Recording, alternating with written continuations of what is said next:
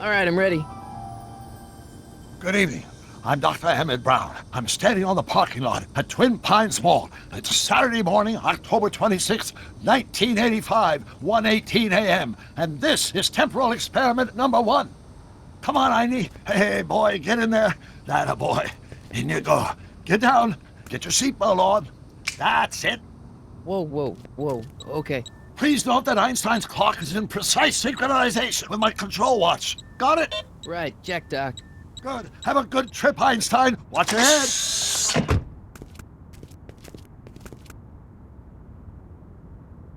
You got that thing hooked up to the car? Watch this. Yeah, okay. Got it.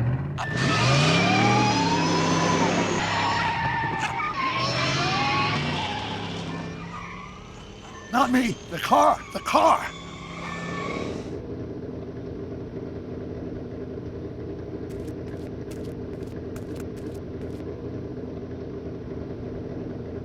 If my calculations are correct, when this baby hits 88 miles per hour, you're gonna see some serious shit.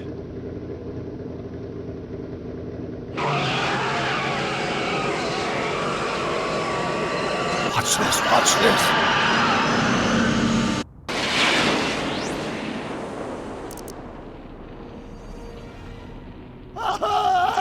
What did I tell you? 88 miles per hour! The temporal displacement occurred at exactly 1:20 a.m. and 0 seconds! Doc, what the heck was that? Calm down, Marty. I didn't disintegrate anything. The molecular structure of both Einstein and the car are completely intact. Where the hell are they? The appropriate question is, when the hell are they? You see, Einstein has just become the world's first time traveler. I sent him into the future. 1 minute into the future, to be exact. And at precisely 1:21 a.m. and 0 seconds, we shall catch up with him and the time machine. Wait a minute. You put your dog in a time machine made out of a DeLorean? The way I see it, if you're going to build a time machine into a car, why not do it with some style? Besides, the stainless steel construction made the flux dispersal. Look out!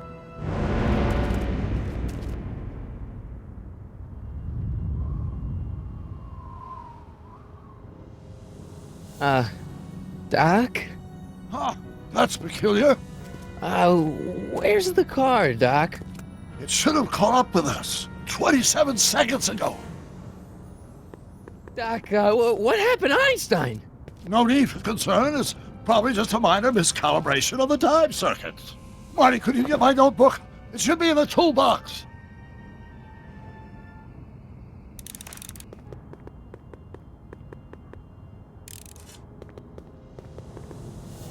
Notebook. Got it. Flux capacitor? That's it! What the heck's a flux capacitor? My latest invention. The thing that makes time travel possible. In this notebook, I've detailed the nearly 3 decades of scientific breakthroughs necessary to build a working time machine. If it ever fell into the wrong hands, the consequences could be catastrophic. Let's see. It's mass equals I times Z, and E equals the square root of Z times... Doc, shouldn't we get out of here before the Libyans show up?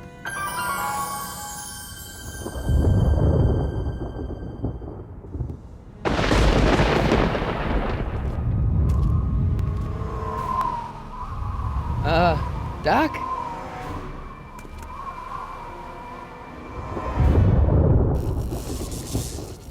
Great Scott!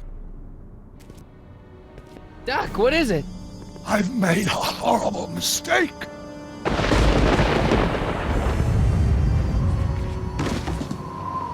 Doc! No! I'm sorry, Marty. Doc, come back! Doc! Doc!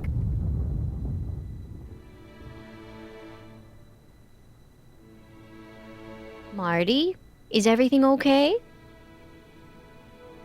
Yeah, Mom, it was just a nightmare. I was in the past, and Doc was there. Well, you're safe and sound now. Back in good old 1986. But you'd better get up. Your father's waiting for you. Huh? Weren't you going to meet him over at Doc's? Holy crap, I'm late!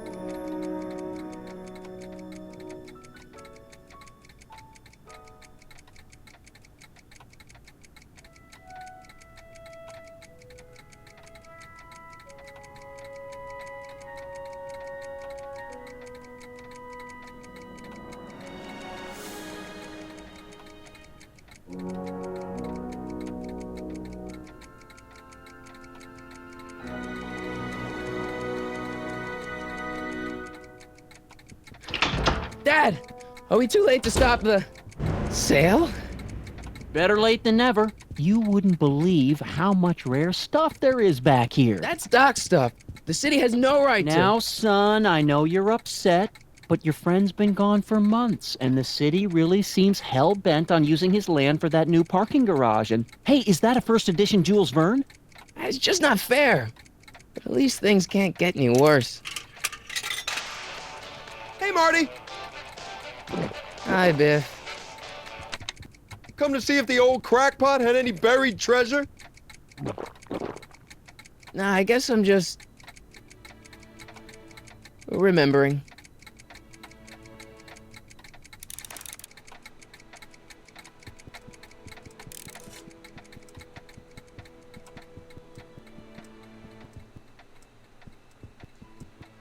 Doc built this model of downtown Hill Valley way back in 1955. The clock tower in the courthouse even works. What the? Is that Doc's notebook in there? Hey, that looks just like the courthouse. You gotta hand it to the old coot. He was good with his hands. Biff, can I see that a minute? This would look great in my fish tank. Give the old carp something new to nibble on.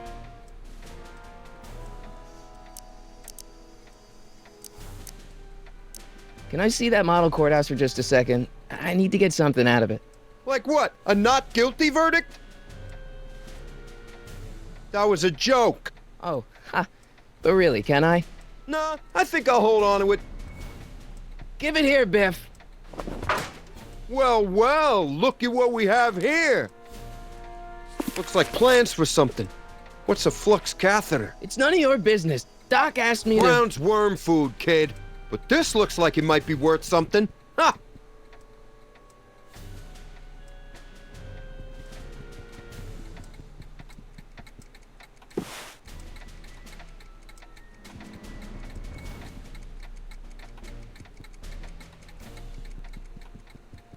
Hey, Dad, why's my guitar got a price tag on it? Sorry, son. Must have been an overzealous clerk. Just pick it up. I'll iron things out with the bank.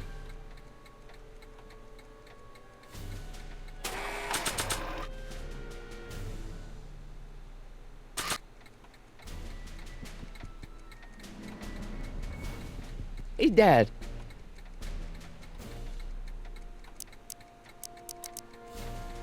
Who's running this sale anyway? Oh, that'd be me, son. You? Why? Well, once it became apparent that the bank was going through with the sale, I volunteered to oversee it in order to make sure that Doc's stuff would be treated with a modicum of respect. Isn't that right, Biff? You got it, Mr. McFly. I'll keep looking around. Thanks, Dad.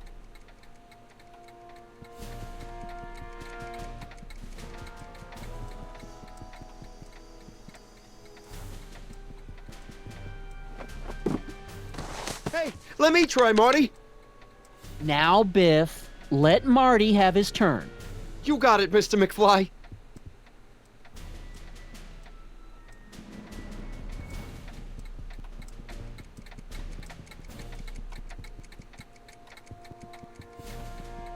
Hey, Dad. About Biff. Dad, I know you're trying to help. He talks a big game, son, but he's not so tough. I've been dealing with him a long time. Believe me, I can handle him. So can I. I guess you can. Okay, son, I'll stay out of your way, but you know where to find me. I'll keep looking around. Thanks, Dad. Let's make some noise.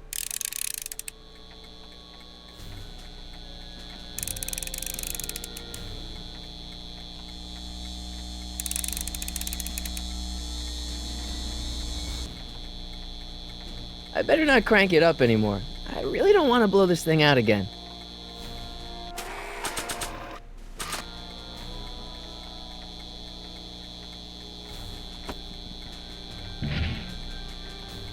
Here's an oldie, but a goodie. 1, 2, 3. Hey,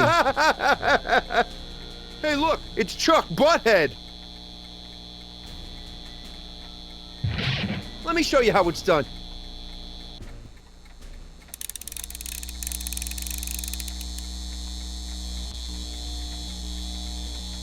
Now watch me blow the lid off this joint. Whatever you say.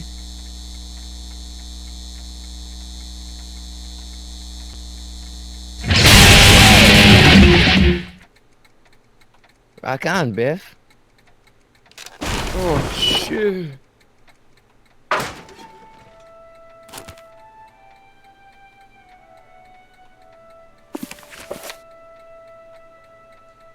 Doc, where are you?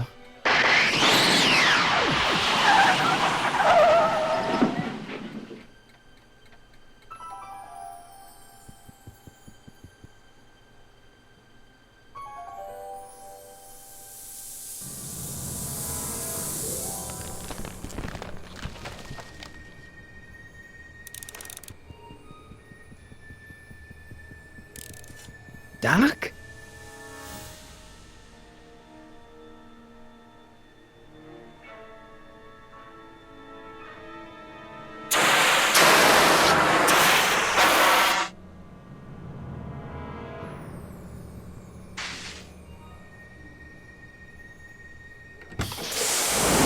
Einstein!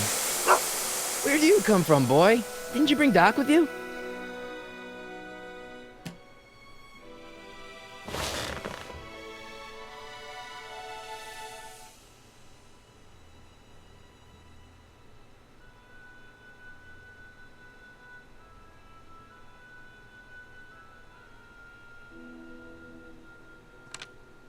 Marty? Ah! Marty, if you're hearing this recording, then the DeLorean's automatic retrieval feature is a resounding success. Automatic retrieval? In case of my failure to return to the DeLorean within an allotted time, I programmed the time machine to jump to these four-dimensional coordinates without me. As you are well aware, time travel is an inherently risky activity, and despite my elaborate precautions, there's always a possibility that I could land in trouble sometime. And that sometime is now, or then, or maybe later. He's in trouble. Marty, you come to my rescue in the past, or was it the future? Anyway, I'm relying on you to do it again. Please take the DeLorean back, or forward, to whatever it is I'm stuck in time. When you get there, I'm sure you'll figure out what to do. That's it? Aren't you gonna tell me when that is? Just go to the date specified on the time circuit readout under the heading marked Last Time Departed. Good luck. Right. Last time departed. Oh, jeez. Come on. Crap! Oh, great. How am I supposed to find him now?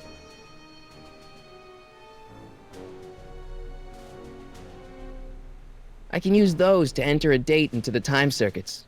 Once I know when to look for Doc. I can use those to enter a date into the time circuits. Once I know when to look for Doc.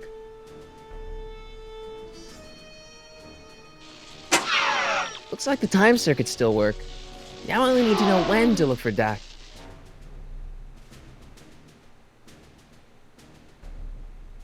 Okay, Doc, I know I haven't seen you in a few months, but I'm pretty sure this isn't your shoe.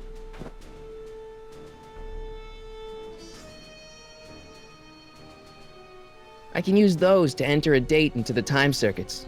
Once I know when to look for Doc.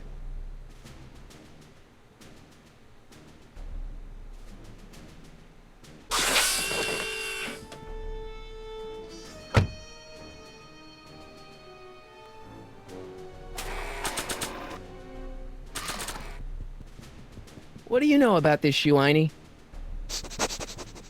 Great Scott! I think he's onto something!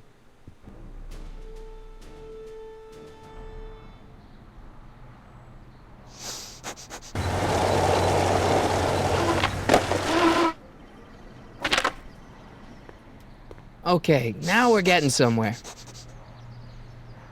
How's this supposed to lead me to Doc, Einie?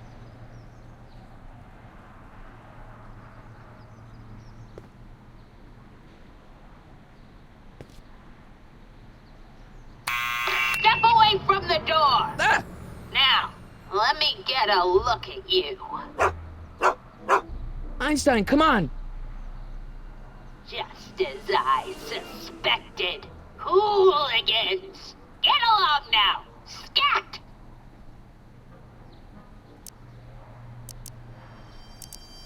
I'm not a hooligan, ma'am. I'm a teenager. I wasn't born yesterday, young man.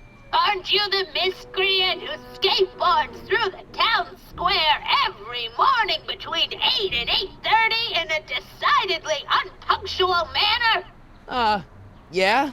All skateboarders are hooligans. It's a fact. Look it up. E. Strickland. You aren't related to, Vice Principal Strickland, are you, ma'am? Not that it's any of your business, but I'm his sister, Edna. Oh, and you're one of those McFly slackers, aren't ya? Yes, what's old man what else has your brother been saying about me? Nothing I couldn't have deduced for myself, slacker. State your business, child. You're making me miss Merv. Well, see, that's the thing. I'm not sure why I'm here. Einstein here brought me, and... Well? Can you let me in? I've got something to show you. What is it? Let me see.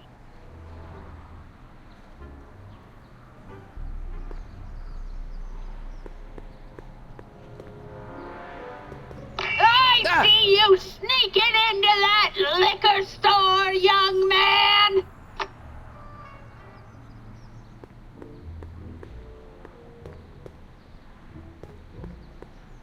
I haven't got all day!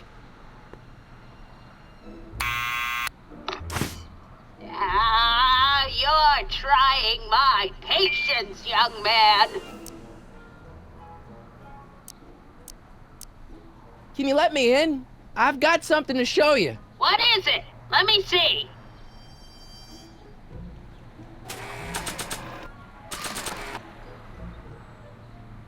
A shoe? Wow, now what would I want with a... Huh? Stay there!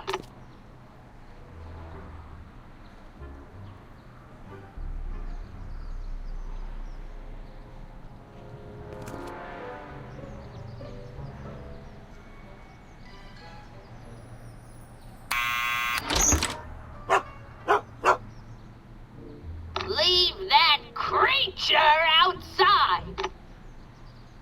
Sorry, Einstein.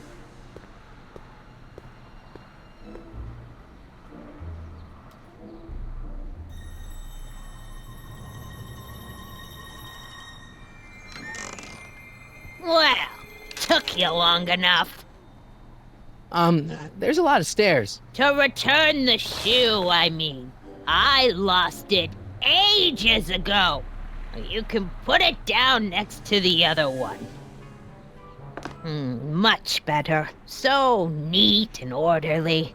I suppose you'll be wanting some sort of reward now. No, All I've got is tea and candy. But... I'm sorry I called you a hooligan. I try not to jump to conclusions, but after all, 9 out of 10 people in this city are hooligans. It's a fact. Look it up.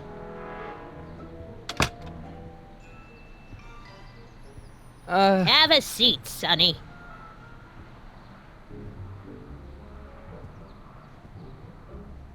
Hey! You kids! Put out those cigarettes!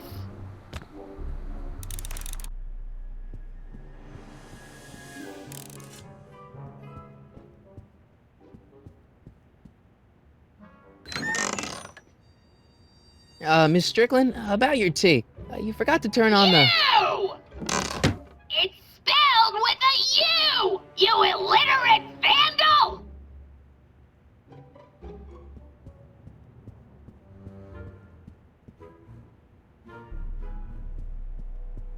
Miss Strickland?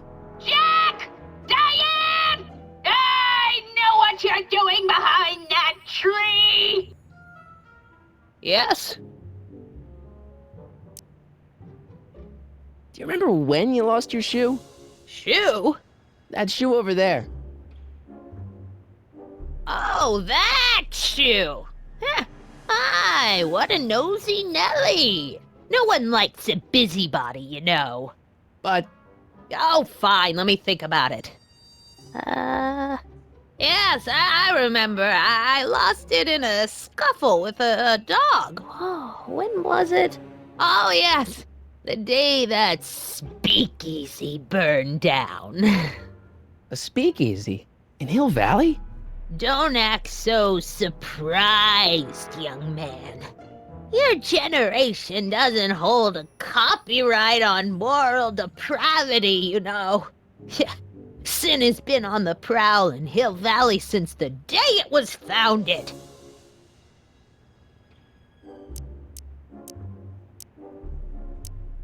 Wow, a speakeasy. That must have been wild. Is it true they used to drink gin out of slippers like my grandma said? Don't romanticize the past, young man. Prohibition was a time when gangsters ruled the town while honest citizens quaked in their beds. So where was it? That speakeasy that burned down, I mean. That was ages ago. If you're looking for bootleg hooch. No, I'm just curious, that's all. I'm a student of history. Student of history, my Aunt Fanny. Yeah, your generation of hooligans and slackers could give two ripe figs about history. Miss Strickland? Oh, video store! Huh? The speakeasy used to be hidden in plain sight down there in the town square. Right where that disgusting videotape rental store squats today. So the video store building must have gone up after the speakeasy burned down. The following year, as I recall. Don't let me keep you from your business. You there! Don't even think about tossing that Kleenex on the ground!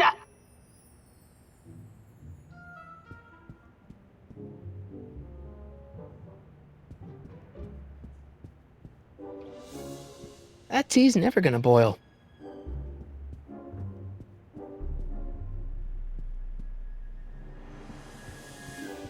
Man, she keeps it hot in here. That's the kettle. I'll be right back with some tea. And don't touch anything.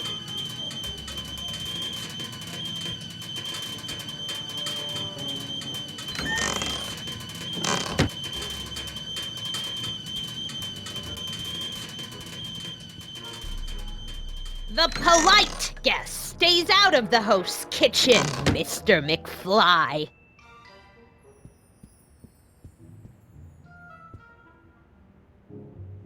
Miss Strickland lost that shoe the day the speakeasy burned down. But when was that? Stop looking at me. I can't leave now. Miss Strickland's my only hope of finding Doc. Yeah, that's peculiar. The water still hasn't come to a boil.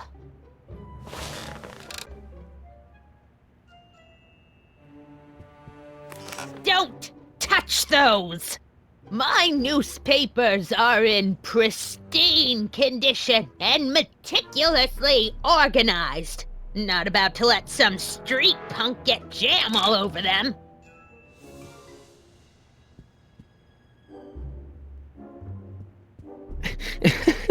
Is that Vice Principal Strickland? Mother never could keep little Gerald out of her clothes. Excuse me, Miss Strickland?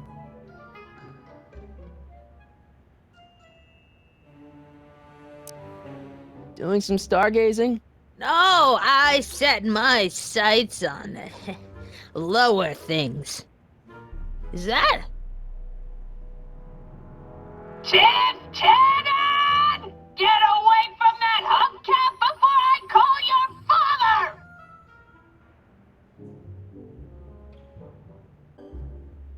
So the video store building must have gone up after the speakeasy burned down. Following year, as I recall. What's with all these newspapers? This is my personal archive. I've got every issue of the Hill Valley Telegraph ever published. Get out! Every single issue? From 1871 to the present. If it happened in Hill Valley, you'll find it in my stacks. I guess somewhere in these stacks there must be an article about the speakeasy burning down. Naturally. Yeah, I probably wrote it myself. I was quite a reporter back in the day. Any idea what date that article came out? Well, obviously the day after the speakeasy burned down. Don't let me keep you from your business. Mind if I take a look? Go ahead, dear.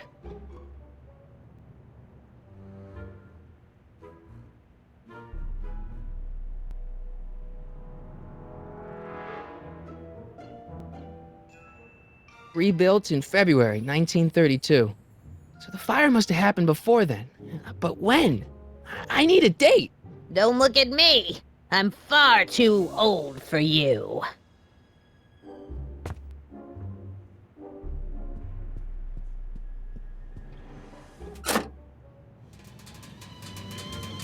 There's the whistle!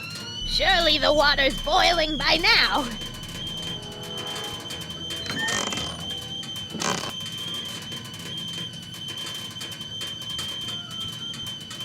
Let's see.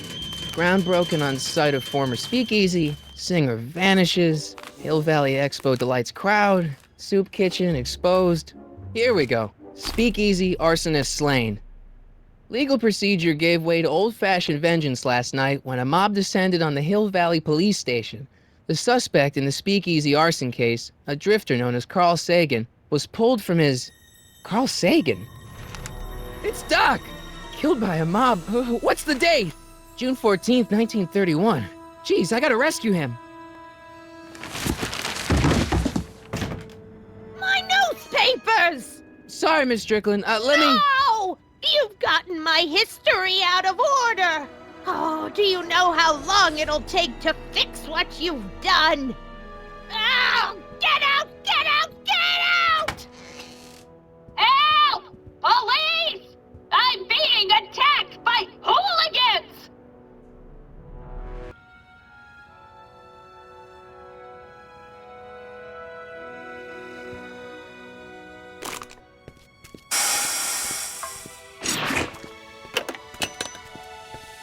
Marty!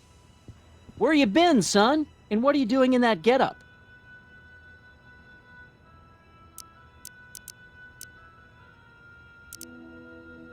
Didn't I tell you? I got the lead in the school play. We're doing... Grapes of Wrath? Right. Oh, Steinbeck! Who are you playing? Never mind, you don't have to explain. I'm sure whatever it is you're up to, you know what you're doing, right? I hope so. Hey, sometimes you gotta go out on a limb for the ones you love, right? Wish my dad had understood that. You won't stay away too long. You'll barely know I was gone.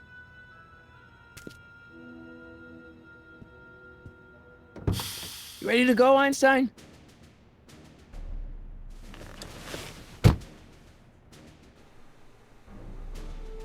Time circuits on. Flux capacitor, fluxy. Okay, if Doc's gonna get killed on June 14th, 1931, I'll just show up the day before and get him out. I hope you know what you're doing, Doc.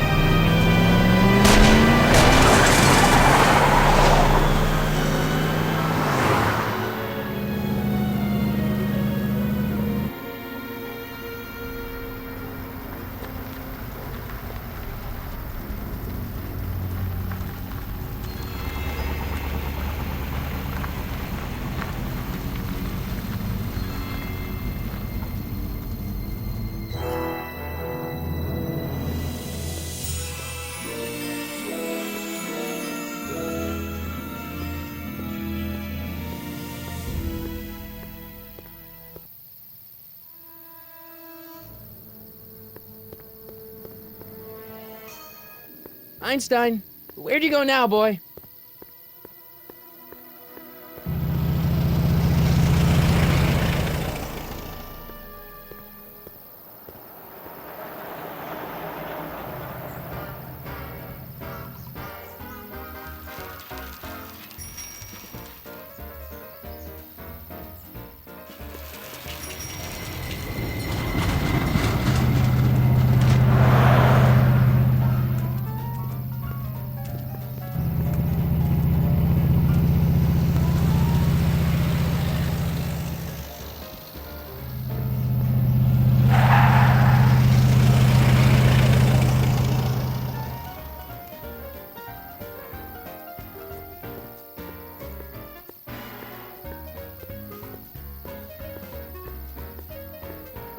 Young man! Excuse me, young man!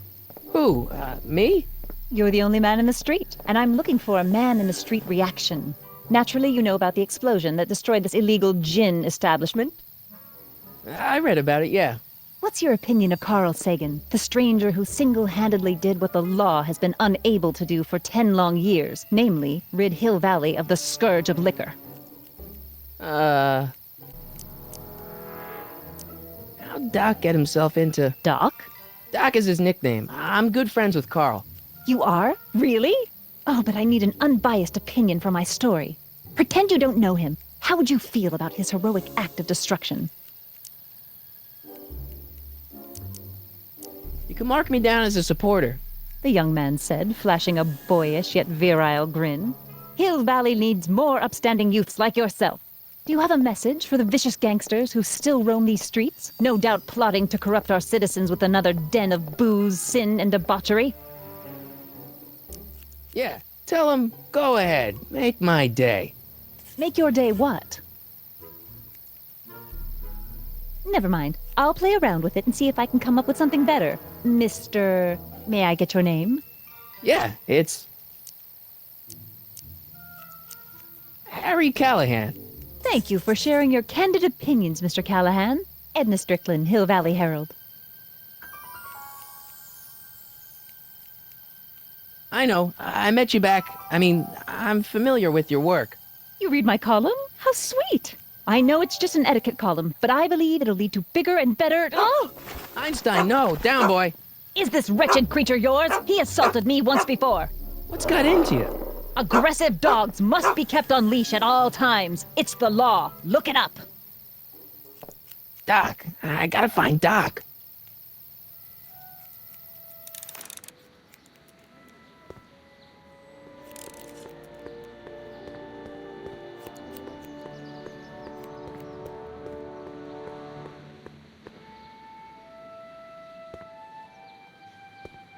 I guess this is where the speakeasy burned down. How'd Doc ever get mixed up in that?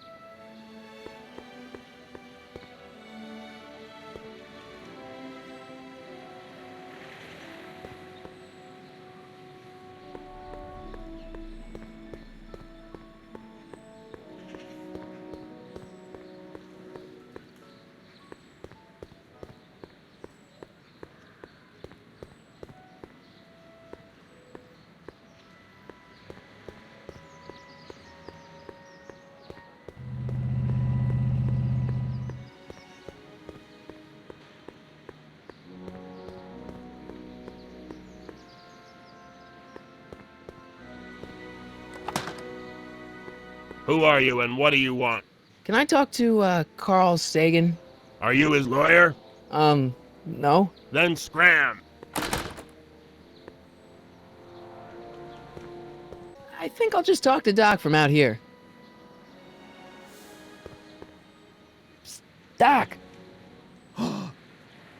Marty, Doc! what are you doing here? You sent for me, Doc. I did? When? May 14th, 1986. 1980? The automatic retrieval system. Of course. I'd almost forgotten about that. So what's our plan for getting you out of here? Plan? We don't need a plan. We don't. Not in the slightest. The police picked me up for that speakeasy fire a couple of weeks ago, but the DA hasn't got a case. They're releasing me tomorrow morning. So basically, I traveled 50 years into the past to deliver your car? Sorry about that, but it's so wonderful to see you. We have a lot of catching up to do. Yeah, you might want to hold off on that, Doc. Great Scott! I'm going to be gunned down by gangsters on the steps of the courthouse. Why would they do that? Guess they didn't approve of my burning down their speakeasy. Very funny, Doc. Maybe now we should come up with a plan. A plan, right. But what? Why don't I take the DeLorean, go back in time before you were arrested, and stop you from getting caught in the first place? Don't even think about it. Without my unjust incarceration, the events that sent you into the past might never happen, resulting in a paradox of continuum-shattering proportions. Jeez, we've been back together for 5 minutes, Doc, and you're already talking about the end of the universe. I've missed that. Don't be ridiculous, Marty. I was only referring to the end of the universe as we know it.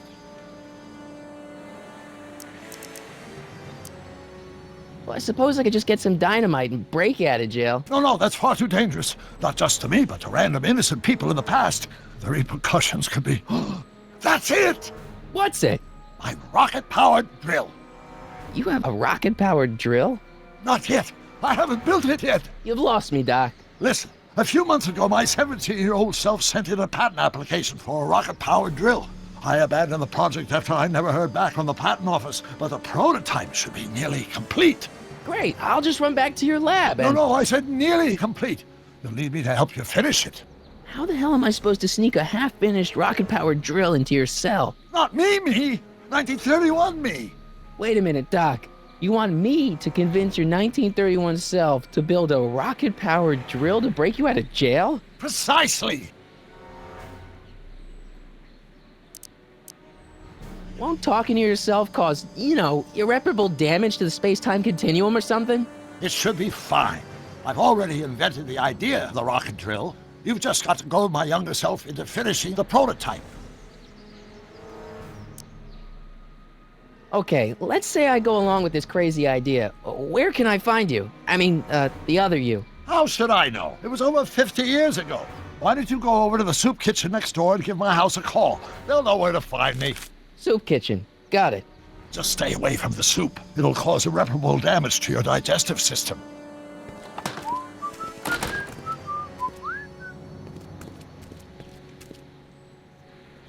I guess I better get started.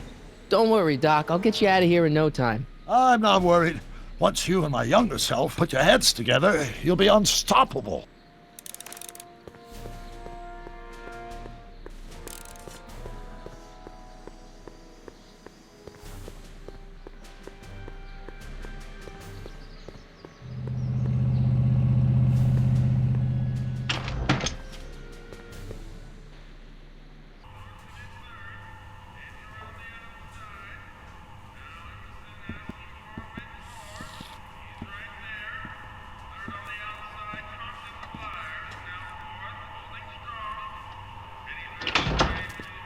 McFly! Biff? Kid! Grandpa? That's Mr. Tannen to you, Artie. What are you doing out here? Well, I was getting kind of hungry, so I figured I'd come down here for some free soup. Just thought I'd come down for some soup. Think, McFly. The DA's throwing around subpoenas like Babe Ruth. I don't think Ruth's a pitcher anymore. Shut it. If one of those subpoenas landed in the hands of my number cruncher, I'd be in a whole lot of trouble. I could even get sent up the river. You wouldn't want that, would you? Would you? No, of course not, kid. All right, that's better. What are you looking at, punk? Keep your eyes on the soup, kid. Well, Well, what? what are you still doing here? Sorry, kid. I'll just run back to the safe house. You do that. And McFly, Yes? that hat's too flashy. You better let me hold on to it. Now scram! You got it, boss. And don't come out until I give you the all clear. I swear, if even one of you mooks could add 2 + 2 without your fingers, I'd dump that wimp into the lake. Hey! Anyway, I'm off to make myself irresistible. Don't let anyone burn down the shop while I'm gone.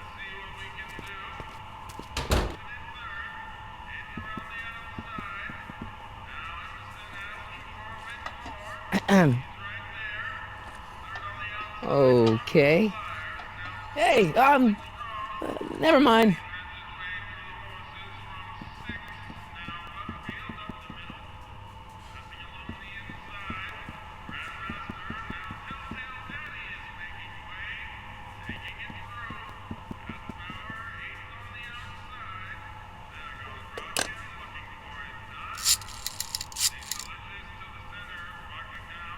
Brown residence? Hi. Do you know where I could find Emmett Brown? Young Master Brown is currently tending to his clerking duties at the courthouse. Who may I say is calling? The courthouse? Doc never told me he worked at the courthouse.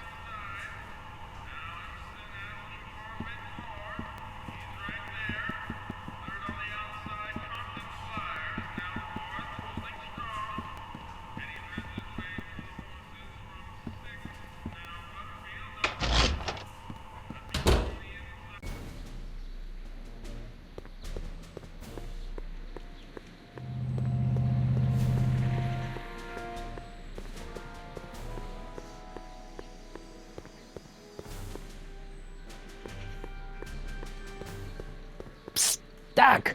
Marty, have you found my younger self yet? So, according to the British guy on the phone, you're working at the courthouse. Of course. In the summer of '31, my father made me work as a junior clerk. That doesn't sound like any fun. I hated every minute of it. My father was, strict. In any event, you should head over to the courthouse right away and introduce yourself to me.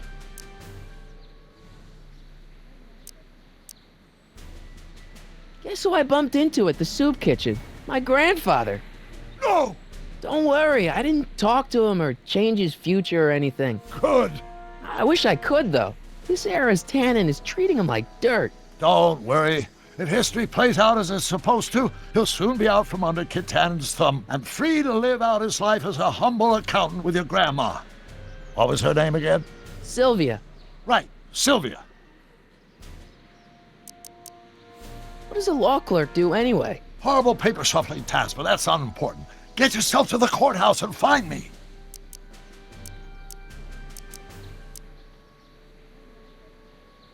Hang in there, Doc. Not the best choice of words, Marty.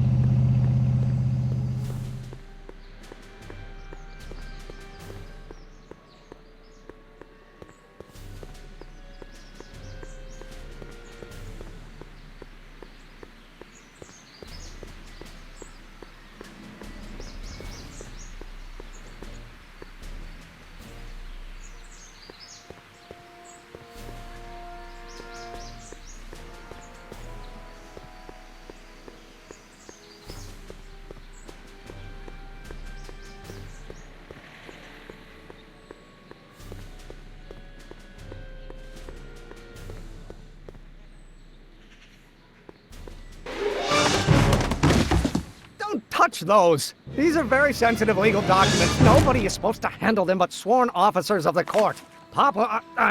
Judge Brown says so. Judge Brown? Doc. Nice to meet you. I'm Michael, Corleone. Emmett Brown. But I am a law clerk, not a doctor. Now please get out of my way. I have important business to transact. Naturally, h2 of A multiplied by the inversion of H has to come out less than expectation value of A. What am I missing here?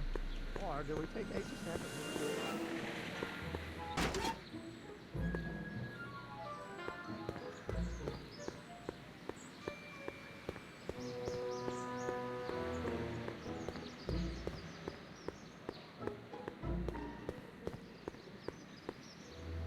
I don't need to go in there anymore.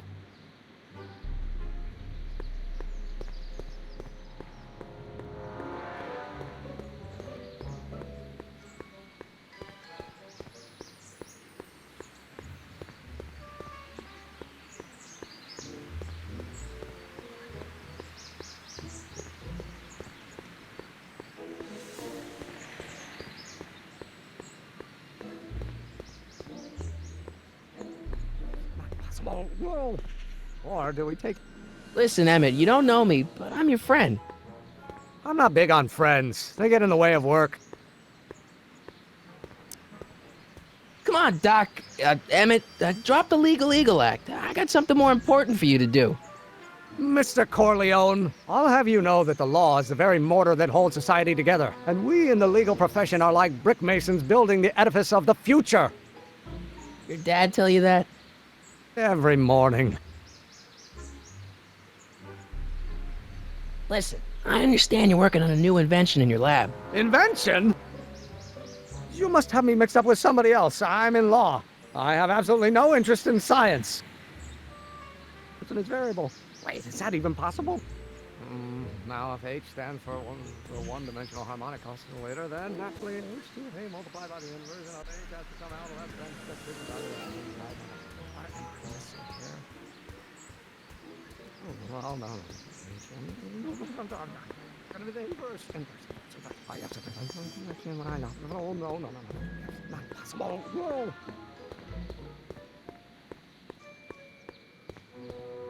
I don't need to go in there anymore. Now... Come on, wait up a minute. You again? Can't you see I'm busy? So, Emmett, what time are you through with work? Depends. On weeknights, Pop sometimes keeps me in the office till 9. 9 at night? But today's Saturday. Right. So I probably won't get off before 10.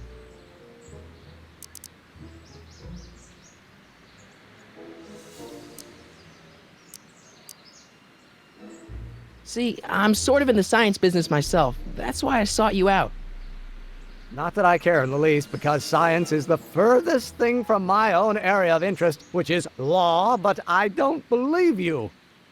It's true. I'm a scientist. So tell me something, Mr. Scientist, from your vast storehouse of scientific knowledge. The leg bone's connected to the thigh bone? Amazing.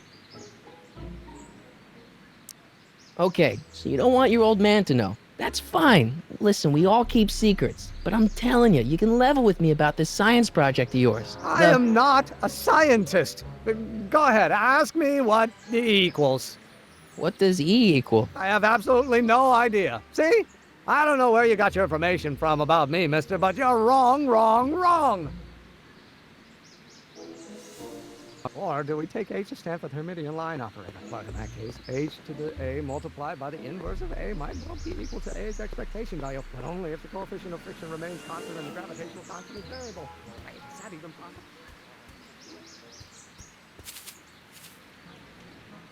Hey, how you doing, Einie? Will you just give me a chance? Harassment's a federal crime, Mr. Corleone. Come on, you could trust me, Doc. Emmett, it's your future I'm looking out for, in more ways than one.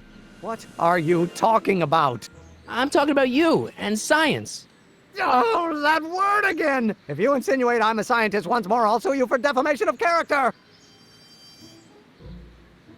Hard to maintain a constant mass if acceleration is reduced by the inverse of the derivative of the speed relative to the speed of light.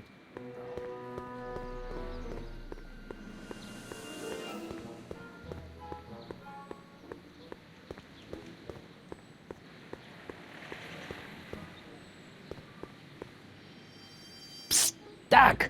Marty, how goes the escape plan? Well, I met your younger self.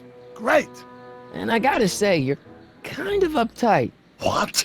You won't even talk to me. I find that hard to believe. Tell me what happened.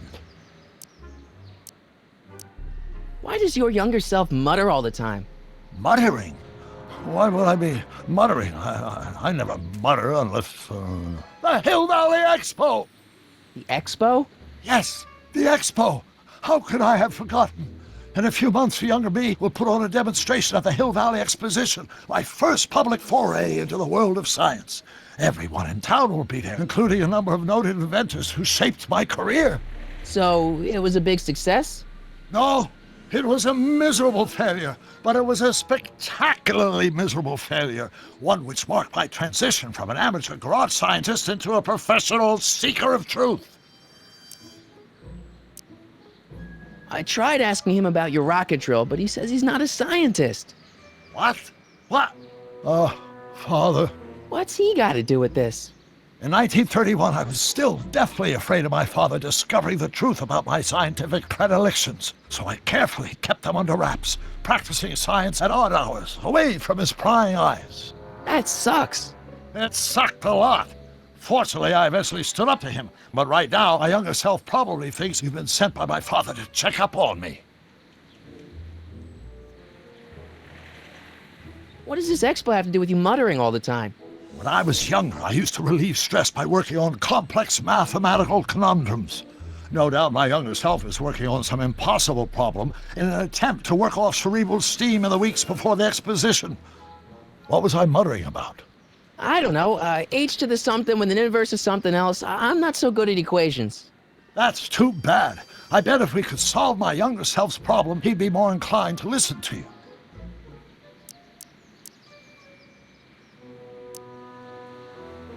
I still can't figure out what your younger self is muttering about. Blast! If only I could hear him myself.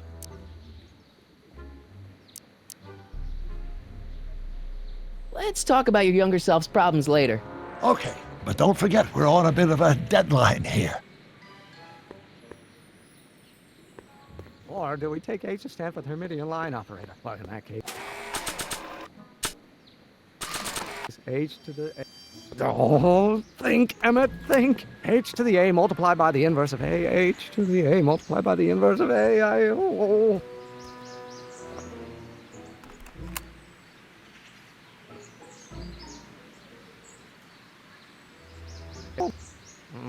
Now if H stands for the one-dimensional harmonic oscillator.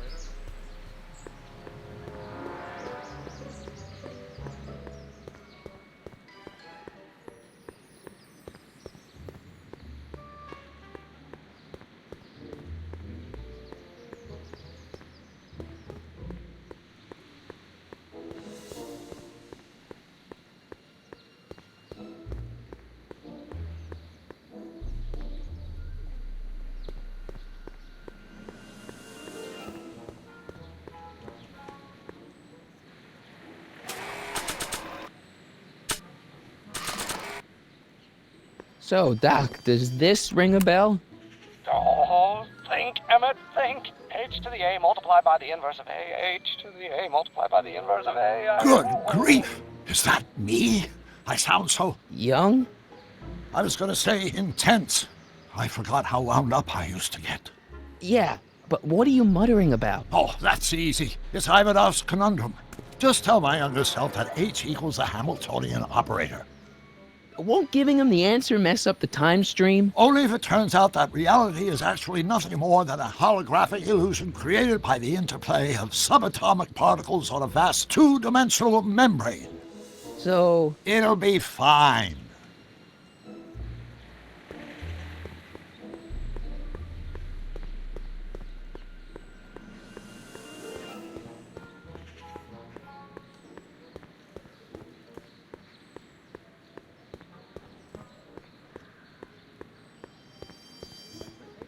Will you just give me a chance? Harassment's a federal crime, Mr. Corleone. Maybe H equals the Hamiltonian operator. What did you just say? I said maybe H equals the... Hamiltonian operator? Yeah! Great Scott! If H is a Hamiltonian, then H to the A multiplied by the inverse of H can only be the same as the expectation value for A. That's it! That's the solution to Ivanov's conundrum, the problem I've been wrestling with in my head all week! I'm sure you would have figured it out by yourself in a day or two. The way you figured out how to build that rocket-powered drill. Where did you learn so much about science? Well, it's like this. You know about my rocket-powered drill? Then there can only be one explanation. What? You're from the patent office! I confess I didn't quite know what to expect when I sent the paperwork, but I never expected this. Welcome! I'm at your service. What can I do for you? Can I see your rocket-powered drill? Of course, of course. Naturally, it's just a scale model, but it's nearly operational. I can show it to you, say, first thing in the morning? Nah, that's no good. I need to see a full-size model. That's fully operational. Tonight. Otherwise, we'll have to award the patent to a competing inventor, Dr. McCoy. It can't be done! I mean, it might be possible to construct a full-size working model in that time frame, but I haven't got the main ingredient for the fuel. I'll get it for you. What is it? 190 proof grain alcohol. And you know how difficult it is to get a hold of alcohol these days. Especially now that someone's blown up the speakeasy. And besides, there's no way I can get off work until I've delivered the subpoena. It's part of the investigation into the business affairs of Kid Tannen. Is it vitally important you see that rocket-powered drill today? Yes. Is it vitally important you deliver that subpoena today? Yes! Listen, I'll help you deliver it, and I'll see to it you get the alcohol you need. If it'll help you get that drill finished by tonight. Deal? Deal. Here's the subpoena. I've got to subpoena my grandpa? It's Kid Tannen. Hey, I just saw him at the soup kitchen, yelling at Arthur McFly. I'm not surprised. Arthur does the books for his business. What kind of business? That's what the DA is trying to find out. Let's go talk to him. No! Why not? Kid Tannen can tell us where Arthur's hiding. Yeah, well, he can also have us fitted for a Chicago overcoat.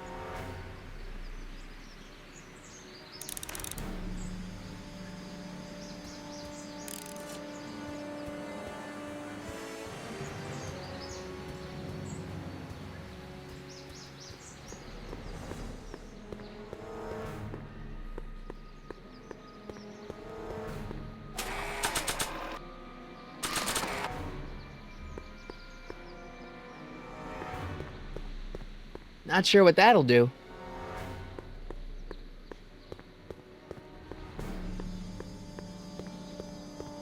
What the hell, Matches? You got kiwi all over my socks! Sorry, boss. Get out of here. How about you? Huh? I'm sitting at a shoe shine booth. You walk up.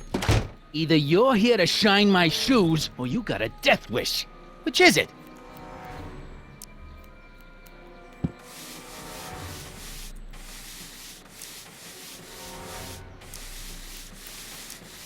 I'm looking for a guy named Arthur McFly. He's my, sort of a relative. Well, he's my employee. He's very busy today. So when do you think Arthur will be leaving the office? When I tell him he can leave the office. Hey, you missed a spot. So when do you think Arthur will be leaving the office? When I tell him he can leave the office. Hey, you missed a spot. Since you're Arthur's boss, you know where he is, right? He's at the, office. Where's... I forget. Since you're Arthur's boss, you know where he is, right? He's at the, office. Where's the office? I forget. Isn't that Arthur McFly's hat you're holding? It was McFly's hat. Now, it's my peanut bowl.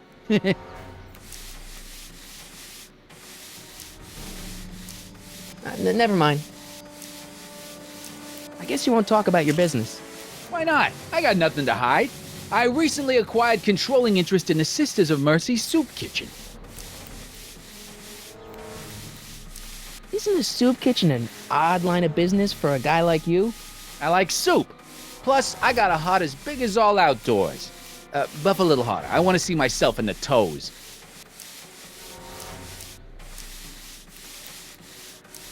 About Arthur McFly. Yeah?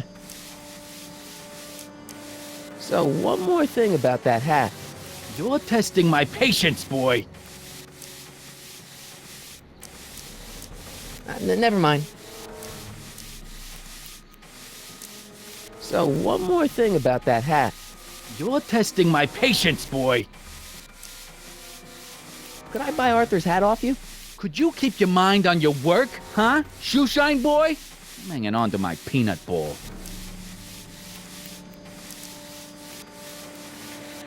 Can I have some peanuts? Why not? I'm a Hey, kid! Yeah? What the hell is that? Hey! What did you do? Oh!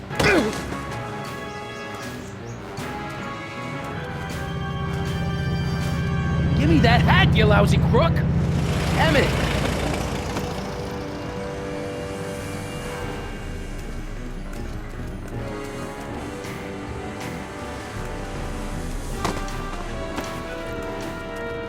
Emmett!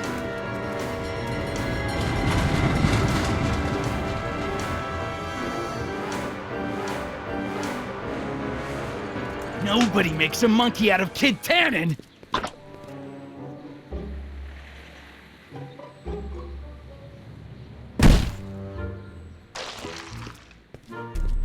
Ow! Fix me up!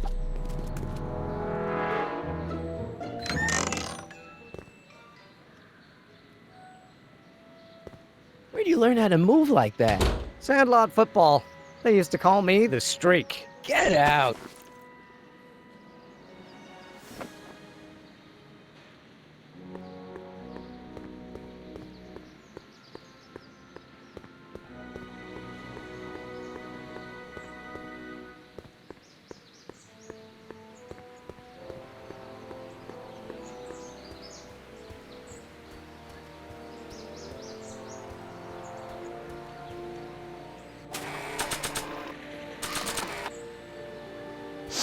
Hey, honey, come here for a sec, boy.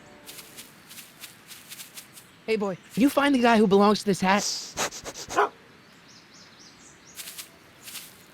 Where's he going? Only one way to find out.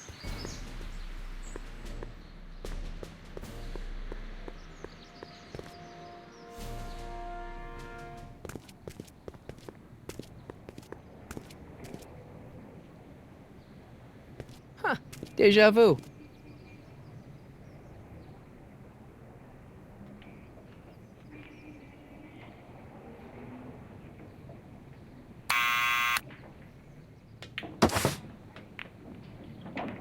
Yeah? Who is it? It's McFly! Shh, I know!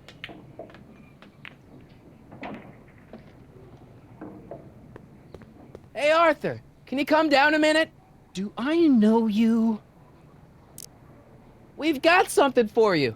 It's a subscription to the Accountant Weekly. He won't come out if he knows why we're really here. Oh, right. I'm not interested. And besides, the boss won't let me leave the room. Sorry, some other time.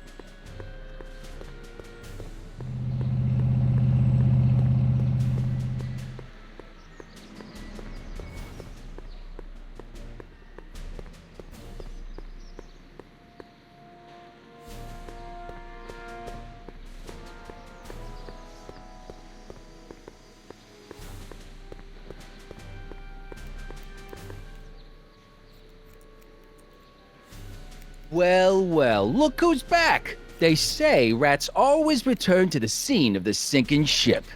Get 'em, Matches!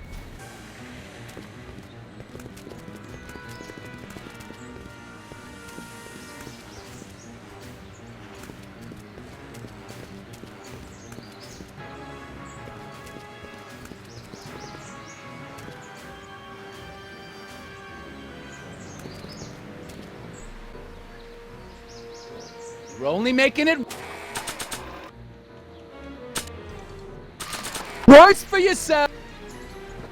What do you think you're doing up there, you scrawny little runt? Get down here right now!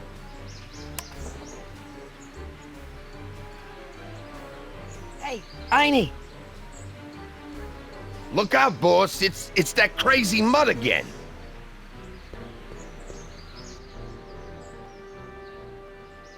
I can't believe you lost him again!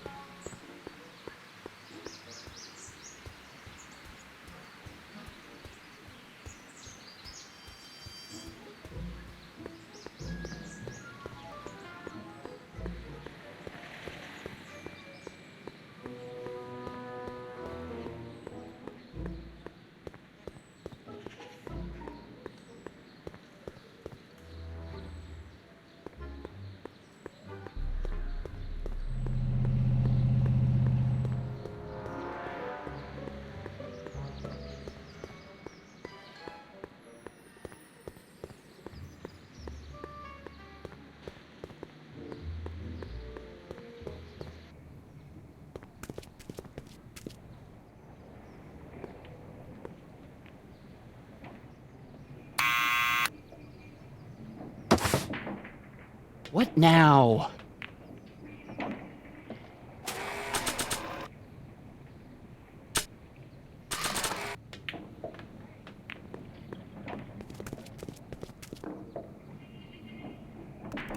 What do you think you're doing up there, you scrawny little runt? Get down here right now! It's Kid! Right away, boss! Where's Kid?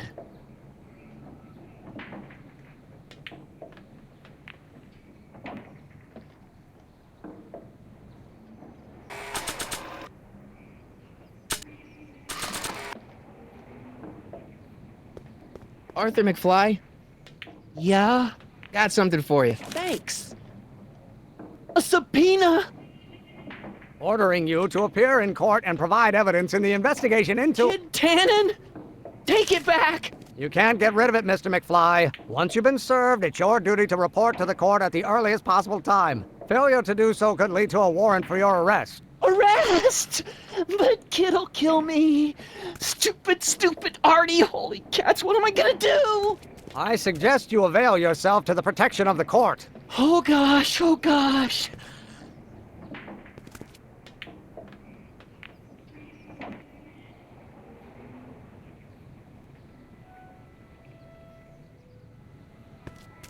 Oh, I hate doing stuff like that. But I won't have to much longer. No? Once we get that 190 proof alcohol and build my rocket drill, my future will be set and I'll be able to quit this crummy job. Oh, right.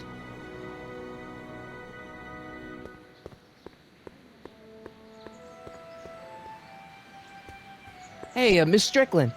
Oh, hello, Mr. Corleone. Try not to draw any undue attention my way. I'm on the trail of a hot new scoop, as we in the newspaper business say. What's the scoop? I've heard rumors that something shady is going on at the Sisters of Mercy soup kitchen. It's under new management, you know. And we mustn't jump to any conclusions, not till the facts are in. I hope to heaven it is just a rumor. That soup kitchen is the front line in the good fight. If it goes bad, what will happen to the Stay Sober Society? Not to mention all the charitable institutions that depend on me for soup deliveries. You make hot soup deliveries? It's one of my many small contributions to the good cause. Healthy bodies, healthy souls, or so one hopes. I pick up barrels of hot soup at the kitchen, and I deliver them hither and thither. Hill Valley Orphanage, the St. Francis Xavier Ranch for Unwanted Children, Foggy Mountain Home for the Incurably Insane, Shady Acres Rest Home. Oh, I can barely keep track of them all. It's a very big job. Hey, I can help you deliver soup. I donate a lot of time to charities. Oh? Which ones? The, Mario Brothers. Ah, yes. The Italians do so many good works. If you'll just fix it so I can pick up the barrels of soup. Now hold your horses, let's not get overeager. I drive the soup cycle in this town, and I'm not about to turn it over to an upstart. But if you're well connected with the local charitable institutions... Yeah? You can let me know when they're running low on soup.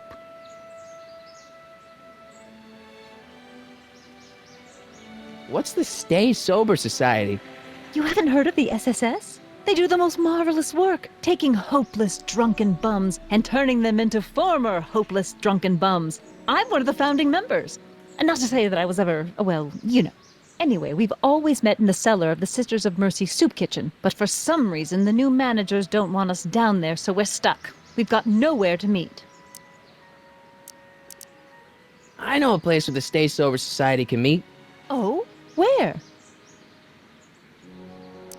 The Brown residence. You mean Judge Brown's place?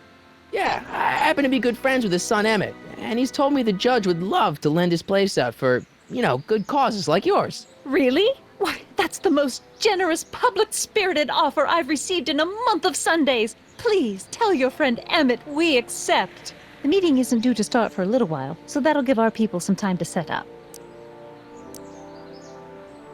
I got a book.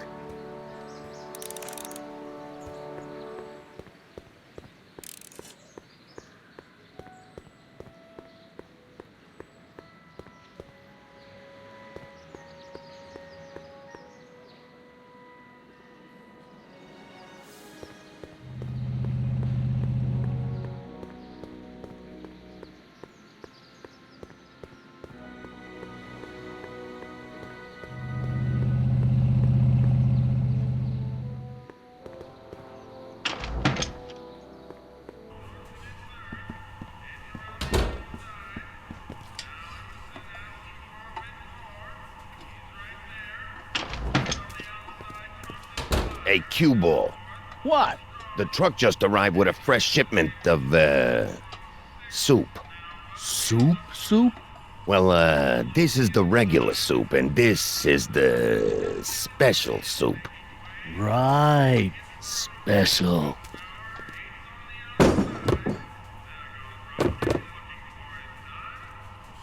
Hey, what are you doing? I'm spicing up the soup. It's my secret recipe. Listen, this ain't the Savoy, and we ain't here to feed these bozos no fancy soup.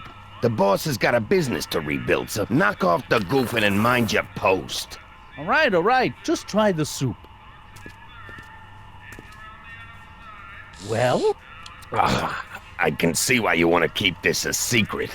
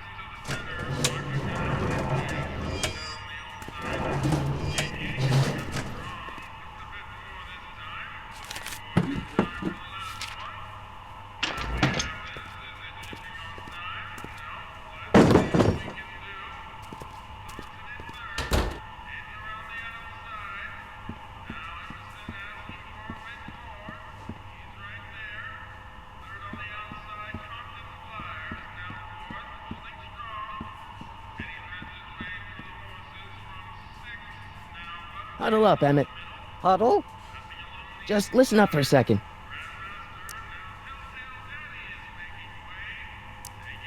Obviously, this kitchen isn't the speakeasy. Indeed. This must be some sort of front meant to cleverly and legally obfuscate the existence of a hidden establishment of ill repute. Perhaps in the basement. Right, that might explain the elevator. We'll score that hooch somehow. I'll keep cogitating.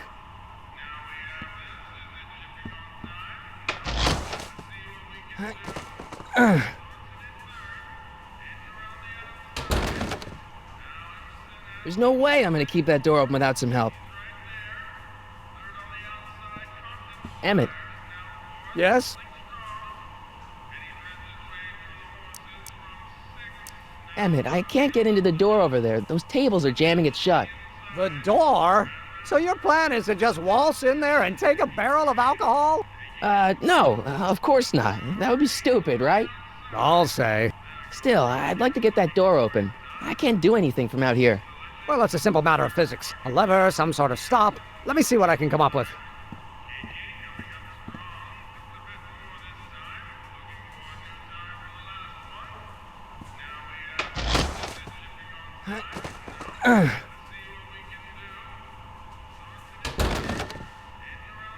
There's no way I'm gonna keep that door open without some help.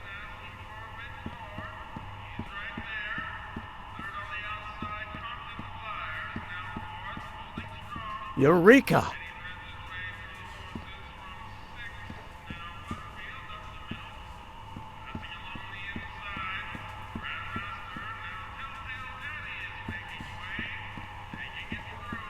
Pretty neat, Doc. Nope. I'm still not getting through here. But at least those tables are propped up now.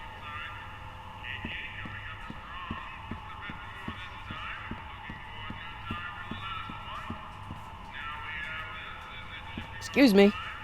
You talking to me? Could I have a bowl of soup? We're a soup kitchen. What do you think?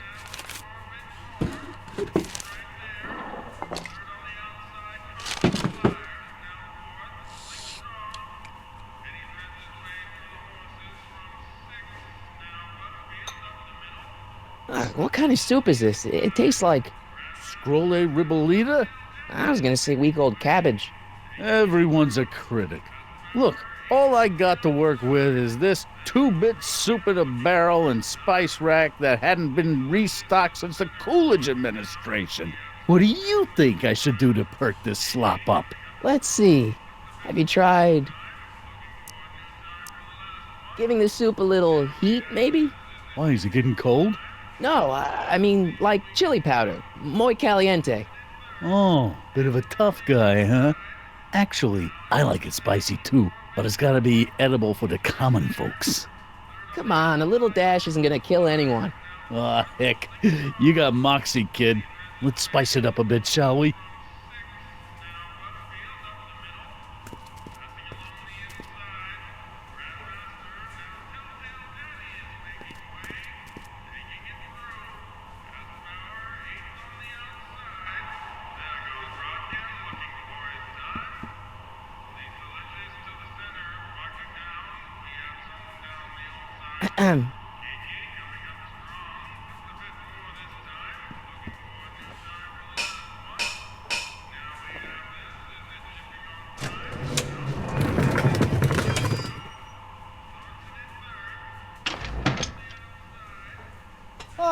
Miss Strickland, come for some more soup?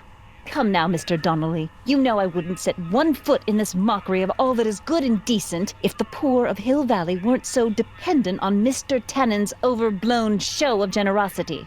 Was that a yes? Just give me the soup before I gag on the hypocrisy.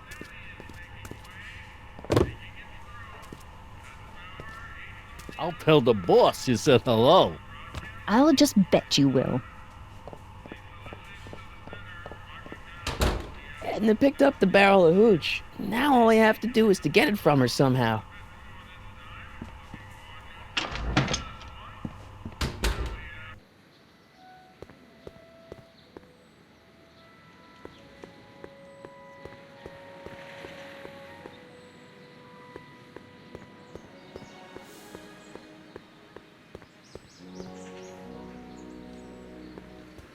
Hey, Miss Strickland. Oh, hello, Mr. Corleone. I'm afraid I haven't much time. The meeting of the Stay Sober Society is due to begin very soon. As a matter of fact, I do know a local charity that's running low on soup. Oh? Who? The Stay Sober Society. That's right. They'll soon be gathering at the Brown estate, and we haven't provided refreshments. I can't get over the generosity of your friend Emmett, volunteering his father's house for our meeting. Huh? Wait there!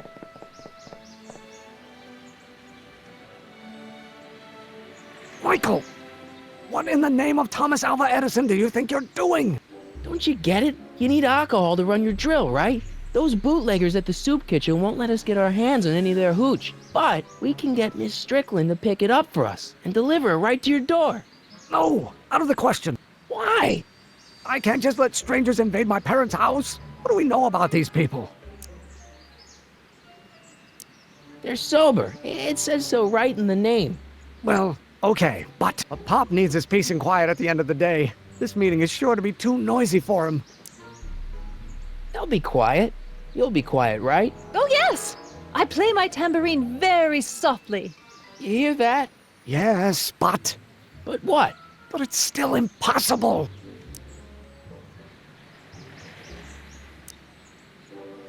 Think of the Stay Sober Society. What'll happen to them? They can all fall off the wagon for all I care. I promised Miss Strickland. It means so much to her. The answer is still no. Okay, forget the whole thing. We don't have to test your rocket-powered drill tonight. We don't? No. I'll take the train back to Washington and I'll tell the folks at the office to give the patent to Dr. McCoy. Wait!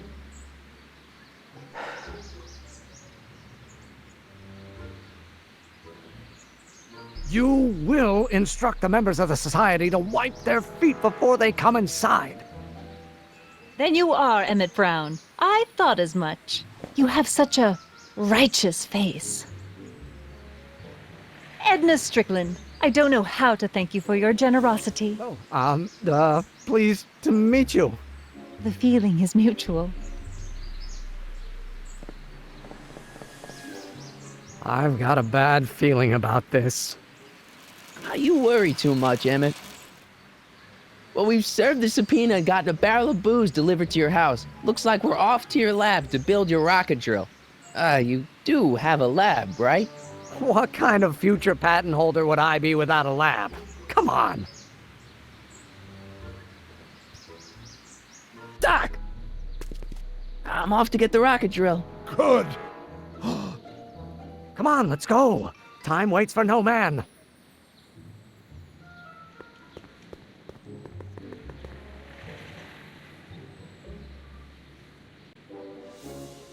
Are you sure this is gonna work, Emmett?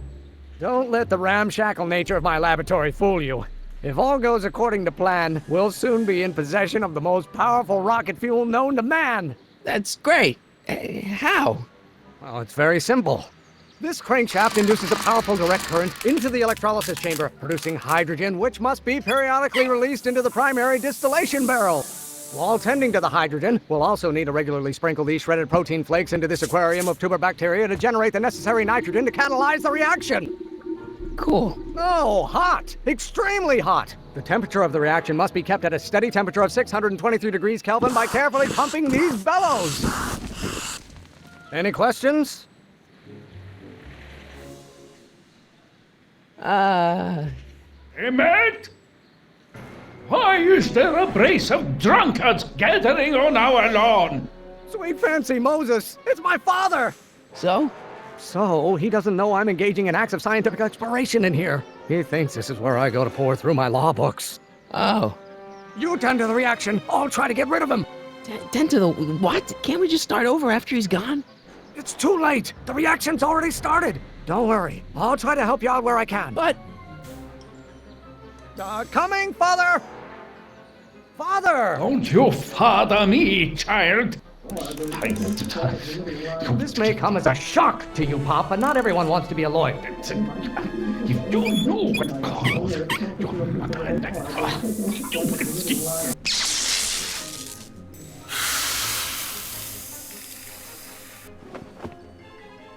Listen to the words I'm emphasizing. Don't you turn your back on me. Pressuring me to be something I'm not. Can't you see this is eating me up inside? You know who invented fire, Pop? I don't know either, but you can be damn sure it wasn't a lawyer. I strongly object to the current of this conversation, Father. I don't know what's eating you, Father, but I wish you would go on a diet. Why won't you release me from your unattainable expectations? Stop getting so hot under the collar, Pop. Lawyers are nothing but overblown bags of gas. I'm not just another one of your staffers who spins around you like a top. The hotter you get, the more I know I'm right. Why won't you release me from your unattainable expectations? I'm afraid we'll have to take this up later, Pop. My soup's about to boil over. What? This isn't over, young man. Whew. Are you okay? You and your dad sounded... It was an argument we should have had a long time ago. We... No! Oh, what?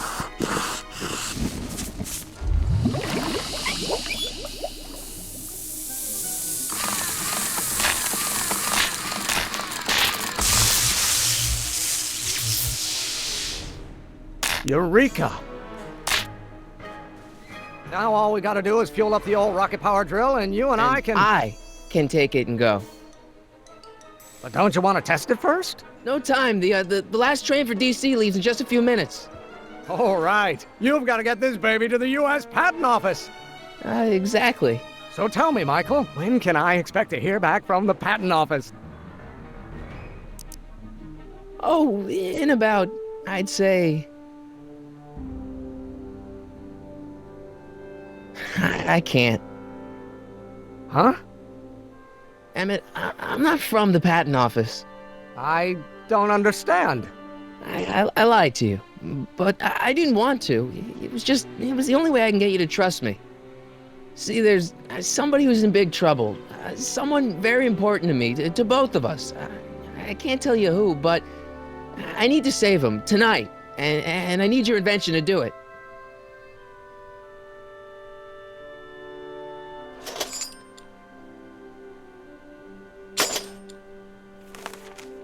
I'll get it back to you, I promise. And, Emmett, you're gonna be a great inventor.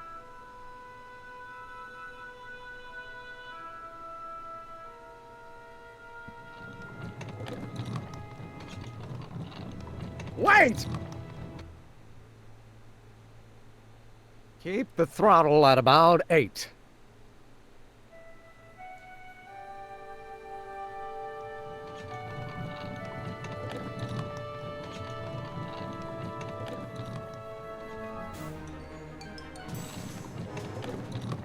Okay, Doc, I got the drill. Now let's get you out of here.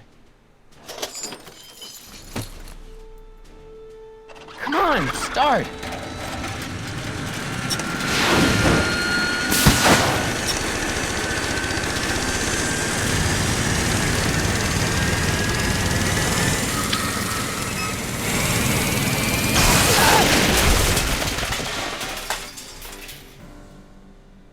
Corleone! You're too late! Too late? But Doc's not supposed to be... Doc! They're moving him to another facility for safekeeping! Oh, I better go get a quote from the police chief.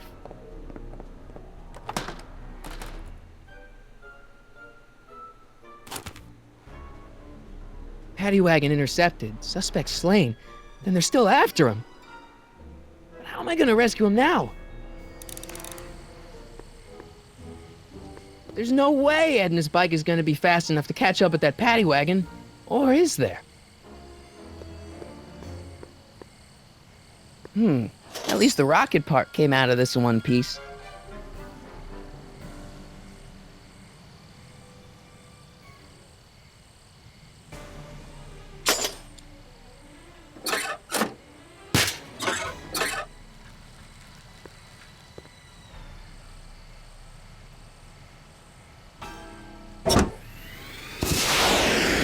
Alright, I'm coming, Doc.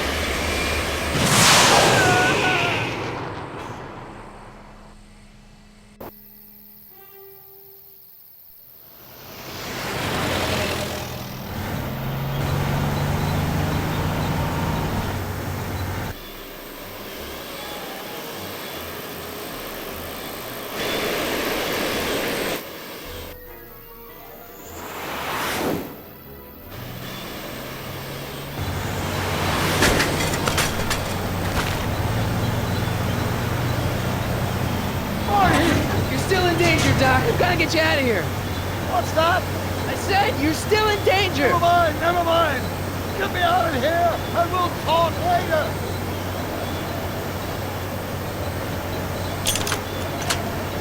They're locked. I know.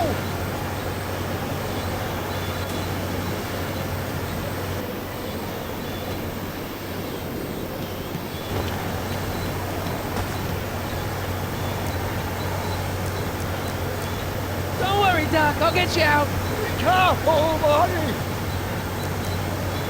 I'll be back. I'll wait right here.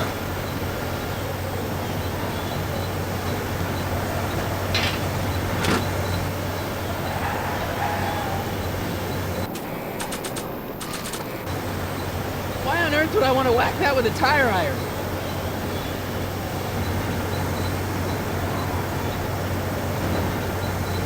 What's he doing here? Keys. The window's shut tight.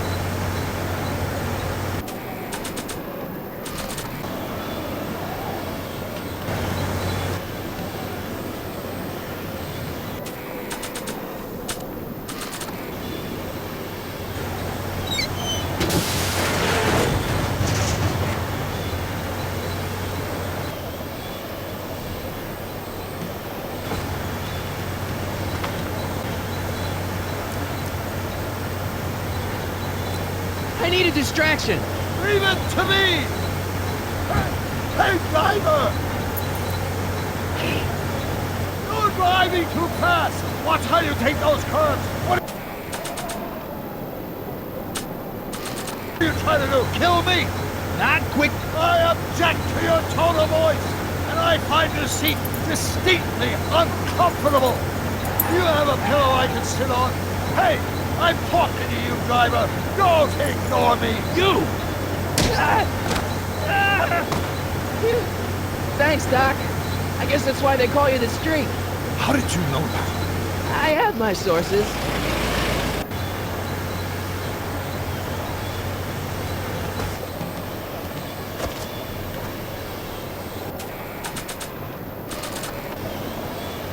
Stand back, Doc. Marty!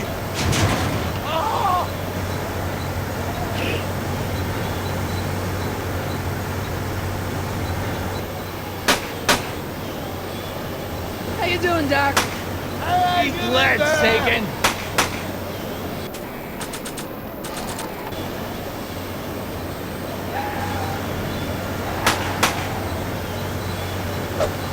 Ow!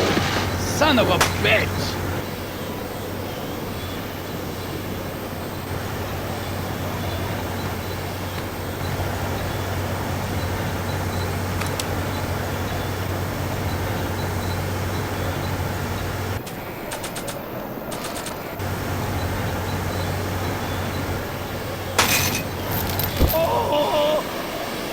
This is a rescue! That's the idea! Ah! Ah!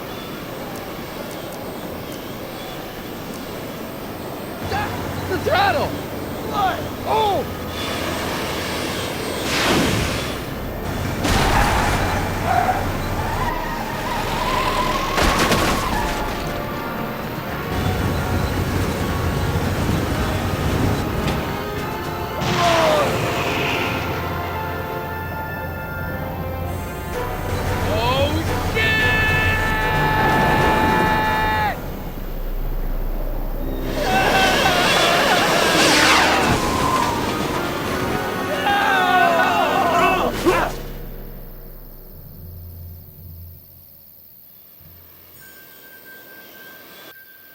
Doc!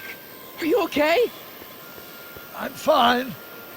But I wonder what sorts of bizarre repercussions my younger self's invention of a flying bicycle will have on the timeline. Did you know that would happen? I had a suspicion. I never could keep those rockets from exploding. So, what do we do now? Now we get back to 1986 before our interactions with the past inevitably cascade into a calamitous future. Where'd you leave Einstein? Doc? He's not in the pound, is he? No, but I think we've got bigger problems right now. Great Scott!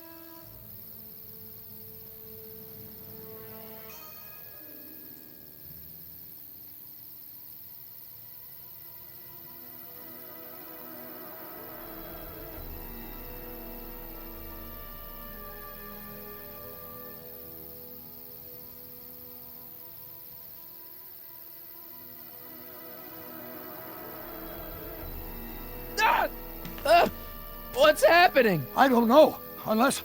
tomorrow's newspaper. Do you still have it? Yeah! Local accountant beaten. Left for dead. Local accountant Arthur McFly was severely beaten and left for dead on the steps of the Hill Valley Courthouse last night. They're gonna kill my grandpa? Tannen's goons, no doubt. Probably in retaliation for Arthur answering that subpoena you delivered. What are we gonna do? I'm not sure what we can do. According to this, your grandfather was dumped on the doorsteps of the courthouse 5 minutes ago. My dad's picture is disappearing. That's the time stream catching up with your grandfather's fatal wounds. Which means your father will never be born, and neither will you, unless...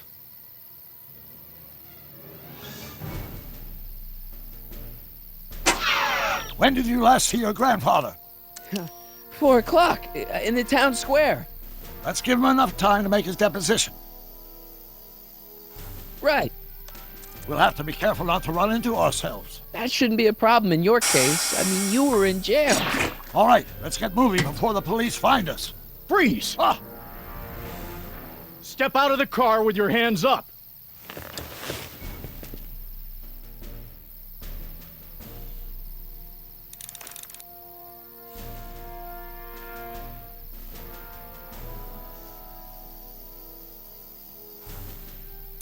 What was that? What was what? Crap! I heard something back there. I think you're mistaken, officer.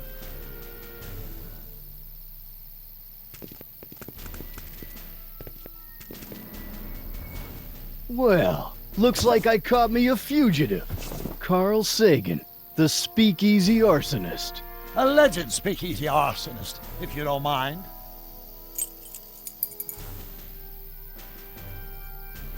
What the heck kind of buggy is that?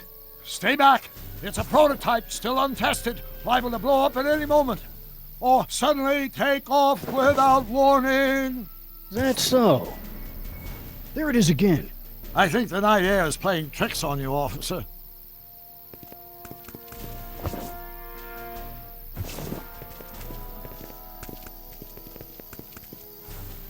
What is it, some kind of foreign job? German or something? Not at all. This is solid American workmanship.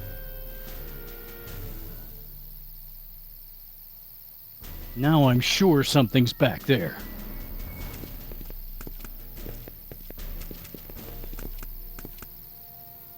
Looks like something out of Buck Rogers. A year from now, everybody will be driving these babies.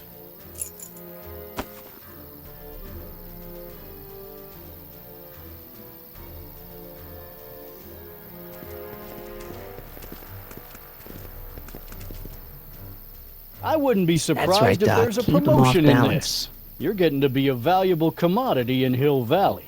Well, that's very gratifying to hear. I hope you don't mind cooling off a few minutes till reinforcements get here.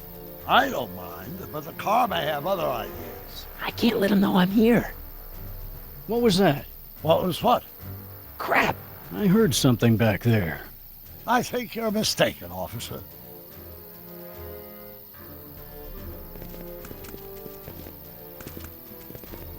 I'd like to get a closer look at He that hasn't getaway spotted me car.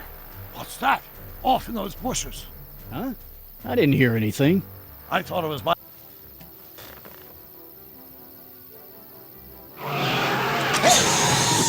Stop! Doc!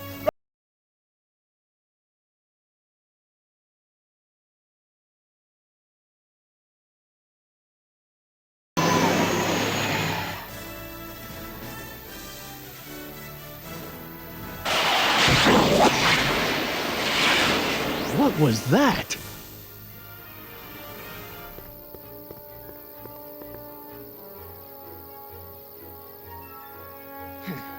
.455. Artie's got to be in there somewhere, spilling his guts to the DA. There he is. All I got to do is get to him before... Mr. Corleone! I was wondering if I could do a little follow-up interview with you about the plight of poor Mr. Sagan. My sources indicate that Judge Brown will be setting him free tomorrow. I wouldn't bet on that. What's that? Nothing. Listen, can we talk later? I've really got to get to the courthouse right now. Really? Why?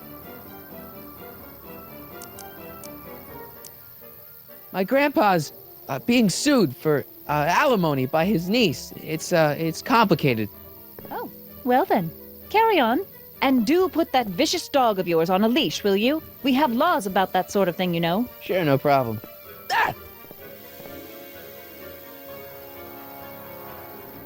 Ah! Oh, come on, yesterday, Marty. Stop talking and get moving.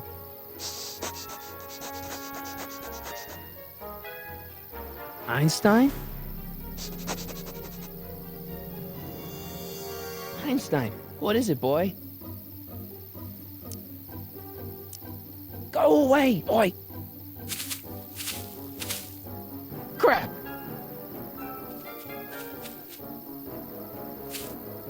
Einstein!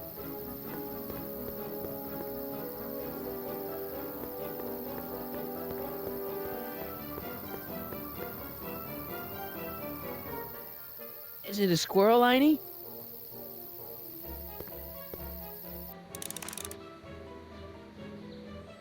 You want to play? Okay, let's play.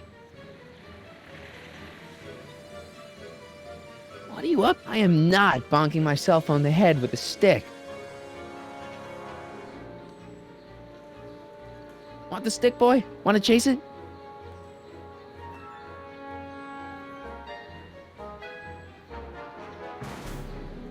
Sit! Einie, sit!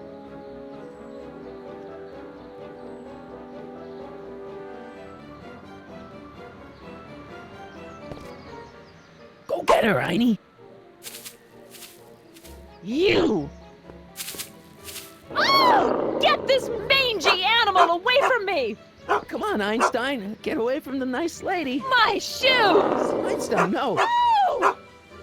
Way to go, Einie. Now, to get into that courthouse and grab Artie before Tannen's guys. Ah! Ah!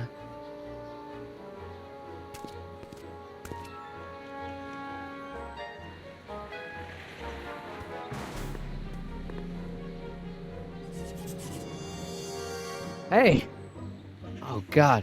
Hey. According to my calculations, the rotary engine for a full-scale rocket drill requires 1.21 kilowatts of power. Can you check over my work to make sure?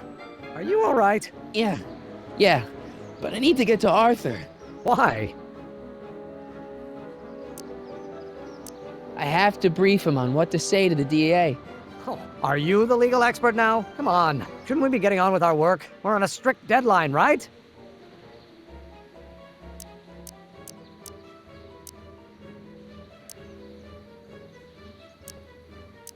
Sure, you start without me. Turn around and start walking, and I'll catch up to you in just a few minutes. Huh? Oh, hell. Oh my God, what the hell is that? What's what? Who are you talking to? I'm talking to you. No, I mean before, while I was walking towards you. I wasn't talking to anyone. I was working on equations for my rocket drill. No, I mean after. Never mind, let's get going. Follow me. I thought I'd never leave.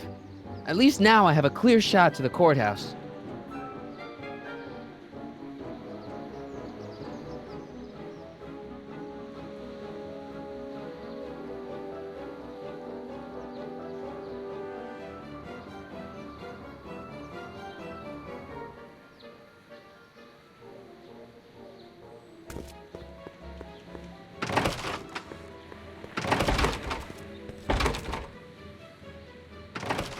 You gotta come with me. Look, you're in a lot of danger. What do you mean I'm in danger? No time to explain, Artie. Just promise me you'll stay at the police station until... Marty McFly. Just the guy we're looking for. Hey, fellas. Run! Get him!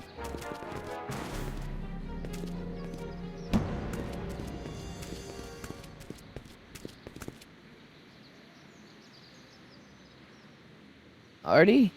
I better pick up their trail before I start fading out again.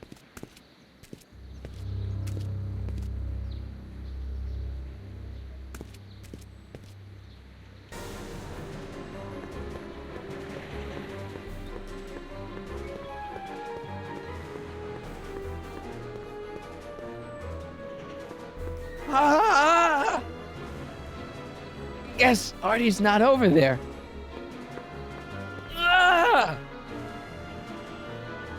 Not that way either.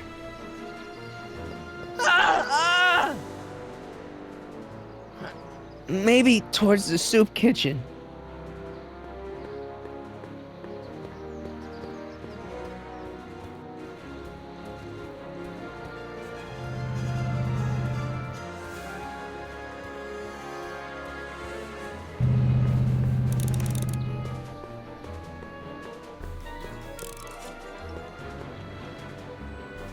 Looks clear. All right, McFly. Let's go see the boss.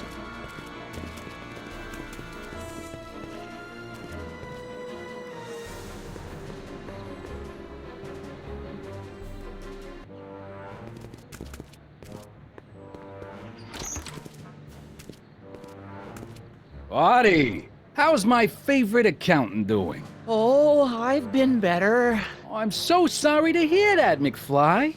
Trixie, take a powder, doll. We got business to discuss. K.O., you boys play nice now. Mwah!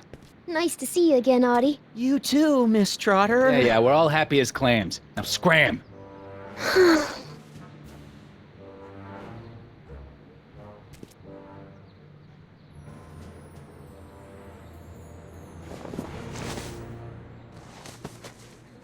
Are you guys stupid? What are you thinking, bringing this fish food to my doorstep? We just thought that was your first mistake. Thinking. Look at me. Do you ever catch me thinking? Huh? Don't answer that. Look, just drag him inside, find out what he told the DA, then get rid of him. I think we can handle that. Good. Now, if you don't mind, I've got an arsonist to snuff out. And will one of you slobs start hauling these crates in? We're on it, kid.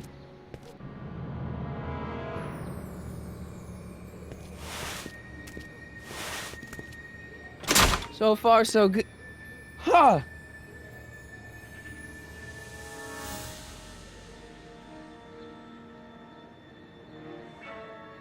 I better get in there quick.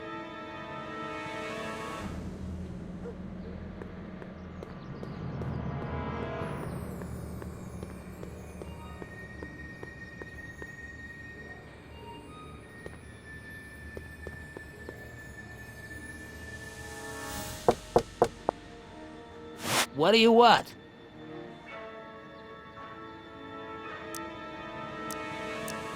I'm here to inspect your place for rats. No, you ain't. Scram. So much for the direct approach. You again. I said scram. I really don't think I'm getting in that way.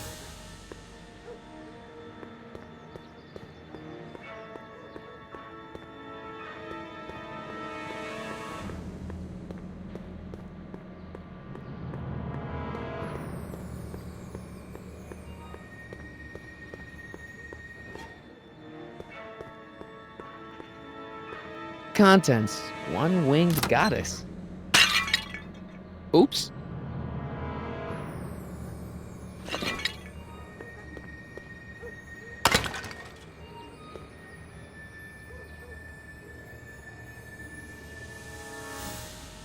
Contents: one winged goddess. Winged goddess? Locked.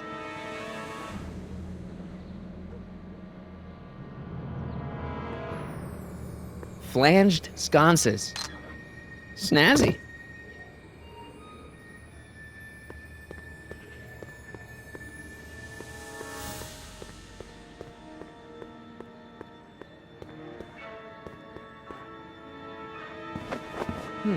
Nice fit. Here goes nothing. Get the crates, cue ball. Stir the soup, cue ball. Clean out the bloodstains, cue ball. Shit, I'm not a gangster, I'm a freaking butler. Now, which one of you guys goes in first? Jeez, for a gal with no arms, you sure is heavy.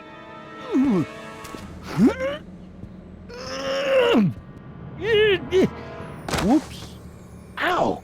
Do you mind? I'm trying to conduct a professional interrogation over here. Where should I put this? Just shove it behind the bar. I'll just shove you behind the bar.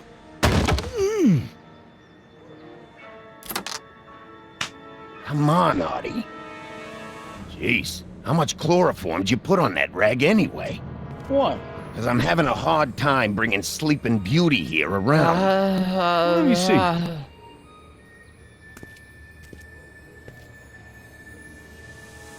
Hey, Artie! We got a few questions about you and the DA. DA, D. You see what I'm working with here? Seems to be catching. Zane, wake up! Oh, sorry, boss. This stupid cold got me wiped out. Well, try to stay awake long enough to finish that poster, will ya? We got a club to open in a few days. And turn off that sign, would ya?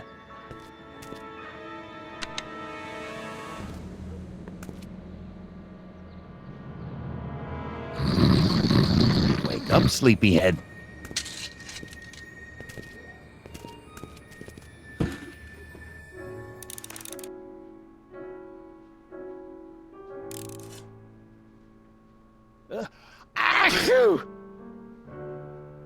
El Kid.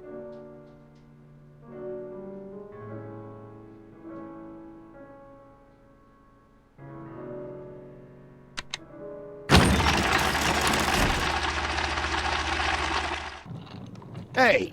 Hey! What was that? Must be some wiring problems with the emergency button.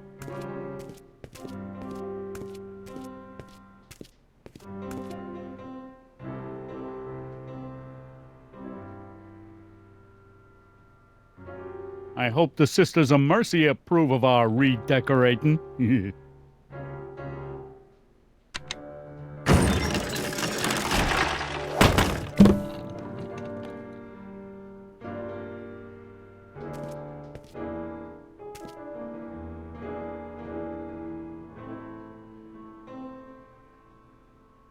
What do I spy with my little eye? Word games?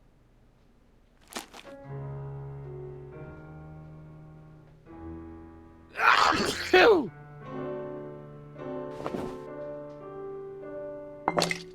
no wonder Artie's so out of it. I can't take that. Zane would know something's up.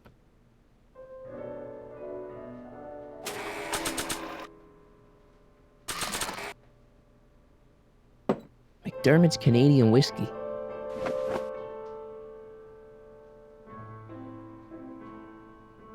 Shouldn't Kid be back by now? How long does it take to stroll next door and pop a jailbird?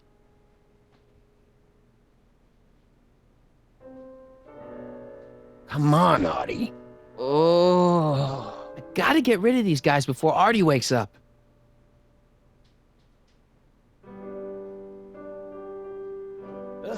Achoo!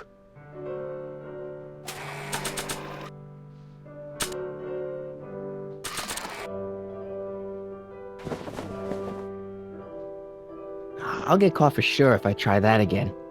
This is gonna be the swellest speakeasy.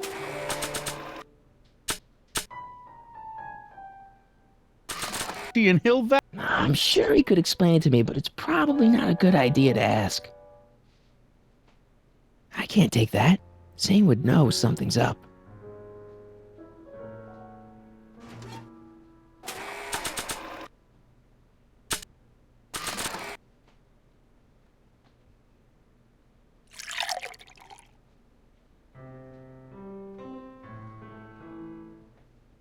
Oh, hey guys, I don't feel so. Zane, wake up, you lazy bum! Must have been the cold. Cold my eye. He's been dipping into the inventory. The inventory. One more on down. 2 to go. Come on, Artie, wake up. You're sleeping your life away. Literally. 7, 23, 30. A combination to a lock? Sleep tight, moron. He's a good artist, but he can't hold his chloroform.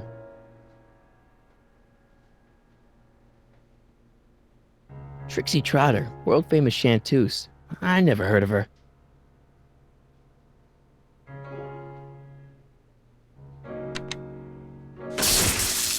Ow! Night. What the? I think we blew a fuse. Well, go up to the soup kitchen and get a new one. Why me? You'd rather hang around and talk to this guy, huh? 3 days are here again. Yeah, I'll just get that fuse.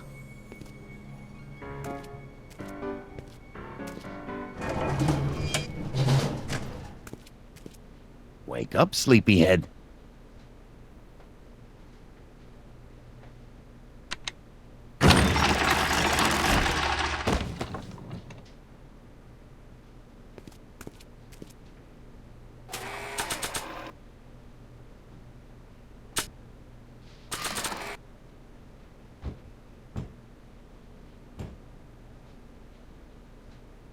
Oh, God.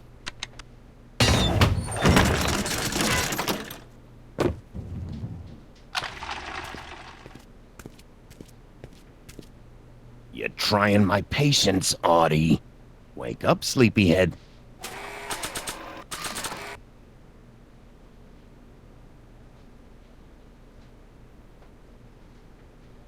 Nah.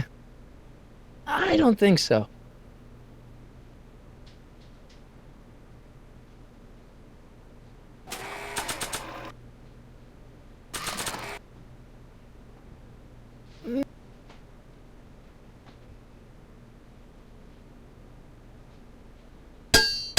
Hey, get me out of here!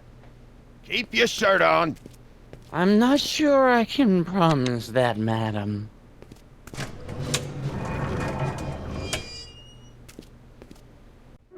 Come on, Artie, wake up. You're sleeping your life.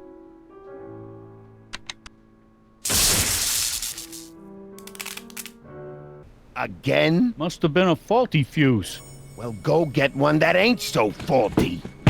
You know, some people know how to say please every now and then.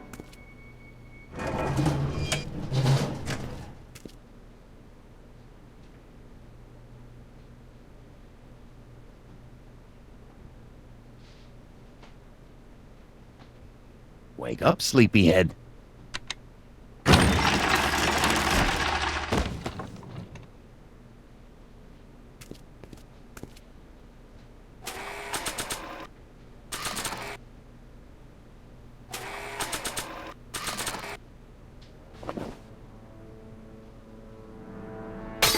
Bam! Right in the kisser.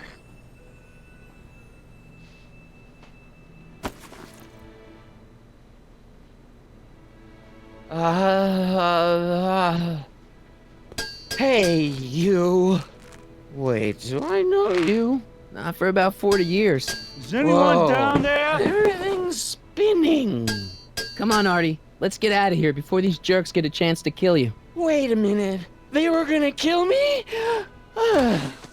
Great. This isn't funny, guys.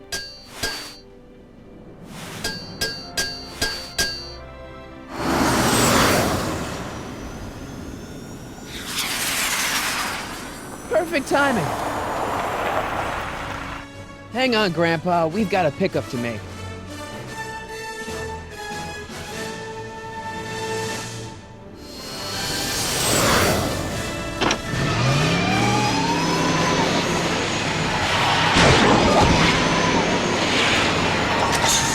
Need a lift? I thought you'd never ask. Ah, what's he doing here? It's a long story. Oh, son of a... And then I carried Artie to the DeLorean and came back to get you. Fascinating. So we can go home now, right? Not yet. We still have this loose end to tie up. No, don't tie me up again. He's coming around.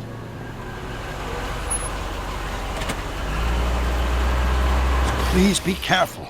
You won't be safe in Hill Valley as long as Kit Tannen remains at large. Don't worry, I'm going far away from Hill Valley, and I'm never coming back. No! He's got to hook up with Grandma. What's her name? It's Sylvia. Do you know a woman named Sylvia? No. Well, she knows you. We'll know you. It's vitally important that you two meet. Oh, I get it. You want me to be part of some undercover sting operation. No, possibly. Yeah. Are you G-Man? Uh-huh. Something like that. Sure, anything for Uncle Sam. I'll stay nearby and wait for this Sylvia. But in the meantime, I'll lay low. Good man. When can I expect to see you? That was a close call. You think he'll be okay? You're not fading out, are you? Besides, Arthur will be completely out of danger come August 25th. August 25th? That's the date Kit Tannen is finally put behind bars. How's that picture of your dad? Still there. Good. Let's get out of here before we accidentally elect Hoover to a second term.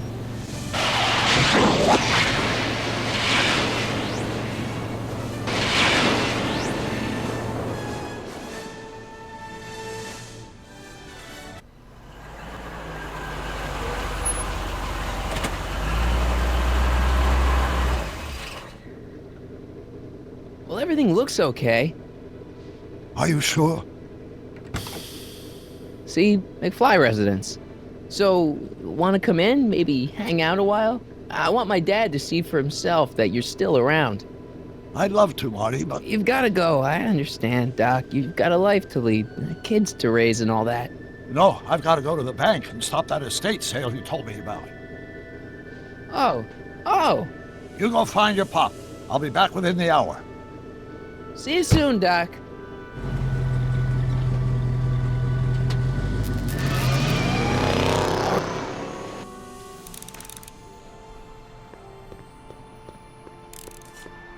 When did we get a bug zapper?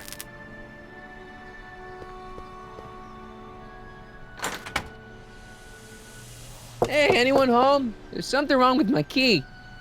Please, not now. Tomorrow. Give me another day. Another day? Dad, what are you talking about? Marty? No, that's impossible. Marty was run out of town. I've got a bad feeling about this. Run out of town? What are you talking about, Dad? Let me in. This is a trick. Go away. Leave us alone! Haven't we suffered enough? Mom. Get Dave and Linda. They left town years ago, which you would know if you really were Marty. How can I convince you? Tell me something only Marty would know.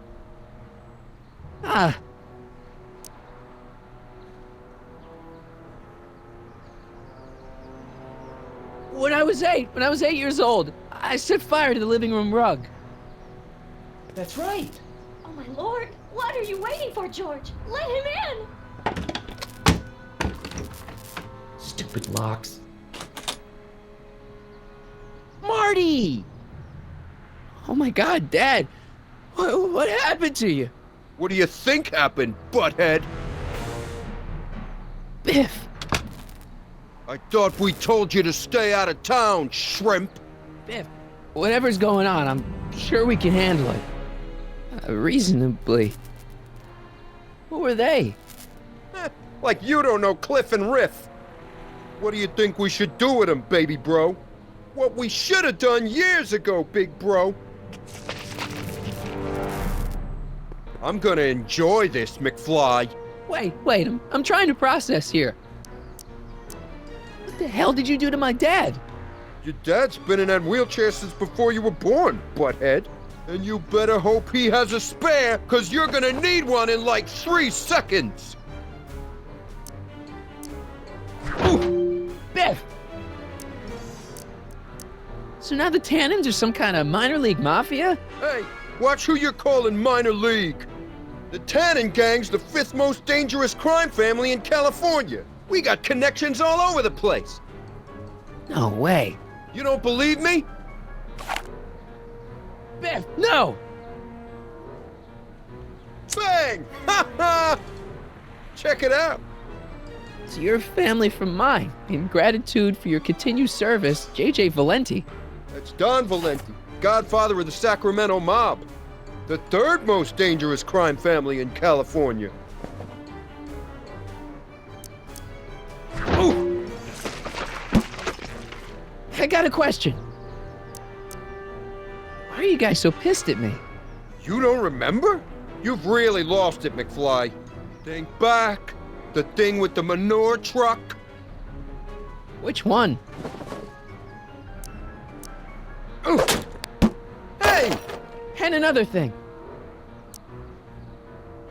When did I get run out of town? 2 years ago. Don't you remember? We made a deal that we'd go easier on your old man if you left. But now you're back, so the kid gloves can come off. Ooh. And another thing. What are you guys doing here anyway? It's that time of the month. Time for Georgie to pay up. We usually take the payment in cash, but this month we can take it out of your hide. Okay, but... Biff, what happened to you? When I left here, you were kind of afraid of my dad. Afraid? No Tannen ain't never been afraid of no McFly. Ooh! And another thing. Look, can't we bury the hatchet already? Even better idea. I bury this 9-iron up your backside. One more question. Where do these other Tannens come from? From a mommy Tannen and a daddy Tannen. It's called the birds and the bugs, butthead. Ooh. Tell me. How long have you been coming down on my dad like this? Ever since that school dance, when Georgie laid Biff out in the parking lot. Shut up, it's not funny.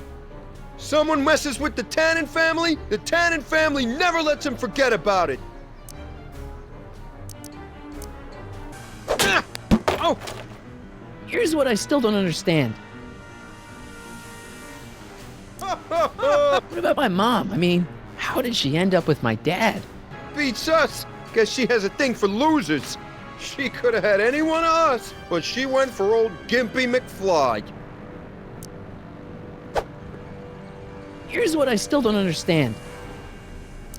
Why can't you pick on somebody else? We do. We pick on lots of guys. It's kind of our thing.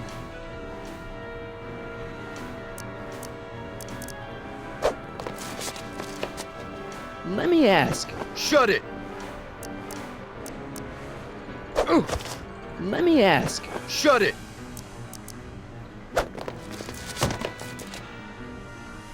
Okay, tell me No this. more questions.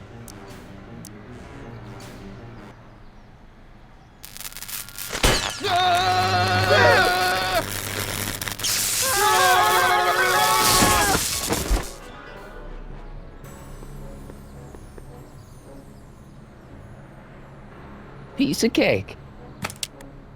I never should have let that floozy talk me out of rubbing out your grandfather. Huh?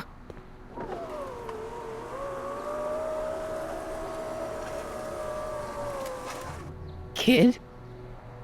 No one in Hill Valley messes with the Tannen family.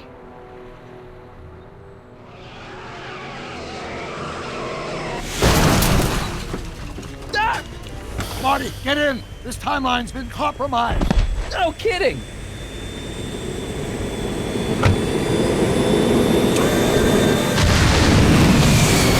Somehow, something we did in 1931 allowed Kid Tannen to escape his date with justice. As a consequence, the Tannens have been unchecked in Hill Valley for over 50 years. Ah, jeez, they robbed the arcade? We've got to go back to the day Kid Tannen was supposed to be arrested. Figure out what went wrong and fix it. Otherwise, you could be forever stuck in a town owned by the Tannens. Not an option, Doc. Punch it.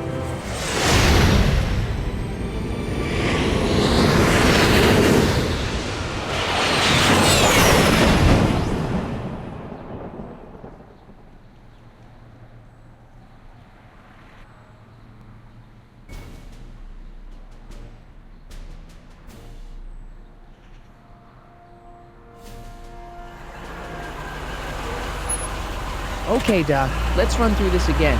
Sometime tonight, Kid Tannen is supposed to be betrayed by his mole, the singer named Pixie Trotter. That hot babe I saw coming out of the speakeasy. Exactly. When she does, history says Tannen will be arrested by a rookie cop by the name of Danny Parker. Parker. Hey, do you think he's related to Jennifer Parker, my girlfriend? Could be. Heavy. In any event, somehow we've changed history so that neither of these events happens, condemning your family to generations of abuse at the hands of the Tannen crime family. You need to go back into Tannen's speakeasy, find out what's gone wrong, and get Kid Tannen arrested. No problem, Doc. Let me just put on my hat and I'm good to go. Is the mustache really necessary? It's essential. You can't let Kid know that you're the same troublemaker that foiled his attempt to kill me. Are you sure you can't come in with me? It's far too dangerous. You may be easy to disguise with your nondescript features, but ever since my daring escape from the police and the mob, my distinctive face has been plastered over every paper from here to Reno. Nondescript? I'll find a safe place to hunker down. That flop house ought to fit the bill. You can find me there if you need me.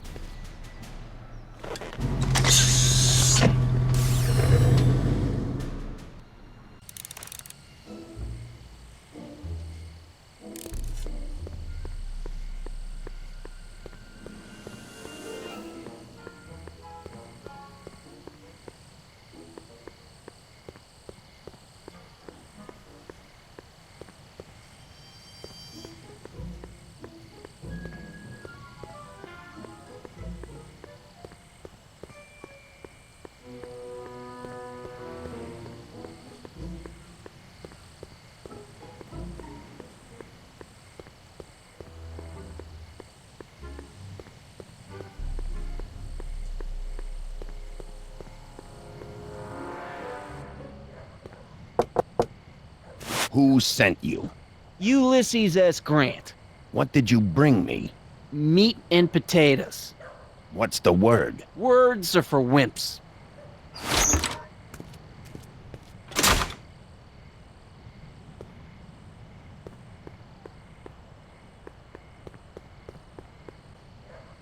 Who told you to come here? Hieronymus Bosch? What will you do if I let you inside?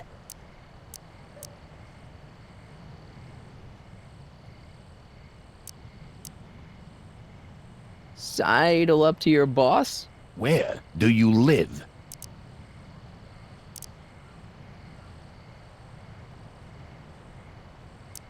Livermore. Welcome to El Kid, sir.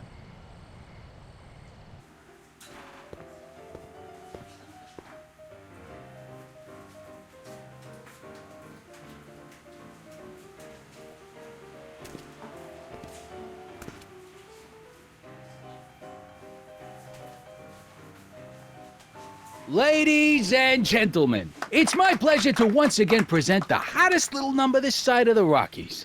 And when I say my pleasure, I think you all know what I'm talking about, am I right? So let's have a big L-Kid welcome for the one, the only, Trixie Trotter. They say I'm crazy, got no sense, but I don't care. They may or may not mean offense, but I don't care. Out of my way, kid. I got some sorrows to drown. I am my own superintendent. My star is on the ascendant. That's why I don't care. I don't care. I don't care what people think of me.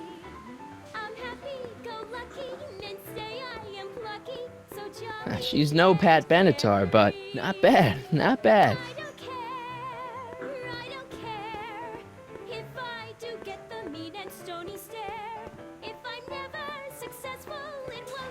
Hey, I know you. You're Parker.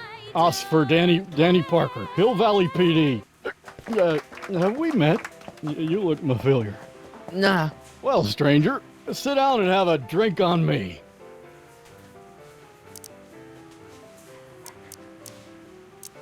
I hear you've been having troubles. Troubles? Buddy, nobody knows the troubles I've seen. Want to talk about them? Do I? Do I? Yeah, I do. Listen, it all started when this car... Every morning, every evening, hate we got fun. Not much money, oh but honey, hate we got fun. Whoopee! Yeah, now about those troubles. I don't want to wallow in misery. I came here to get happy. Hallelujah! In the winter, in the summer, don't we have fun? Should you be drinking so much on duty? Probably not, but this joint ain't open when I'm off duty. Shouldn't you be arresting Tannen? For what? Well, for running a speakeasy, for one thing. Well, I like this speakeasy. So there. Besides, if I arrested him, I'd have to arrest you and me and everyone else in here. And that's just way too much work for one little cop like me. See you later, Danny. I'll be here. I'm supposed to get this guy to arrest Kid Tannen tonight?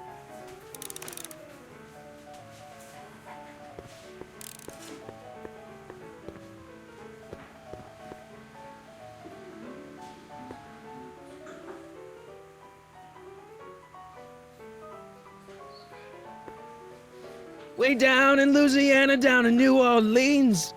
Maybe not. Hey, I do the singing round here.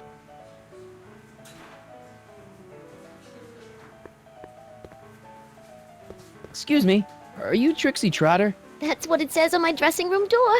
At least it would if I had a dressing room.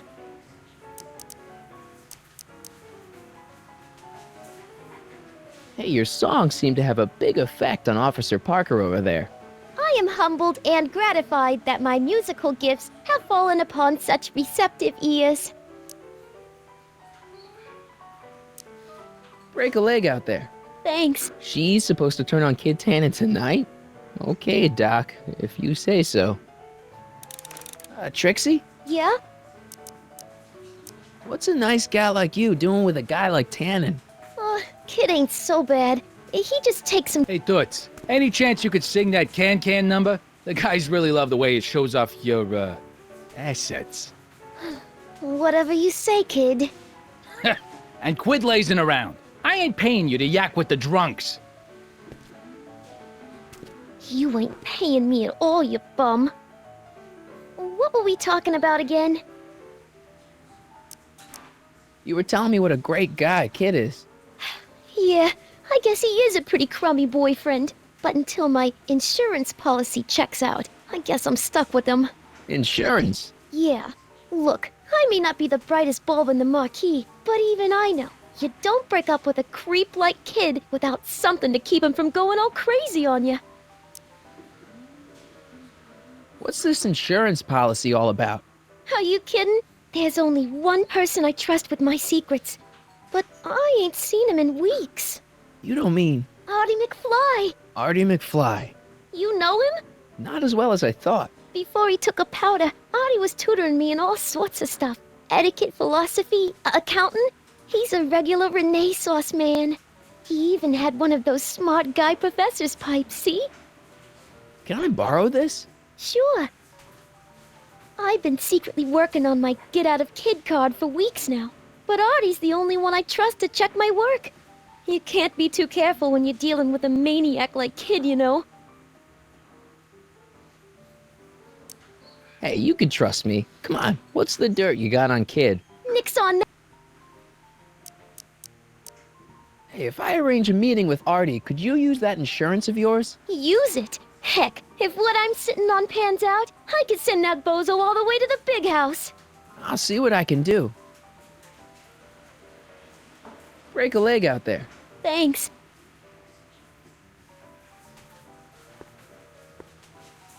Hey, you! You talking to me?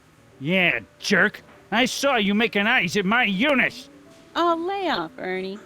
He's kinda cute. You think you can just waltz in here and make a play for another fella's girl? Maybe.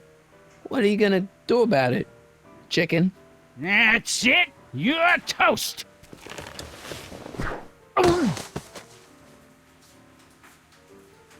Looks like you need to cool off for a few.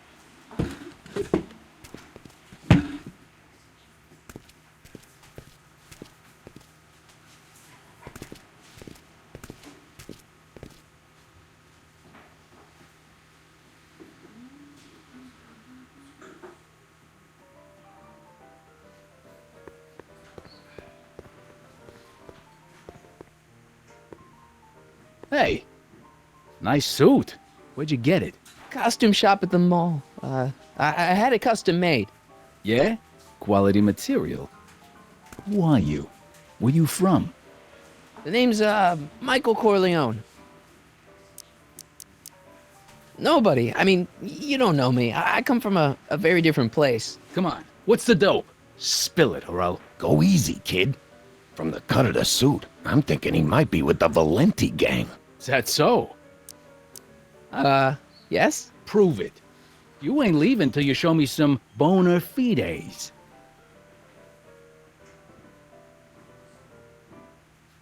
Hey, bartender. What'll it be?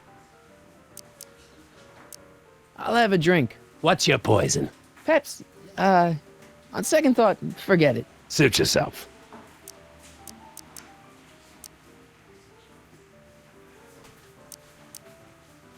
Thanks for the talk.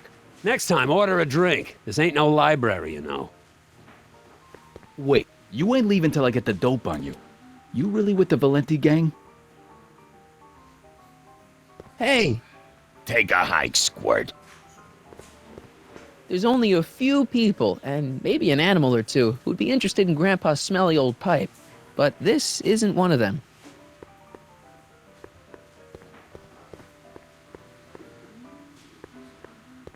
Wait, you ain't leaving till I get the dope on you. You really with the Valenti gang?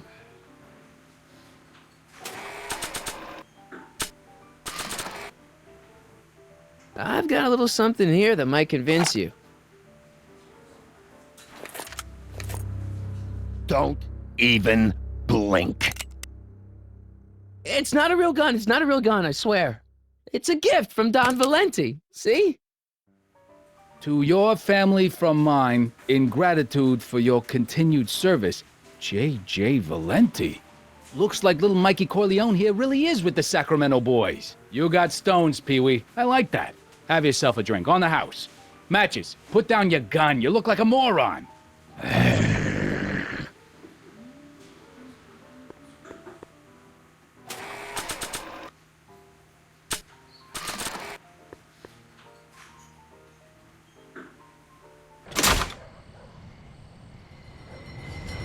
Hey, Artie.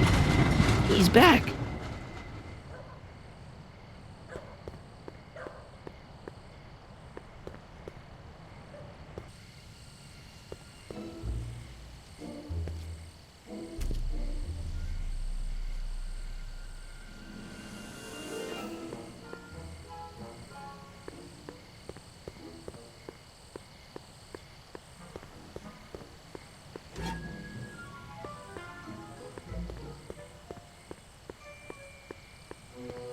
me, sir. From the way you're dressed and your general aura of seediness, I can infer only one thing. You're heading for Tannen's speakeasy, am I right? No. At least you possess enough shame to lie about it. Unfortunately, I don't have the power to stop you, but I beg you to tarry here a few more seconds and listen to my song. Me, me, me, me, me. You say you've lost your self-respect, but you should care. What in heaven's name? Oh, sorry, Miss Strickland. Just a little experimental prototype gone momentarily awry. Mr. Brown, why is there a dog in that vehicle? Why? Well, to advance the human condition, of course. Hello, Mike. Mike? Mr. Corleone, what are you doing in that getup? It's just my new look. I'm trying to prove that you can dress like a gangster without being a gangster, you know? How exciting! You'll have to give me an exclusive sometime. Right now, I've got some souls to save. And you'll have to get an eyeful of my newest experiment. You're not angry about the rocket drill? Water over the bridge. I've moved on to bigger and better things. Come by the gazebo when you get a chance. I'll be setting up. You won't believe what Einie and I have been up to.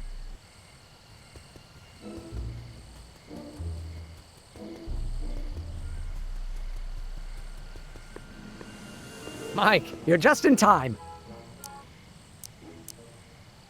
So, thanks for watching Einstein while I've been away. It's been a pleasure. He's proven to be a surprisingly willing test subject. It's almost as if he's been working with me for years. More like decades. What's the story with the little car and all this equipment? Einstein and I are conducting a few experiments with this 1/4 scale model to work out a few hitches in my planned demonstration at the Hill Valley Expo in a couple of months. A radio-controlled car? No. Well, yes, but there'll be so much more than that. It will amaze the world. Have you been, Emmett? I know I haven't seen you in a couple of months. I'm great, and I owe it all to you. Really? Yes. That argument I had with my father during our jet drill experiment gave me the incentive to finally quit that dreary court job. I've committed myself full-time to a life of science. Aha! Got it! Got what? I'll show you. Ready to go, Einstein?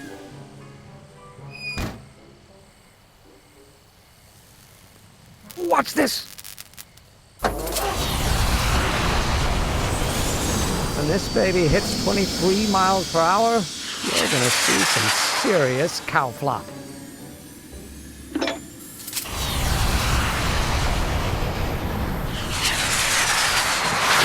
Einstein! No! Get him out of there! Not to worry. I've got a fail-safe eject mechanism around here someplace. See? Nothing to worry about. Nothing.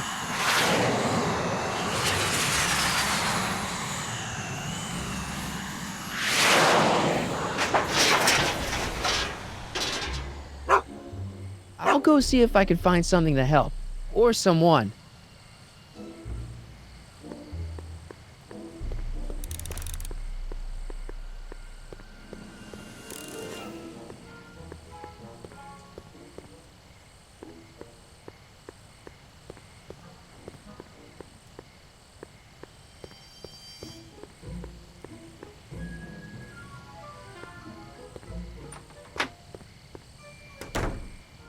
Hey, Doc, I could use a little help.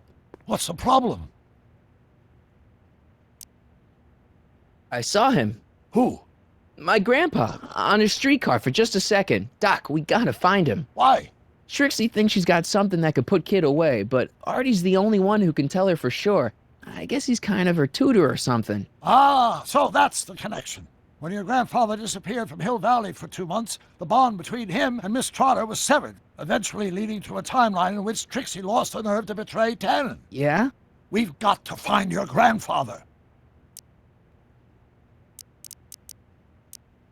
Why didn't you tell me I'd run into your younger self tonight? Because I don't remember being out here tonight. Clearly, your interactions with my younger self 2 months ago have slightly altered my personal timeline. I never had the nerve to perform public experiments like he's doing. No matter. Those experiments will be forgotten once I've seen Frankenstein. Frankenstein? Yes. Right now, my younger self is fiddling around down there with rocket propulsion systems for his demonstration at the expo. The thing that'll kick off your scientific career. Exactly. Now, the rockets are a horrible idea, and I'll soon realize that they'll never work. But eventually, I'll wander into that movie theater and see Frankenstein and clear my mind. I've kept the ticket stub from that movie in my wallet ever since. See? Why? Because it's during this movie that I'll have the inspiration for my breakthrough at the expo. It doesn't have anything to do with reanimating the dead, does it? Not the way you're thinking, no. But during that famous scene when Colin Clive turned the wheel that raised that shrouded figure into the tower and that bolt of lightning struck, well, let's just say more than one brain was reanimated that night.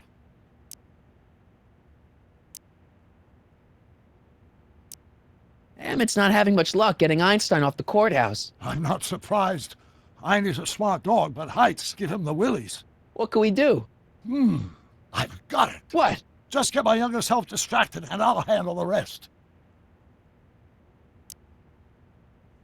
Okay, I better get back to fixing history. Be careful, Marty.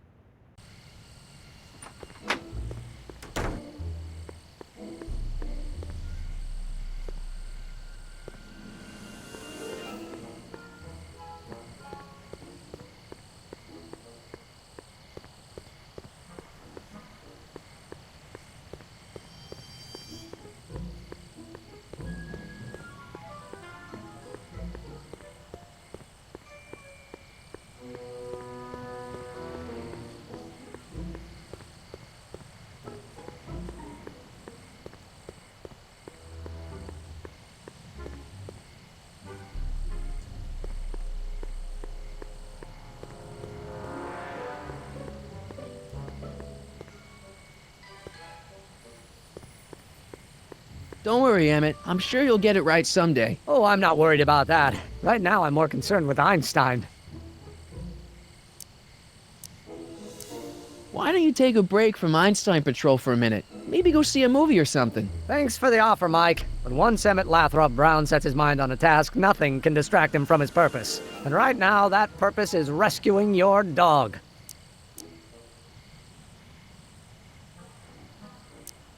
Have you seen that Frankenstein movie yet? I hear it's pretty inspirational. Not yet. I've been so busy with my rocket car that I haven't found the time. But I'm planning on going tonight.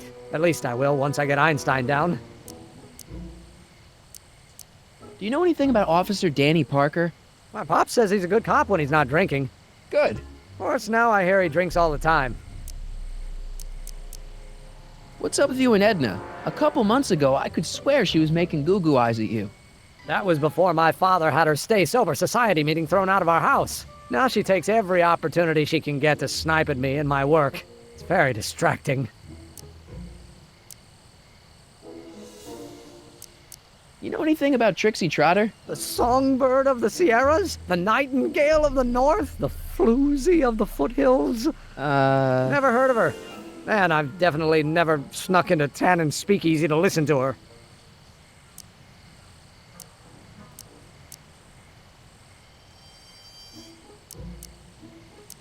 Do you know anything about Officer Danny Parker? My pop says he's a good cop when he's not drinking. Good. Of course, now I hear he drinks all the time. What went wrong with your rocket car? I'm not entirely sure. As soon as we get Einstein down, I'm gonna go look for it. So, you and Edna have been talking a lot? More like debating. Endlessly debating. Ouch. You know what's strange? Edna and I have lived in Hill Valley all our lives, but until you introduced us, I don't think we've ever said 2 words to each other. Funny, isn't it? Yeah, funny. Well, I'll go off and see if I can get some help. You do that. I'll stay here and see if I can think of a way to get Einie off that ledge.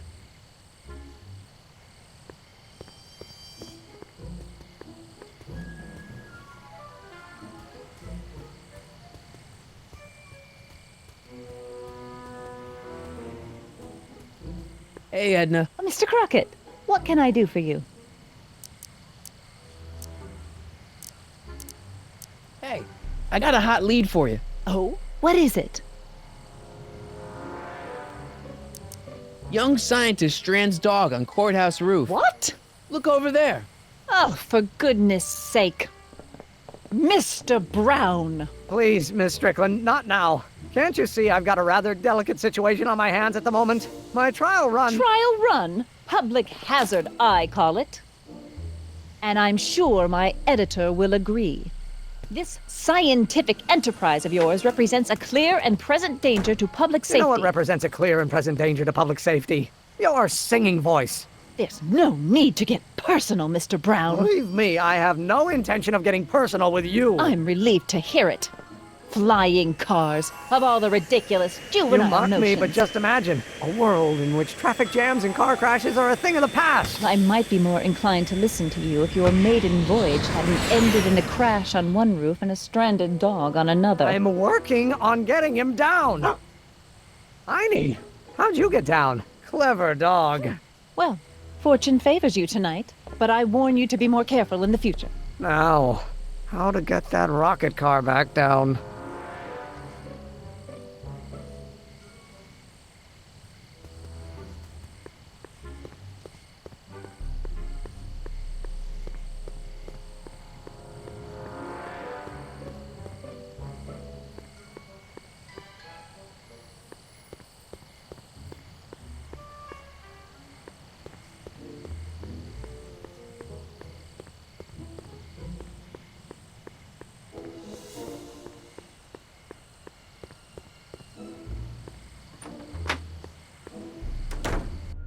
Hey, Doc, I could use a little help. What's the problem?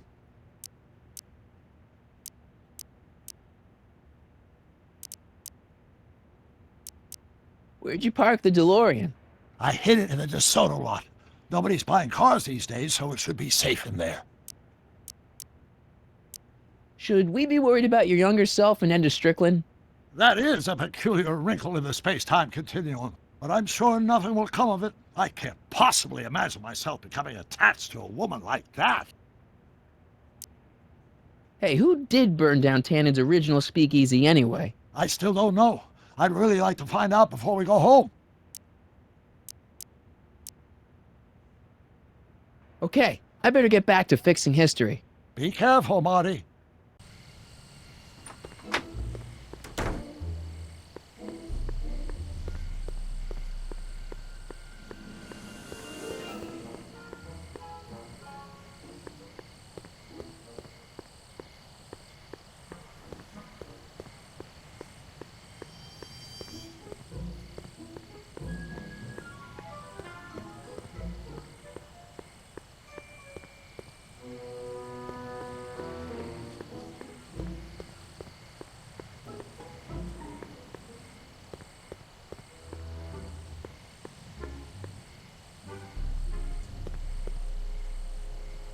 Testing, testing. Sibilance, sibilance.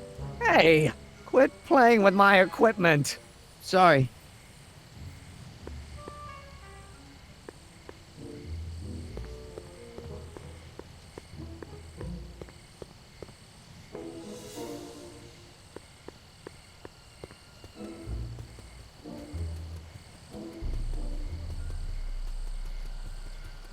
Hey boy, how you doing?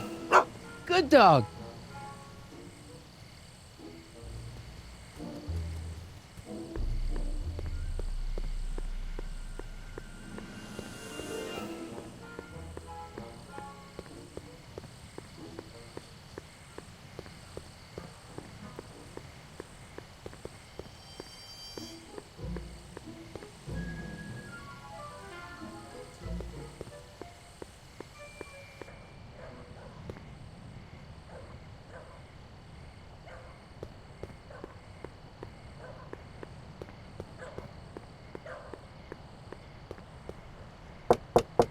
Welcome back, sir. What's it gonna take to get Trixie to squeal on Kid?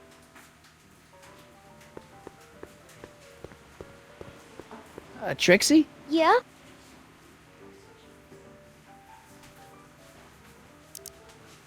Hey, you can trust me. Come on, what's the dirt you got on Kid? Nix on that. I ain't spilling nothing till I talk with Arthur F-L-Y.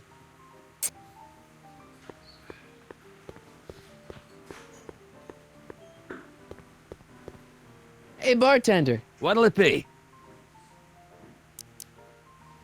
So about this, portrait gallery of yours. What about it?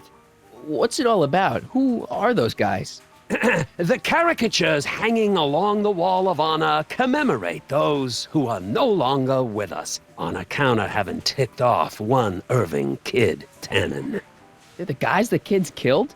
Well, of course not. They're just a bunch of guys that Kid didn't particularly like, and that at a later date turned up dead. It's what do you call it? A circumstantial coincidence. Yeah. Thanks for the talk.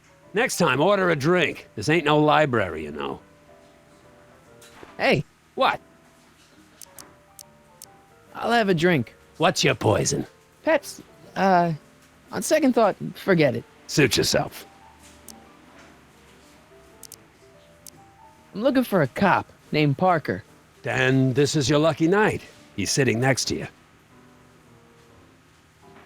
Him? Yep. Quite a sob story, that guy. Sob story? Oh, yeah. Job troubles, dame troubles, psychiatric troubles, you name it.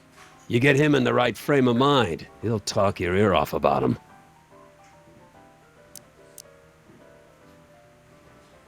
Talk to you later. Hey, look! A paying customer.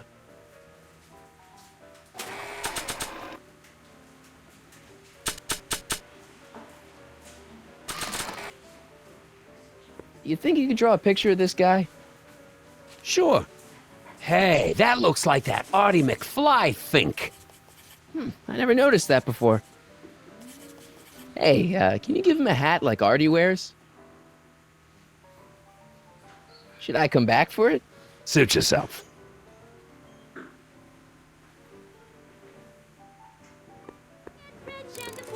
Children, in the meantime, in between time, hey, we got fun.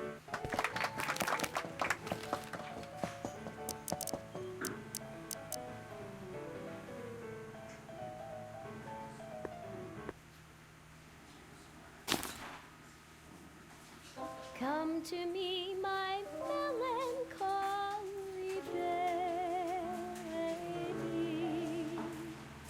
Cuddle up and don't be blue. All your fears are foolish fancy, maybe. You know, dear, that I'm in love with you. Danny. You! So about those troubles. It all started on June 14th. I was chasing down one of Tannen's boys when this car, straight out of Buck Rogers, popped up out of nowhere and ran my car off the road. No. Then later, I lost track of a witness. The poor schlub hasn't been heard from since. That wasn't your fault. And then, to top it off, I somehow managed to lose custody of an 80-year-old arsonist when not one, but two of those godforsaken space cars showed up and whisked him away.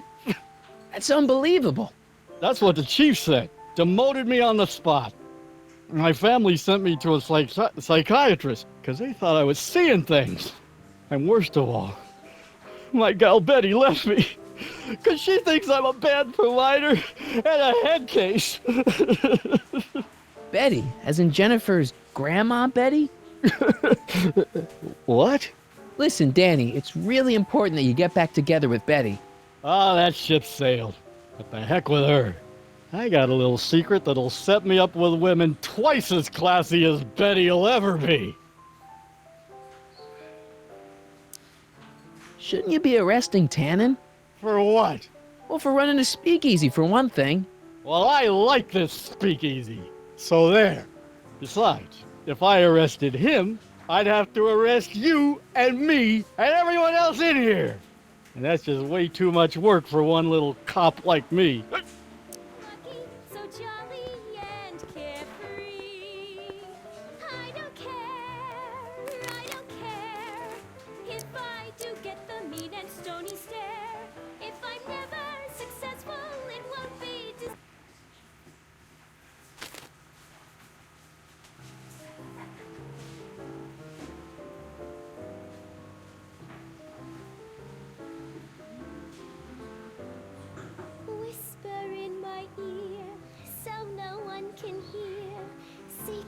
are for sharing love. They're not meant for blaring love. Whisper in my ear, so no one can hear. Shh. Whisper in my ear. Let me read you soft and clear. Don't make it fortissimo. Danny. Make it You. pianissimo. Whisper in So about that secret. Oh, yeah. My secret. Well, you're my pal, so I can tell you, but don't let it get out. I've been working for Tannen for over a month now. What? It's true. All I gotta do is look the other way while evidence is getting destroyed or a truck full of gin is coming across the county line, and Tannen makes sure an extra bunch of bills makes their way into my pay envelope. Great deal, huh? Yeah, if you're a rat. What's the problem? People need to drink, right? As long as no one's getting hurt, why shouldn't Daniel J. Parker make a few bucks on the action?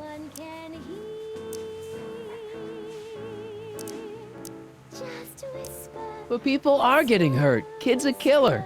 Ah, that's just rumors and circumnavigational evidence.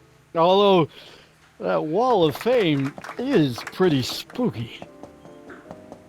Oh God, I've made a horrible mistake. I thought if I could get my hands on some money, that Betty'd take me back. But when she finds out what I'd done, she'll never even talk to me again. What have I done?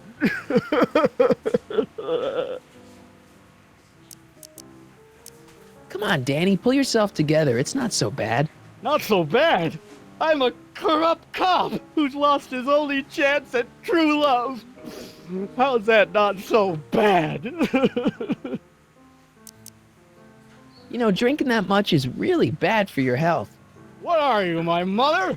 More like future grandson-in-law. What? Never mind. I guess now I know why you won't arrest Tannen. You're working for him. Bingo! Hang in there, Danny. Oh, God.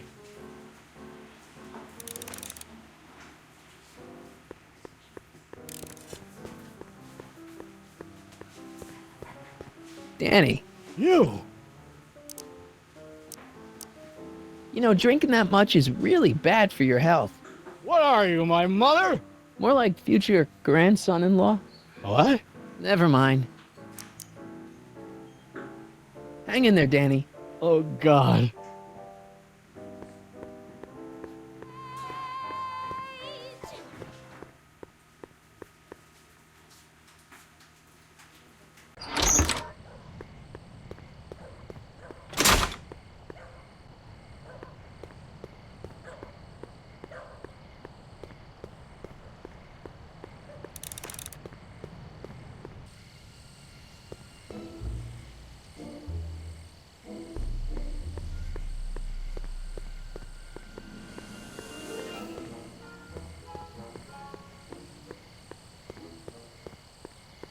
Edna. What?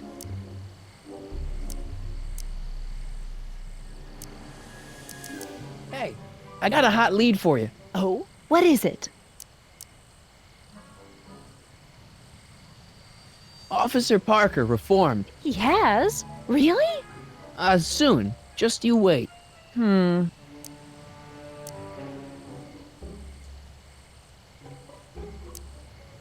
Do you know anything about Officer Danny Parker? Parker?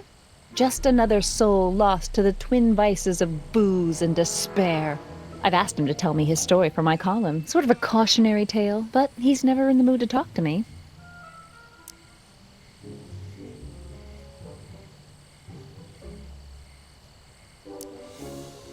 Whatever happened with that speakeasy arsonist? I was about to ask you the same question. Me? Don't play coy with me. I may not have any journalistically acceptable proof, but I know you had a hand in Carl Sagan's daring escape from the authorities. See ya. Keep fighting the good fight.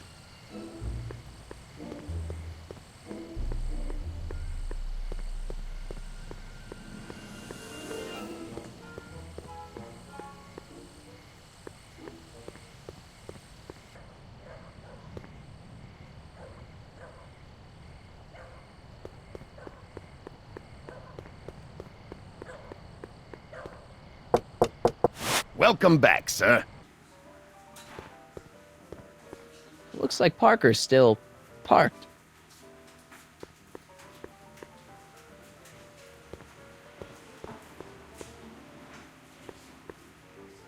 Trixie? Yeah?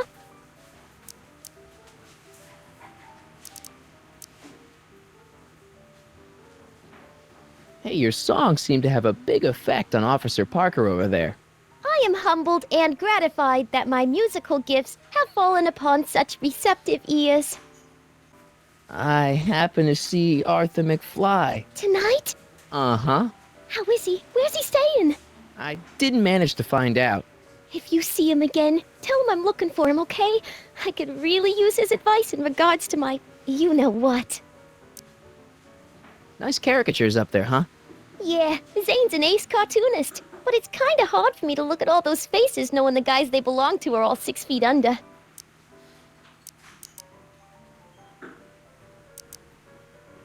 Break a leg out there. Thanks.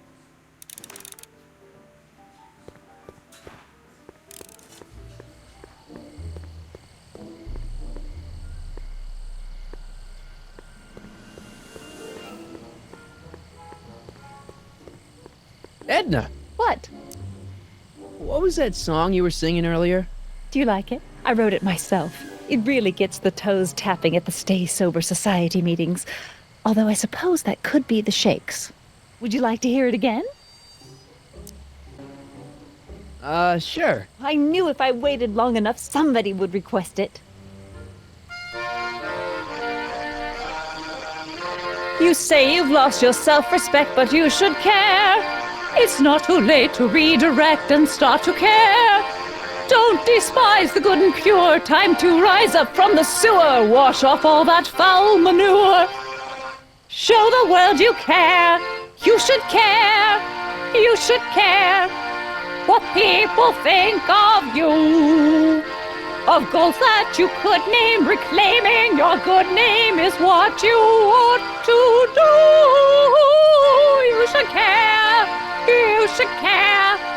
If your reputation is in disrepair, it's not going to hurt you to reclaim your virtue, for you should care. Catchy. You really think so? Yeah, it's, got a good hook to it. One needs a good hook if one is fishing for souls. Do you think I could have a copy of your You Should Care lyrics? I've, got a club of my own that could really use some inspiring. Sure. Let me just get a page out of the hymnal. There you are. Hey, thanks. See ya. Keep fighting the good fight.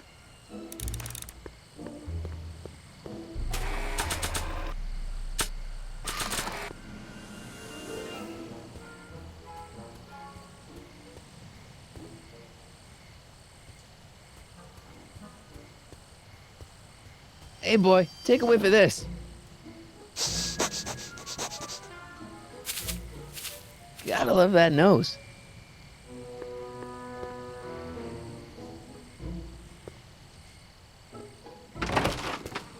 I've been laying low, officer, but I've got to go to the pictures once in a while. Hello, Arthur. Officer? I'll take it from here. But... We can talk at the Majestic, away from prying eyes. Yeah, Einstein, you done good.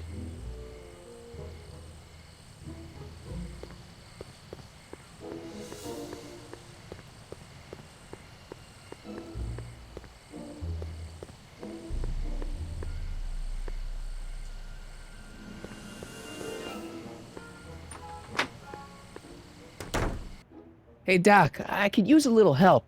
What's the problem? Is Artie still here? He's in the bathroom. Hey, Artie, open up. You've got a gangster to bring down. Is it time for me to meet this Sylvia? No, it's time for you to meet Trixie. Trixie says she's got something that might be able to send Kid up the river, but that you're the only one she trusts to check it out. Me? What is she... Oh, I know what she's done. Clever. Care to let us in on the secret?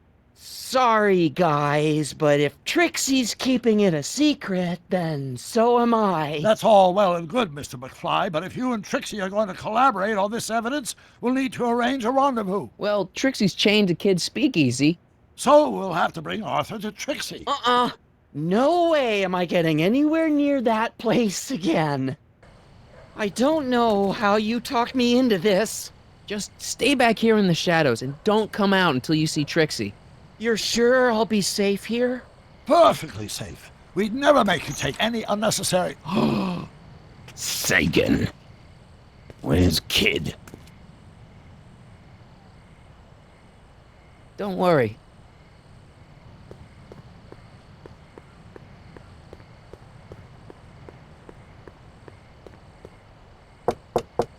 Welcome back, sir. What's it gonna take to get Trixie to squeal on Kid?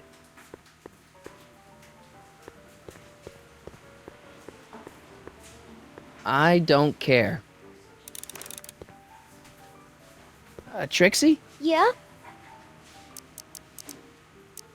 Guess who's waiting in the alley to talk with you? Audie? The one and only. It wasn't easy to track him down. I had to... Cover for me, cue ball. I'm taking a smoke break. Atta girl.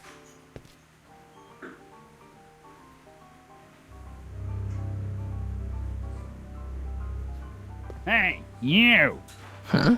Yeah, jerk. I saw you making eyes at my Eunice.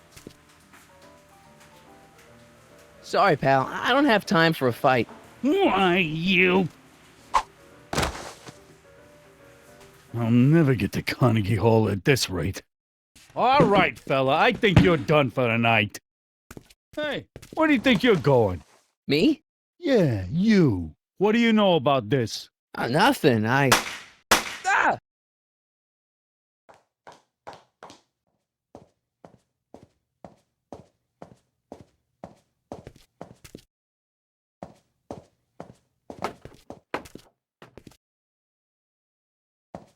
Trixie?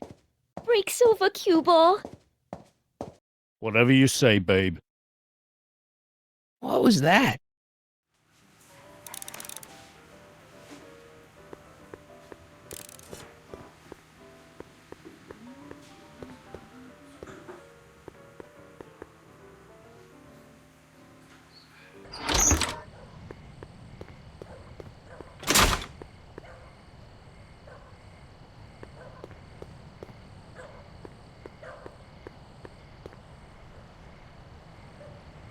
Artie? You missed a hell of a party, buddy. Kid, what happened? Oh, you're gonna love this. So, I'm hanging out in the club when all of a sudden I get an urge to drain the lizard, right? I come out into the alley, and who do I see? None other than that scrawny, subpoena-answering rat, Marty McFly. And get this! The little worm's whispering away all conquistadorial-like with my Trixie! Oh, no. Naturally, I pull out Kid Jr. and prepare to put a couple bullets in McFly's head, which causes Artie's nose to start bleeding because he's a big wuss. And then, What? Trixie literally gets down on the knees and begs me to let him live. Huh? Seriously, down on her knees, crying and begging for McFly's life. So, what did you do? What could I do? I fired 2 shots in the air and told Artie to take a hike. Oh, that was merciful. Hey, I got plenty of mercy. Besides, now Trixie owes me big time. And Kid Tannen always collects on his debts. Always.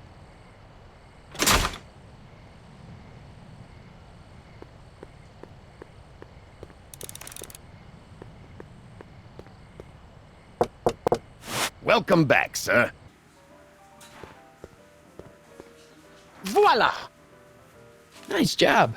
Now go tell them chumps at the New Yorker.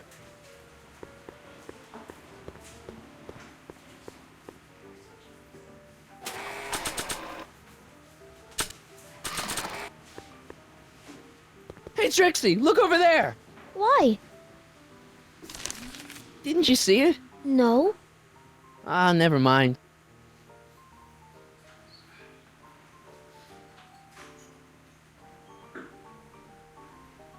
Trixie? Yeah? I talked to Kid. Oh? He told me about Artie. Oh. It was awesome of you to plead for his life.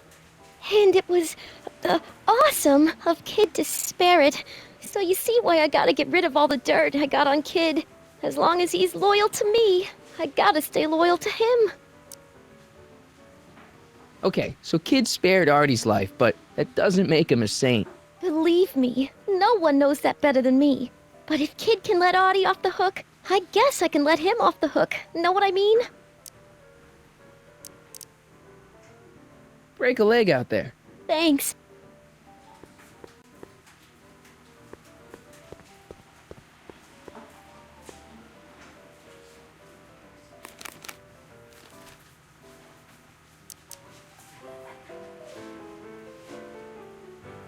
You should care, you should care what people think of you. She's right. I can turn my life around. Sure you can. You know what? I used to be a good cop. And yeah, I've had a few bad breaks, possibly even a psychotic one that caused me to imagine a disappearing space car. But I'm a good man. Yeah. And all I need to do to win Betty back is be the same good man I always was. And let the chips fall where they may. All right. So, now what? Now I wait. Wait for the moment to take down Kid Tannen, restore my good name, and win back the heart of Betty Lipinski. Hold that thought. I bet that moment is just around the corner.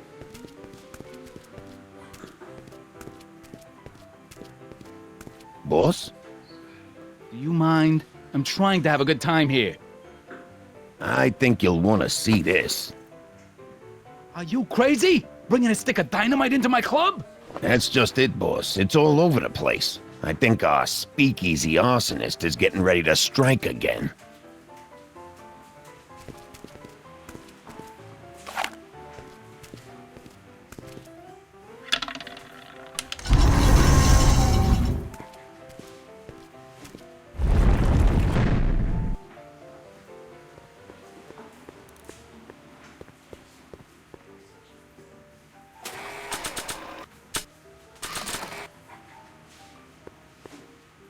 Sorry about this, Dad.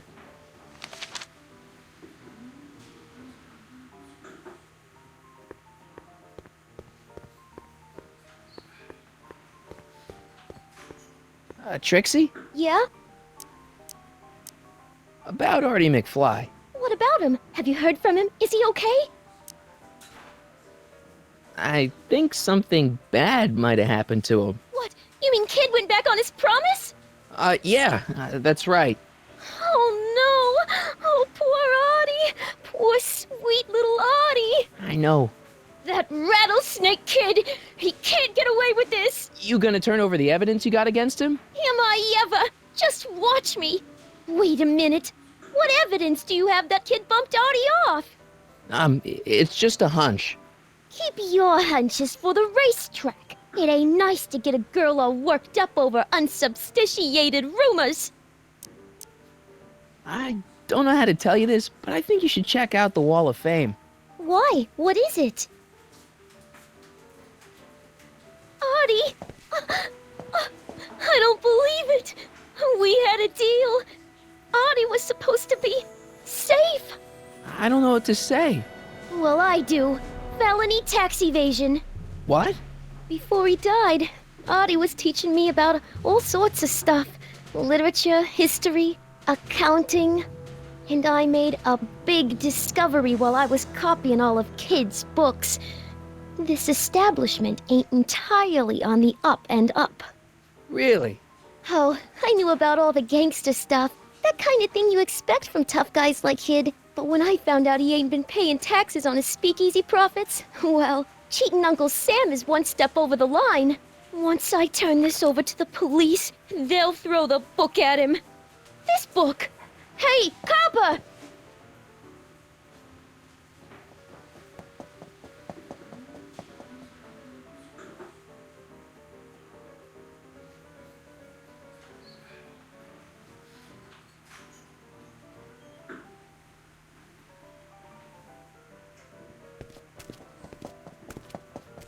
What happened to my louse of an ex-boyfriend? I don't know. Rats. I told the chief we need a team of bloodhounds like they got over in Placerville. Yeah, but in the meantime... All right, everyone, party's over. Everyone out of the speakeasy. Speakeasy?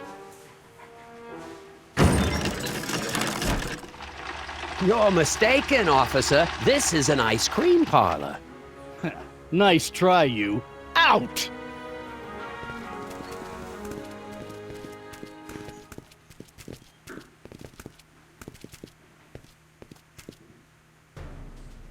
Corleone. Would the Valenti mob be willing to help, defuse this little situation? Sure, no problem. I'll bring it up in the next company meeting. Hey, we ain't begging here. Kid just thought JJ might like a piece of the action, especially now that he's just caught the speakeasy arsonist. Wait, you mean Doc? Doc? You ain't with the Valenti gang at all, are you? What do you know about the arsonist? Come on, you. Off to the station house. Kid's gonna get you, rat. He's gonna get all of you. Yeah. Well, that's that. Thanks to Miss Trotter's evidence, the entire Hill Valley police force is out looking for Kid and his goons. You don't understand. We've got to find him now. He's captured a friend of mine. Who?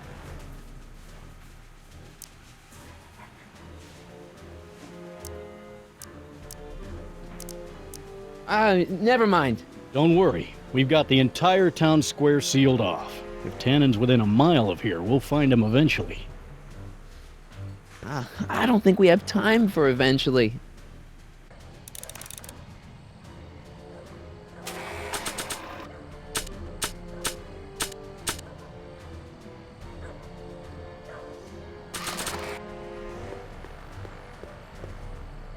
Hey boy, how you doing? Good dog.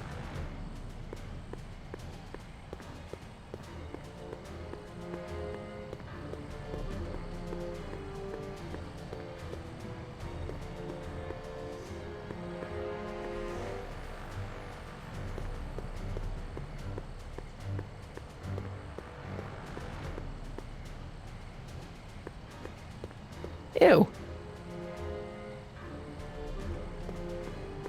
Cabbage crates. Must be for the soup. Irving Kid Tannen. Guess he dropped this on his way out. It's empty. Figures.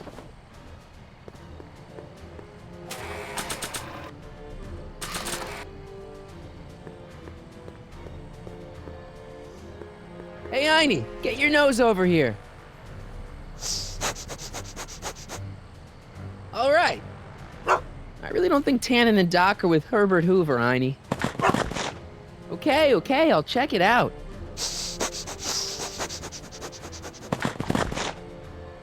A button. All right, Doc, here I come. Corleone? What are you doing here? Never mind. Come here and help me get rid of this stinking arsonist. Edna? I caught her planting dynamite while I was clearing out the soup kitchen. Guess Sagan was innocent after all. I was researching a story, you ignoramus! Tell it to St. Peter, sister. Hey, what's all this? Parker? Tannen, you're under arrest. Get him, Sacramento boy. I can't do that, kid. What? Oh, I get it. Why don't you let go of Miss Strickland and call it a night? Hey, look over there! Watch out!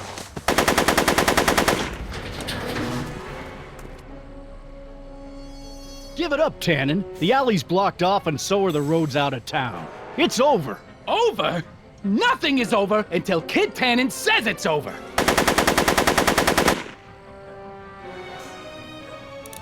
It's easy.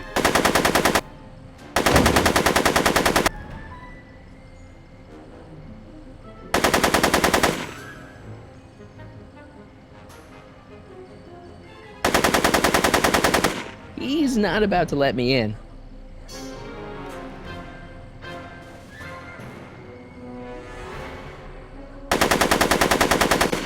Take...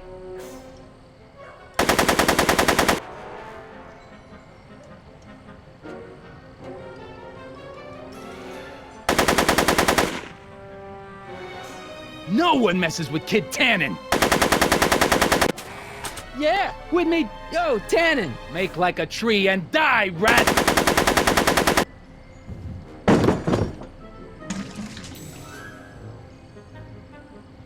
Whoa!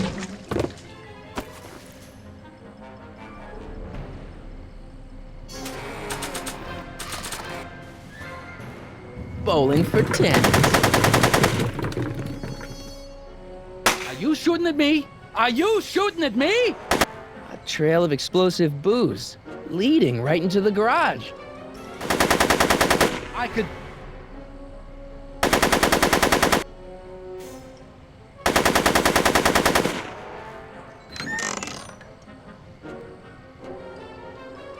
Hey, kid! Eat lead, phony!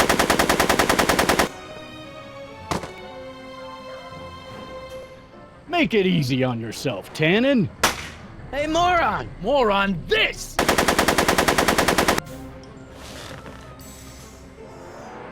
Yo, Tannen! Make like a tree and die, rat! Hey! Atta girl. Hey, kid! Eat lead, phony! So...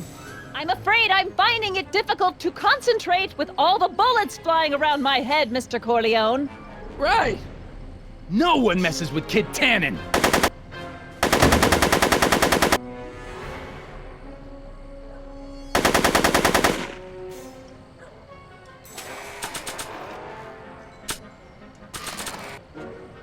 Come on. Hey, kid!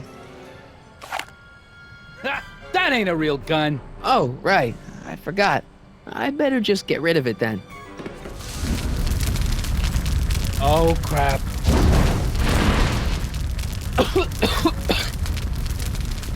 Hey, he's getting away! Oh, no.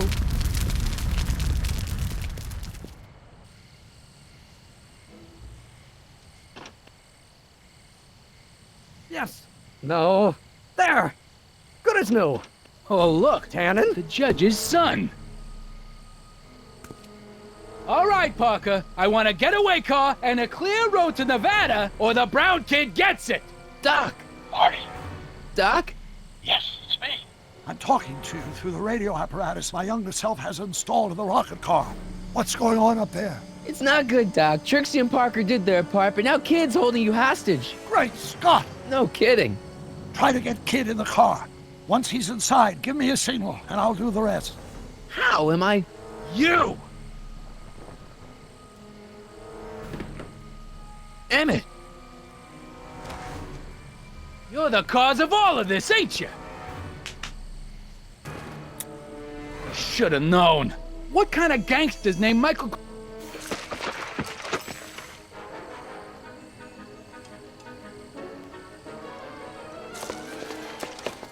Come on, bring it on, you big ape.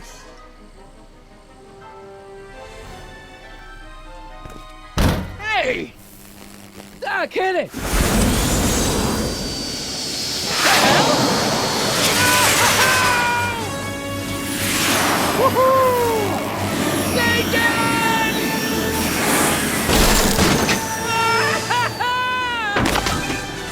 All right!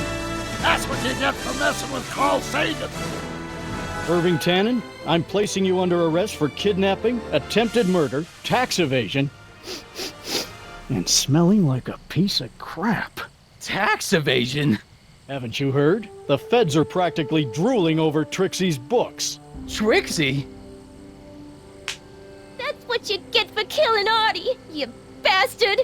What? I didn't... Trixie? Artie?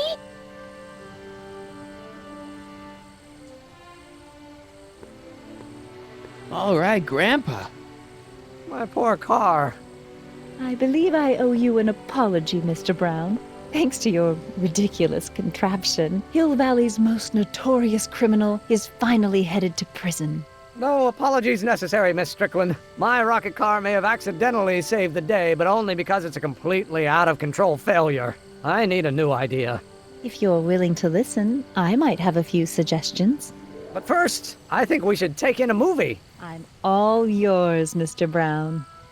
I think you'll like it. It's all about a brilliant scientist with an overabundance of hubris. Whew. Come on, Einie. Let's go find Doc.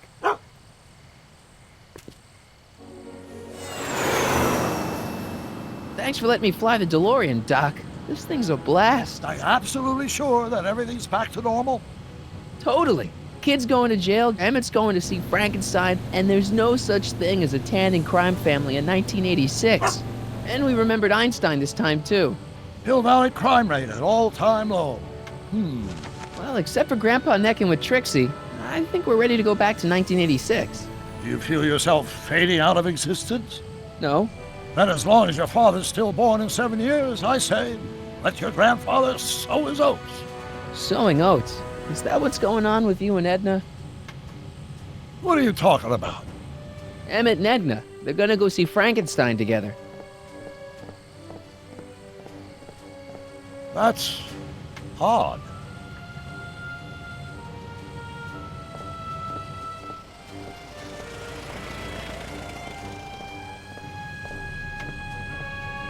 Great Scott! What?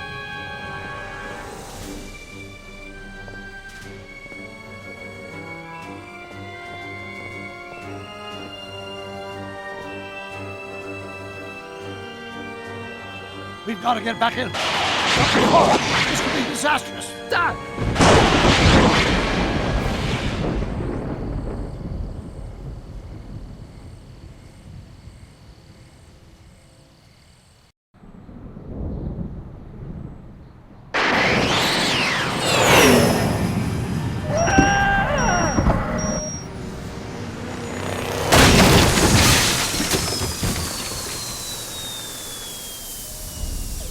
Where'd you go, Doc? Relax.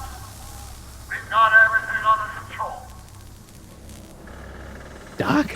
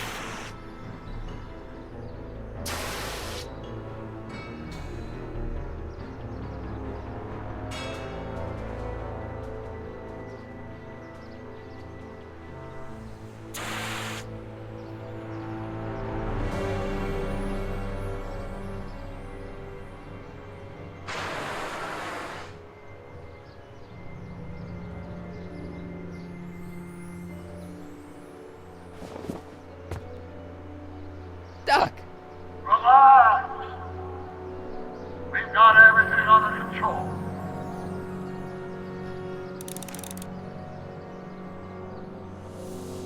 Citizen Brown. That's Doc, all right, but what the heck's going on here?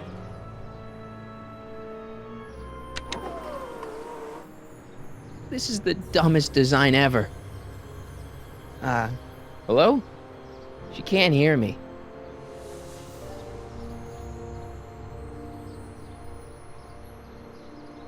Don't worry, everybody. I'm okay.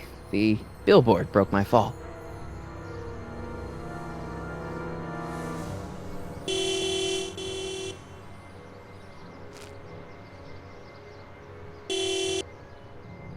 What the hell? Hey, could you give me a... Jennifer?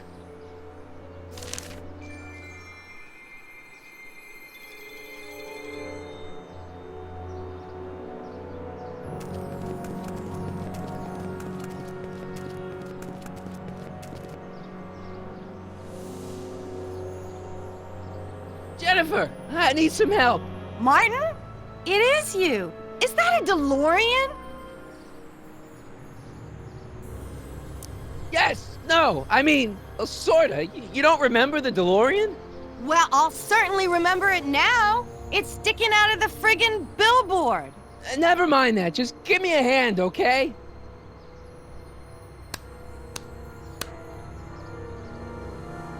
So who you supposed to be? Luke or Bo? This isn't funny, Jennifer.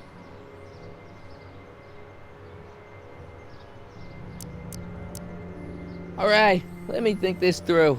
Don't strain your brain, Geekzilla.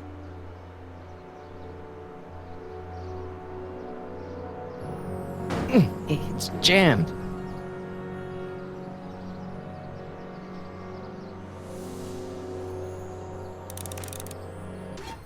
Jennifer! What?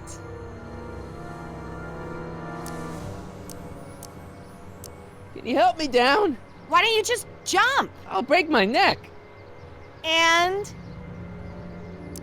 The door's jammed. Can you get it open? I can't reach it. Besides, I'm not climbing under the car. It could come down on my head. Could you call someone? A tow truck, maybe. Get real. I'm in enough trouble already.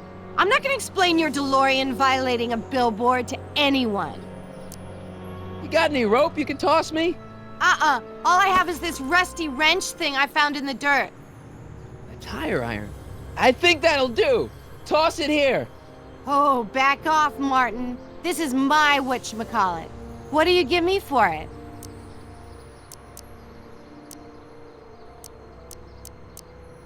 What are you doing down there? Not that you'd ever understand it, but I'm doing my part to support the arts in Hill Valley. Anyway, what's the technical term for attempting to jump your DeLorean through a billboard? Where did you even get a DeLorean? Is it stolen? That's a little complicated. I bet. All right, let me think this through. Don't strain your brain, Geekzilla.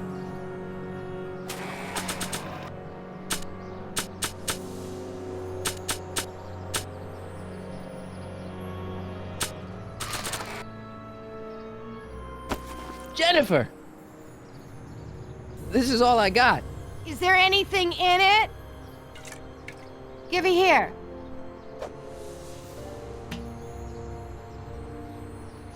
It smells like armpits and booze. Irving Kid Tannen, the gangster? Where the hell did you get this? It's a long story. Can I just have the tire iron now? Heads up! Thanks. Oh, great. Now what? Oops. Oh.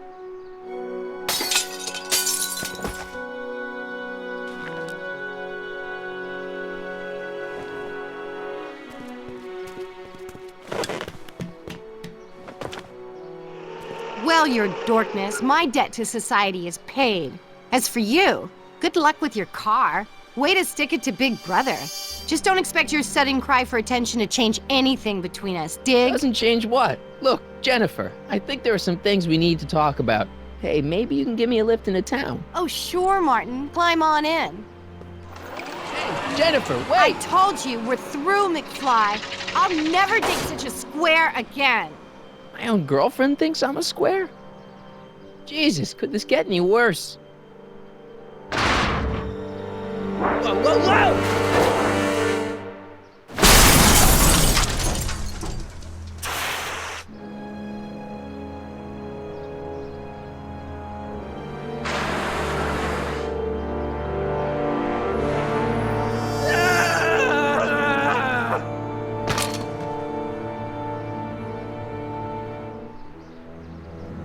Doc, I could really use your help right about now. Relax! We've got everything under control.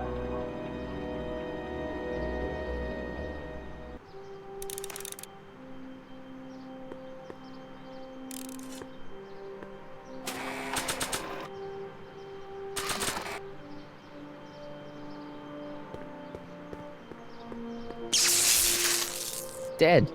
May 15th, 1986. Yeah, the date's right, but... That's not good.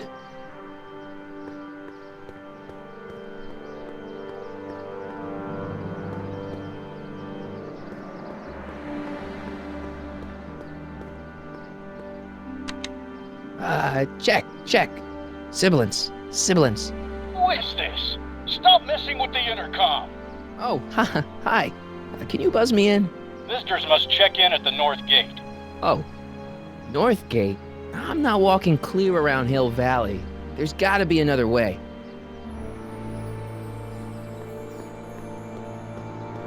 How the hell do you get through these?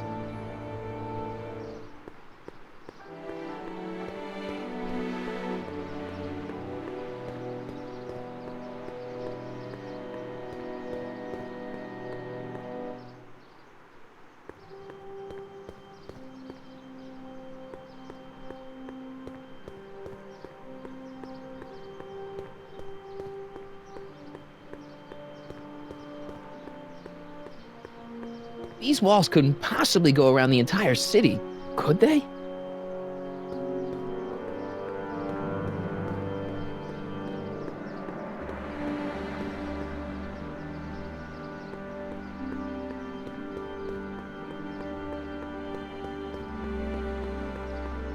Man, this is the second time I've completely destroyed Doc's time machine. I just shouldn't be allowed to drive it anymore. Well, at least one of the hover wheels work.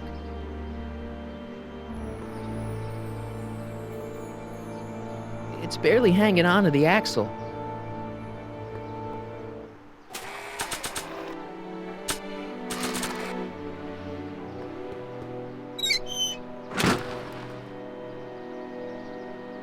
Okay, good. This could be useful. Now think, Marty, think.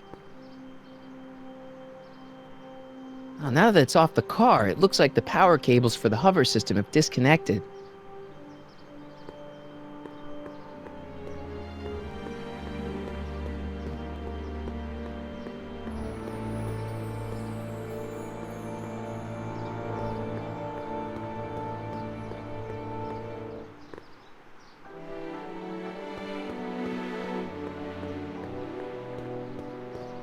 I don't really feel qualified to repair a nuclear reactor. Maybe it's still under warranty. Well, I guess technically it's way under warranty.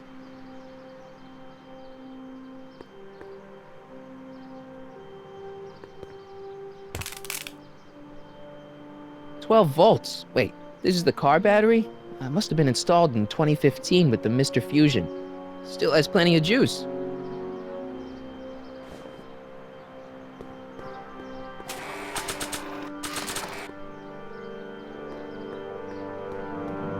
Let's see here. Red to positive, black to negative. Whoa!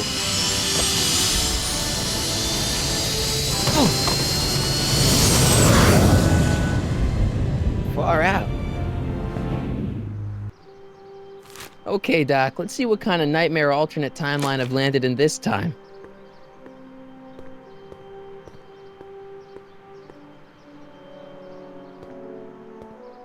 Okay, Marty. Nothing to be afraid of. It's just an alternate Hill Valley that's turned my girlfriend into a punk rock vandal. That doesn't mean it's full of post-apocalyptic biker gangs run by armies of Biff clones. Just take a deep breath and remember, we gotta find Doc.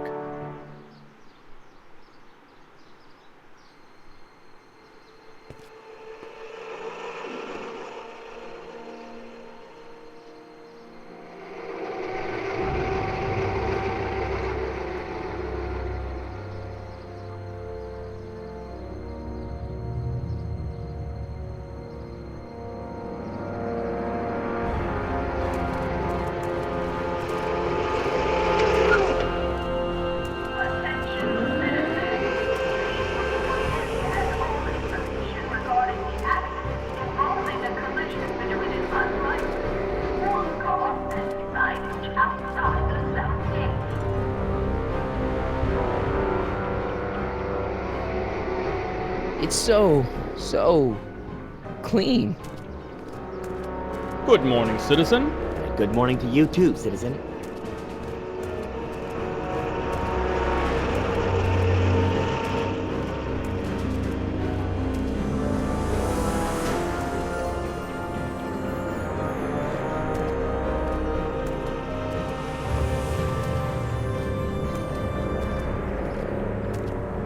What's going on here, Doc?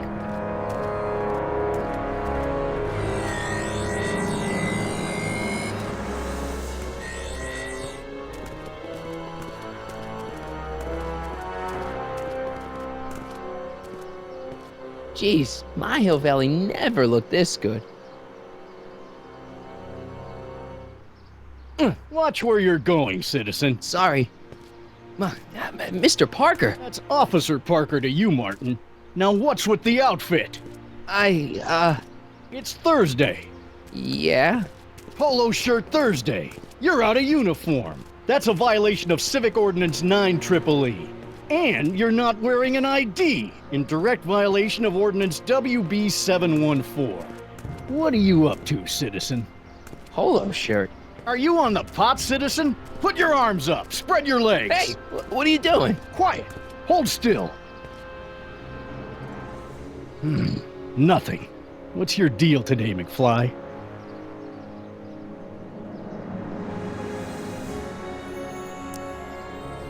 Can you tell me where I can find Doc, Citizen Brown? Are you sure you're an honor student? Where do you think he is at this time of day? At work? That's right, working at the courthouse.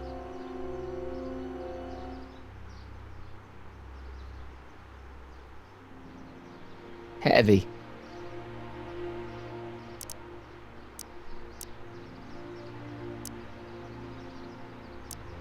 Hey, what's with the pat down? What do you think, I'm packing heat? Heat, contraband. Contraband? You know. Booze, smokes, bubblegum, dogs, circus Bubblegum peanuts. is illegal? Come on, McFly. You're smart enough to know that ignorance of the Civic Ordinance 2XM isn't an excuse. I've got to finish my beat. Are you gonna make trouble for me today? No. No what? No, sir. That's right, citizen.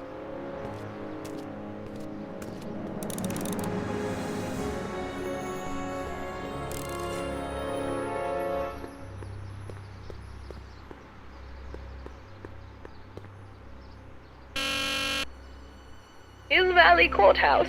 How may I help you, citizen? I need to see Doc, or Citizen Brown. Do you have an appointment? No, but... Then I'm afraid you'll have to wait your turn. Citizen Brown's a very busy man. That voice sounds familiar.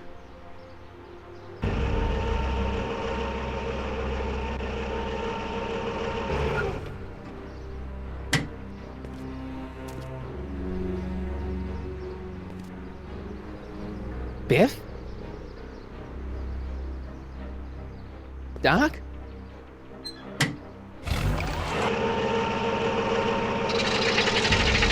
Doc, wait! I need to talk to you.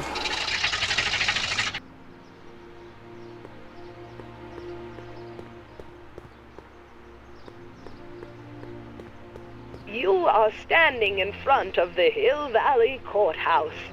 The original courthouse was built in 1885, just 20 years after Hill Valley's incorporation into the state of California. Though the courthouse holds the seat of the local government, it also has been used as a shelter during the recovery period following the 1906 San Francisco earthquake. Most of Hill Valley's community is a result of displaced San Franciscans planting roots after that dreadful disaster. In 1976, the downtown renovation project saw the first major additions made to the courthouse since its original construction. The courthouse was expanded with an additional 128 offices in the new flanking wings, and a new mayoral office added to the original clock tower space. Look closely, and you can still see some of the original courthouse's details preserved in the new international-inspired facade. Attention citizens, please report any and all information regarding the accident involving a collision between an unlicensed sports car and signage outside the south gate.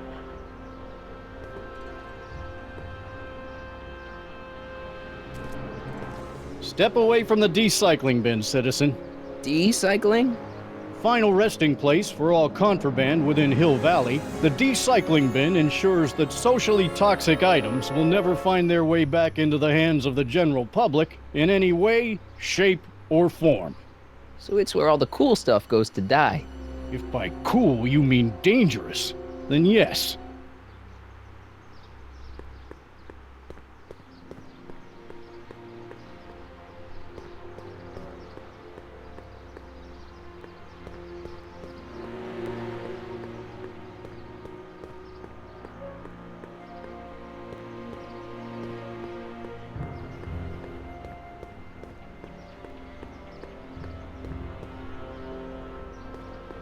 Biff?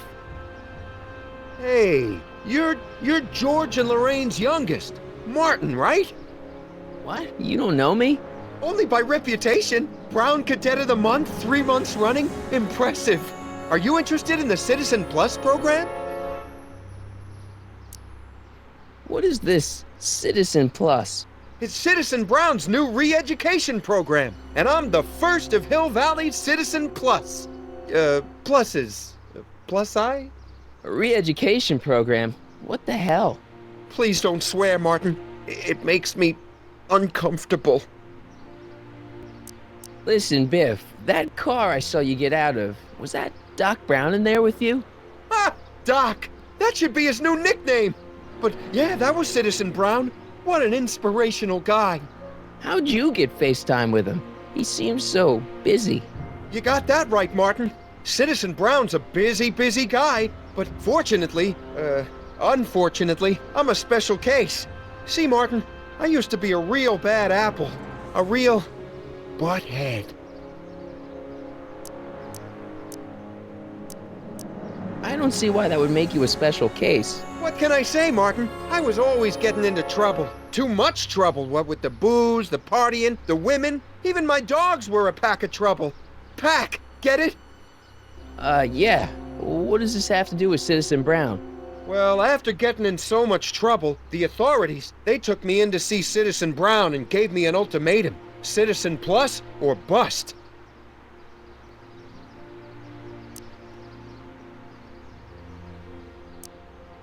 I want to know more about Citizen Plus. And I just can't wait to tell you all about it. Did I mention the swell digital watch you get with the program?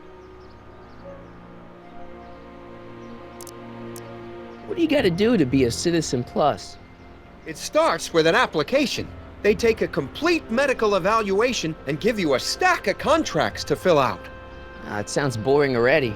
But then you get an appointment with Citizen Brown in about 2 years. 2 years? He's very busy keeping Hill Valley running. The only time he deviates from his schedule is when some Looney Tune is running around racking up demerits. Fortunately, that almost never happens.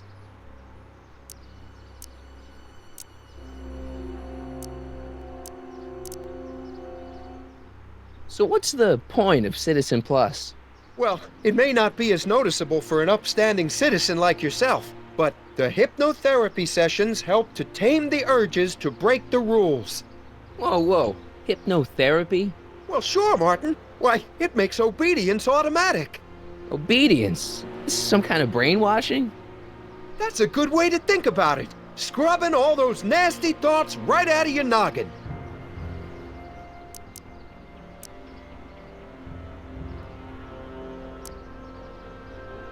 It's voluntary, right? Sure, for the pilot program, but eventually it'll be mandatory for everybody. Mandatory? Are you nuts?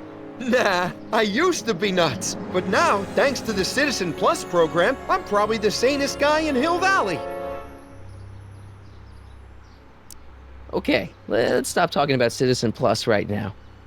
Okay.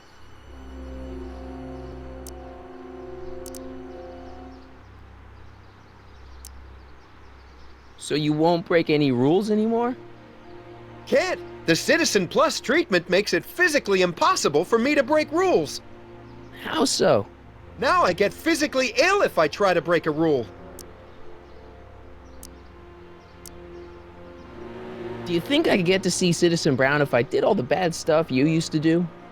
I guess, but why would you want to act like that?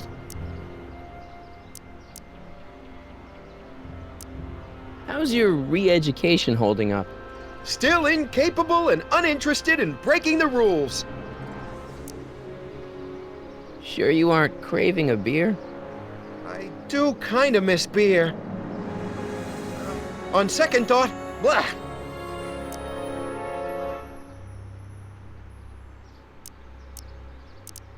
You used to be a real bruiser.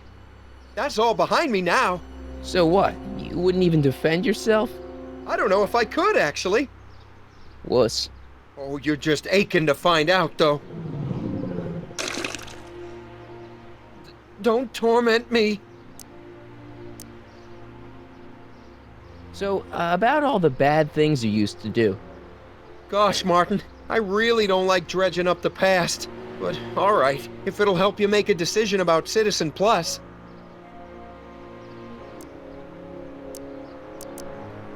You said something about booze? Beer, rum, whiskey, wine coolers, you name it, I drank it. Not only did I drink it, I smuggled it into Hill Valley, too. Chip off the old block, huh? Used to be I'd knock your block off for a comment like that.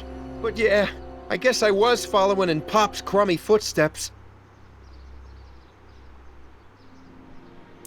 So there's no booze in Hill Valley? Nope. Sure, someone tries to sneak some in every now and then, but cops like Officer Parker over there always catch 'em sooner or later. Why'd your dogs get you in trouble? You weren't running dog fights, were you? No, nothing that bad. I just used to have a lot of dogs. What's wrong with that? Nothing, other than them keeping the neighbors up all night, lunging at old people, and eating all the squirrels in the park. In fact, I'm ashamed to say it was my out-of-control dogs that were directly responsible for the banning of dogs throughout Hill Valley. You don't sound very ashamed. Oh, I am. Very, very ashamed. Let's change the subject. Thanks. I don't like talking about my old nasty self. I could get used to this. Please, Martin, don't make me angry. All right, Biff. You're off the hook this time.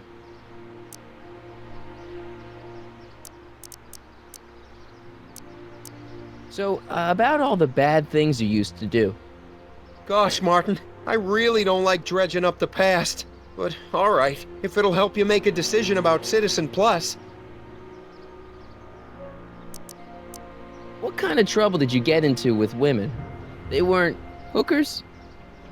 No, nothing like that. It's just that I wasn't always discreet about my affections. What? Public displays of affection, Martin. You know, necking and such. That's illegal? Oh, yeah. Let's change the subject. Thanks. I don't like talking about my old nasty self. See you later, Biff. Bye, Martin.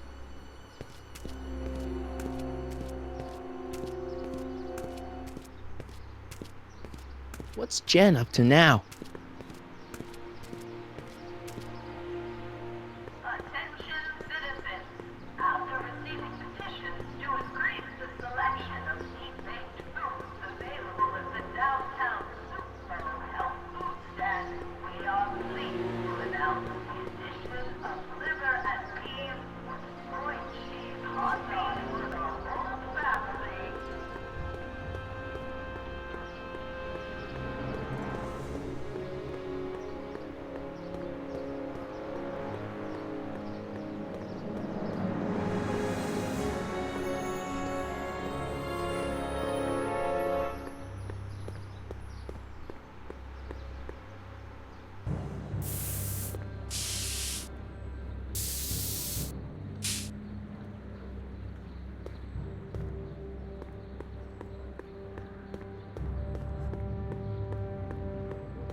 That junk looks awfully familiar. 50 years familiar. Jennifer! Jen!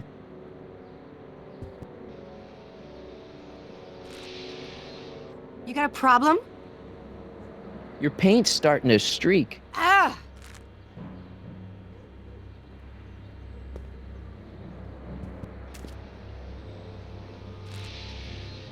What is it now?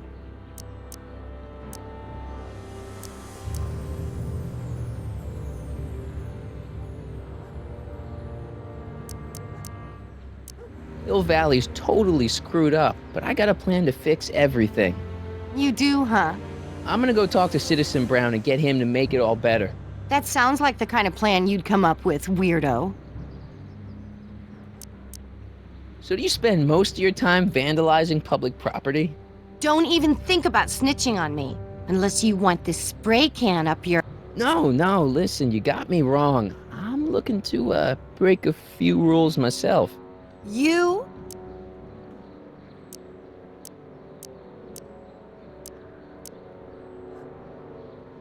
Isn't graffiti a major infraction? You'd think. But after Big Brown had all those buildings coated in that Teflon polymer junk a couple years ago, graffiti's been knocked down to a 2 demerit offense.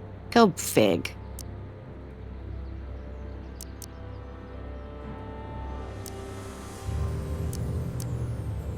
This ban on public displays of affection bites. Hey, you're talking about my most favoriteest legal infraction of all. Yeah? Not with you. Ew.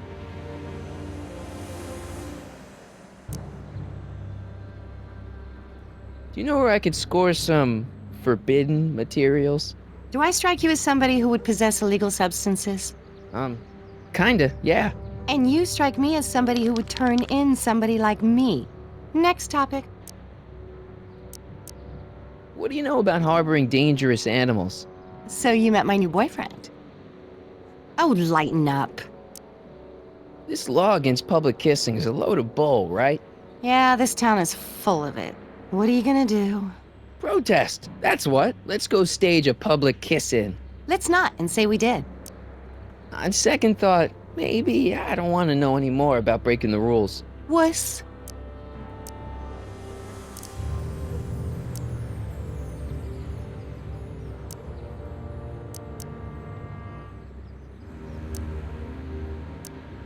Citizen Brown is a really great guy. You're wasting your breath, Martin. I don't buy into all that happy talk. No, really, this crazy police state wasn't his idea. It'll all get undone once I have a good talk with him. You know, I almost feel sorry for you. What's the deal, Jennifer? He left me stranded outside the city gates. Yeah, that was pretty rotten, wasn't it? I'm such a horrible role model. Better get away before I corrupt you. Look, I don't know what you got against me in this time, lately, but I'm here to make things right. I've missed you, you know? Take a look at me, Martin. Do I look like the kind of girl that would hang around the president of the Junior Brown Brigade? I don't know what the hell you're talking about, but I gotta admit, I kinda like you like this. Oh, barf?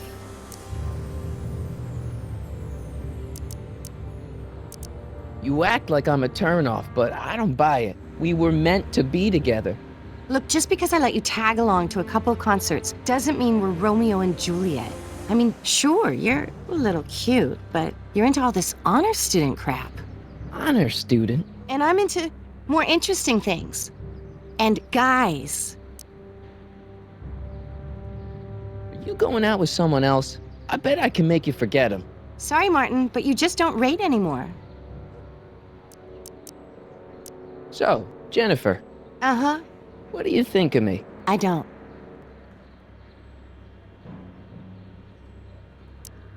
Seriously, what have you got against me? I'm kind of popular, right? Very popular.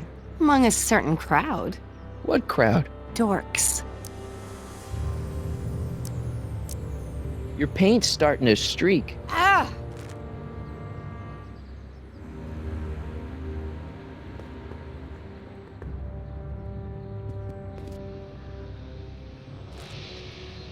Yeah? Did you get a load of Biff Tannen back there? He's so... Calm. Yeah, creeps me out. You and me both. If that's what the Citizen Plus program's all about, I'll stay a Citizen Minus. What do you know about the Citizen Plus program? Only what I hear on TV, and the radio, and the newspapers, and the PA systems all over town. They want everybody to enroll, and they say it'll make us all happy and well-adjusted, which is why I'm gonna stay clear of it.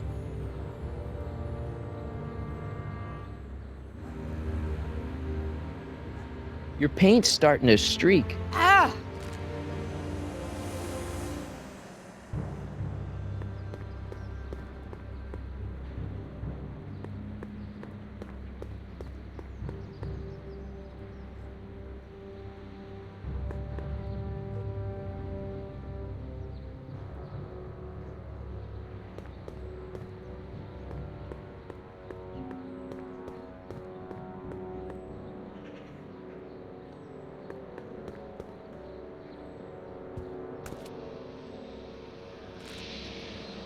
Yeah?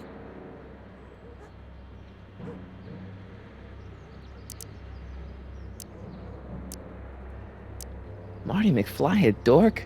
It's impossible. He can't be a dork. Okay, anyone who talks about himself in the third person is a dork.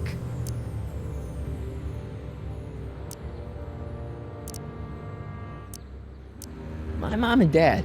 What about them? Would you say they're normal? By Hill Valley standards, yeah. In other words, they're warped beyond repair.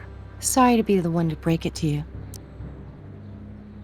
It won't be long before I see Citizen Brown. Hey, can I come with you? You want to see Citizen Brown too? Yeah. Maybe he can give me a heart when he gives you a brain. Couldn't hurt to ask. Are you going out with someone else? I bet I can make you forget him.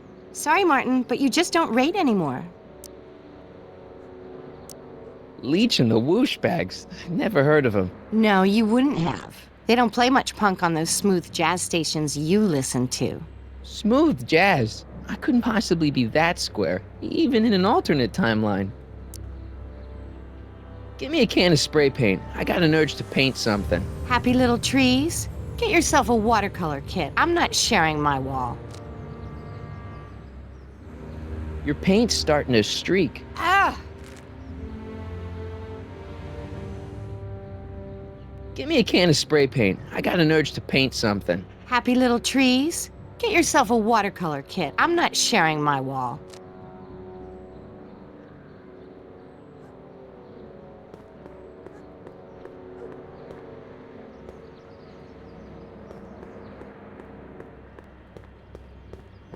I don't want to go digging through the trash unless I absolutely have to.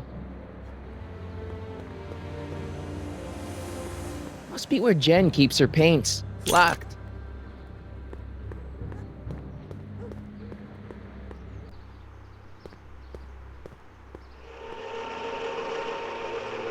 Look out, son!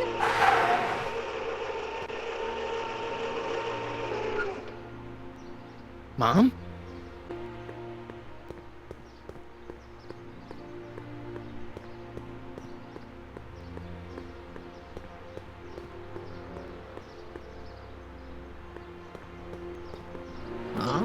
Mom! But are you happy? Happiness is overrated, Lorraine. I'm content. Well, I'll think about it. Mom? Hi there, Martin. I saw you as I was driving in. Did you hear me honking? Mom, that can't be you. Martin, are you all right? I'm fine. It's just that you're so gray. Well, isn't that an uplifting way to greet your mother? Sorry, I just don't... I guess you're right, though. I am going a little gray. No thanks to your father. So, what? Are you out here shopping or something? Oh, shopping? Pah! Who shops anymore? No, it's that time of the month for me again. For my civic duty. I'll be polishing the statue all day. Oh, right. What's with the golf cart, Mom? Now, Martin, I know you're embarrassed to be driving around in last year's model, but we really can't afford the 86s yet. What about my truck? No one owns a truck in Hill Valley. Martin, are you sure you're feeling okay? Yeah. I must have had a really vivid dream last night. Well, I hope your dream world was more fun than this one. Could you do me a favor? I forgot to give your father my timesheet for last week, and now Mr. Nosy is convinced that I'm hiding something from him. Timesheet? Aren't they annoying? But Citizen Brown always says, a scheduled life is a happy life. Anywho, could you be a dear and drop it off at the house? Here, take the car. Actually, I know, dear. Love you too. I'd give you a kiss, but you know what that gets ya. Don't forget to pick me up this evening. Yeah, sure.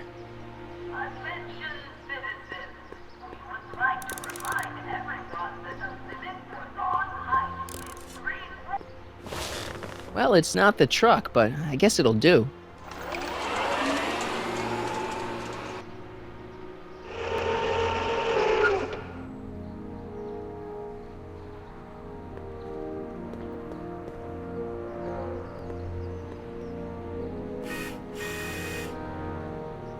I don't know, John. Isn't this illegal? What isn't illegal in Hill Valley? What if Citizen Brown's watching? Don't worry, nobody can see us here. He's a peeping Tom. Ah! Dad, try to warn your old man the next time, okay? Good morning, Mrs. Brown. Please address me as Mrs. Citizen Brown.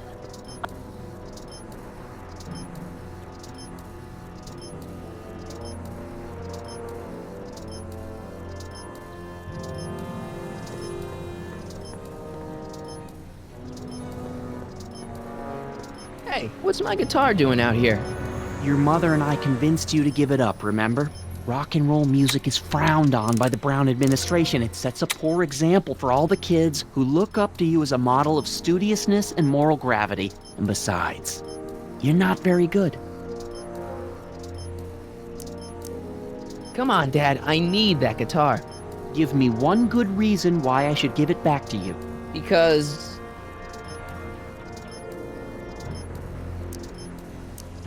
music is good for you. It improves your mental performance.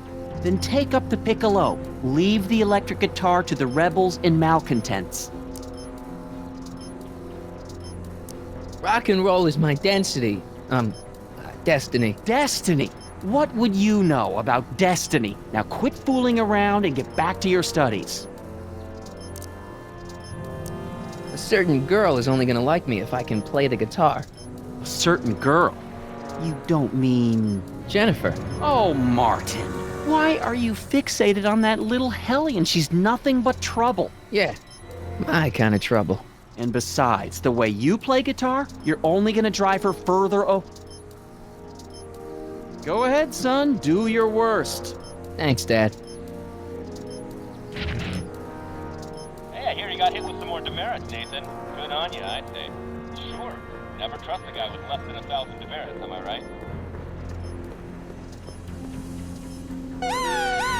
Attention, citizens!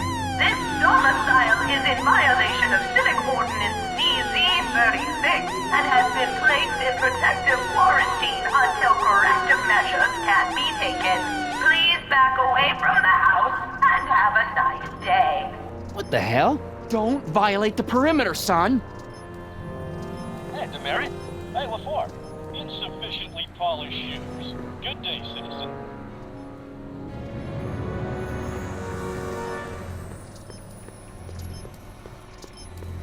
Nice. We didn't have a computer in the other timeline.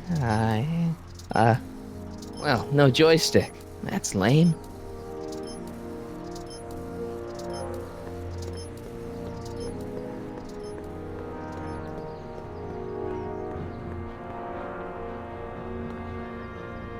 What's the problem, citizen? Oops, wrong number.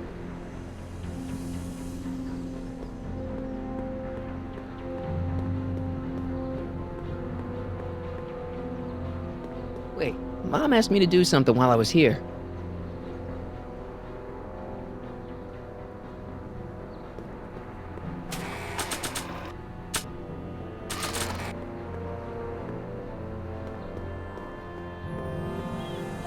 Me as Mrs. Citizen Brown. I'm sorry, Mrs. Citizen Brown. I saw Mom downtown. She told me to give this to you. Thanks. Say, what gives around here? Ah, you know, the usual. Keeping tabs on Hill Valley through my trusty bank of monitors. Always on the lookout for some interesting footage. Interesting. What do you mean interesting? What kind of silly question is that? I've been gathering candid documentary footage for Citizen Brown's promotional videos for over a year now. I know your mother doesn't approve of my work, but wait a minute. You say you saw Lorraine? 11 to 12 hair salon, 12 to 12:20 lunch at soup mo counter, cream of asparagus with crackers. What was that? You know your mother's problems. If she slips up again, it could mean demerits for the whole family. There she is, polishing the statue in the park. Just like the schedule dictates. Oh, then everything's fine. Good. Unless...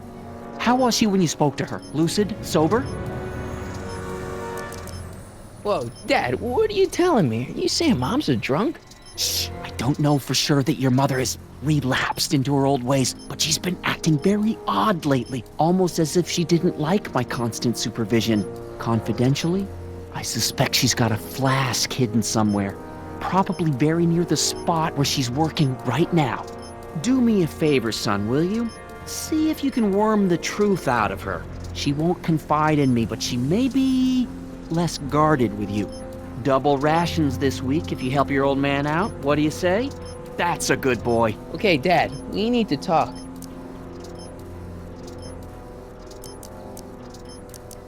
So about you and your, work. Shoot. You're supposed to be... I mean, wouldn't you rather spend your time writing, say, science fiction novels? Science fiction. I did mess around with it once, but that was before Citizen Brown made it illegal. Science fiction's illegal? Sci-fi promotes an unhealthy obsession with the fantastic and impossible, and it encourages the idea that there might be better societies than Hill Valley, which is subversive nonsense, of course. You seem to be really into this spying business. It's not spying, son. It's cinema verite. These candid moments of Hill Valley's residents will eventually be compiled and edited into the documentaries and promotional materials that advertise our way of life to the rest of the world. True, you can argue that I've taken things to extremes, but I still get up to take my meals and, of course, to use the facilities. Okay, different subject. Yeah? It's about me. I'm all ears. Well, from certain things I've heard, I get the idea that people in this town regard Marty McFly as a... As a what? A nerd. They said that? In so many words. Just because a boy studies hard and gets straight A's and respects the rules and doesn't party or drink or stay out late and is perhaps a bit socially inept and obsessed with personal hygiene and prefers his rubber band collection Stop. I really don't want to hear anymore. I'm proud of you, son. I'm trying to understand why Jennifer broke up with me in this time, recent past. Are you still mooning over that girl? Forget her! She's bad news. Why, my surveillance cameras have caught her doing things that are completely against the Hill Valley Code. I don't want to know. Kissing boys. Sitting with boys in cars. I've kept quiet about it for her father's sake, but believe me, you're well rid of her. Okay, different subject. Yeah?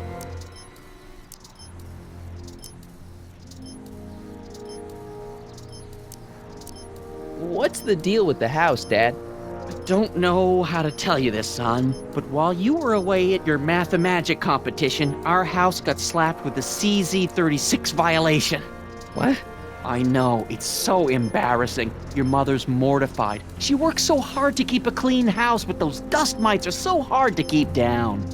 Wait a minute, we can't go into the house because of dust mites? Well, not until they send in the cleanup crew. This is ridiculous. Thank goodness they let me move my office out here into the garage. What were you hiding when I came in just now? Hiding? I don't know what you're talking about, son. Come on, I saw it. It was a videotape, right? I might as well tell you. After all, you'll be 18 soon. Tell me what? Hill Valley under Citizen Brown is not quite the contented town you were led to believe it was.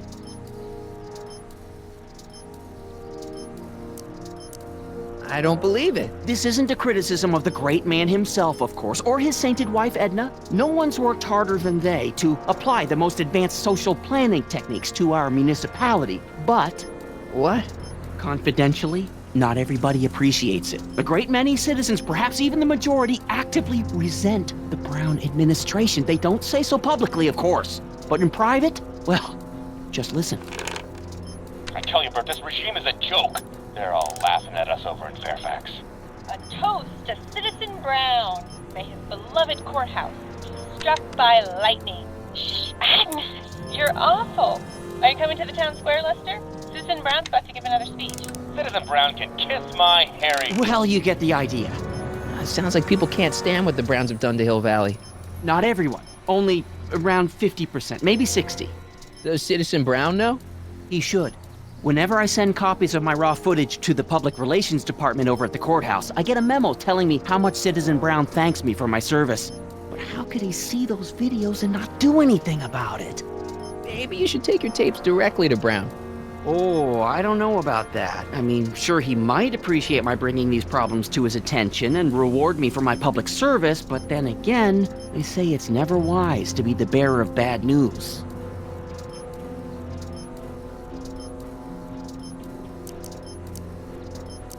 It's about someone we both know. Yes? Have you seen Biff lately? Not since he went to the reconditioning center. Is he back among the living? Depends on what you mean by living. He's really different from the way I remember him. Lucky dog. In a way, it isn't fair that Hill Valley's biggest scofflaw should be the first to receive the benefits of the new Citizens Plus program. But I know I shouldn't be jealous.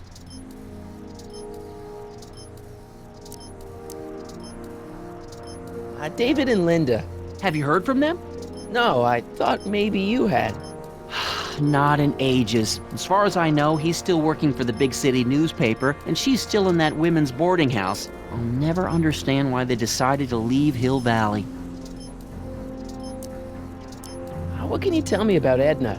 Mrs. Citizen Brown? Oh, she's a wonderful woman. People just think of her as this sweet, self-effacing grandmotherly type. Edna? Are we talking about the same? But really, she's just as involved in running the town as her husband is.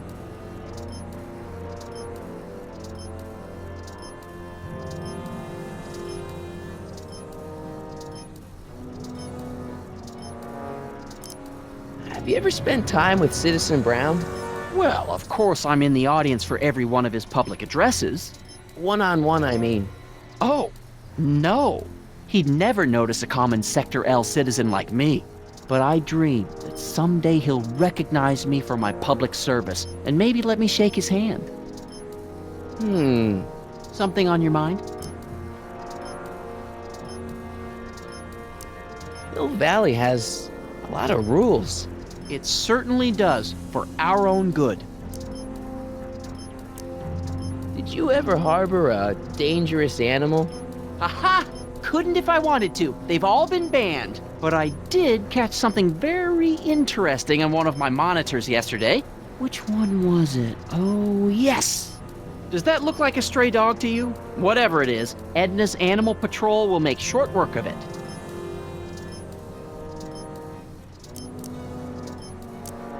Public kissing is illegal, right? Ah, the old PDA law. Indeed it is. And what's more, violation carries a hefty load of demerits. But you know, it's a law people break with surprising regularity. Why, I could show you videotaped evidence. How exactly do people get other people to break it? On second thought, perhaps I shouldn't show you the videotaped evidence. If I got caught with a contraband item, I'd get in a lot of trouble, right? You certainly would. You could be facing up to 1,000 demerits, depending on the item. But of course, you wouldn't be caught dead with anything illegal. It's your mother I'm worried about.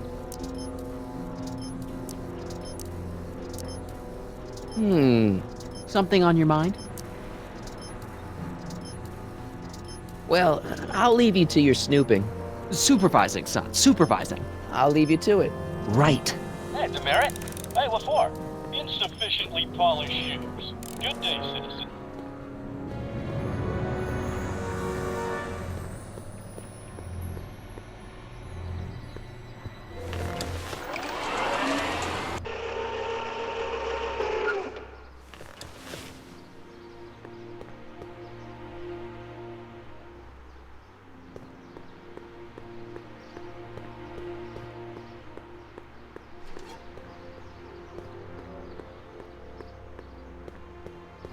Mom?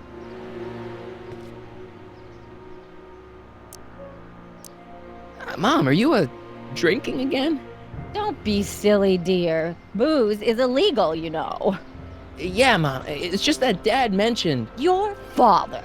Why, I just can't get away from his prying eyes. Always spying, always watching. You mind your own business, George. Now, Lorraine, this is for your own good. I know you're keeping a secret from me. It's mine to keep. Dad! Mom! Knock it off, you two! Now, you listen here, young man.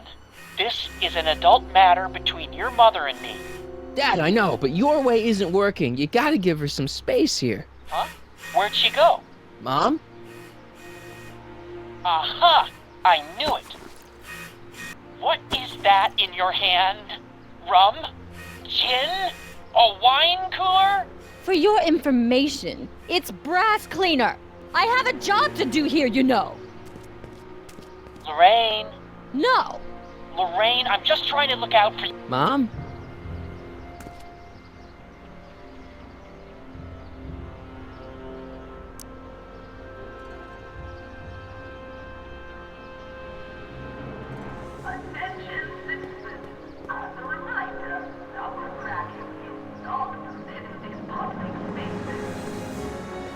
Mom?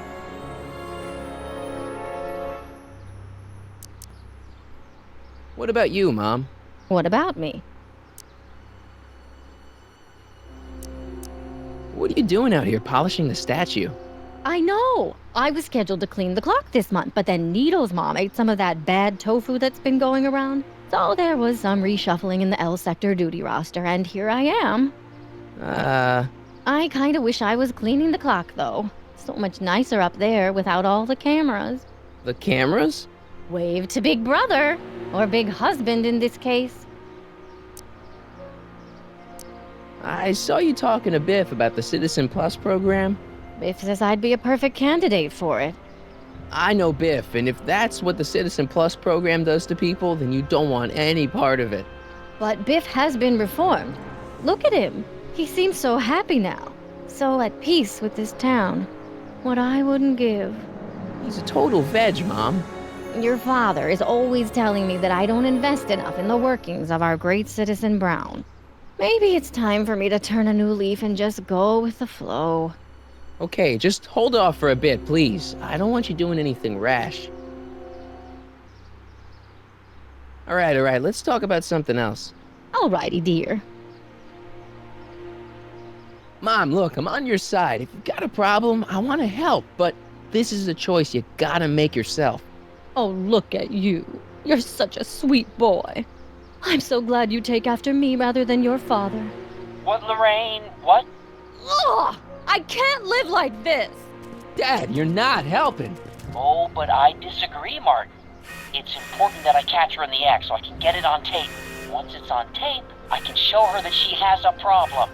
That's ridiculous, Dad. You're acting like this is some kind of sting operation. Huh? Where'd she go? Mom? Aha! I knew it! There! What did you just hide? That was some sort of fruity liqueur! It's a spray bottle of simple orange for the cleaning I'm trying to do! Lorraine, I'm sorry. It's just that you're out cagey lately. Cagey? Maybe I'm acting like I don't want to...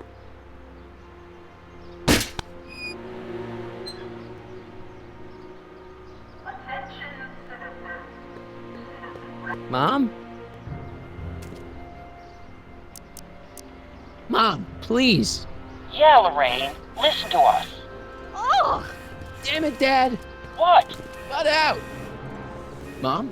Mom? Huh? Where'd she go? Mom? Aha! I knew it. Hey, is that... No. Lorraine, don't ignore me. Lorraine!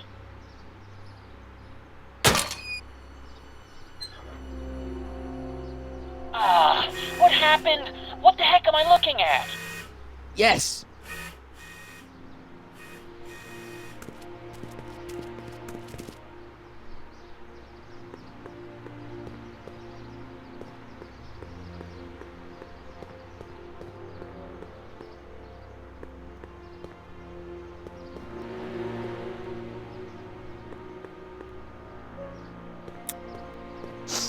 Mom, now that Dad isn't watching. Oh, Martin! Was that a flask, Mom? Flask? Don't be ridiculous. Look, it's okay, Mom. Get a hold of yourself. Oh, your father's right. I'm backsliding. But it's been so hard, what with your brother and sister leaving, and then your father getting obsessed with his monitors, and... Let me take care of the flask. Dad doesn't have to know anything about it.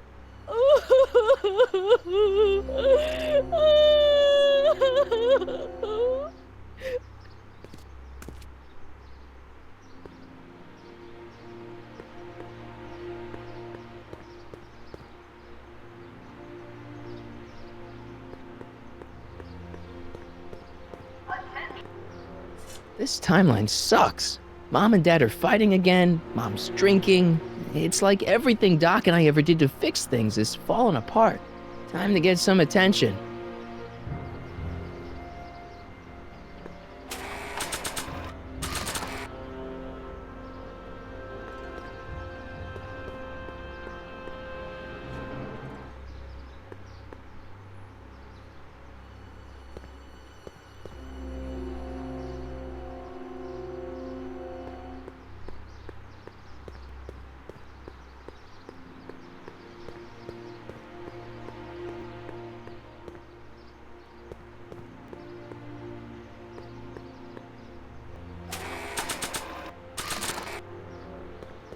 Hands up, citizen. Assume the position.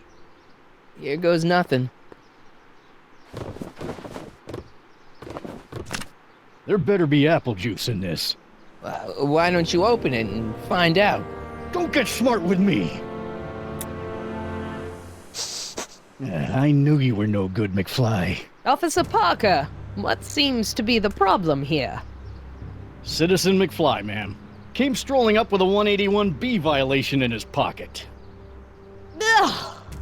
You, young citizen, where did you get that booze?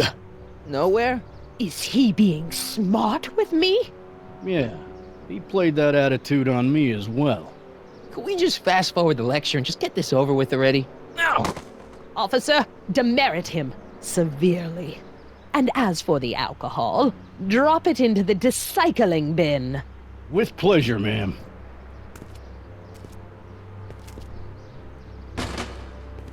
Now, keep your nose clean, or you'll find yourself in front of Citizen Brown.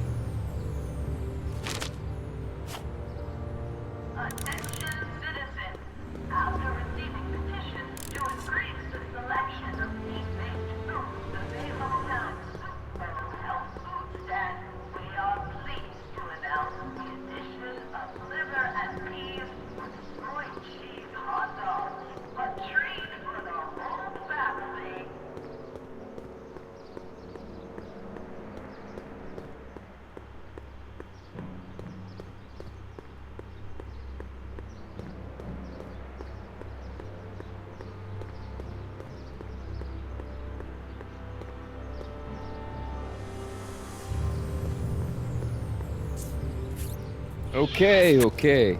Welcome to Soupmo, where soup is just... Oh, it's you. This better be important, McFly. Leech, was that Jennifer? Well, A, it's none of your business, and B, seeing as she ain't your chick no more, yeah. Okay, now this timeline is really pissing me off. Where are the free samples? Here, I keep them behind the counter. Oh, God. If you puke, you're cleaning it up, wuss. I can't finish this. Not my problem. What are those things? Those are the liver and peas with soy cheese hot dogs. Ew. You and me both, brown noser.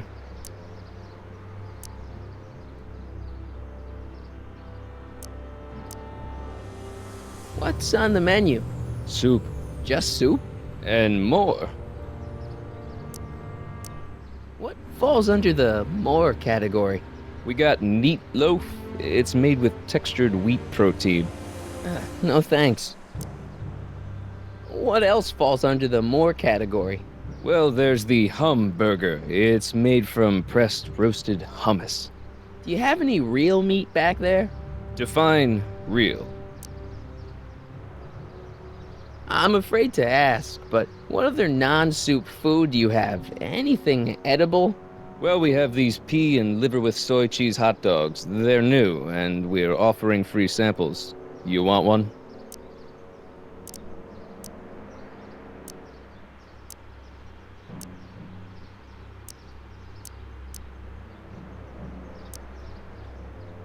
Why are the samples behind the counter?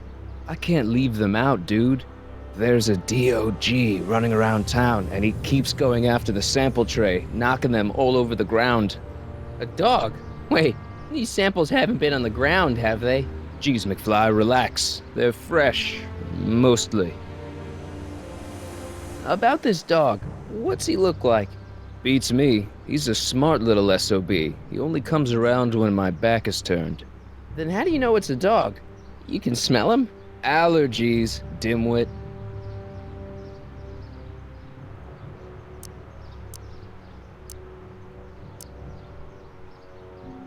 See ya. Smell you later.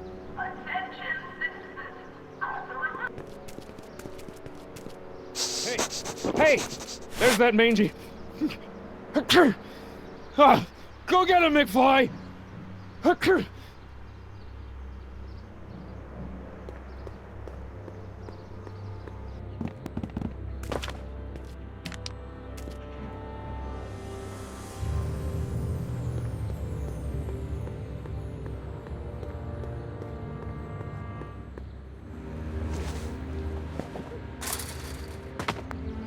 He's gotta be hiding in here somewhere.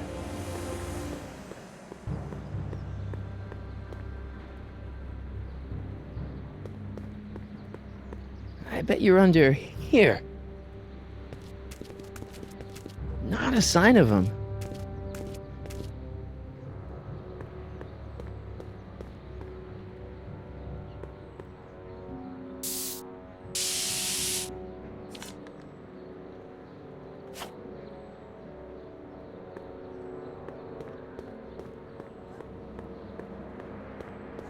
McFly?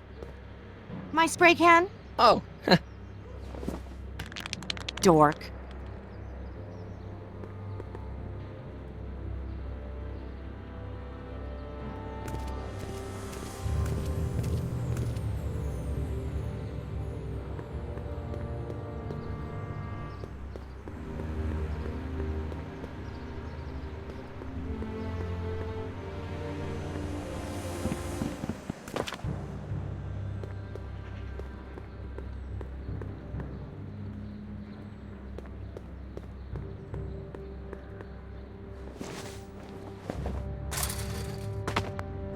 Where could he be hiding?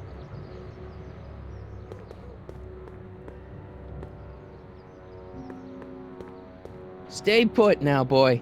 Wherever you are. Not a sign of him.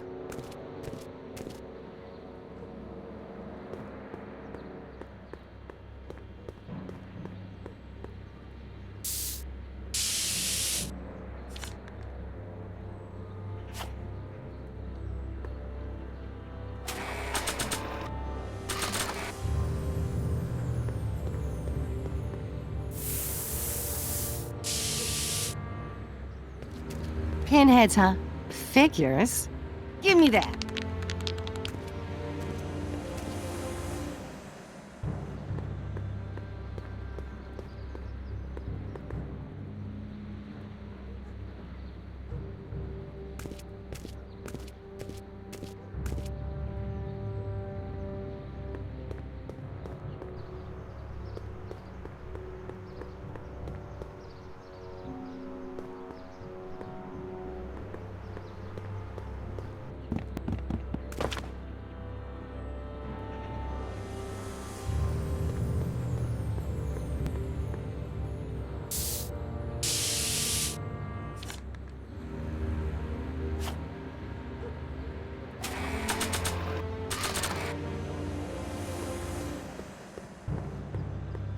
It would look better blue.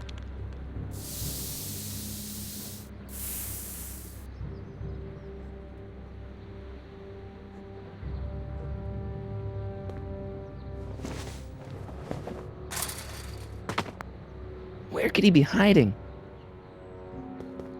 You in there, Einie? Or whatever your name is these days? Not a sign of him.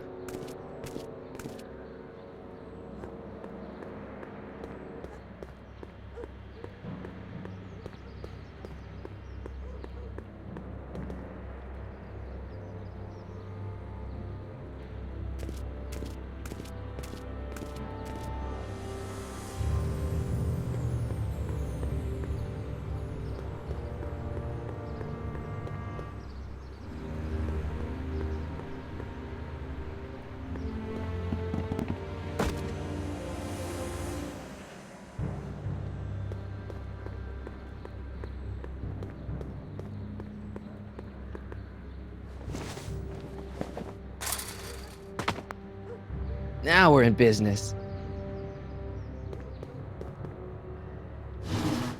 I outsmarted you, didn't I? Oh, don't be like that, Einie. Einstein, is that your name in this timeline too? Huh, guess not.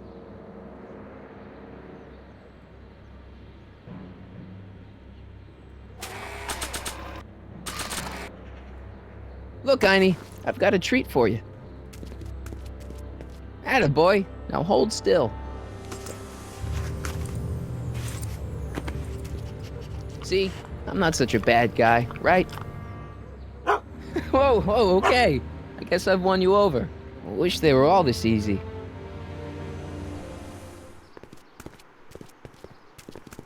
Huh? What is it, boy?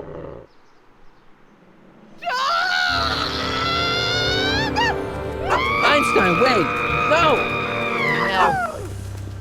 Oh, rabies! Rabies, help! Back! Down! Sit! Play dead! Officer Parker, subdue that beast at once! Einstein, sit! Einstein? Oh, if he bites me, you'll be in a world of trouble, citizen. Wait, I know that creature. Officer Parker, that's the stray that keeps escaping the kennel. I thought he was muzzled. I took the muzzle off. You what? That's right, he's my dog now. Citizen, you are in violation of Statute 357K. Parker, demerit this hooligan at once. I'll return this creature to the kennel. Yes, ma'am. Filthy, wretched beasts. Don't worry, Einie. Once I fix all this, you'll be back with Doc and romping through time. Now stay out of trouble, unless you want a visit from Citizen Brown.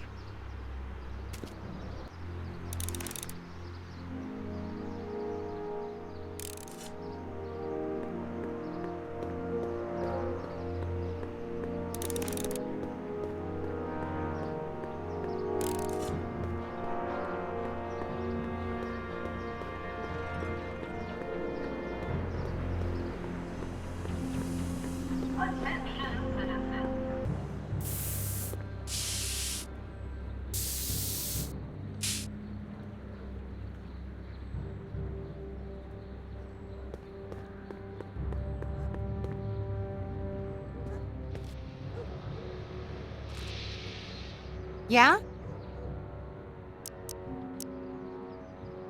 Leech is a wastoid. Come on, Jen. It's you and me. Dream on, McFly. We might have had a thing for about 10 minutes, but you're not even in the same league as Leech. You and Leech, Jennifer? Hey, don't badmouth Leech. There's a lot more to him than soup, you know. Like what? For one thing, he wields an axe like nobody's business. So you got yourself a new guitar player. What can I say? I'm a girl who appreciates a hot lick. Yeah, I remember. Come on, Jennifer. Nobody in town plays guitar like me. I'm talking electric guitar, Martin. I'm gonna be honest, the ukulele has to go. I can outplay your loser boyfriend any day of the week. You're that desperate to get to first base. Did you say first or fourth? I'd give you 2.5. But first you gotta prove you've got better fingers than Leech. You ready to throw down? I was born ready. You got a guitar? Never leave home without it.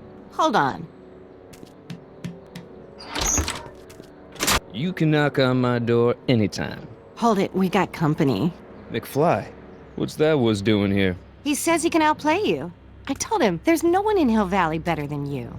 You want to go prove it? The Ring of Rock? Don't crush him too bad. Just teach him a lesson.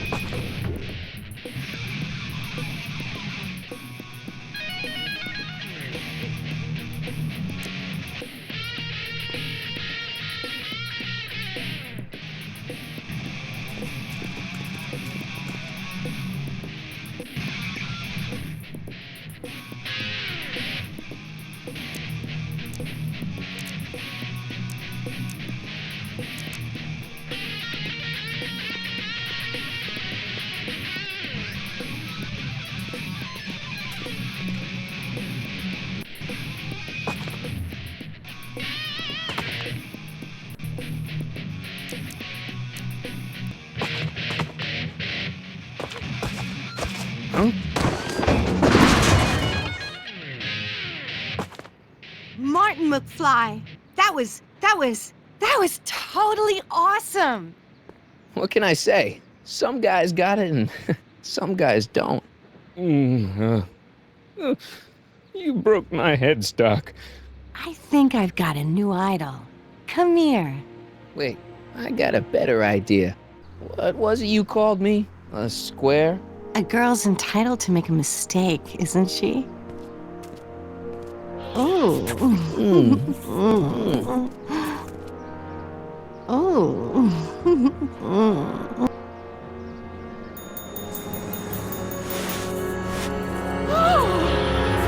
Hooliganism! Delinquency! Officer Parker! I just caught these two degenerates violating statute number... Jennifer? Daddy! 476D! Open mouths? And tongues. You've gone too far, Jennifer. What's the big deal? It's only hormones. Stop! We don't use words like that in this town. I'll deal with you later, young lady. We're gonna have a long talk about the Citizen Plus program. What? Oh, come on. Officer, give Mr. McFly a 476D's worth of demerits. I'll tend to your wayward Yes, daughter. ma'am. And this is for getting my daughter in trouble with Citizen Edna. Now keep out of trouble, or Citizen Brown will come down on you like a brick wall. McFly!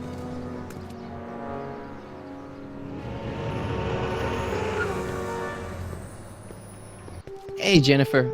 Are you still angry with me? Angry? Nah. The threat of being Citizen Plus was worth it just to see my dad's veins go all purple like that. Great, because I gotta go. Geez, Martin, what's gotten into you? Booze, dogs, necking in public? It's like you're a different guy today.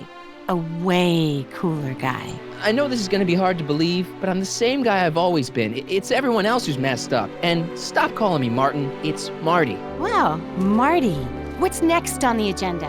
Knocking over banks? Maybe. What's a guy gotta do to get in trouble around here? I think you're about to find out. You, citizen. Get out of here, Jen. Not a problem. Are you Martin Seamus McFly? Yes? We have a warrant for your detention. Detention? You've accrued over 15,000 demerits in the past 24 hours. Cool. Is it, young Mr. McFly? Is being branded as a criminal of weak moral character cool? I'm not weak. But you are in a heap of trouble. Trouble? Oh my, yes. But don't worry, we're here to take care of you. Like your Citizen Plus program took care of Biff? Perhaps. The program is in need of new volunteers. But let's not get ahead of ourselves. First, let's see what Citizen Brown has to say about your particular strain of antisocial behavior. You're taking me to Citizen Brown? Immediately. Officers, away with him. Yes, ma'am. It's about time. I always knew your goody two-shoes A+ student act was too good to be true.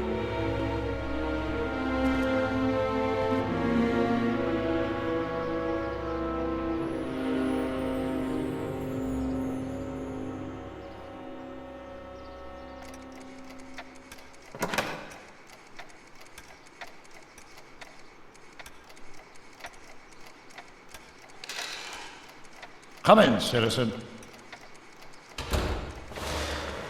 Martin McFly, age 18, resident of Sector L, Father George, Mother Lorraine, president of the Junior Brown Brigade, recipient of a full-ride scholarship to Strickland College, winner of the Courthouse Challenge to Portland Award, 0 demerits until this morning. The obvious question, Mr. McFly, is, what happened to you?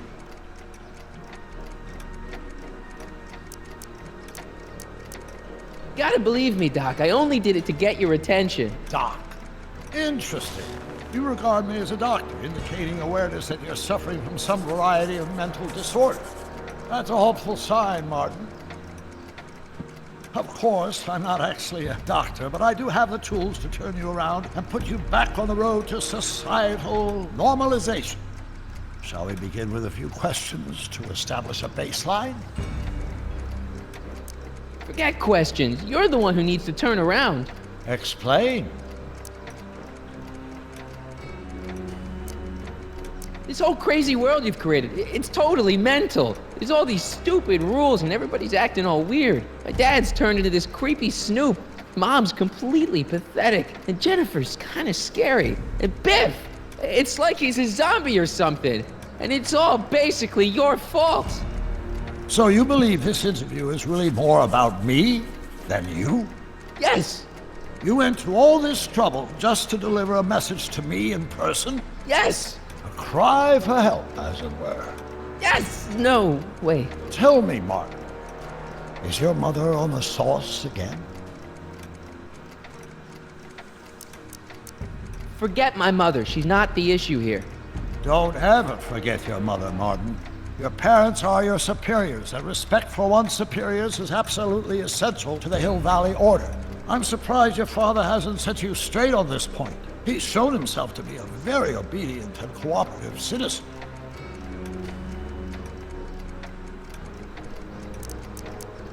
Not where I come from. When I left here, both my parents were happy and well-adjusted. Okay, they didn't start out that way, but that's where your time machine comes in. Time machine? Yeah, Doc, listen to me. You don't remember it, but you built a time machine out of a DeLorean. Why?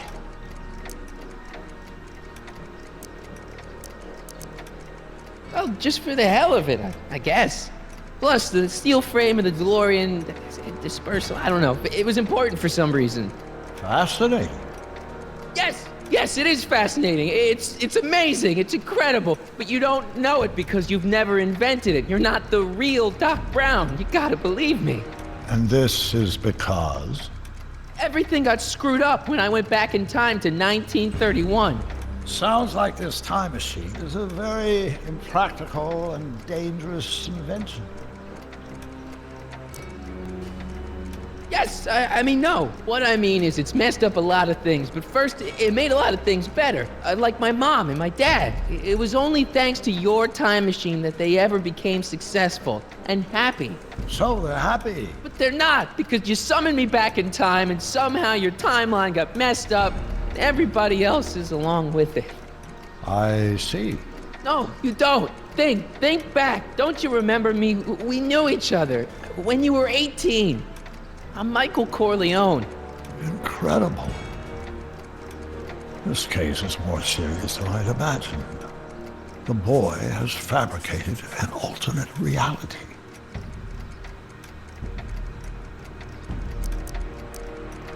You think I'm crazy?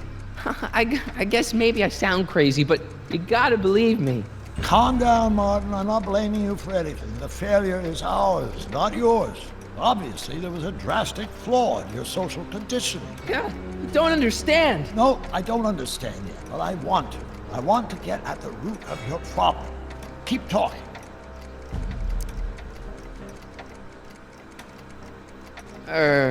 Take your time. Look around the room.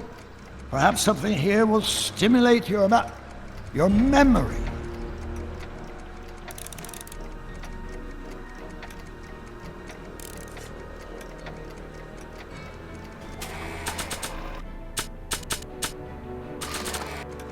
Check this out, Doc. It's all your notes about the flux capacitor, your greatest invention. That can't be my notebook. The handwriting is far too sloppy.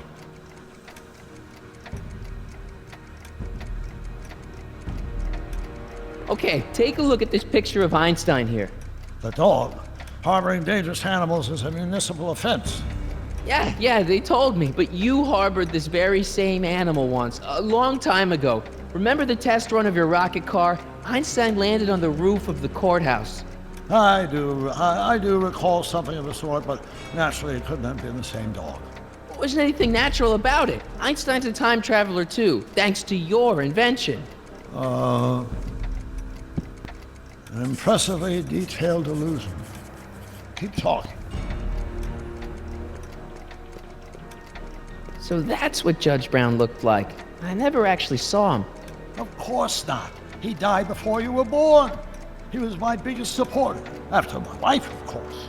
That's a switch. Last time I saw your younger self, you and your dad had just had a big falling out over your decision to become an inventor instead of a lawyer. Isn't that right? Bizarre fantasy life. Go on. Proceed.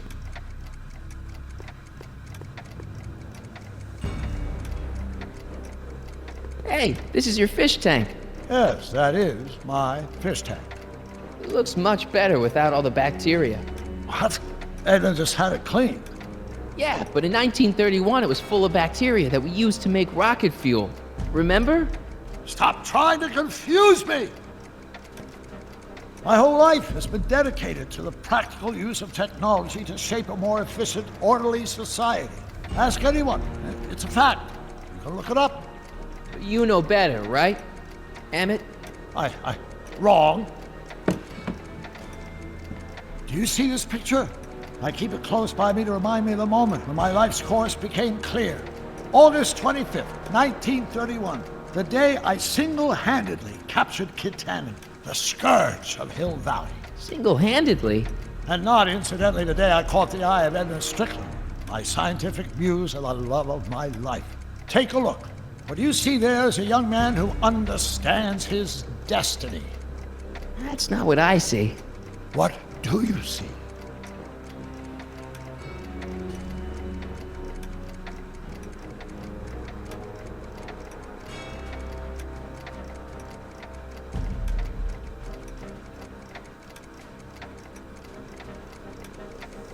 Could that be? I think it is. What?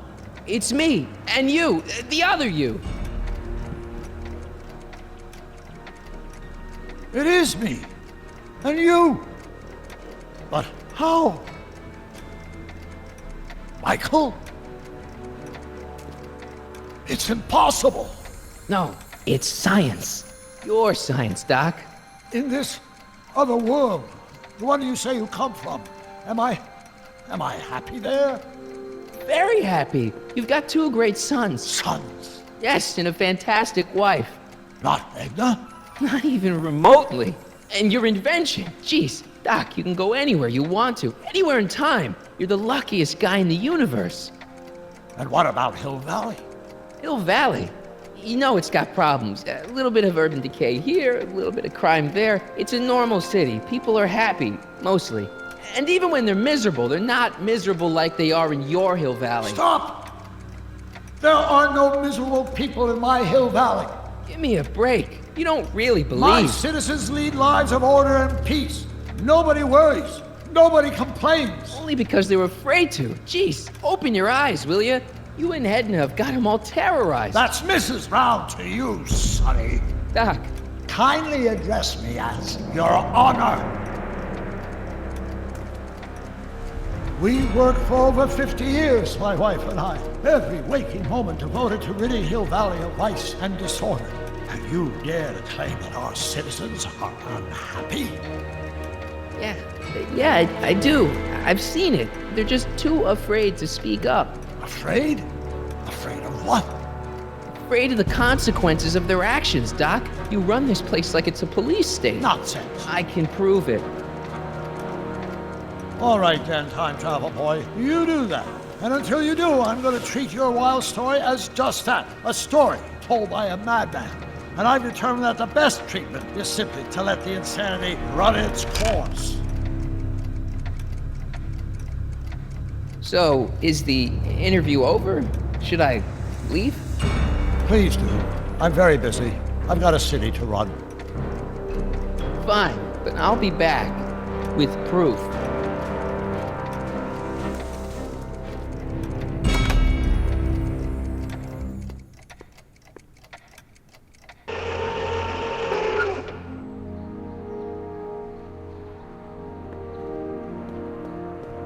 Doc wants proof that Hill Valley isn't the perfect place he thinks it is. One smoking gun coming up. Pop out the tape, son. I think it's done rewinding. Whoa, take it easy. Sit here. Guess I blacked out for a minute there. Fell out of my chair. Fell nothing. Somebody whacked you.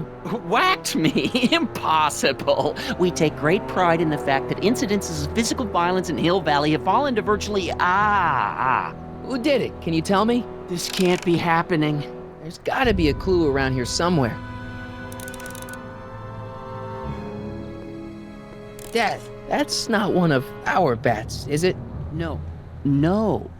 McFlys never use aluminum bats. Curious. Oh, wait, don't touch it. It's evidence. Of what? Oh, why would anyone do a thing like that to a nice Sector L citizen like me? What's the last thing you remember? I was sitting right here, copying another incriminating scene onto my tapes. My tapes! What happened to my tapes? Stay calm, Dad. Are they on the floor? Do you see them? They're in a box marked raw footage.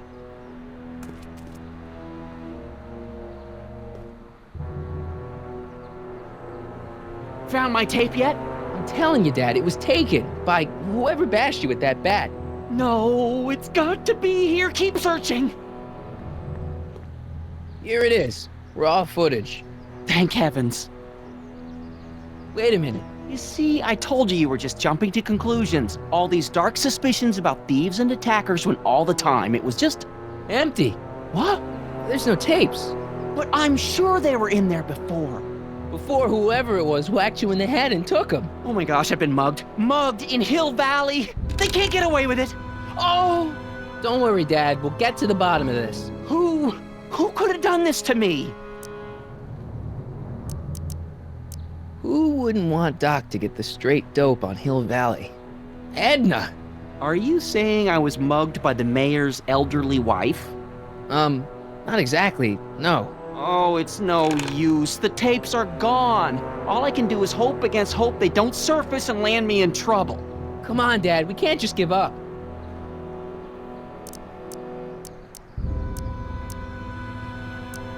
I mean, maybe there's some more clues around here. What's the use? Even if we find out who took the tapes, we're not going to be able to get them back without attracting attention to ourselves. There's gotta be something we could do to get our hands on those tapes. Well, we can make new ones. We can? Sure. It may take a while, but if you're willing to help your old man out, it shouldn't take us more than, say, 6 months. 6 months? But I need those tapes now. You need the tapes. What I mean is... I gotta give it to Citizen Brown. I told him I was gonna furnish him with proof that Hill Valley isn't as happy as he thinks it is when I was in his office, just before I came here. You had an interview with Citizen Brown? It wasn't easy to get, believe me. I had to break all kinds of rules. You've been breaking rules? Harboring stray dogs, kissing girls in public, getting caught with Mom's flask. That is the most far-fetched story I've ever heard. It's true. You forget I'm your father. I know your history. Yeah, well, history's changed. Prove it. Read 'em and weep. Demerits, but... It was the only way. I don't understand. Dad, listen to me. I mean, really listen. You and I both know that things aren't right here. Citizen Brown might have started with good intentions, but his Hill Valley's just made everybody miserable. Shh! You said that to him? Basically, yeah. Oh, there go our privileges. No, wait, I got him to listen, Dad, and he's gonna make things right for you and Mom and all of us. I can't explain how. You're just gonna have to trust me on this. Okay. But first I have to show him your tapes to prove my point. Oh, no. No. Dad. This scheme of yours, maybe you know what you're doing, I can't say. But leave me out of Dad. it. I don't like trouble. I can't handle it. It's not in my genes. But think of your family. I am. And I don't want to see my family relocated to Sector X with all the other hopeless cases. Do it for your father. My father? Yeah, Arthur McFly. I know his name. Didn't he have something to do with putting away Kid Tannen, way back when? Yes. Yes, he did. Where do you hear about that? It was way back before Citizen Brown cleaned up the town, before I was even born. Everyone lived in terror of Kid Tannen and his goons. But Dad stood up to him. He had evidence of Kid's guilt, see, and he risked his life to deliver it to the authorities. Never be afraid to do the right thing. That's what he always used to tell me. And what are you doing? Trying to remember which is the right feed. Feed to what? To the surveillance camera, the one in the yard. Wait a minute. You have a surveillance camera trained on yourself? Of course, gotta cover all bases. Now help me figure out which monitor I'm on.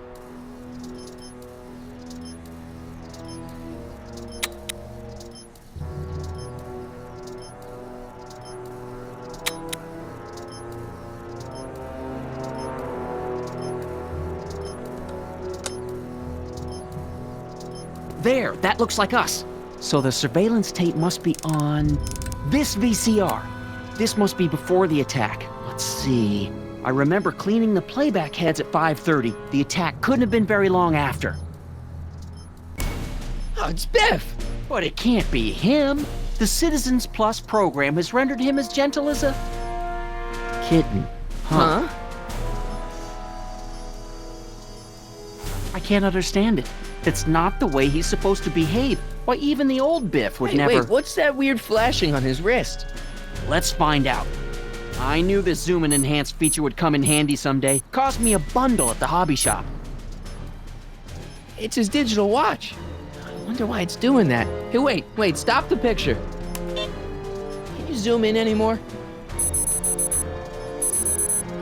X11. You know what that means? Not yet. Lorraine! Don't lay into me, George. I've got something very important to say, and then I'm going to be leaving again. I've got something important to say, too. I was attacked It's and always robbed. about you, isn't it? You can't just wait and listen to my news. Oh, no, you have to go and beat me to the punch. Pull yourself together. That's right. You two sort things out. I've got some business to attend to. I'm more together than I've been in months, George. For your information, I haven't had a drink all day.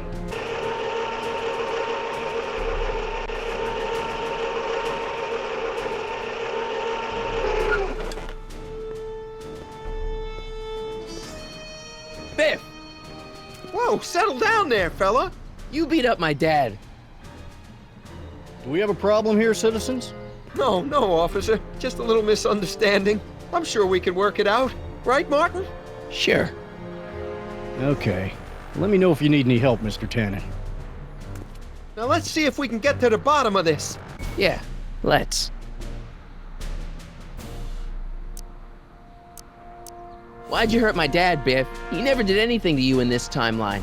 Timeline? What are you talking about? Don't play dumb. I saw you on camera.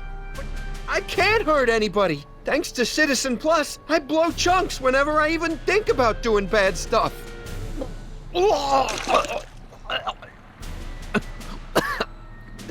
See?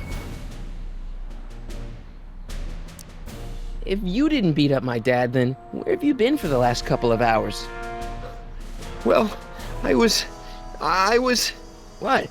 That's strange. I don't remember. What's the last thing you remember before your memory lost? Well, I was handing out flyers for the Citizen Plus program, just like I'd been doing all day. I just finished giving some leftover bologna to a cute little squirrel when Miss Edna came by. Edna? Yeah, she wanted to run a diagnostic on my Citizen Plus watch. I must have fallen asleep or something, because when she was done, it was an hour later. And then your mom came by. Biff, your watch. Does X11 mean anything to you? X11? Is that a new band or something? I don't go in for that new hippity-hoppity stuff. It's not a band, Biff. It's a mode on your Citizen Plus watch. Weird. I've never seen it look like that. Heck, I can barely get this thing to stop blinking. See?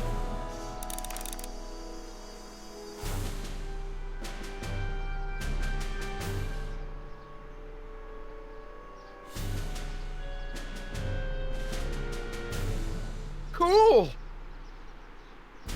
Hey, I didn't know you could do that!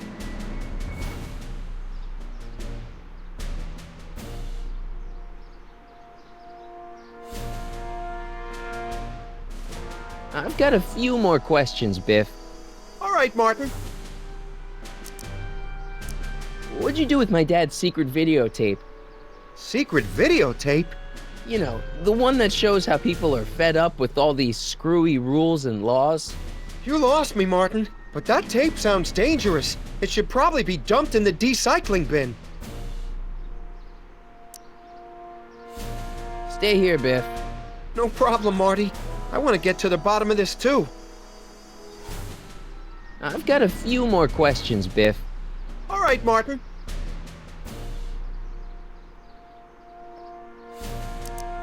Biff, your watch. Biff? Okay, that's weird.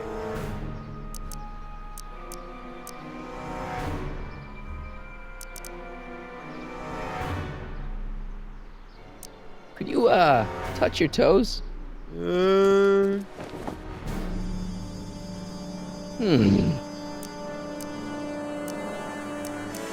Do the chicken dance. Yeah, he's hypnotized, all right. Listen up, Biff. Do the chicken dance. Yeah, he's hypnotized, all right. Could you do me a favor and go get my dad's tape?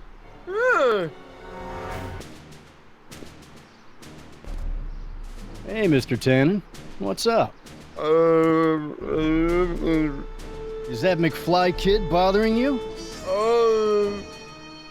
Hey, you can't go in there! Hey!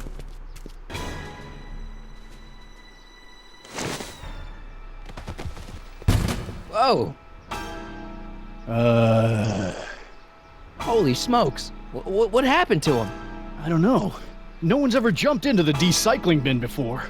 Well, where does it go? That information is above my pay grade. Oh, jeez. I'm in a lot of trouble now. Don't move a muscle, McFly. I gotta go tell Citizen Brown about this. I've got a really bad feeling about this. Well, here goes nothing. Gosh, ma'am. Did I do something wrong? Did I do something? Mr. Tannen, I put a lot of work into honing you as the first Citizen Plus. What on earth possessed you to assault a police officer and dive headfirst into the recycling bin? Did I do all that? Lord, I thought your father was dim. No, really. I don't remember doing anything like that. The last thing I remember, I was showing that nice McFly kid my watch. Then, blam, I'm down here and you're yelling at me. McFly? McFly. Strickland. Oh, hi, Martin. Give me the tapes, Edna. Mr. Tannen, please restrain our guest. Biff, stop! Stop! Oh, no.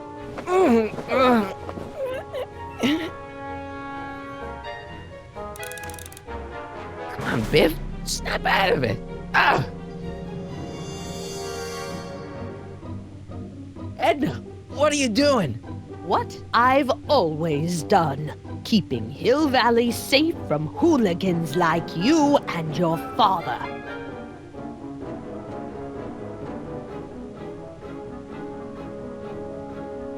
Einstein? Doggy? Huh? Tannen! Focus! so much. Come on, Biff. Snap out of it. Ah! Come on, Biff. Snap out of it. Ah!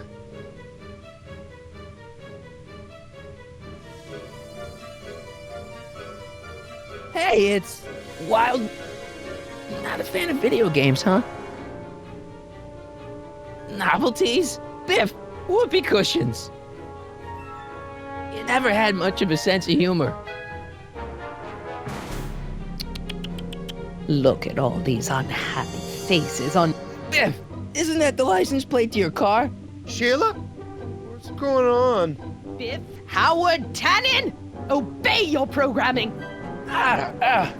You see, Mr. McFly, thanks to the enhancements I've made to the Citizen Plus program, I can bring even the most rabid of dogs to heel.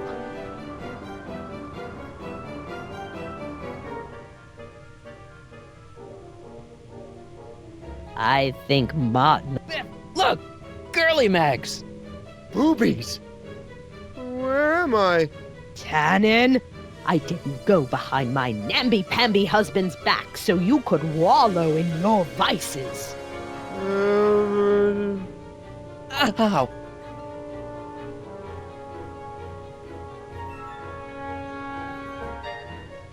Biff, aren't those your favorite cigars? Cubans!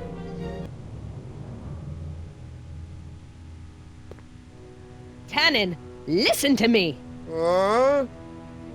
Babes. Booze!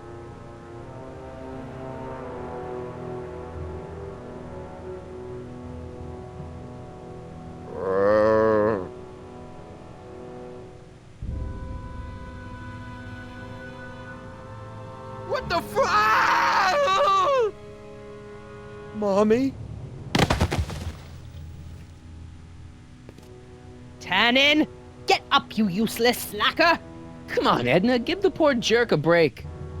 A break? You sound like my wishy-washy husband, always trying to find the good in people, never wanting to accept the fact that some people are just born bad.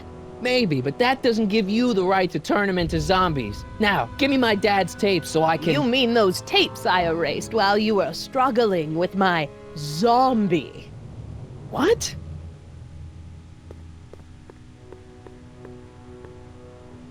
Come on. Utopias are fragile things, Mr. McFly. Especially when overseen by minds as distractible as my husband's. No. Edna! Doc? Emmett, what are you doing here?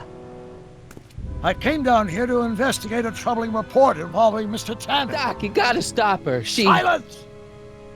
Okay. I was concerned there might be a flaw in my Citizen Plus program. Imagine my surprise when I found my wife perverting my life's work. Is this what it's all been about, Edna? All those years? All our struggles to cure society's illnesses? Just to create a world where free will can be turned off with a flick of a switch? Oh, please, Emmett. You wanted this just as much as I did. Remember?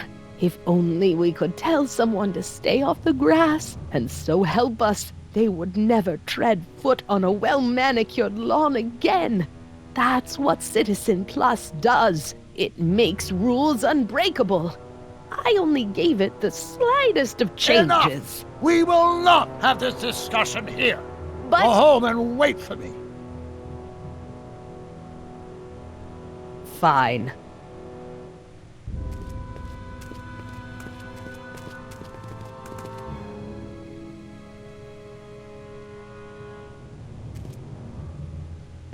Doc.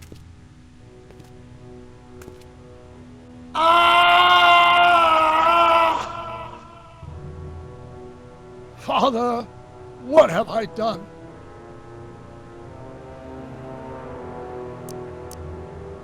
Doc, don't be so hard on yourself. This Hill Valley may be a little messed up.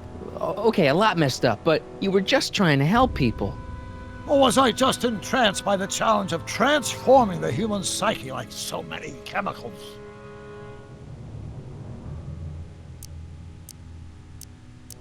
I'm sure he wouldn't blame you for all this, Doc. He was so happy when I gave up my childish dreams in favor of Edna's more practical pursuits. Are you proud of me now, Father? I'm sorry about Edna, Doc. She didn't seem so bad back in 1931. No, she wasn't. When we were first dating, she was so spirited, principled, compassionate. When did I lose her? Ah, enough wallowing. What's done is done. It's time to look forward. Maybe, but maybe not. What? Your notebook from the other timeline. Not this foolishness again. Look, you can use it to repair the time machine and fix all this so it never happened. Everyone could be back the way they're supposed to be. You, Edna, Jennifer, my parents. Doc, you once told me if you put your mind to it, you could accomplish anything. Well, accomplish this. There's a lot of empty pages. The only one you need is right here.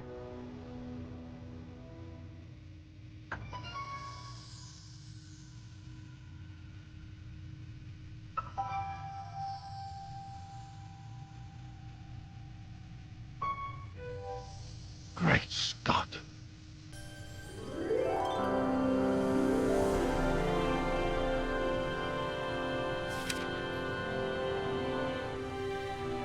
Martin, this could work. It'll take time, of course, but once it's done, we'll have all the time in the world. Ha ha! Doc? Martin, we must get started at once. Come on! Can we bring Einie along? The dog, yes, of course. You know, I used to love dogs before Edna came along. You don't say. I'll go ahead and start preparing a lab. Edna will be furious, but who cares? We've got a time machine to fix. Woohoo!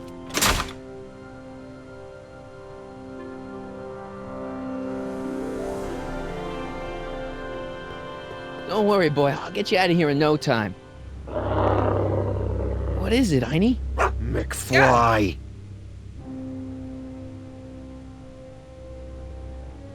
Hey, Biff. You okay? Yeah, I'm okay. Better than I've been in a long time, you know? So you remember... That witch making me do stuff? Yeah, she'll get what's coming to her. No one tells Biff Tannen what to do. No one. Hey, I'm the guy who snapped you out of it. Really? Because all I remember is a punk kid who thought it'd be funny to make me jump down a hole. Ah.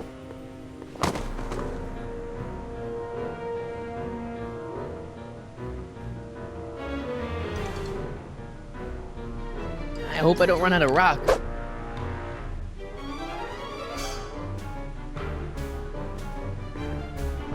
Down, Biff. Stay. All right. McFly! Oh, crap. All right, McFly. Time to race the music. Face. It's face the music, you idiot. Einie, sick him!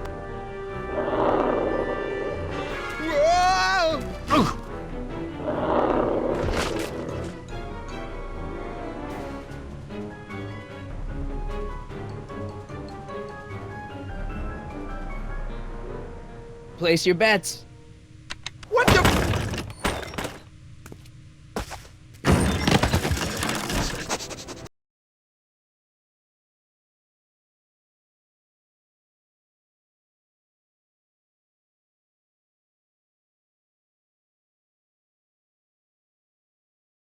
That took so long. Biff came around and jumped me.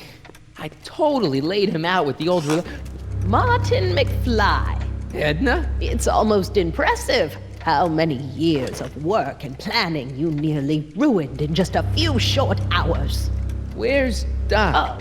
Doc. My husband is in a better place. Better place? What have you done to him? Relax, Martin. We've got everything under control. No! No! Doc!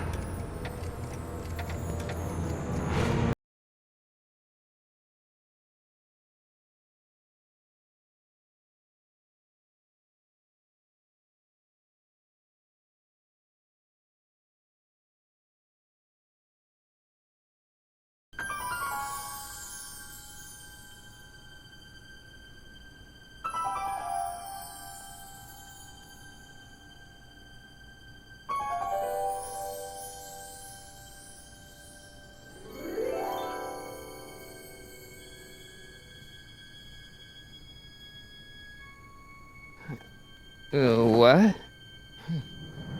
Where am I?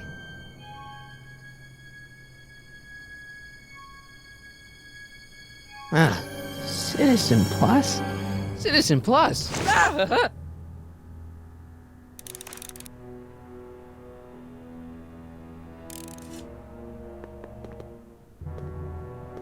That's not very relaxing.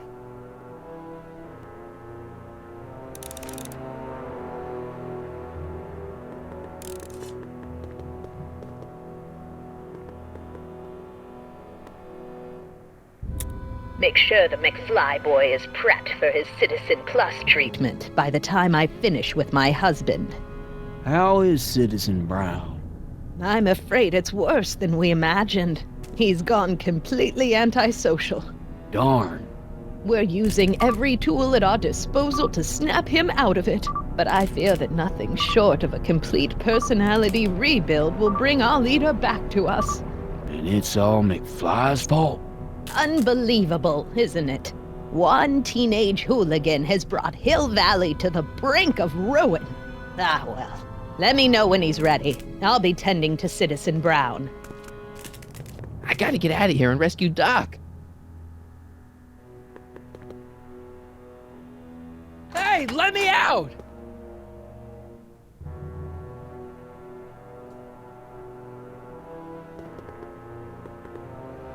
Someone's locked up all my stuff. I'll never get that combination on my own.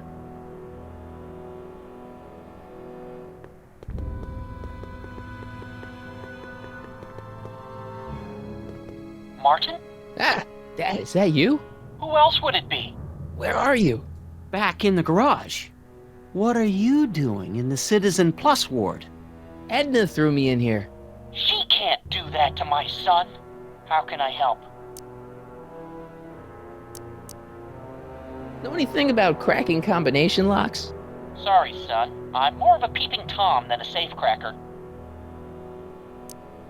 Is there any way you could help me escape this loony bin? What did you have in mind? I don't know. Maybe override the security systems or something. Override the what? Son, this isn't a science fiction movie.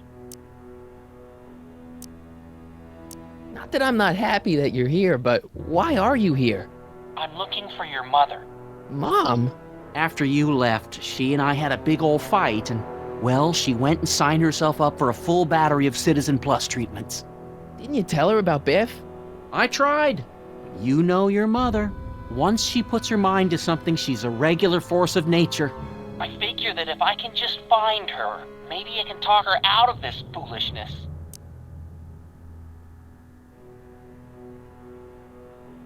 So, have you found Mom yet? Not yet. You wouldn't believe how many cameras they've got around here.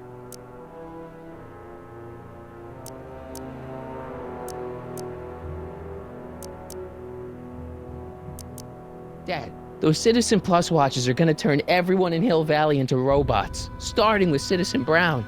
I always suspected digital watches were evil. It's not the watches, Dad, it's Edna. She's completely lost it. Citizen Edna's crazy? Oh, that's not good.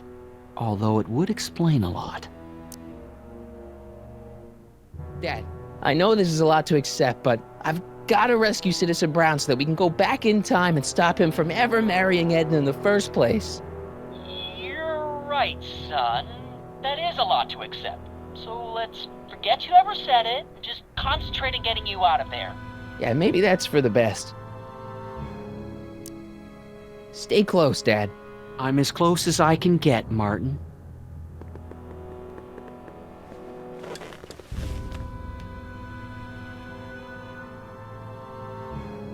Jen? Hey, Jennifer! I gotta get her attention.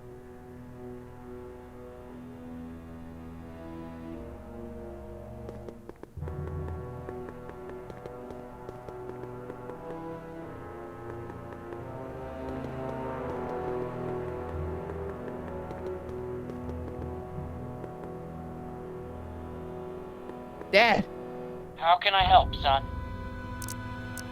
could you let me talk to Jennifer? Jennifer Parker? Yeah, she's in the room next door.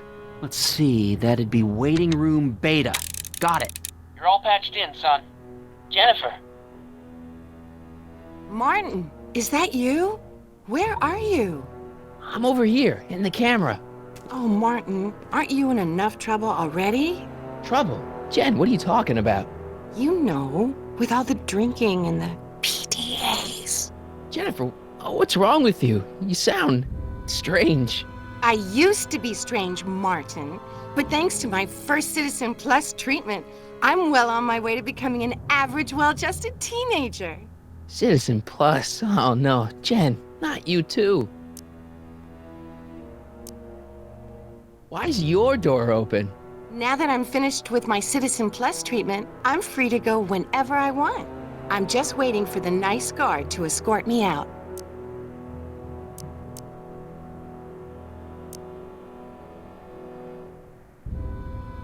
So, what was your Citizen Plus treatment like anyway? Well, that's weird. I don't really remember. Must be a side effect of the treatments.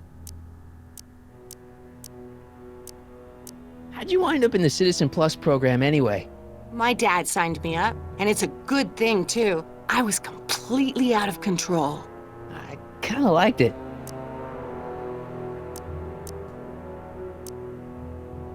Jen, snap out of it. This isn't the real you. I mean, it's kinda like the real you, but not like the real you in this timeline. Wow, that's... I know, it sounds crazy. I'd never call you crazy, Martin. You're just sick. I should know, I used to be sick too. But now, I never want to spray paint a Buick or listen to rock music ever again. Jen, this whole Citizen Plus thing is a scam. Edna's using it to take control of everyone in Hill Valley, including her husband. You know, Citizen Edna told me you were having paranoid delusions, but I had no idea. Hey, do you know what time it is? No. Didn't they give you some kind of digital watch when you were done with all that brainwashing? The Citizen Plus watch? I won't get one of those for another 5 or 6 treatments. Rats. Could you hang around for a few minutes? It's nice to have someone to talk to.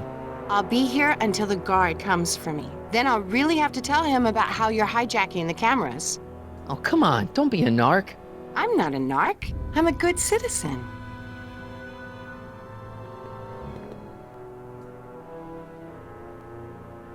Doc.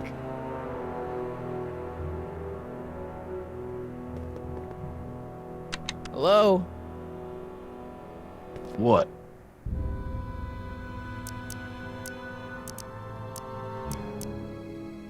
Why is all my stuff locked in a cage? In order to ensure that Citizen Plus patients don't injure themselves, their belongings are placed in a locked box until the completion of their Citizen Plus treatment. Injure themselves? It's a very intensive process. Some people can't handle it. Can I take a look at my stuff for a second? Why? I want to make sure my guitar neck isn't getting bent. What? Come on, man. My parents spent a fortune on that thing. Fine. Back away from the door, sir.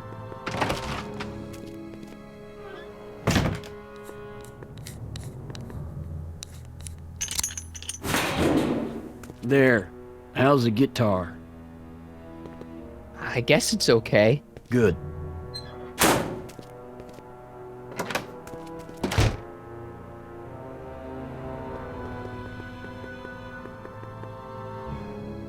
Dad. How can I help, son?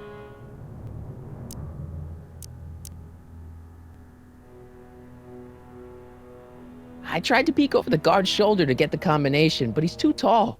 Over his shoulder? Hold on. What? I may have it on tape. Zoom, enhance. Zoom, enhance. Ha! What? The camera was high enough to see over his shoulder. Nice work, Dad. The combination is 2 left, 8 right, 18 left, 32 right. Right. Hey, your guitar! I'm sorry I tried to throw it out. Yeah, the guitar's pretty cool, but this is what I care about. No fair making your dad all misty, son.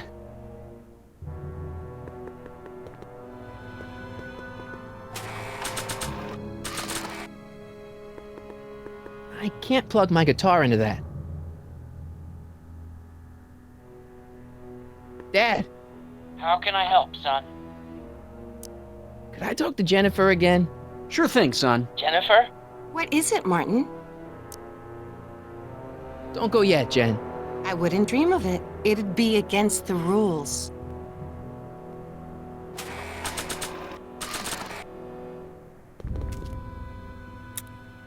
Okay, Jen, here's a little something I think you're gonna like. At least, I hope you still do. Martin? Jennifer. Oh, Martin. Martin? What are you doing?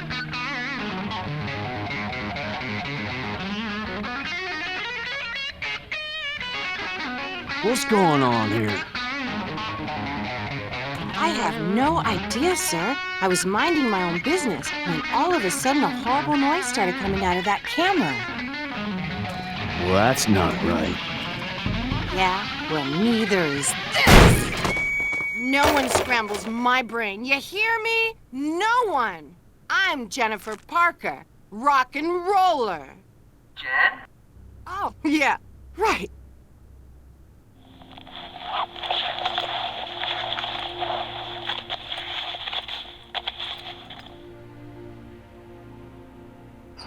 Go! Jen! No time for small talk, McFly. We need to get you disguised so we can walk out of here. Calvin Klein underwear? Really? There. How do I look? Little short for a stormtrooper, but it'll have to do. Come on!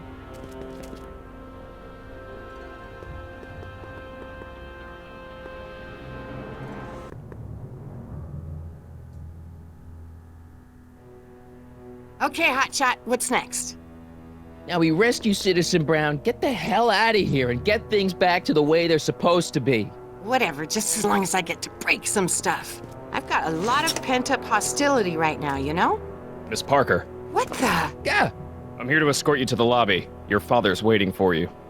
Can he wait? I was hoping that this attractive young man could take me on a tour of the facilities. I'm afraid I really must insist, miss. Relax, Jennifer. I've got everything under control. Really? Really. Okay then. But first... Mwah! What was that for? For saving me, dummy. Let's go, officer. You know, I'm probably gonna have to write you up for a PDA violation. Don't bite me. What? Rock and roll.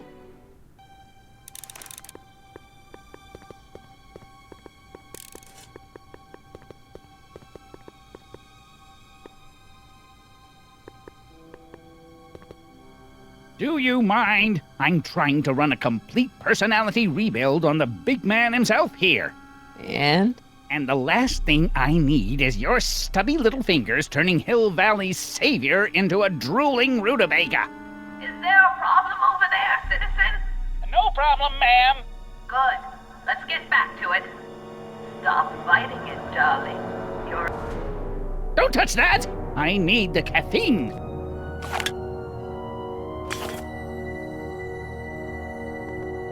Don't touch that! I need the caffeine.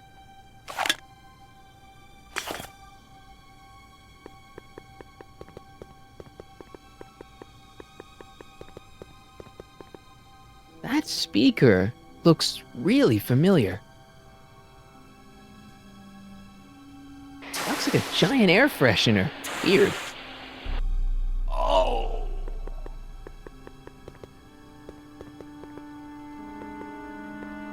Wow, they've really got the store locked up tight. I wonder what sick freak they've got in here. Ah! I should have known.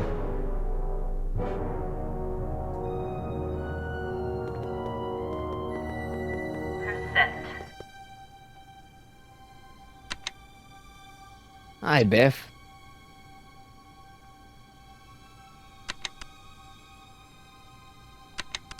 Looks like your intercom's busted. Just as well. It'd probably be just a bunch of swearing and mixed metaphors anyway. The guard says I'm not supposed to give you any food until you swallow your pill.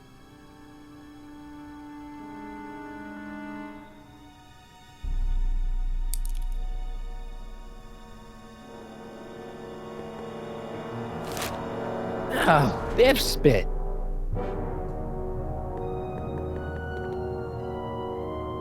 Can I have some of that? Feels like I haven't eaten in years. No, that's Tannen's. He's not allowed to eat it until he's taken his pacification pill. We tried to give it to him an hour ago, but he still hasn't swallowed it. Let me try. I can be pretty persuasive. No.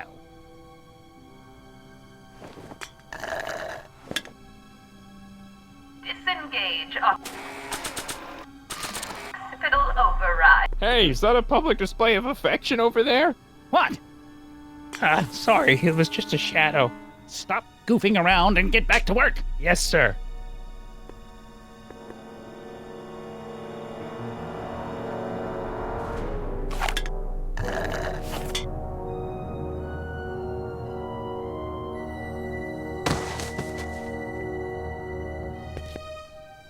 Jeez, what have they been feeding Biff? Horse tranquilizers?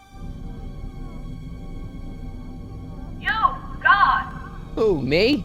I mean, me? Yes, you. As you can see, that slacker of a technician is sleeping on the job again. Please be a dear and tend to the Citizen Plus control panel, will you? Sure. Okay, Doc, I'm in. Now, how do I get you out of here without turning you into a vegetable? No, no. Jeez, where's the off button on this thing? Hey, an equalizer. At least, I think it's an equalizer.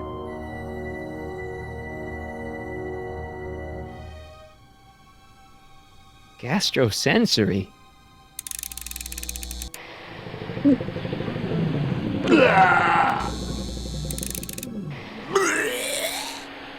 I'm sorry about the discomfort. Olfactory. I think I know what that means.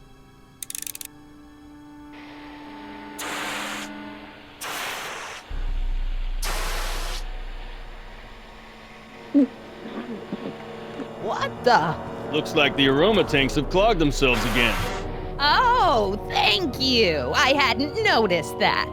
Come on, make yourself useful.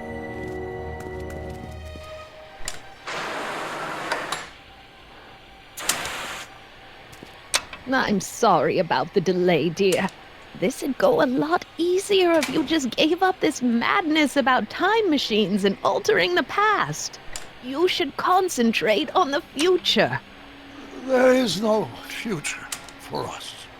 You won't think that in a few more hours. Edna, please. Optics.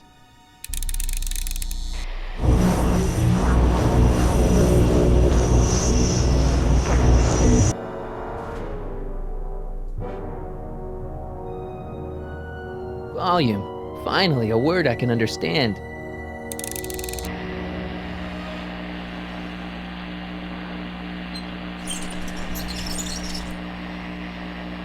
Okay, that moved him a few inches. Maybe I can blast him right out the door. Where's Martin? Don't worry. Tactile. Ah! Whoa! Sorry.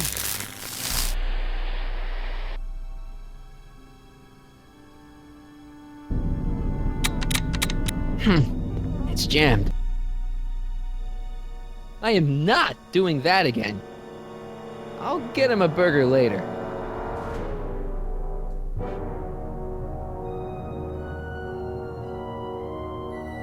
When did I lose control?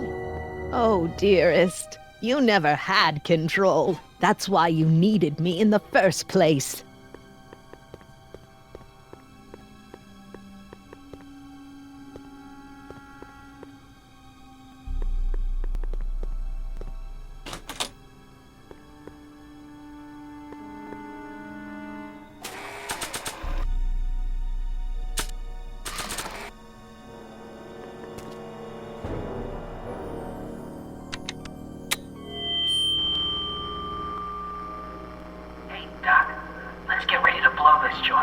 was that? You! What are you doing? Getting my friend out of here, you nutcase. Okay, that was a little less dramatic than I had expected. Whoa!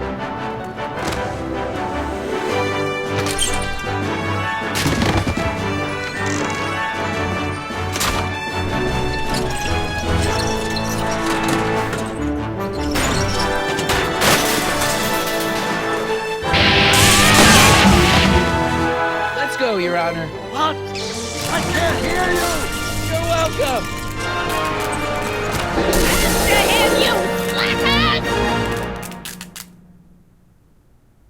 Attention citizens. This is an Omega-1 priority alert. Potentially disruptive nonconformists are loose in the courthouse. Please return to your homes until the situation has been resolved. Have a nice day.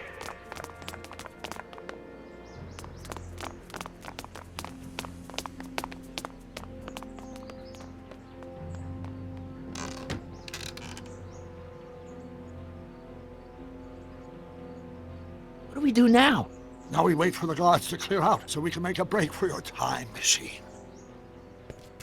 Hey, it's my mom. Hey. Don't talk to her. She could give us away. Where is the DeLorean anyway? I had the wreck towed to my secret lab near Clayton Ravine. Clayton Ravine, as in Clara Clayton? Why? Is that significant? Well, Clara's kind of supposed to be your wife, so yeah. Fascinating. Shouldn't we go help? Once we go back and change history, none of this will ever happen. I guess. What the heck was Edna doing to you back there? She was trying to rebuild my personality from the ground up, erasing the parts she didn't like. Harsh.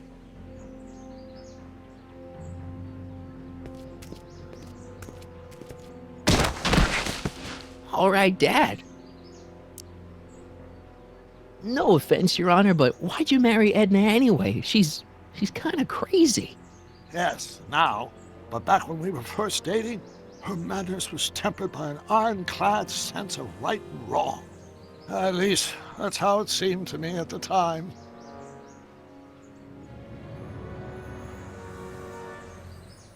Mom, Dad, no! They'll be fine. Once we repair the time stream, none of this will ever have happened. I guess you're right.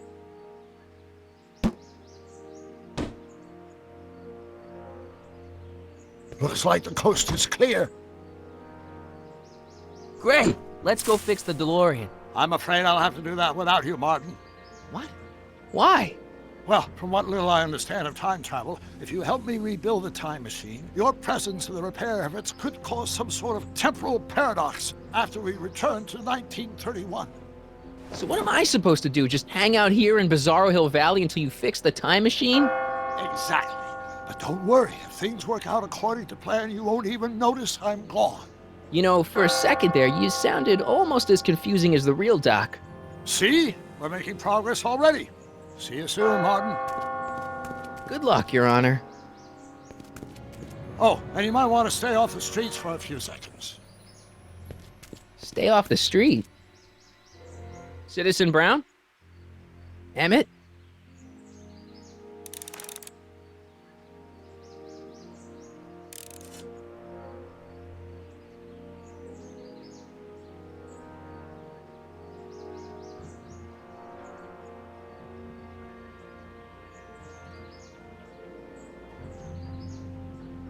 He's not coming back, you know.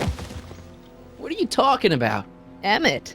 Without me to guide him, he's almost useless. Before I found him, he was a miserable failure who never finished anything. But with me to inspire him, look at what we've built!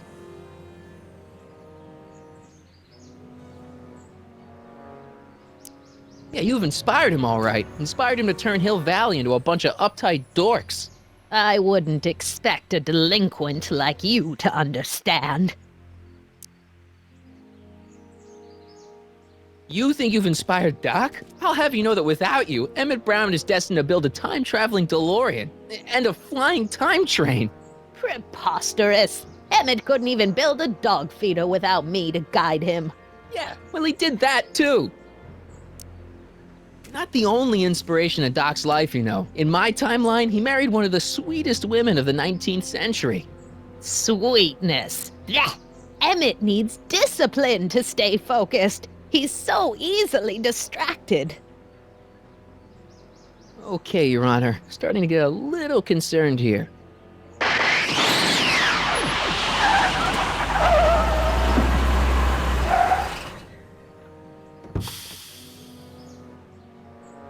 It worked! Ha ha! 1 second I'm in the present, the next I'm 6 months in the past. Amazing! 6 months? It took you 6 months to repair the time machine? 6 months, my family fortune, and a sketchy deal with a gang of Libyan nationals. But it was all worth it for this moment. Emmett, don't do this. You need help. Oh, blow it out your exhaust, poor dear. Now that I've escaped into the past, your pack of divorce lawyers can't... Mark, how long have you been waiting for me? A couple of minutes, maybe? That's curious. I set the repair time circuits to arrive only a couple of seconds after I left. Oh, well, I'm sure there's no need for concern. It's probably just a minor miscalibration of the time circuits. Here. What's this? Clothes for our trip. We can't have you traipsing around 1931 in that ridiculous outfit. Wait, our trip? You didn't think I was going to let you erase the worst mistake of my life without my help, did you?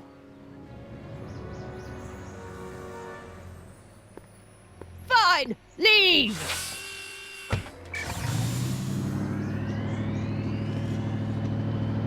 I'll ruin you, Emmett!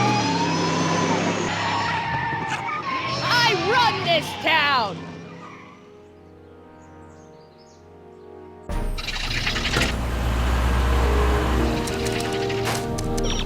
Time circuit set for August 26, 1931. You ready to go, Your Honor? Call me, Doc.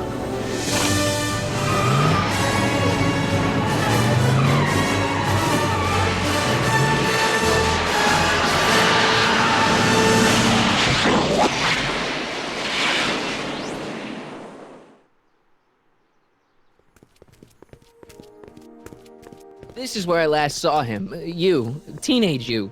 You were headed this way, arm in arm with Edna. Ugh. Luckily, my erstwhile wife was never the type to kiss on a first date. If we work fast and stay focused, we can see to it that our relationship never moves beyond the hand-holding stage. Well, will you look at that? The old town theater. What about it? I haven't thought about this place in years. The missus made me tear it down back in '71. Said the movies were corrupting the younger generation. It was all nonsense, of course. I spent countless evenings here in my youth, and it never turned me into a hoodlum. Say, remember Public Enemy? Why, you dirty rat, no good yellow-bellied stool? I never did manage to see Frankenstein, though. But you're going to. That's what we're here for, remember? Right, of course. The film that was supposed to set off a chain reaction in my imagination, inspiring with a notion that would launch my scientific career. You've still got no memory of what that notion was? Well, how could I? It happened in the brain of a different Emmett Brown. An Emmett Brown now erased by the shifting sands of time. Luckily for us, I do know something about my own brain, having lived in it for the past 70-plus years. Once we get my younger self re-inspired by that movie, nothing will distract him from his proper... Great Scott, will you look at that? The town square? It's just like I remember it, only dirtier. Oh, the old courthouse. Come on now, Doc, you need to... Go inside and check it out. First rule of time travel, Doc, never allow your other self to catch sight of you. It could cause reality to collapse or something. You mean? Right behind you. Don't peek. Go on. I'll let you know when you're gone. And don't forget you're Carl Sagan. The billions and billions guy? The suspected arsonist. Huh? Just go with it.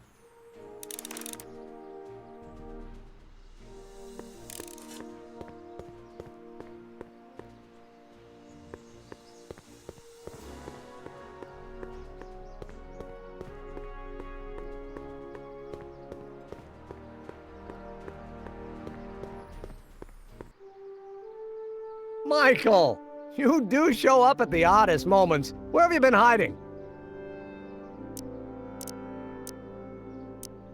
Oh, you know, here and there. You're a little hard to pin down yourself. I went looking for you last night, but... I believe I was off entertaining a beautiful lady. You know, I never really got a chance to thank you. Well, I'm sure you would have escaped Kid on your own. Kid? Oh, sure, I'm grateful for that, but no, I'm talking about Edna. It's funny to think of now, but until that crisis, I actually thought Edna and I disliked one another. Imagine!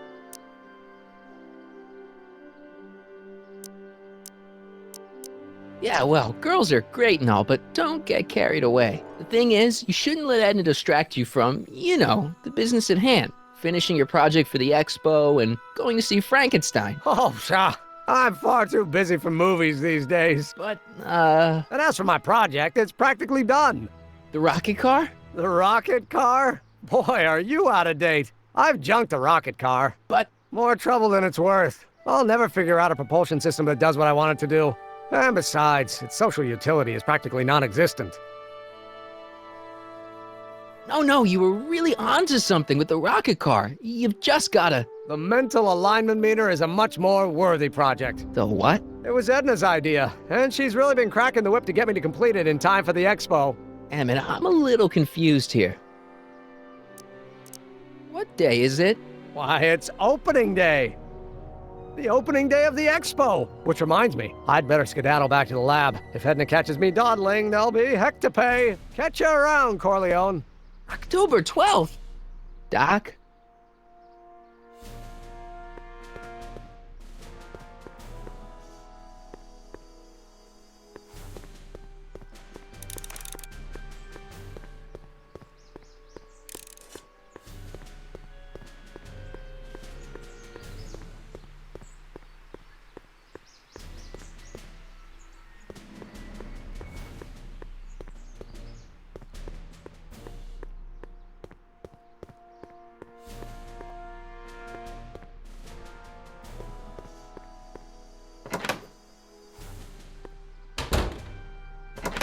Come to think of it, it is a bit brisk for August. Oh, we're 2 months late. The expo's about to start and teenage you is already in over his head with Edna.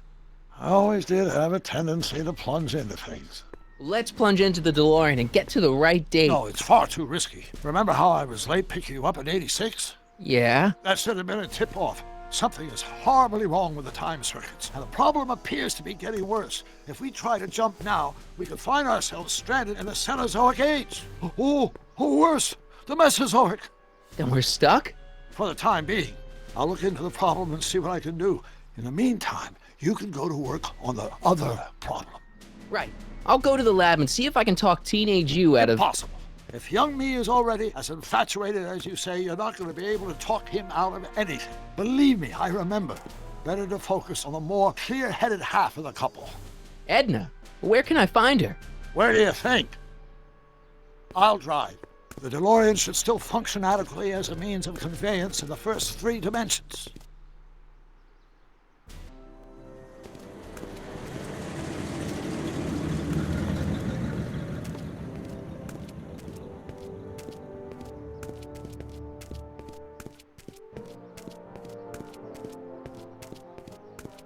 You were right. There she is. My soon-to-be ex-future wife is nothing if not predictable. Do I really have to talk to her? I mean, couldn't I just hang out until you fix the time circuits and... Stop! I'll talk to her. You'd better get the DeLorean out of sight before someone... Hey, you! Quit blocking the drive! All Car of the Future contestants need to report to the North Tent! Why not? Good luck!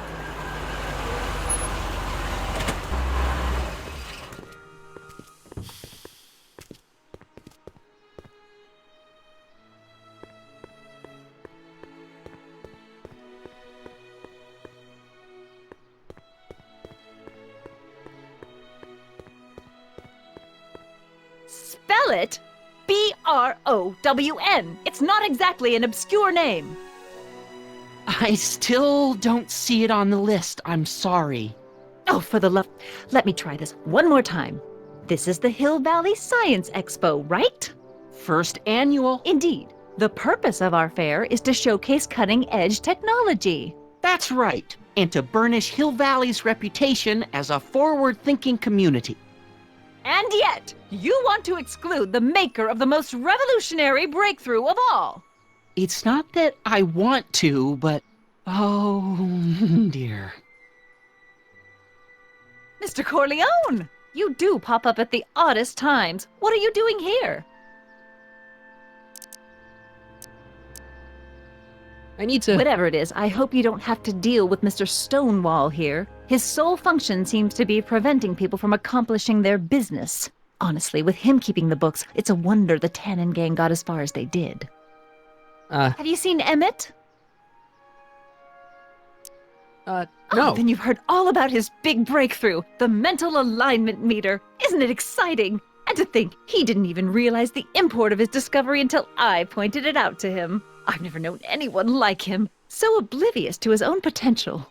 I kind of wanted to talk to you about Emmett and his potential. Funny, I didn't spot it myself at first. In fact, for the longest time, I thought I didn't even like him. Yeah.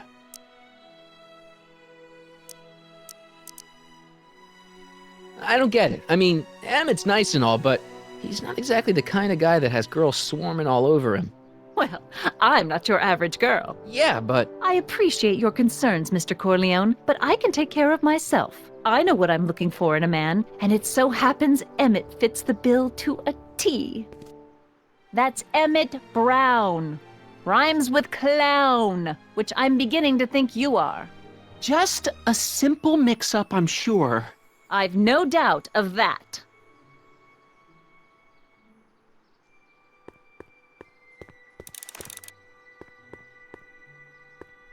Hey, excuse me. Yeah? When does the expo Not open? till tonight. Anybody without official business. You got official business here? Yeah. Well, stay out of the way of the workers. You look familiar. Do I know you? Nope.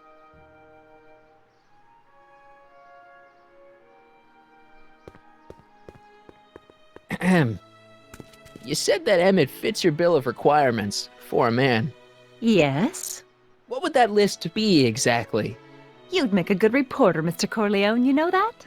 Well, his physical appearance for one thing. Emmett may not be Clark Gable, but he cleans up surprisingly well. I gave him my grandfather's white suit to wear at the expo. Oh, you should see him in it. He looks positively radiant. Looks good in a suit. Got it. And he's completely devoted to me. That's important. I've got no time or tolerance for playboys. Faithful as a Labrador. Check. Thirdly, and most important... Yes? Well, his mind, of course. It's brilliant, and it's virtuous through and through. His own mind map shows him to be a model citizen. Good brain, I see. And if it turned out that you were mistaken about any of these qualities... Say, what's your game? Just curious, just trying to understand the female mind. Well, understand this. I'm not some faint-hearted girl who'd run away at the first hint of trouble. I've made a big investment in Emmett. Not money, but I've sunk all my ambitions into him. I'd have to be thoroughly disillusioned before I'd call it quits with Emmett. Got it? Uh-huh. Now, Mr. Cub Reporter, is there anything else? Rather hard for me to picture Emmett as a chick magnet. Chick magnet? A guy who gets the girls, motors running. Motors? Who makes them, you know. You mean a chic? Yeah. Well, it's a matter of taste, I suppose, but when he's properly pomaded and decked out in my grandfather's white suit, Emmett just glows. Makes my heart flutter a bit just to picture him. You say you know Emmett is a model citizen, but you don't know him as well as I do. Did you know he once cheated some Libyans out of plutonium? Plutonium? What would Libyans want with plutonium? I'm sure he had a very good reason. Emmett's mind map demonstrates conclusively his brain is oriented toward virtue. That's all the questions I got. Very well, then. Hey, Audie, you seen my Oriole? You mean this? Yeah, thanks. She gets to come and go freely, and I'm forced to wait. I love it.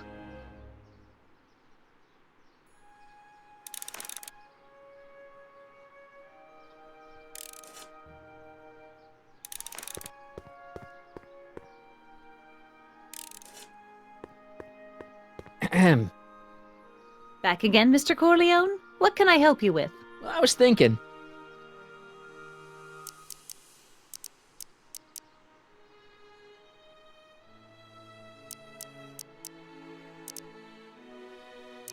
So you say Emmett only has eyes for you? Absolutely. It's almost embarrassing how devoted he is to me. Well, it's good to hear he's finally settling down. Yes. Settling down? You know, ready to stop playing the field, as it were. Playing the... Oh, you're joking. But I can't help feeling sorry for him. Who? All of Emmett's other girls, now that he's with you. Please, I think I know Emmett by now. There are no other girls. I wonder what's gonna happen to Emmett's little black book. Little black book? Oh, it's legendary. That's what enabled Emmett to become the, Valentino of Hill Valley High. Gee, I wonder if he'd let me have it. You must think I'm pretty gullible, Mr. Corleone. This one time, to power one of his science experiments, Emmett hijacked a train. Please, there hasn't been a train hijacking in Hill Valley since the days of Mad Dog Tannen. What's Trixie Trotter doing in that outfit? What's she doing here at all? That's the question. Women of that sort are generally found outside cheap hotels, not science expos. Rather hard for me to picture Emmett as a chick magnet. When he's properly pomaded and decked out in my grandfather's white suit, Emmett just glows. Makes my heart flutter a bit just to picture him.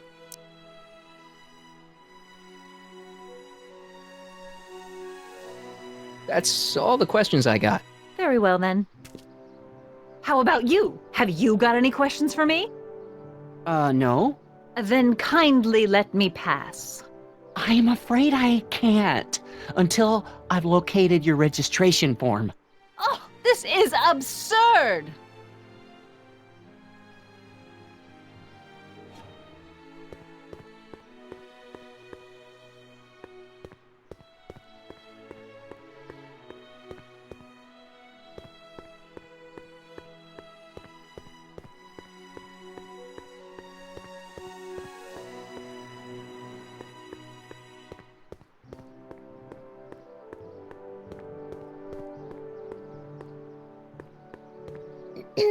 To all who approach these hallowed halls, I bid thee welcome.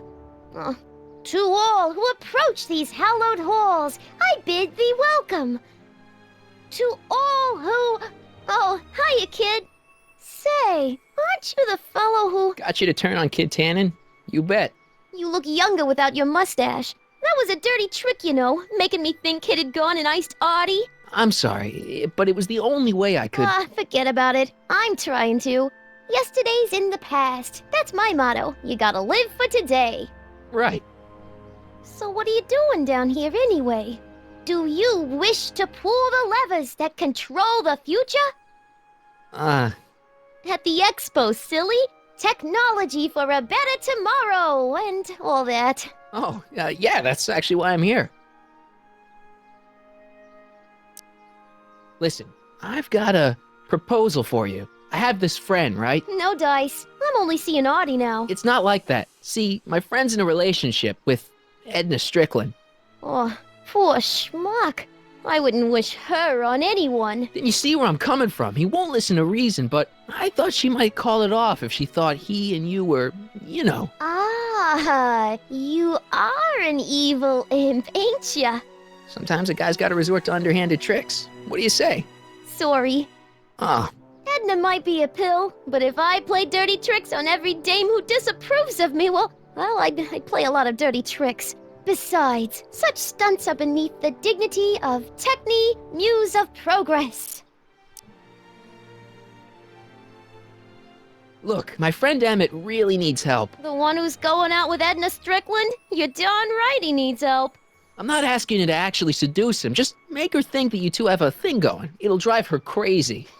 I guess it would. So, I wouldn't do that to another girl unless I was good and mad at her. And besides, it might tarnish my image as a muse. see you, Trixie. From this chamber of wonders, we bid you a fond adieu.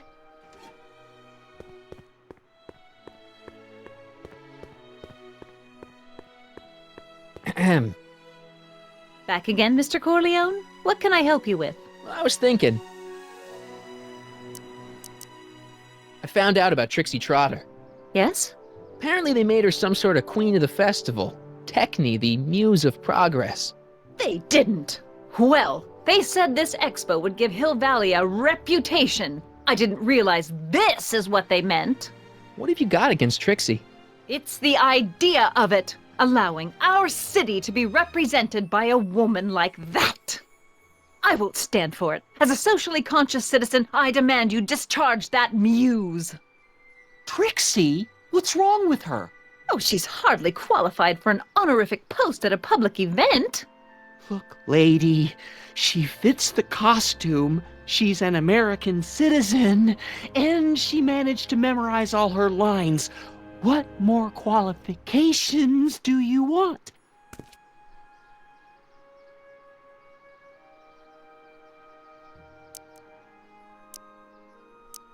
Why do you want to get Trixie fired?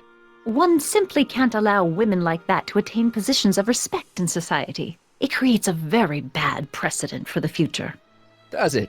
But try telling it to this poor sap. She's got him completely steamrolled. That's how they operate. Is it? Still, I could get her discharged if I had the goods on her. No doubt a woman like that has left a trail of scandal, and I'd find it if I were still a reporter. But I haven't got time to do the legwork now. I'm too busy with Emmett and his invention. So you wouldn't hesitate to get Trixie fired from her job? If I had the goods on her. She's obviously got her employer completely bamboozled. The only way to snap him out of his spell would be to show him something really shocking. That's all the questions I got. Very well, then. And I suppose you are... Still looking?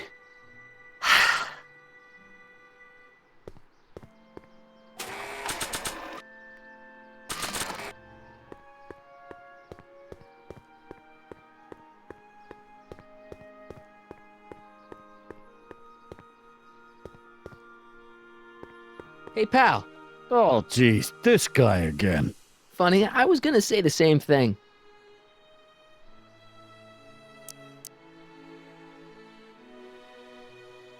Will you be playing piano for Trixie later?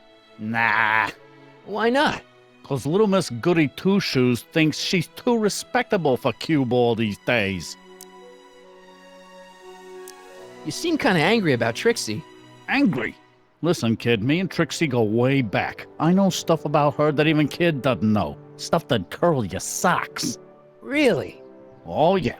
And now to see her flouncing around the place, making like her stink don't smell, it just cheeses me off, you know? So what's so, toe-curling about Trixie's past? Yeah, like I'm gonna tell you. Oh, come on. No. Tell you what, I'll tell you something embarrassing about me first. Like what?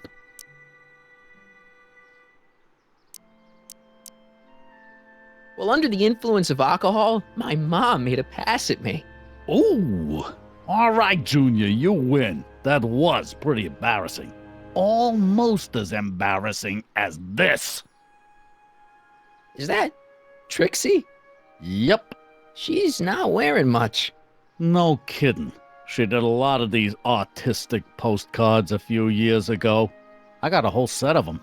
Can I, have one? I don't know. You ain't gonna do nothing bad with it, are you? Hey, I promise. I'll only use it for the greater good. Wow. Okay.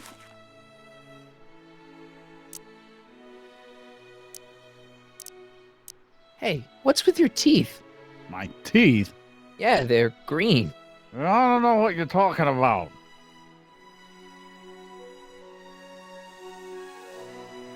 Hang loose, pal. You talk funny, mister.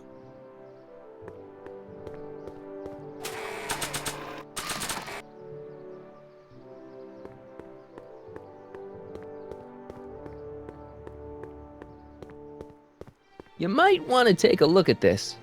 Why in the world would I be interested in...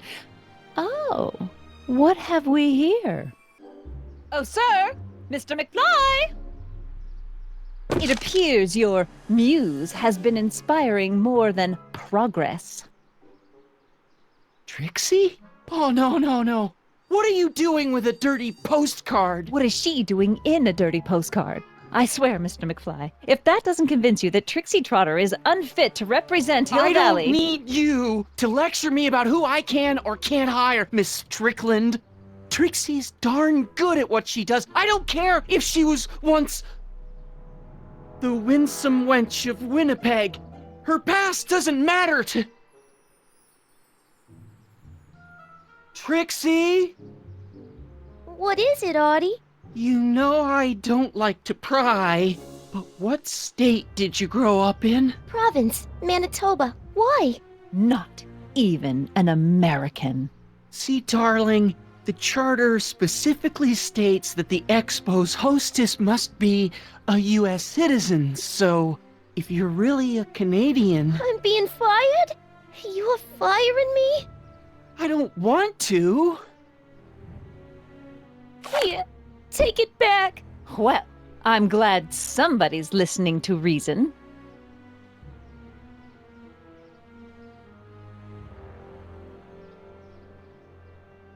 Let's talk.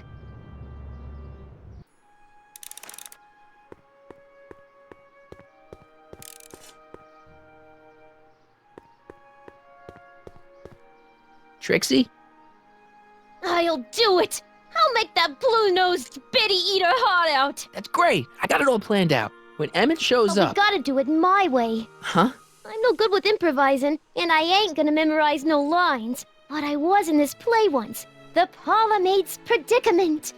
I figure I could lift a scene from that. Okay. Only, I need a few props. Why am I not surprised? Some furs, a big diamond. It doesn't have to be real, understand? That makes it easier. And something from this friend of yours, Emmett. Has he got a photo album? I don't know. Probably. Better bring it to me. Furs, a diamond, and Emmett's photo album. And then? Sit back and watch the fur fly.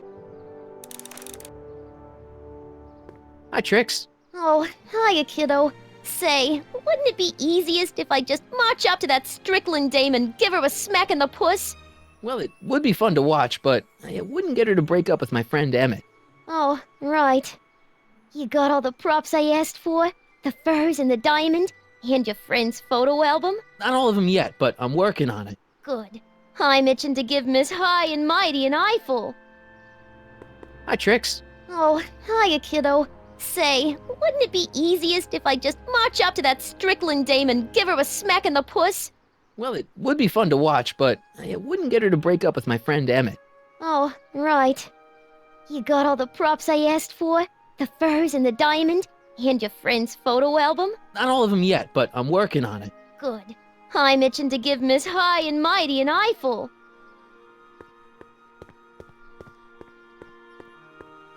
Back in '86, I could just skateboard from Doc's lab to the high school.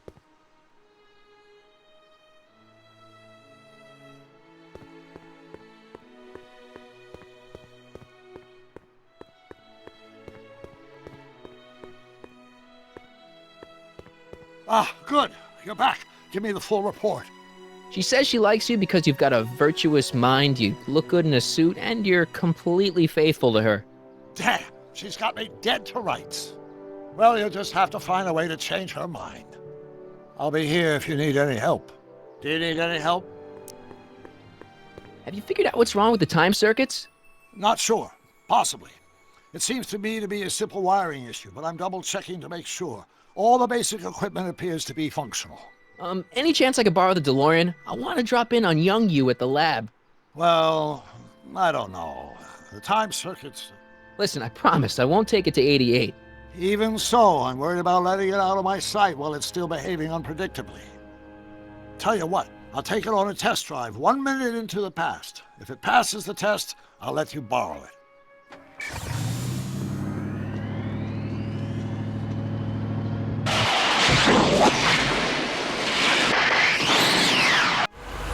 It worked! didn't it? I'm afraid not. In fact, the discrepancy appears to be getting worse. I arrived 6 hours ago. Oh, too bad. I didn't want to risk undoing any of the work you've done thus far, so I kept out of sight. But the time lag wasn't entirely a waste. I stopped by the hardware store and bought the parts for a chronometric analyzer. A what? A diagnostic device. See, I plug it into the time circuits and set them to cycle. When the green light goes off, I should have the data I'll need to understand the scope of the problem. Hey, no driving the exhibits off the lot! Looks like you'll have to find another set of wheels if you want to get to the lab.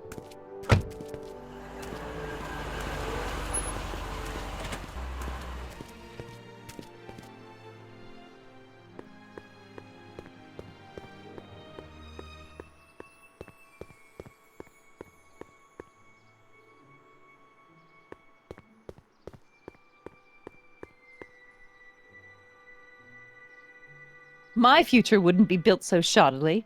Hi, Miss Strickland. I was just... Break what you like, Mr. Corleone. It's no skin off my nose. Just keep away from Emmett's booth. Speaking of whom, I better go see what's keeping him.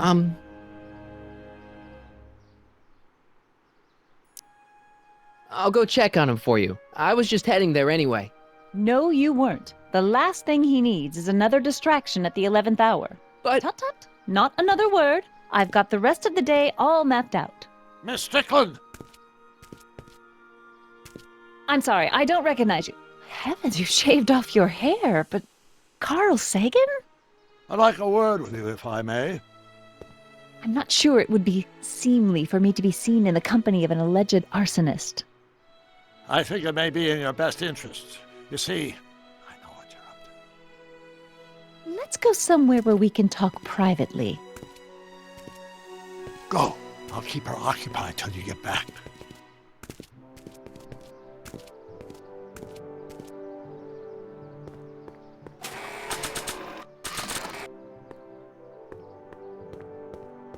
Hang on, Emmett. Hope you're ready for a big breakup.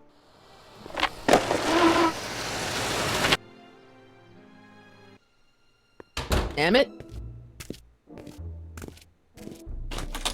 Thanks again for your assistance, Detective Parker. Detective? What the hell is Kid doing here? Nothing criminal, I assure you. I was just getting a mind map of Mr. Tannen for our exhibition at the Expo. The authorities wouldn't allow Edna and I to stage a demonstration of the mental alignment meter with a violent felon, but this little baby is just as good. Okay, let's see now what's next. Check the stew, sort the maps. Ooh, I almost forgot that. Edna really is cracking the whip, isn't she? Well, yes, but she's got my best interests at heart. Without her, I can get so distracted. Did she send you down here to check up on me? Yeah, she wanted to come herself, but... She's busy too, I know. Well, you're a poor substitute for Edna's lovely features, but make yourself at home. Thanks. No thanks are necessary. Without you, I'd never be where I am now, in love with the woman of my dreams, and a mere 6 hours from my first public triumph as a scientist. Wait a minute. 6 hours? Jumping Jehoshaphat, I'm running out of time!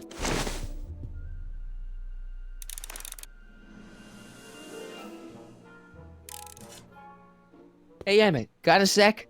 Why, yes. In fact, I've got several. Is all this new stuff what you're showing off at the expo? Yes. It's our mental alignment meter. Mental alignment meter? I thought you were working on some sort of rocket car. Oh, the rocket propulsion system was far too unreliable, as that incident with Einstein proved. By the way, whatever happened to Einstein? I wish I knew. Anyway, I started tinkering with an alternate method of propulsion, but that was before things started heating up with Edna. Our conversations about the possibilities of applying technology to social ills pushed my research in a whole new direction. What's a mental alignment meter? It's the most revolutionary piece of technology since the cotton gin. What does it do? It reads and interprets the subconscious desires of the human mind. How does the mental alignment thing work? Here, I'll show you. Hey! The test subject wears this mind-mapping helmet, which probes the brain by measuring fluctuations in skin conductance and electrical resistance on the surface of the parietal lobe. Uh-huh. When I turn on the mind-mapping helmet with this radio switch, the subject is exposed to a series of visual stimuli, intended to provoke a series of positive or negative responses, as indicated by these lights on the helmet. Hey, is that? As the responses are recorded, they're relayed to this special typewriter, which prints out a punch card that represents the subject's mind map. All I see is a bunch of holes. Well, to you, maybe. But to our mental alignment meter, this mind map is nothing less than a peek into your subconscious. Observe as I place your mind map into the MAM.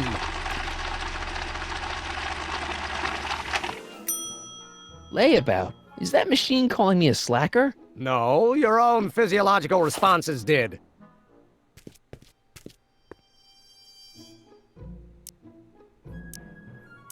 Why would you want to probe people's minds?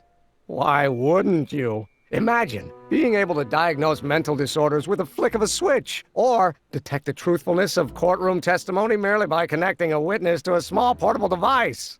Your machine does all that? Not yet. Frankly, right now, the whole thing's just a gussied-up potentiometer. But with years of refinements and a whole lot of investors, the MAM will be able to identify countless psychosis and neurosis, alcoholism, acrophobia, Oedipal complexes. And? And then we can set about curing them, of course. Of course. Anyway.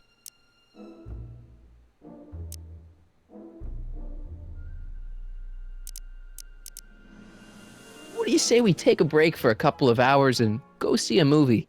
A couple of hours? Actually, it may be more like 70 minutes. I haven't got a couple of hours. I still got all these mind maps to sort, and the MAM's wiring is still giving me fits, and... I get it, you're busy. So, you and Edna, how serious are you guys? Well, we both enjoy a good joke every now and then, but I'd say on the whole we're fairly serious people. Why do you ask? No. What I mean is, how serious is your relationship? Oh, well, as a scientist, I can't state this with 100% confidence, but I'm provisionally certain that I'm head over heels in love. Really? With Edna? What can I say? She's my muse. In the weeks since we've been courting, she's given me so many wonderful ideas. Did you make a mind map of yourself? Of course. Take a look. Edna's right. You are a model citizen. At least as far as my invention's concerned. Confidentially, this whole enterprise is a little light on the hard science and a little heavy on the smoke and mirrors.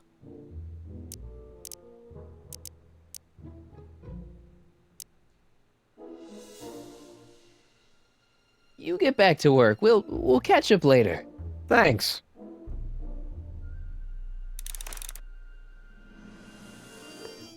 Emmett? Yeah? Could you tell me how this mental alignment meter works again? Of course. Now, pay attention. Subjects put on the mind-mapping helmet, which I activate with this radio switch. Check. The subject is then exposed to a series of visual stimuli provoking positive, negative, or indifferent reactions that are recorded by the mind map printer. Right. Once a mind map is completed, it can be inserted into the mental alignment meter to pronounce judgment on the subject's mental state. Okay, I think I got it. How are things between you and your father? I'm kind of surprised he hasn't torn down your lab yet. He's still angry with me and threatening to cut me out of his will, but I'm hoping that the civic potential of my mental alignment meter will win him over. Don't you think she's a little controlling? Controlling? Edna?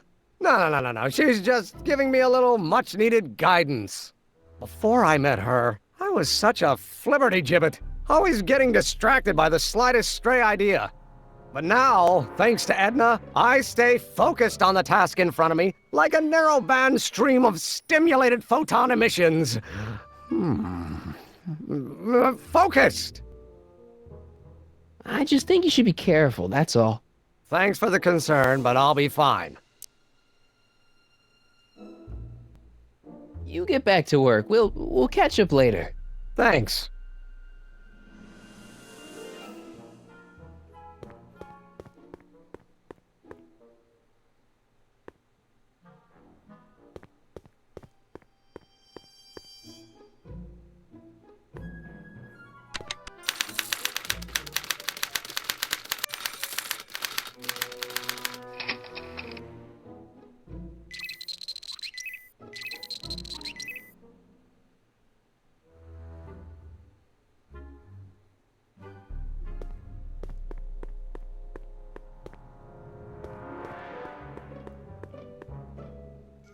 What's this typewriter do again?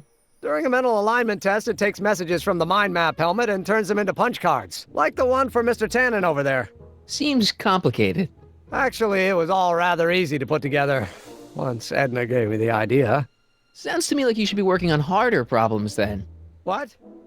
Sorry, I've got to get back to work.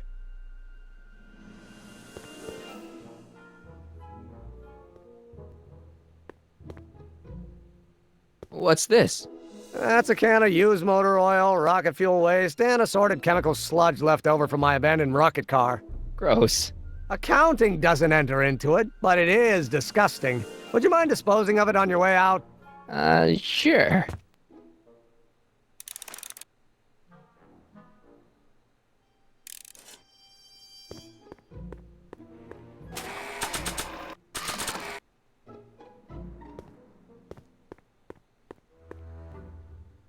Hey, Emmett, I've got a... Whoa! Whoops. What the heck? Oh, jeez, I'm sorry. Your suit's ruined. Edna's gonna be royally PO'd. Wrong. What? When Edna gave me this suit, I realized that the probability of me keeping it clean was infinitesimally remote, so I spent a few hours whipping up this. Whoa! What was that? A chemical compound capable of wiping the grime off any surface. Emmett, you'll make a fortune. Not anytime soon, I'm afraid. Due to an inherent instability in its molecular makeup, after 12 hours, the cleanser's component chemicals break down into a series of cloth-shredding enzymes, rendering it unsuitable for commercial use. Wait a minute, does that mean your suit's gonna dissolve in 12 hours? Hey, gods, no. The solution dissipates into the air after it's applied. But it does mean that after this batch of cleanser ages another 11 hours and 53 minutes, it would eat away this suit faster than 1,000 starving moths. And that would be a crisis of unimaginable proportions. Why? Because this suit belongs to Edna's grandfather, who wore it on his wedding day. Poor guy was gunned down just a few years later. Emmett? Well, enough wool gathering. Back to work.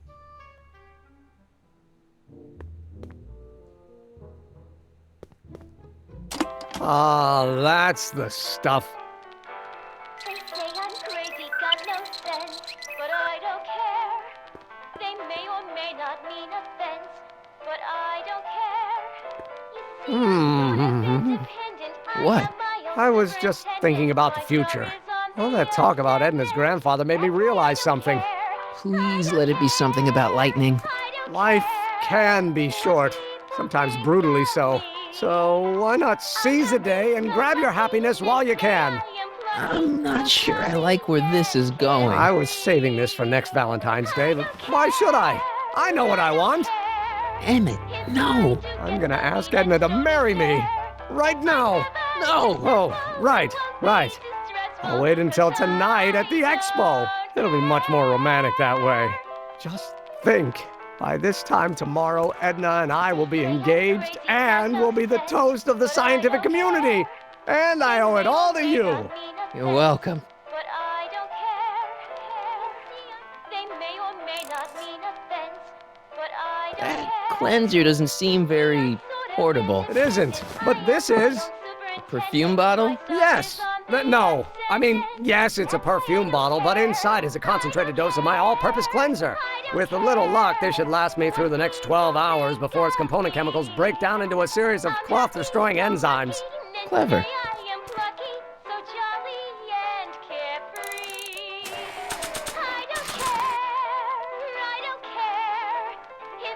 I don't want to get that covered in any messy oil.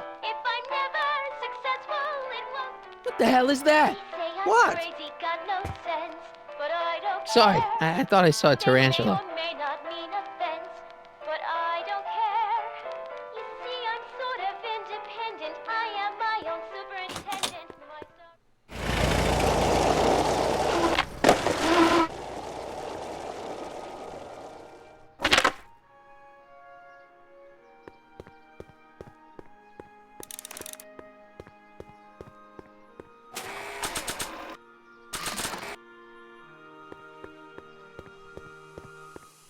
No point in using Emmett's anti-stick, anti-stain formula on her.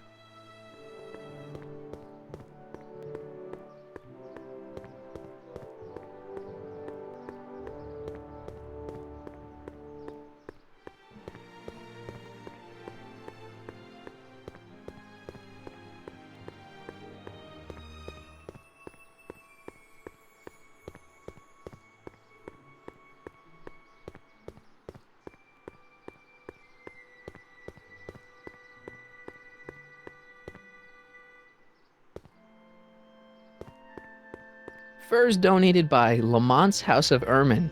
At least they're going to a good cause. They're stuck tight in this tar.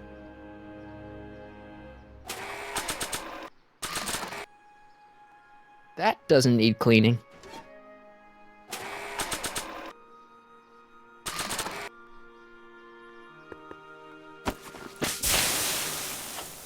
It's a good thing I did this before Emmett's 12-hour time limit, where the cleanser might have dissolved the fur. Let's slip out of those furs, shall we?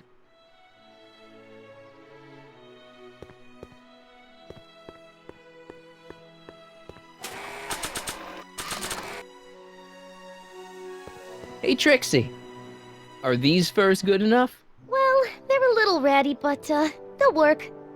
How about the diamond in the photo album? I'll get them to you.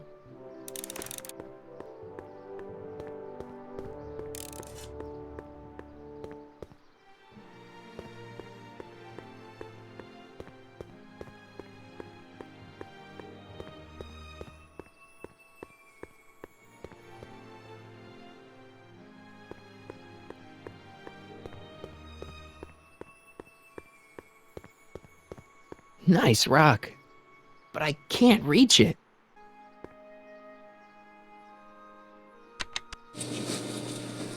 And after the rain, what a valley, and the Expo would like to remind you that reassuring everything you need to transform your valleys into amenities are taken care of. Hardware and life is hardware. Sweet, serving our fair city since 1895.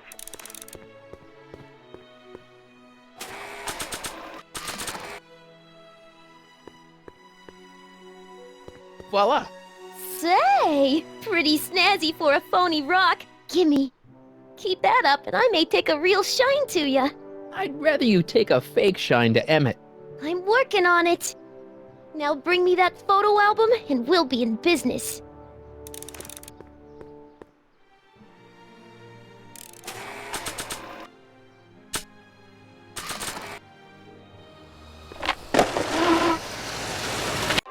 Emmett? Michael! What? I'm at my wit's end. My portable anti-stick, anti-stain formulas disappeared. Can't you make more? There's no time. Don't worry, I'm sure it'll turn up soon. Good. There's no way in God's green earth that I'm heading to that expo without it.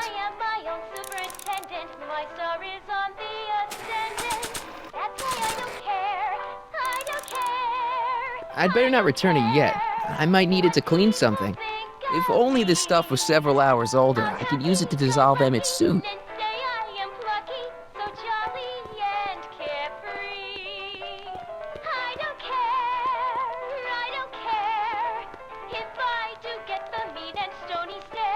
If I'm gonna take Emmett's mind map, I'd better replace it with another one.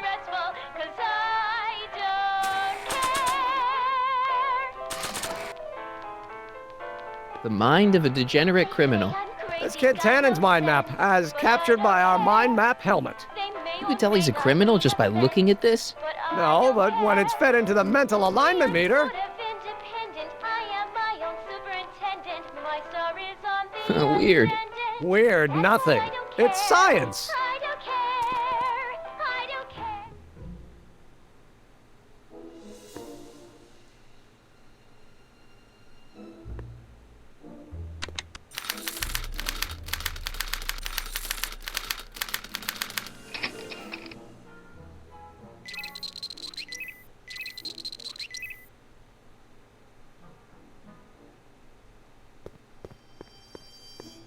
It's a picture of Edna. Since Emmett's got the hots for her, I guess she's supposed to provoke a positive response.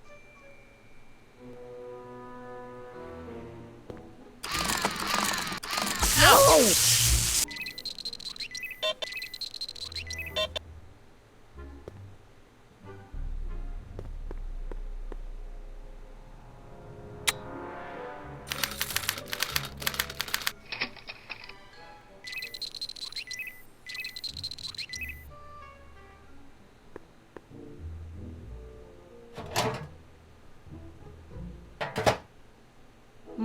That smells good.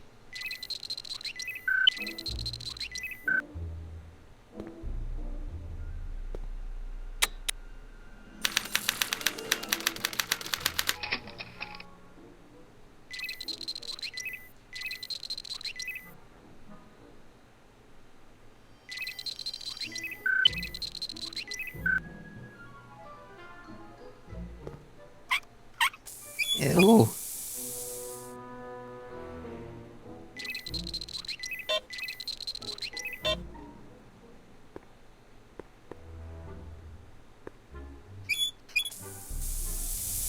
Ew.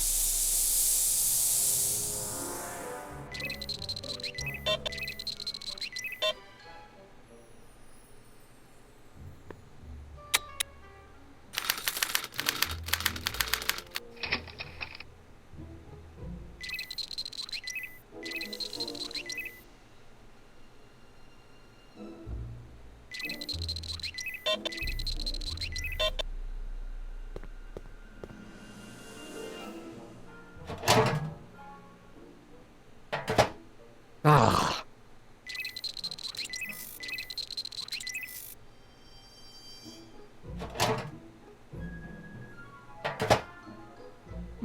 That smells good.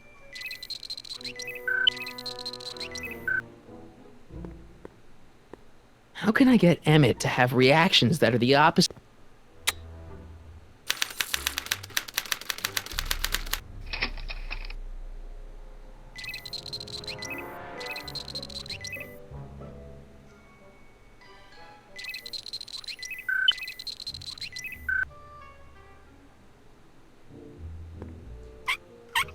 Ew.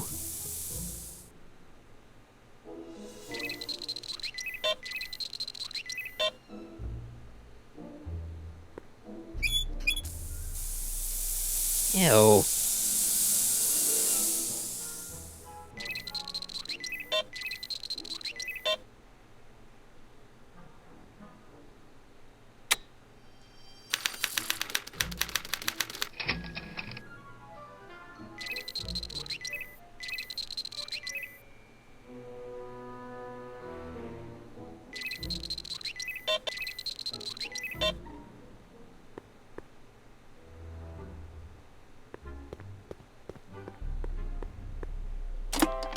Oh. They say I'm crazy, got no sense, but I don't care. They may or may not mean offense, but I don't care.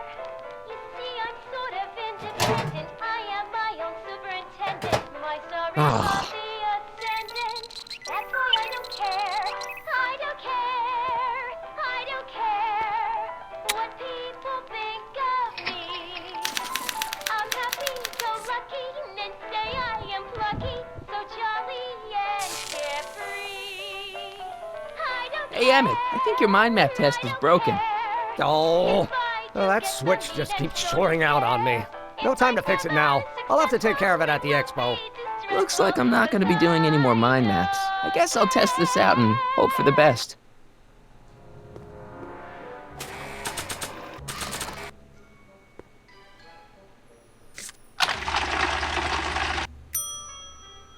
Bingo! Now Emmett's mind map is as bad as Tannen's. Now all I have to do is swap this out with Emmett's original mind map and Emmett's own machine will do him in.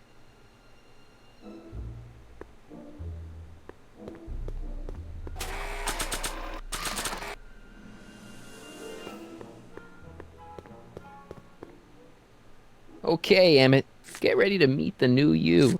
Hey! What? I almost left behind my mind map card. We're gonna show it off at the expo as a rare example of a model citizen. Edna kill me if I forgot that. She might kill you anyway when she gets a look at that mind map. Once Emmett gets to the expo, I'll try to figure out how to get him to put his card in the mental alignment meter. But for now, I better concentrate on making Emmett a slob who cheats on his girlfriend.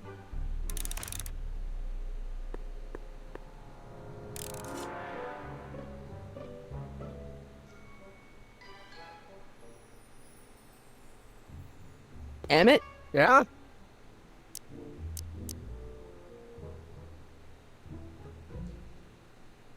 You get back to work. We'll catch up later. Thanks.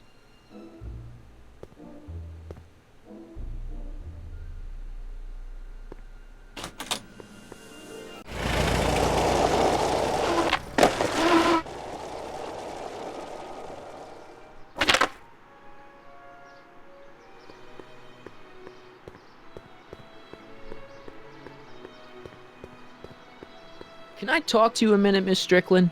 Surely. Excuse us a moment. It's like this. What the heck is this mental alignment meter of Emmett's? Oh, it's an absolutely revolutionary invention! Measures a person's affinities, what he's attracted to, what he's repulsed by, that sort of thing. Interesting. And it really works? Well, of course! What's the point of inventing something that doesn't work? Or anyway, it works well enough for my purposes. That's all the questions I got. Very well, then. Hey, Doc. Mr. Sagan.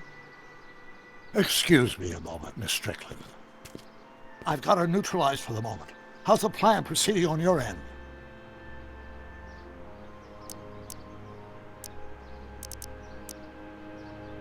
I swiped this from Emmett's, your lab. My It's anti-stick, anti-stain formula.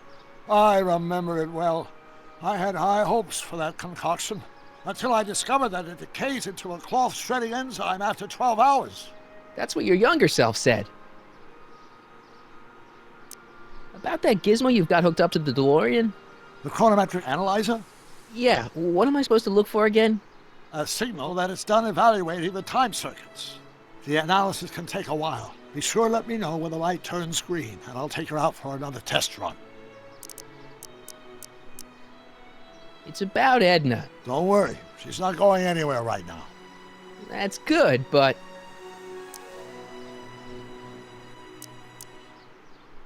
On another subject... Less distasteful, I hope.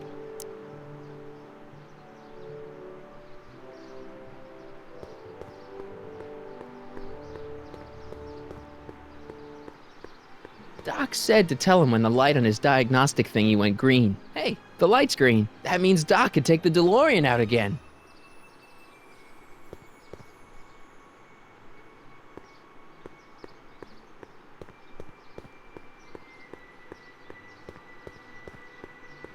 I need to talk to you. Excuse me, my dear. Yes? About that gizmo you've got hooked up to the DeLorean? The chronometric analyzer? Yeah, the light's gone green. Wonderful. If the systems check out, I should be able to take it for another test run. I've got to run a short errand, Miss Strickland. I suggest you think about what I've been saying. Oh, I will.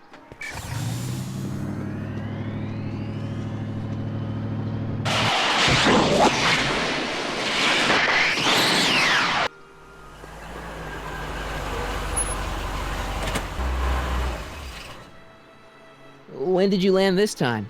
9 hours and 37 minutes ago. Ouch. Frankly, it started to get a little difficult to avoid running into myself.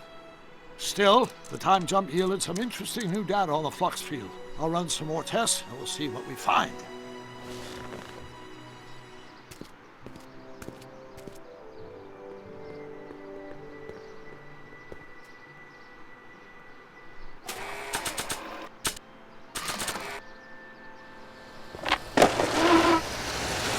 How's it going in here? Great. I'm almost ready to go.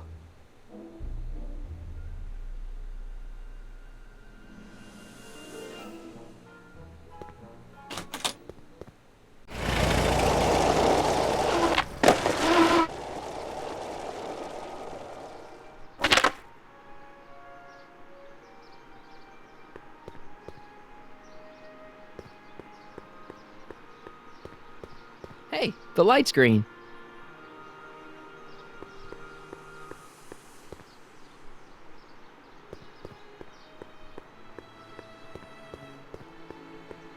Hey, Carl. I'm sorry, Miss Strickland. Call me Edna.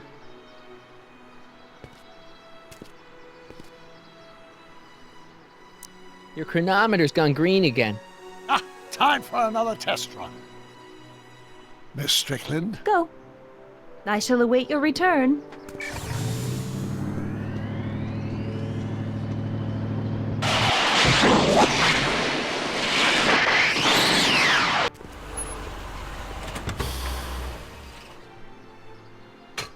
Any luck this time? Depends what you mean by luck. My arrival time was off again. By how much? 8 hours this time. Gave me the chance to take in 3 showings of Frankenstein. Good movie. A bit implausible from a scientific perspective, but I can see how my younger self would have been mesmerized. What about the DeLorean? Oh, yes. I did get one critical piece of information. The chromium elements in my circuits became unstable during the temporal shift. I should replace them with titanium. Great! Now, unfortunately, titanium won't become commercially available till the Kroll process is perfected in 9 years. 9 years? But there may be another solution. I'm going to fire up the chronometric analyzer again. Then, while I'm stalling in there, you can... Uh-oh. Where did it go? The lab! You better get down there before she makes the situation impossible. I'll tend to the DeLorean.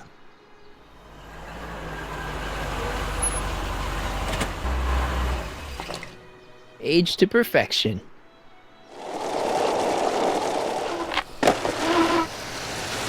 Hey, Emmett, I'm back.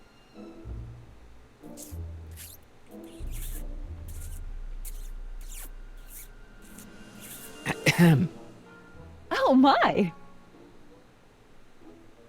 You know, I thought you were coming down here to keep Emmett focused on his invention. No, she is. But she's generously scheduled brief canoodling breaks every 45 minutes to keep my mind fresh.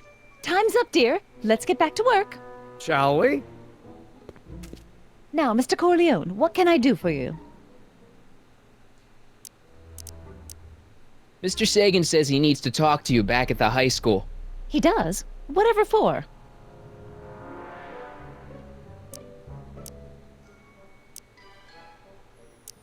He says he's got a lead on the speakeasy arsonist. He does he? Well, I'm not sure anyone cares about that old story anymore. But I suppose I could spare a few minutes in the service of solving a crime. Will you be all right without me, sweetheart? It'll be tough, but I think I'll muddle through.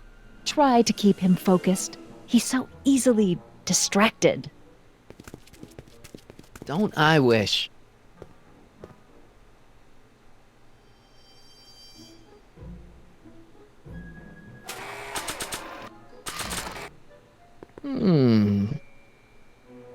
There it is. I've been looking all over for my portable anti-stick, anti-stain formula. Where'd you find it? Out by the trash. That's strange. I haven't been out there for hours. Oh well. Are you gonna spray your jacket? It's looking a little dusty. Not until it's really dirty. This cleanser doesn't grow on trees, you know. Well, some of the ingredients grow on trees, but the rest are synthesized polycarbonate Really detergent dirty? blends. I can do that. I'll wait until you're at the expo to show Edna what a suit-destroying slob you can be. Now all I have to do is set up Edna to think that Emmett's fooling around on her, and everything will be ready to go.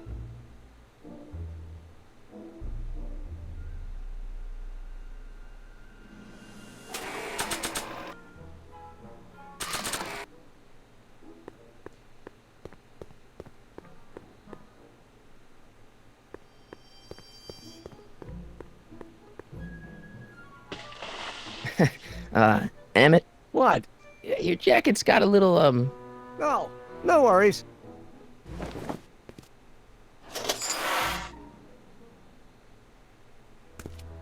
Don't you want to use the portable cleanser?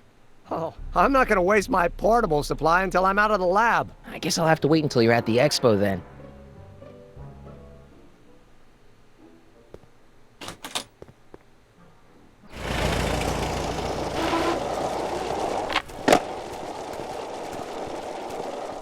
Marty! Doc!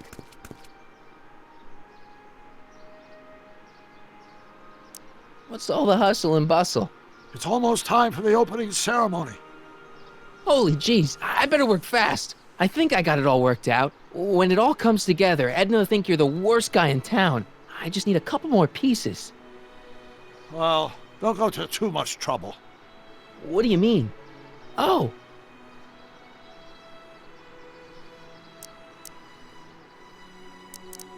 You got the time circuits fixed. Not exactly. You see, I've been mulling things over, and...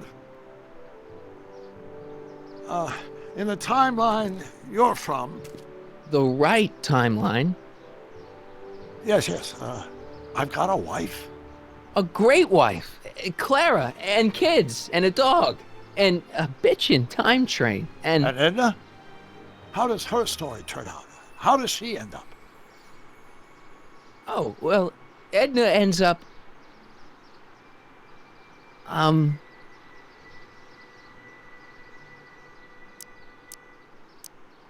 She's doing great. She's got a full life, lots of friends, always busy. She's got a fellow? Sure, lots of them. Lots of them? She's a tramp? No, what I meant to say was... Let's start over. How does Edna end up? You're not really supposed to know these things in advance. It's bad luck. But you told me how my story turns out. Yeah, but... And it's not as if I'll be in a position to do anything about it once my younger counterpart's destiny has shifted. I imagine I'll be folded into the new timeline, and I'll probably lose all memory of the old one. Maybe. So tell me, just to satisfy my curiosity, what's going to become of Edna? To be honest, she ends up kinda... sad. Sad? She lives with some cats in a dinky little apartment, and she spends most of her time yelling out her window at people, and collecting newspapers, and living in the past. I see.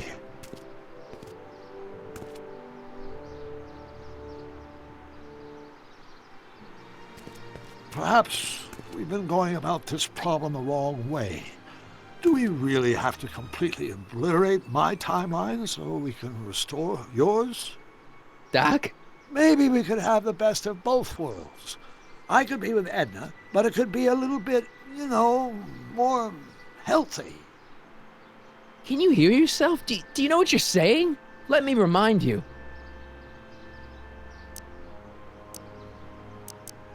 Doc, she tried to erase your brain. Oh, she was terrible, no argument. Horrible. Oh, but she started out with such pure intentions. So did Nero. I don't believe this. All I'm saying is, let's stop and take a breath. This elaborate plan to derail my younger self's love life, is the short-term misery worth the long-term gain? Maybe we could find a third way. One where everybody wins. What do you think?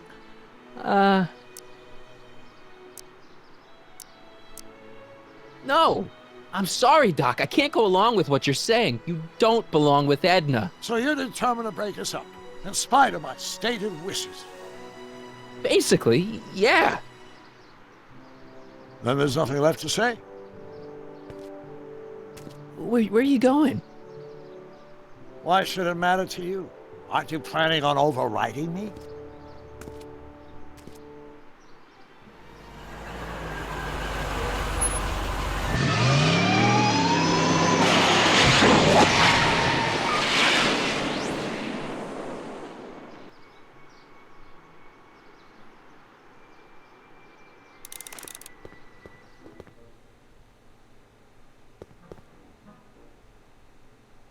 Emmett? Yeah? You sure you don't want to take in a movie? I think you'll like it. Strange as it may sound, I've got more pressing things to think about than going out to movies. Okay.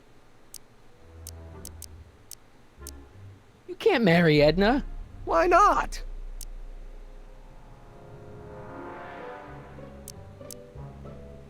You're too young to get married. Nonsense. Back in the old country, a man my age already have 2 kids and a farm. Besides, what's the use of waiting when you're in love? I just don't think Edna will make you happy in the long run.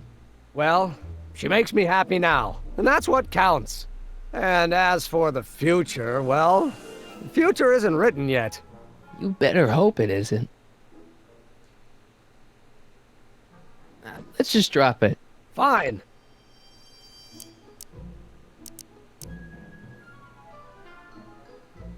You get back to work. We'll catch up later.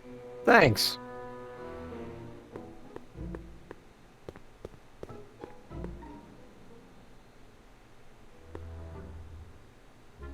What's this? It's the placard we'll be putting in front of our booth at the expo. The scientist that caught Kid Tannen? A small exaggeration, but Edna says it'll attract investors. What do you think of the picture? You look a little constipated. What? Edna said I looked intense. Yeah, intensely focused on taking it. I get the picture. I'll have to find a better one. Unfortunately, there's a lot to choose from. Heavy. Extremely. Mother has been rather obsessive about photographically cataloging my life.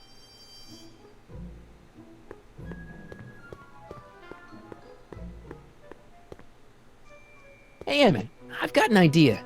What? Why don't I take your photo album over to Edna so she can pick out your new picture? That's a great idea. She's got a better eye for these things than I do anyway. Thanks, pal. Don't mention it.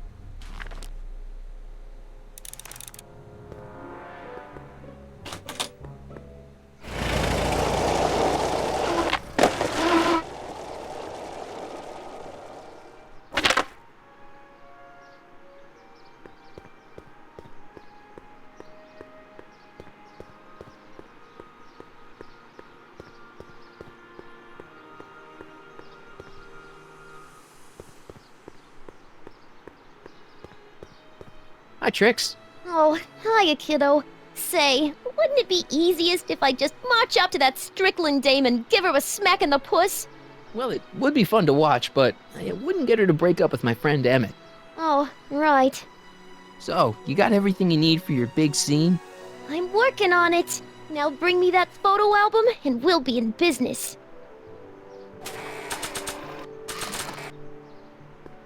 I brought Emmett's photo album like you asked. Let's see.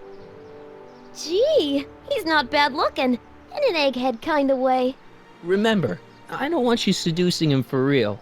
I ain't a cradle robber, kiddo. So, you got everything you need for your big scene? Everything except for your friend. Emmett Brown, redheaded guy about yay high. He'll be the one with Edna Strickland. Not for long he won't. Great.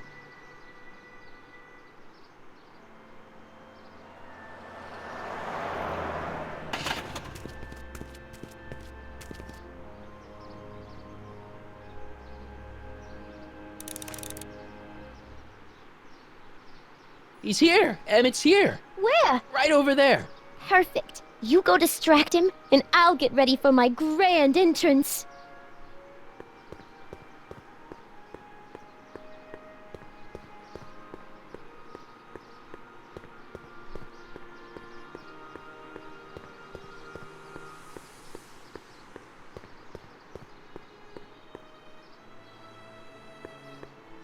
Hey, Emmett, what's keeping you?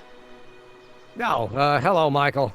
I guess I've got a mild case of stage fright. I'm about to play my big scene, you know. No telling how Edna's gonna react. Wish me luck. Oh, for Pete's sake.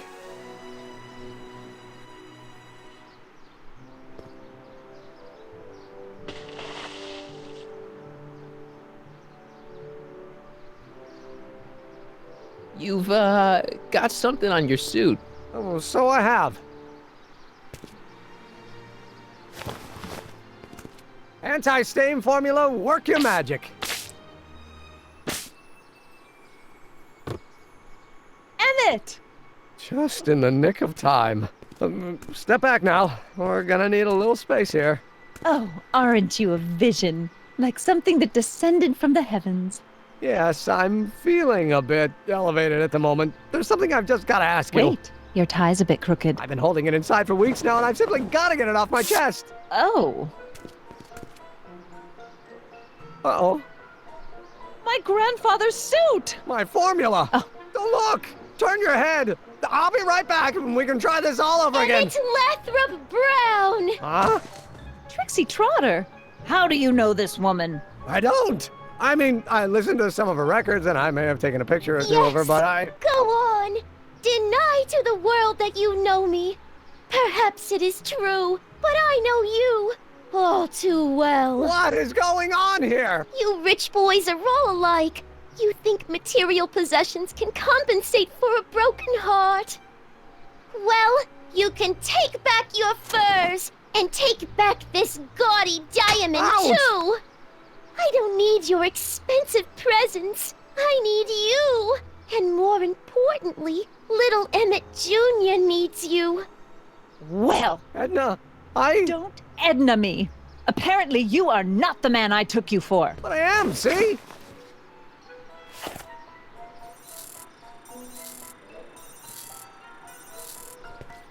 The mental alignment meter proves it. I am the man you fell in love with. Let me see that card.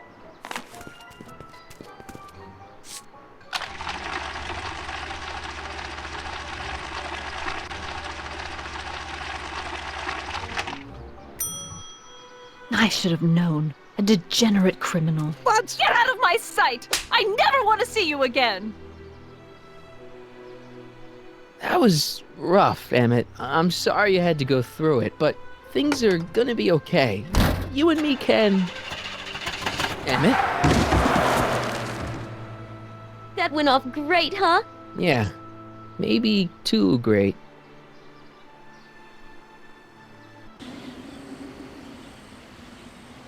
Emmett!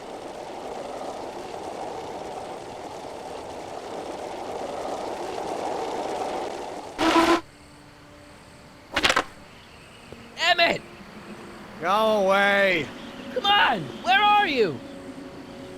I'm sorry you had to go through that scene at the expo. Things didn't work out the way you expected, but everything's gonna turn out okay. See, I know how this story turns out, and...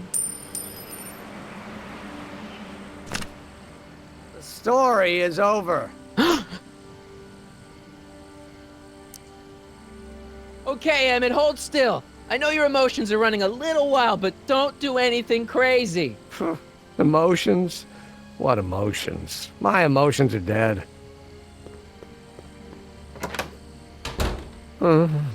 They say I'm crazy, got no sense, but I don't care. They may or may not mean offense, but I don't care. Stop! What are you doing up here? Don't jump! I wasn't gonna jump. Then what do you... This is where I come when I want to think. Oh. When I want to be alone. Oh. Well, don't let me bother you. Go ahead and think. Can't you take a hint? I don't want you here. I don't need you. You don't know what you need. And you do? As a matter of fact, yeah. You need... to get your mind off your problems. Go see a movie. I hear Frankenstein's pretty good. Frankenstein. I tell you that my very life force is drained away, and you want to talk about Hollywood monster movies. It's a very inspirational monster movie.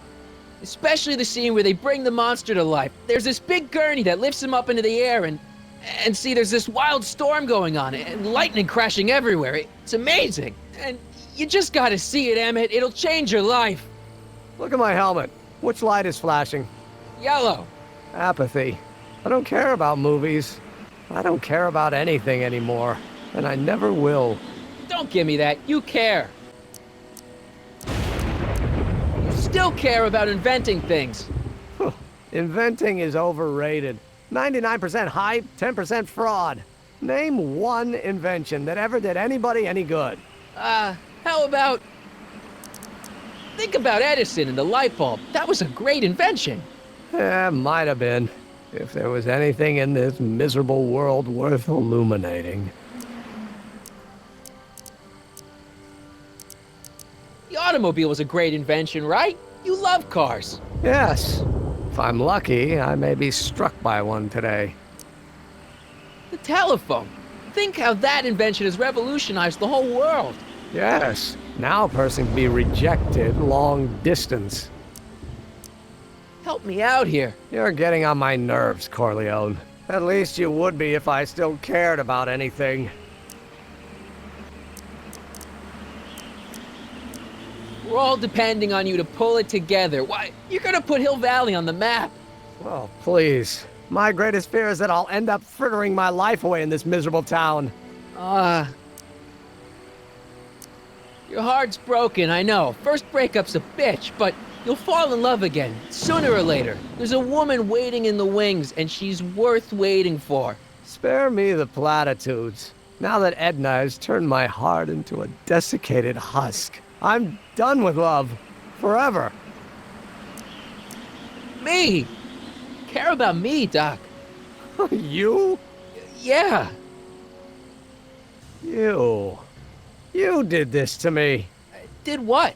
I was perfectly content drudging away in my dad's law office. You show up out of nowhere, get me all excited about inventing, and disappear.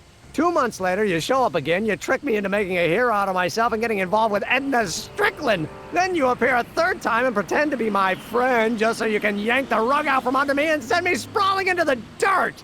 Okay, I can work with that. I loathe you, Michael Corleone.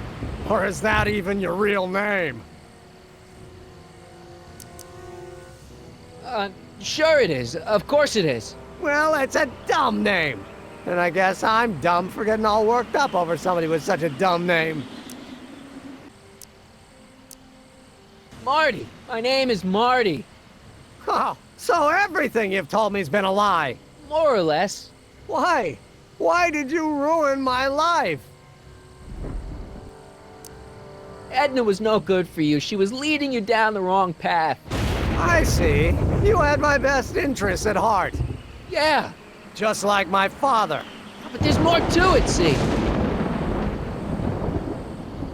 Your father doesn't know your true path. And you do? Yes! How is it that I could create a mental alignment meter and yet fail to realize that you are completely delusional? Oh, what does it matter? The world is absurd. No, I know exactly what I'm doing. See?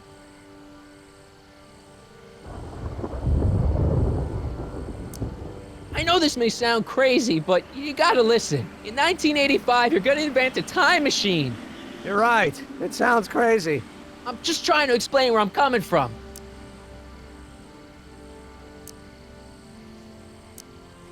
In 1985, you're gonna invent a time machine. You're right. It sounds crazy. I'm just trying to explain where I'm coming from. I did it for fun. You ruined my life for fun? Yeah, that's how I get my kicks.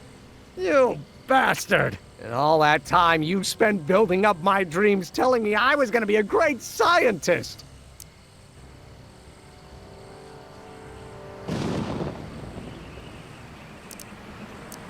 Don't stop dreaming. You are going to be a great scientist. Your flattery doesn't work anymore. Yeah, what a laugh. Dreams are only for people with guts enough to follow them. You're saying I don't have guts? You? Look at you. What do you know? A person like you? You don't know the first thing about me. I have more dreams in my little finger than you'll ever have. Hey, daydreams don't count. Daydreams? That's what they said to Edison. That's what they said to Einstein. That's what they said to Dr. Frankenstein? Yeah, and look what they accomplished. I'm sick of people telling me what I can and can't do. First my father, then Edna, now you. Listen to me, good. From now on, I'm living my life my way. I'm taking my own advice and I'm following my own ideas. My ideas. Do you hear me? My ideas. Great Scott.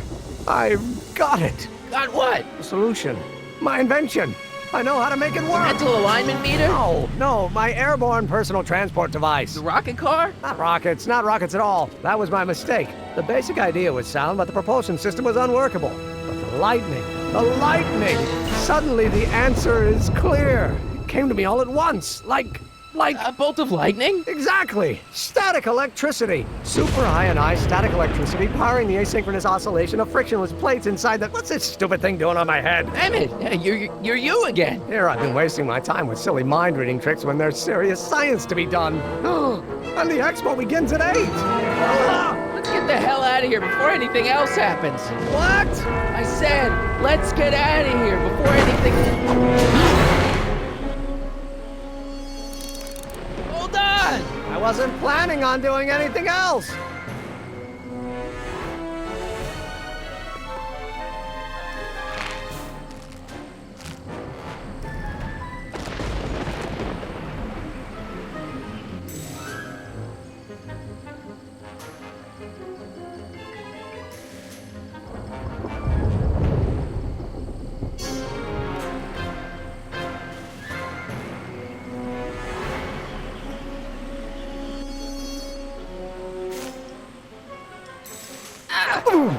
gotcha! Let's get out of here! Your pants! They're stuck! Do something before we're crushed! Ah!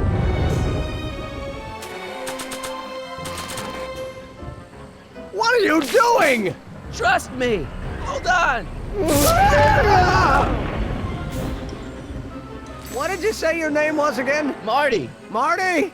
Thanks! Don't mention it. Tungsten! The catalyst will need to be made out of tungsten, given the temperature within the converter will no doubt be intense. We'll have to harvest the filaments from all the light bulbs in my house. Your invention? You think you can finish it before the end of the expo? Think? I've got to. My future depends on it. Then let's go. Of course, the oscillating plates will need to be calibrated precisely. Even the slightest misalignment could cause the magnetic field to fluctuate in intensity, leading to sudden shifts in polarity. The results could conceivably be catastrophic. Who cares? My thought exactly.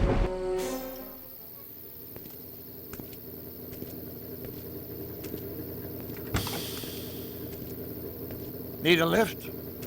Mr. Sagan, got the kinks worked out of your car of the future? Not all of them, but at least the DeLorean's mundane terrestrial functionality remains intact. As usual, I have not the slightest idea what you're talking about. In fact, you remind me of someone I used to... There, my dear, don't worry. I'm sure we'll all turn out well in the end. Maybe for everyone else, but I suddenly feel very much like someone who's going to be alone and unloved for a very long time. Maybe I should get a cat. Nonsense. I can state with nearly 100% certainty that you're going to have a long and fulfilling life. How can you know that? I think you'll find I know almost everything worth knowing about you and young Emmett and his friends. Tell me, how much do you know about Michael Corleone?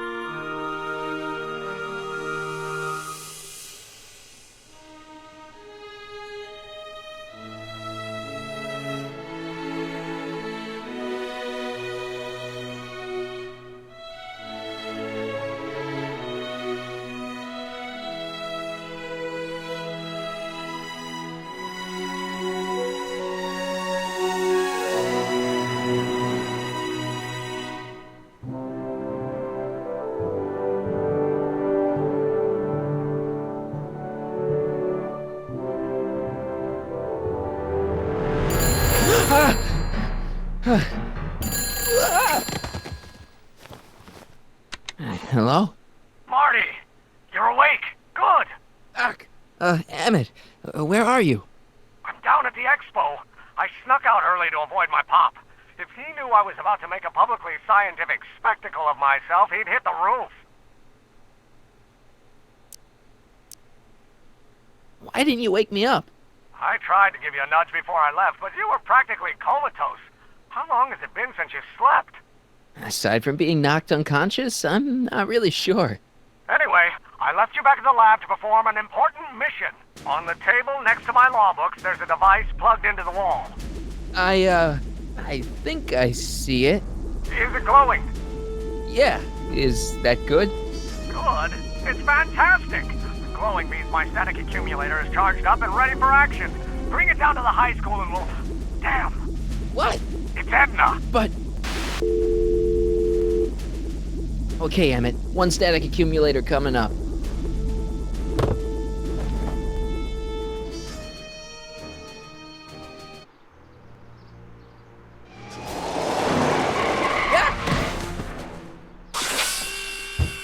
Jeez, Doc. Watch out. You almost ran me over. Sorry about that, Martin. This vehicle is sometimes difficult to control.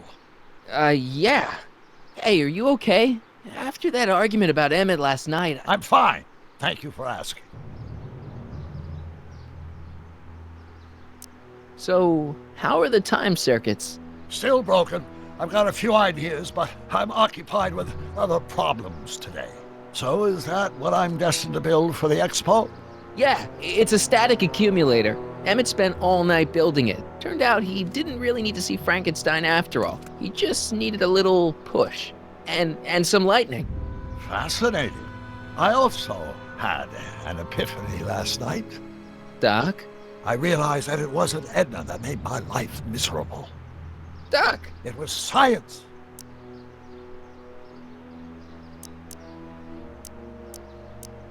You can't give up science. You love science. Correction.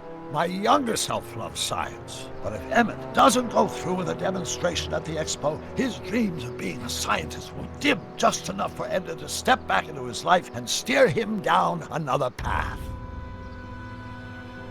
Another path? What other path? I don't know. Architecture, automobile repair, taxidermy. Maybe I'll even pursue a life in law like my father always wanted. As long as Emmett steers clear of science, Edna and I will be free to be happy together. You can't want Emmett back with Edna. She used you to turn Hill Valley into a police state. She used my science to turn Hill Valley into a police state. But if I don't become a scientist, she'll never get the chance to vent her crazier ambitions. Doc, I'm begging you. You haven't thought this through. Haven't I? I guess we'll both find out. One thing's for sure, Emmett Brown's life will be a whole lot less complicated without a time machine in it. No! Ah! What the hell? Where'd it go?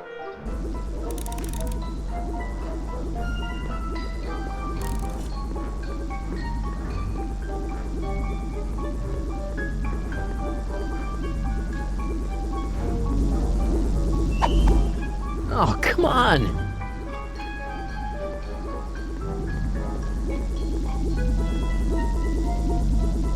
Here, little static thingy.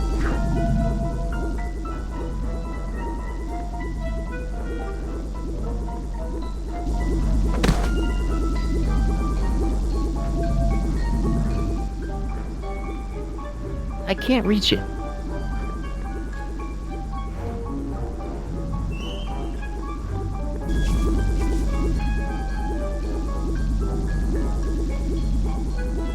I can't reach it.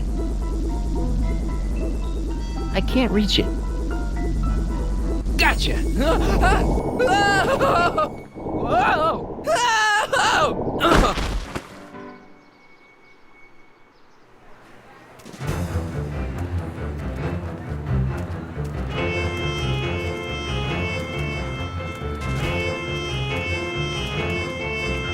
The future is coming today. There's a shiny new tomorrow on the way.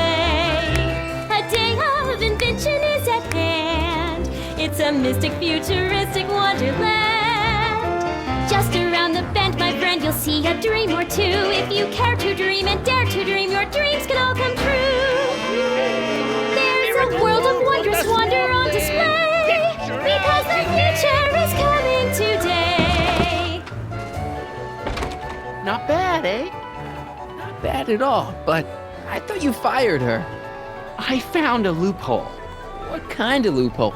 Just a loophole. You're not the only one who's allowed to have secrets, you know. All right. Say, don't you have to get that whatchamacallit to Emmett Brown's booth? Huh? Oh, yeah, right. Because the future is coming. It's almost here now. The future is coming. It's getting clear now. The future is coming today.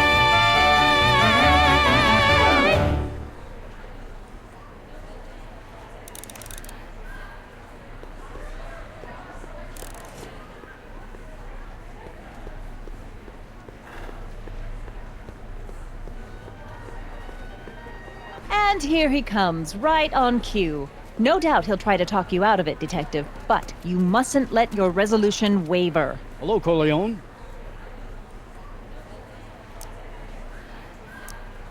What's going on here?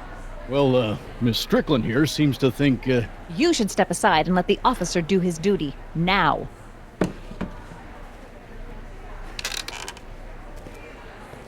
Wait a minute, that's Emmett's levitator up there. Oh, don't be so modest. I'd say you deserve at least half the credit. It was you who tricked poor Emmett into breaking up with me. It was you who manipulated him into dropping my project in favor of this clear hazard to public safety.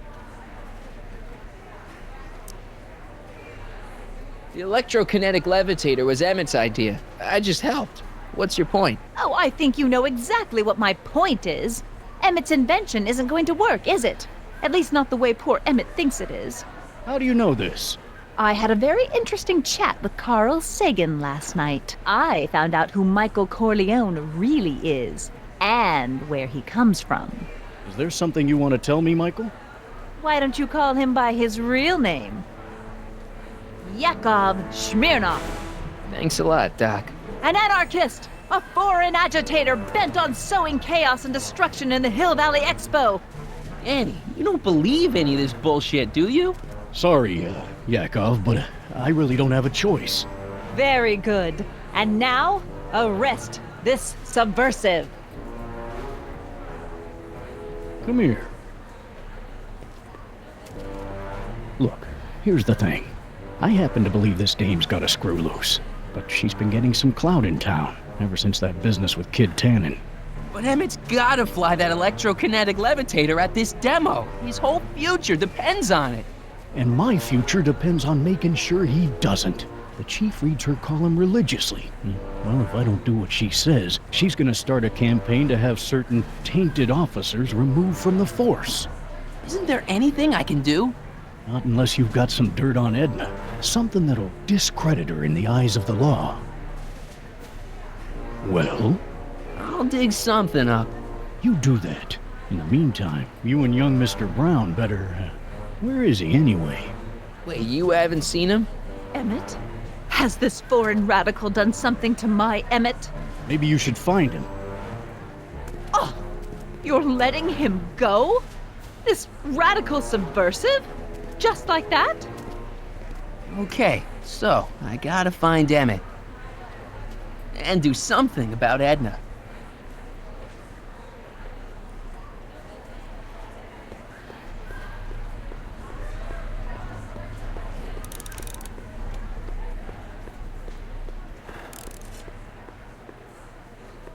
Emmett's gonna fly his electrokinetic levitator, and he's gonna do it today.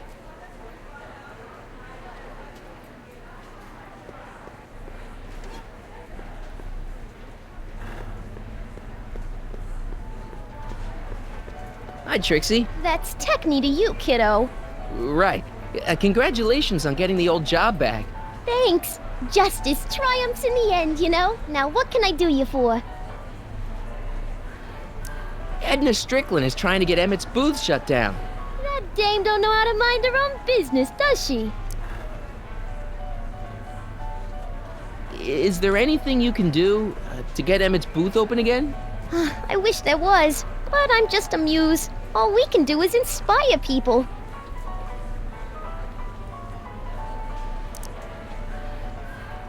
Artie told me how you managed to get your old job back. He did? But it was supposed to be a secret. There's no secrets between us. He couldn't resist telling such a good story. Yeah? Still, I'd like to hear it again, from your point of view. He didn't tell you anything.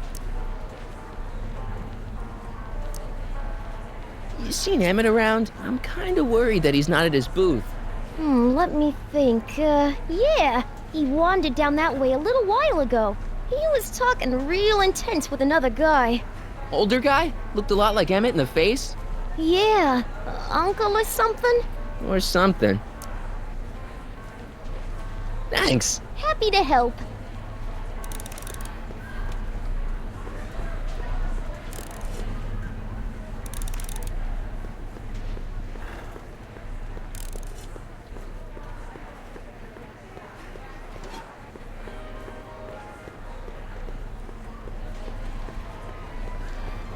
Enlightenment awaits you under the sea.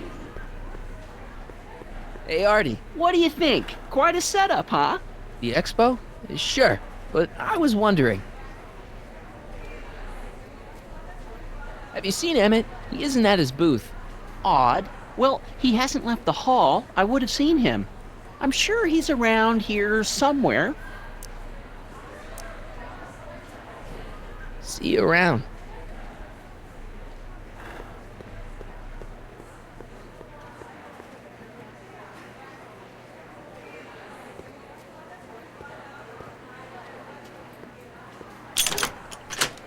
Insert ticket to enter.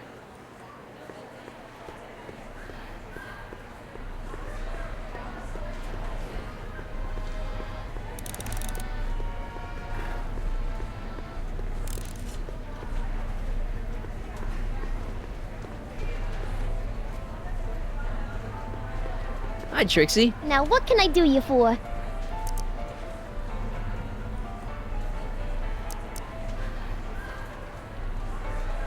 So, which exhibits do you recommend? The most popular attractions are the Glass House, the Future Furnishings, and of course, Enlightenment Under the Sea. You know who that is under the diving helmet? That's Jacques Cousteau himself. Of course, you need to get tickets if you want to see the main attractions. How much are tickets? Aw, put your money away. Here, you're kind of like family now, you know? Thanks. Thanks.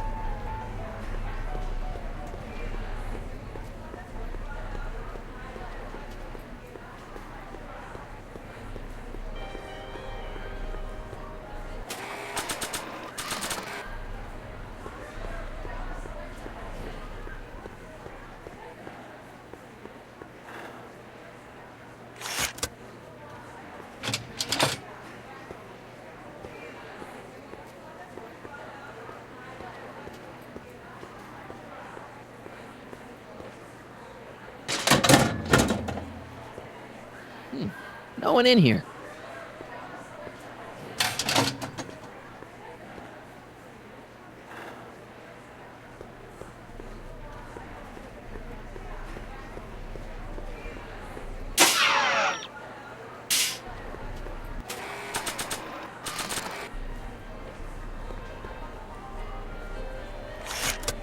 Welcome to the world of tomorrow, where a man's home is truly his castle.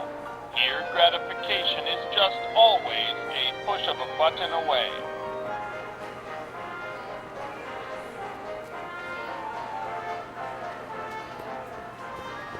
This plant doesn't belong here. There's nothing futuristic about it.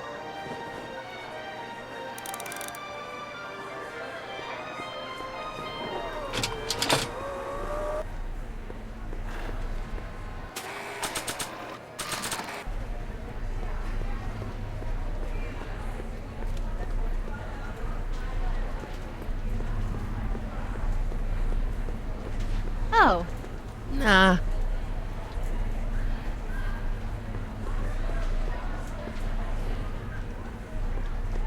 The electro pacifier. Amazing, isn't it? They say one day we'll be able to stun fleeing criminals by shocking them at a distance. Does it work? Nah, it's just a model. Now, there was a potted plant. What's this got to do with law enforcement? A potted plant? What's this got to do with law enforcement? It's a bug. No, a plant. But it's got a wire recorder hidden inside, see? If we could have got one of these into Tannen's speakeasy, and if he's the kind of guy who talks to plants, we could have busted him a lot earlier.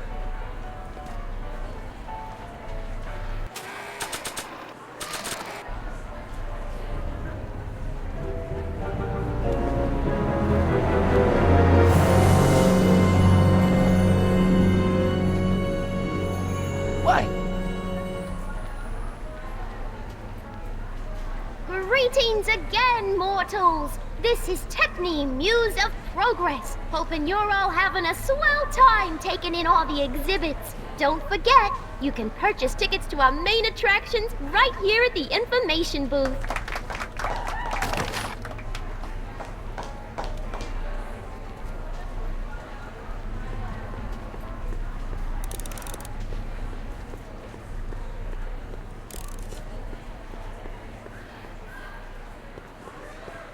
I Can't believe Danny let himself get bullied into shutting down Emmett's booth.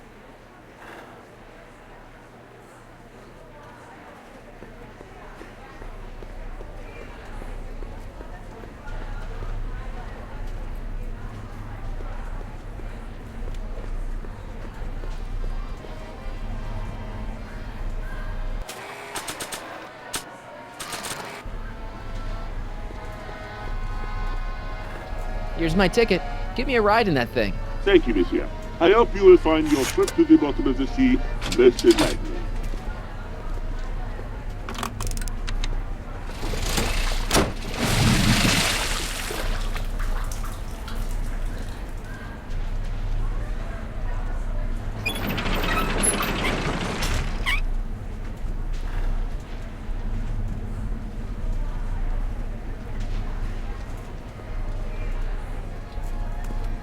Well? Heavy. Monsieur has a way with words.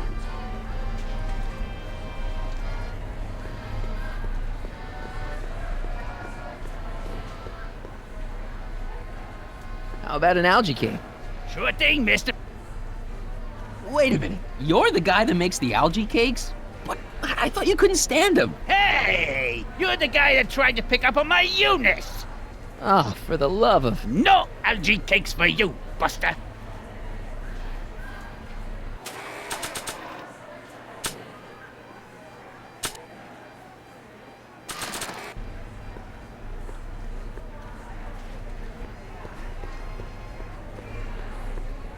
I think that's supposed to be a clock.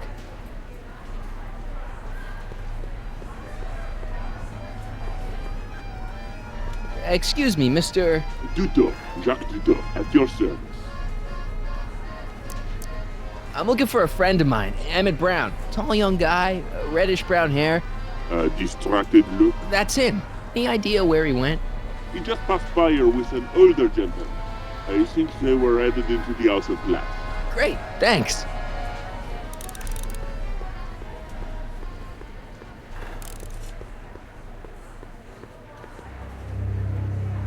Hey, Emmett, come out of there. Don't listen to him.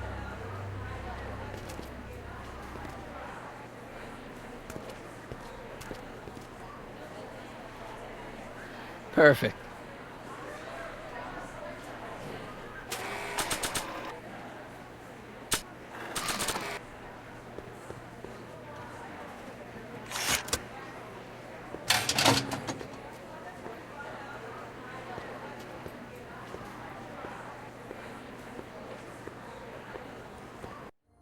Welcome to the Atlas House of Glass, the future of domestic life. Okay, Emmett, let's get you out of here. Emmett! Emmett, don't listen to him. He's crazy. I'm still not sure about this business proposal, Mr. Sagan. Let me explain it again. Atlas Glass, unbreakable and soundproof. Soundproof glass. Great. Our living space can be configured to meet the needs of any family. Need a private study?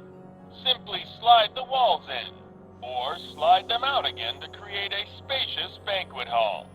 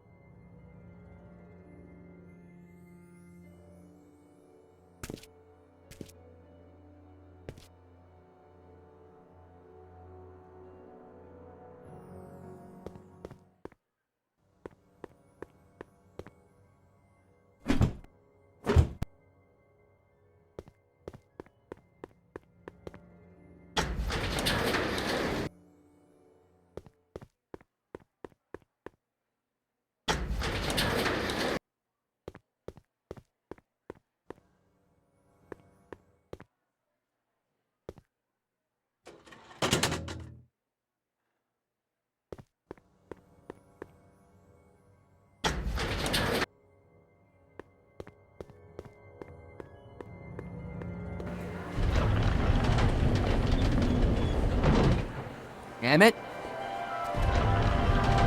Where'd you take him now, Doc?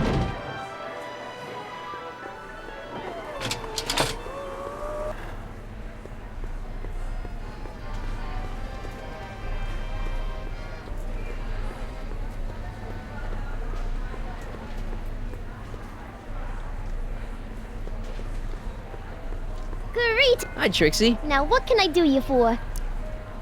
Did Emmett come through here with Carl Sagan? Sorry. Did Emmett come through here with Carl Sagan? Sorry. Thanks.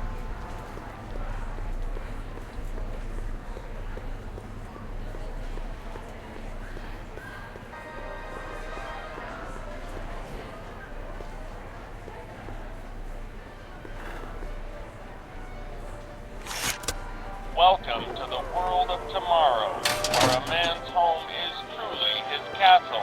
Here, gratification is just always a push of a button away.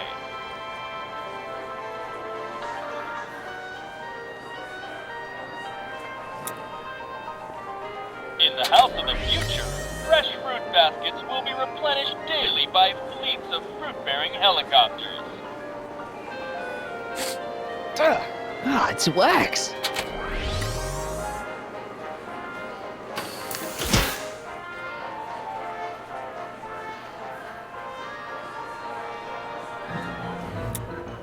In the house of the future, phone conversations will be completed in the privacy of the personal phone helmet. Hey! Please recite the phone number you wish to dial, or say hang up to terminate your phone helmet experience.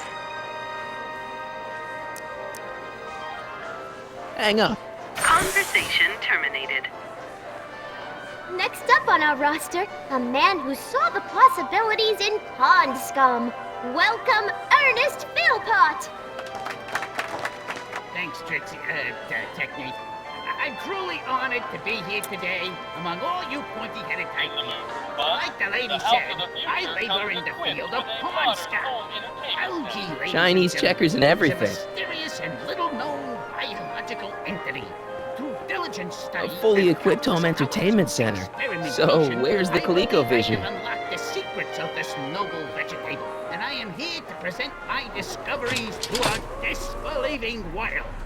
Algae cakes, ladies and gentlemen, was the agricultural revolution. Excuse me, sir. I'm looking for a tall, thin, older gentleman. You might have been with a tall, thin, younger gentleman. I know Along just with enough who you're protein talking to choke a about. horse. Hey, just Till left now, people about a haven't been minute getting ago. the benefit of If all you this hurry, nutrition you on might account of the less than catch that. appetizing nature of the algae herself, but sweetened with corn syrup and held together in solid Take off your helmet. through the I miracle of prefer to everything. leave it on. The The algae inland cake air is presents a difficult on package my that is sinus. chewy to the mouth and bursting I know you're in there, Doc. fresh flavor. Doc. I invite each Yes, and every I am one a of you to doctor come by my of booth. marine That's biology, booth but I fail A113 to here in the main understand hall. what you're... Quit fooling around, Doc. What have you done with Emmett? Stop! Help! I'm being attacked! Michael! What are you doing? You can't assault the exhibitors! You don't understand. He's kidnapped Emmett. The boy's obviously confusing. I'll say he is. You want I should toss him out on his ear? That won't be necessary. Do you know who that is? That's Jacques Duteau of the Oceanic Institute. No, it's not. It's... Please keep it down. The Expo went through a lot of trouble and expense to secure Professor Duteau. We can't afford to antagonize him. But if you've got a complaint against him, we can straighten it out after the show. But if you make another scene like that, I'm afraid I'm gonna have you expelled from the hall.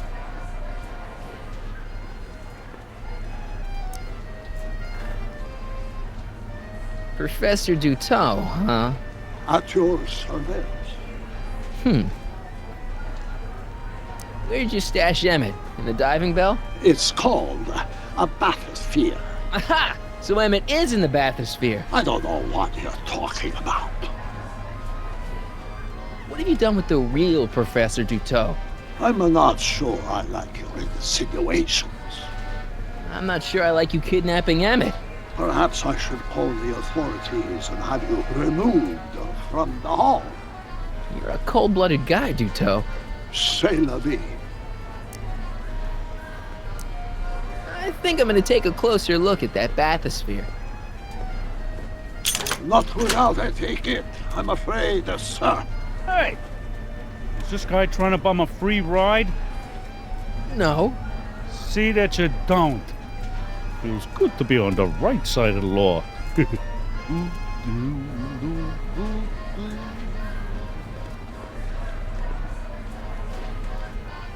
We're not gonna get away with this, you know. As they say in my country, que sera, sera. Thank you, Ernest. Do be sure to drop by his booth and sample an algae cake. I have, and it was very interesting. I will be back later to highlight another of our fine exhibitors. See you soon.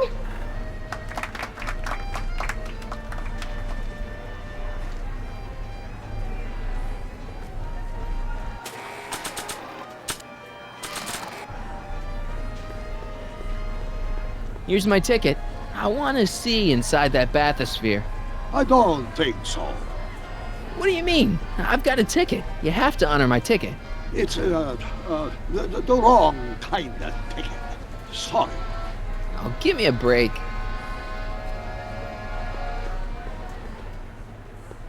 Hey, Artie. This ticket should get me into any exhibit on the floor, right? Sure, that's a P ticket. Well, the guy at the aquarium is refusing to honor it. There must be some mistake. Come on, let's straighten this out. Professor Duteau, this young man claims you refused to take his ticket. Not at all. I am only too happy to take his ticket. Please, climb the ladder, and I will raise the bathysphere.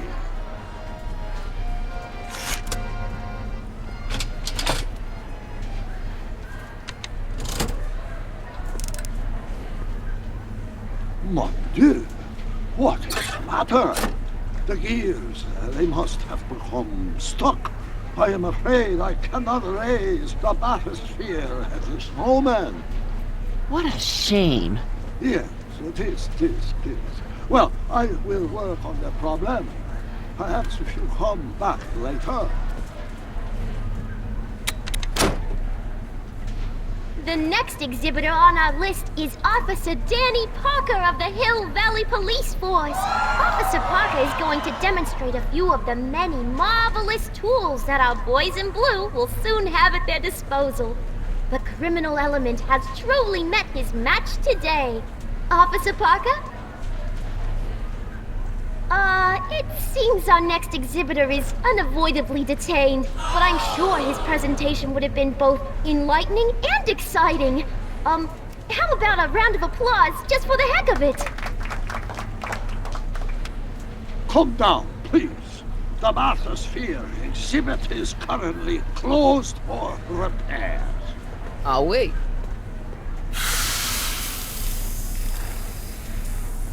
Step back! You're crimping the hose!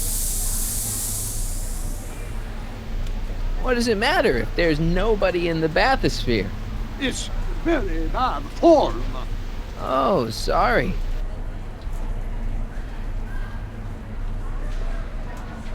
It's an old nautical superstition.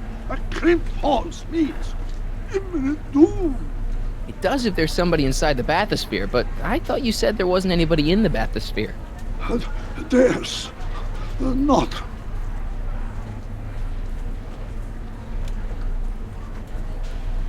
I command you uncrimp that hose. Funny. You'd think it was you who was running out of air, not the guy in the bathysphere. I don't know what you're talking about. It's as if you two were connected somehow.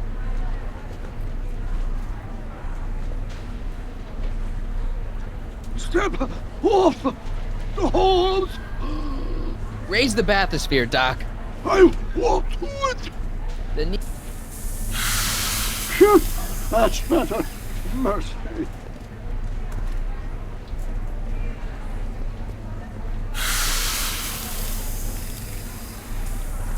Step back! You're crimping the hose!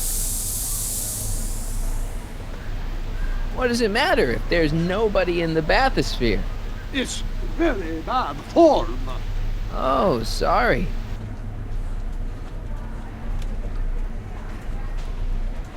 Step off the holes! Raise the bathysphere, Doc.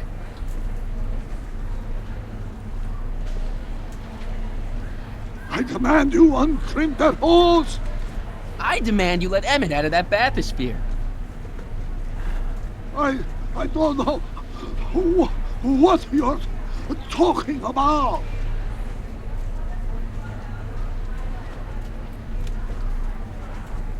He's running out of air, Doc, and you're running out of time. Let him out. I won't do it! Hey! I'm just gonna keep holding this air tube closed until you raise the bathysphere. I wish you wouldn't. Why not? There's nobody in the bathysphere, right? Emmett gets no air until you raise the bathysphere. Emmett? Who? Emmett, you.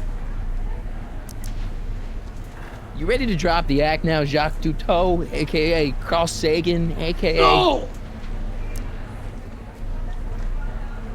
You know what happens when the air runs out, to both of you.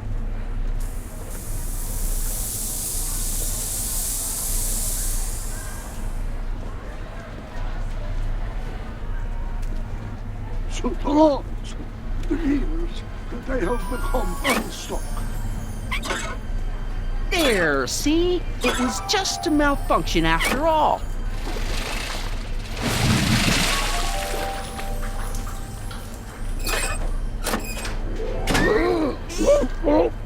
Let's get you out of there. Emmett Brown? Then it was true. Hey, you. Hey, he just took that guy's wallet. I think he took his wallet. Oh, remind me not to become an oceanographer. I guess I must have a touch of claustrophobia.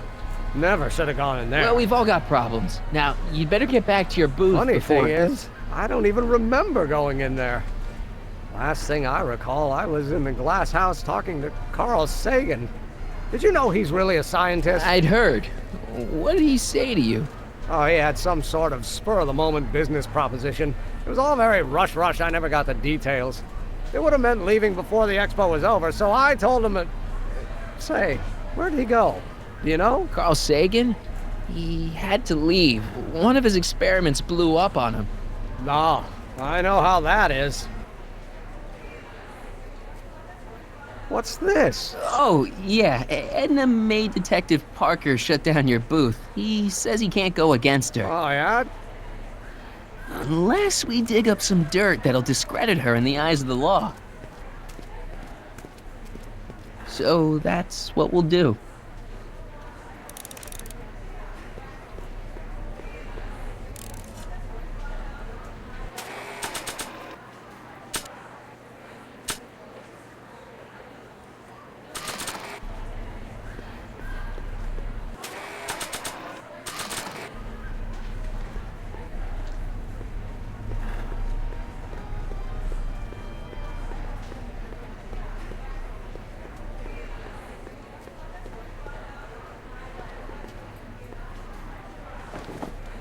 What beautiful flowers.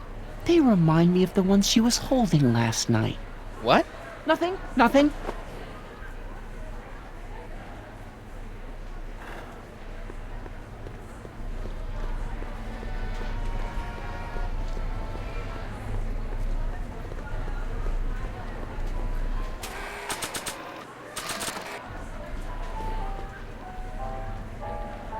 Okay, call me a snoop.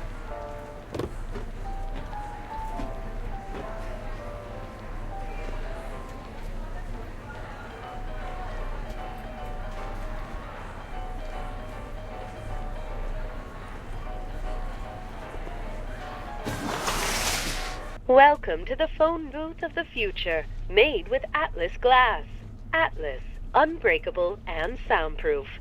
Our phone is hands-free, so you can enjoy a sandwich or a cigarette while chatting with friends in perfect privacy. Would you like to place a call? Yes, I'd like to talk to... Unfortunately, this phone booth only accepts incoming calls.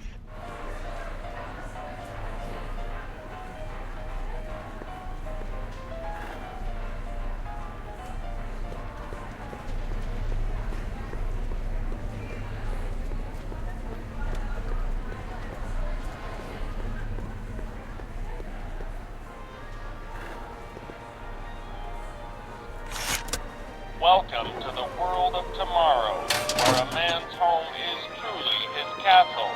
Here, gratification is just always a push of a button away.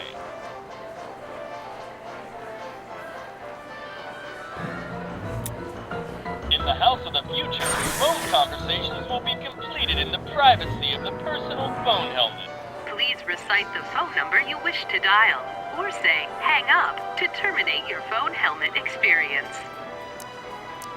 Klondike 4253.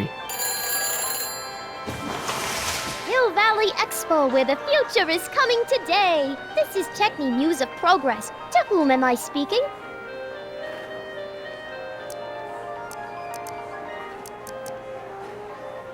It's Kid Tannen. I'm out of jail and I want you back, baby. I don't know who you are or why you're doing that horrible impersonation of Kid, but that part of my life is over. I've gone legit. Conversation terminated. Good for you, Trixie.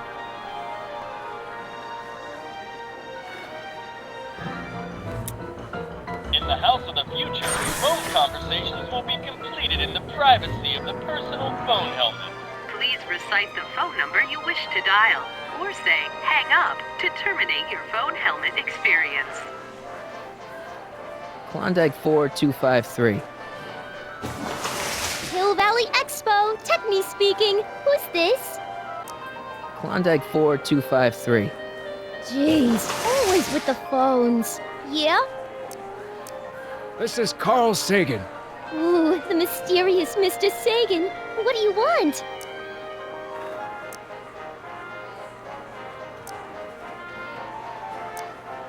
Can you put Edna Strickland on the phone for me? Sure thing, Mr. Sagan. Hey, Strickland! Somebody actually wants to talk to ya. Mr. Sagan, what happened? I thought you were distracting Emmett. Was? Oh, yes, of course I was. Then why is Emmett standing here valiantly trying to convince Detective Parker that he should be allowed to go through with this ever so dangerous display of wrong-headed technology? What can I say? I was outsmarted by that wily Yakov Smirnov. Well, that puts a crimp in our plan. Yes, our plan. About that plan. Why are you saying all those terrible things about Emmett's friend? Young comrade Smirnov, you were the one who told me about his vile deeds. Regarding, you know what?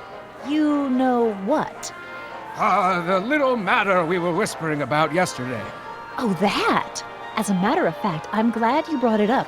I was thinking, wouldn't it be a good idea to pin it all on Yakov Smirnov? Pin what on him exactly? You know, it! Oh, I get it. You're still sore about going to jail. That was the dog's fault. If he hadn't come galumping up to me right after I started the fire, I could have gotten clean away, and I never would have had to divert suspicion to you. She's the speakeasy arsonist. Carl, is somebody with you? No, it's just you and me. You know, I don't think I ever asked you why you burned down all those speakeasies. Why? Because no one else was doing anything about them. Every night they'd open up their doors serving illegal drinks and loose women, flaunting their depravity to the world, and the authorities did nothing. So I did what any right-thinking, rock-willed woman would do. I took action. Oh, and such a gorgeous action it was, too. The fires were so beautiful. The alcohol made them go up in such pretty blue flames. Where was I? You were explaining why you burned down the speakeasies. Yes. Did you find my answer to your liking? It was very revealing. Hang up. What? Jeez, Edna was always a loon. I hope that confession's good enough for Parker.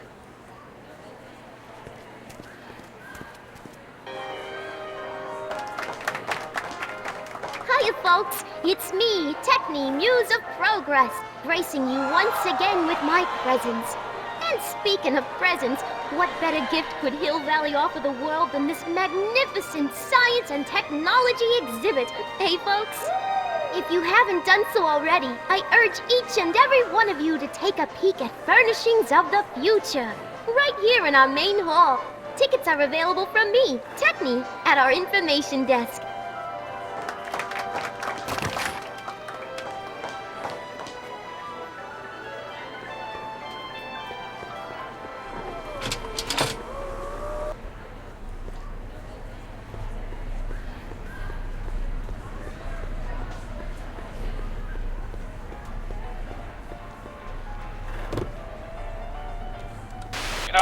I don't think I ever asked you why you burned down all those speakeasies. I think a lot of people are going to be interested in that answer.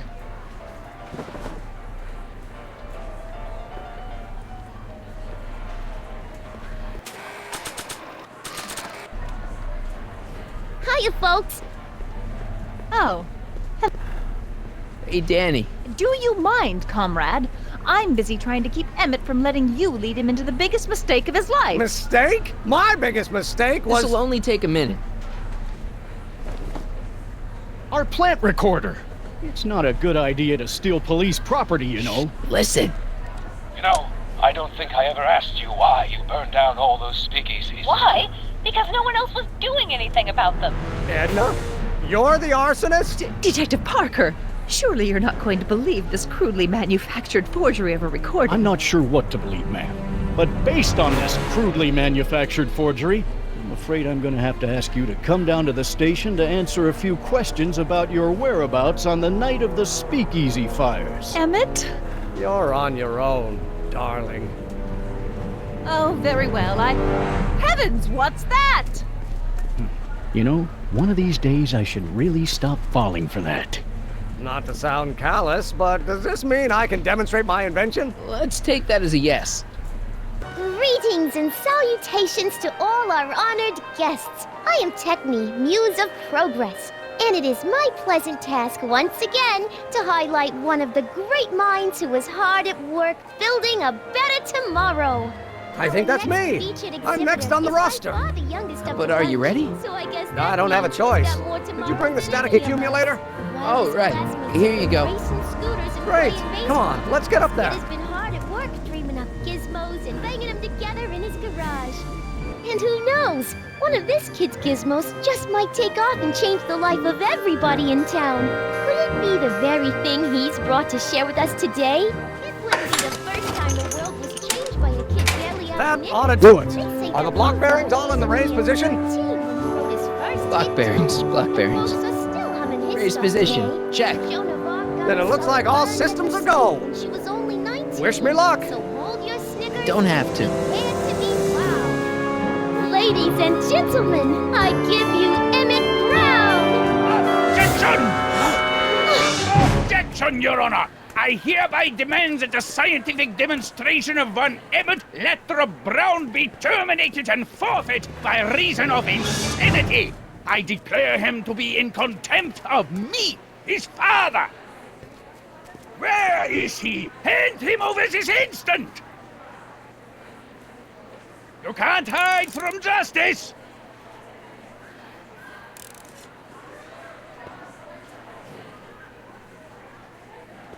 Emmett!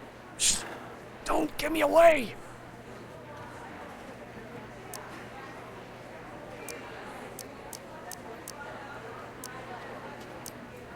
I thought you weren't scared of your father anymore. When he's in a mood like this, I'd have to be suicidal not to be scared. Let me talk to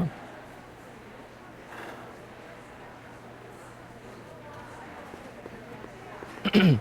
You don't think you can shelter him? Emmett's gone. You just missed him. Young man, I've been sitting on the bench of Hill Valley Criminal Court for 15 years. I can smell a dissembler a mile away. Now, are you going to turn him over, or will I have to use force? Don't antagonize him. Well, if you're not going to say anything... So he is up there with you. Thanks a lot.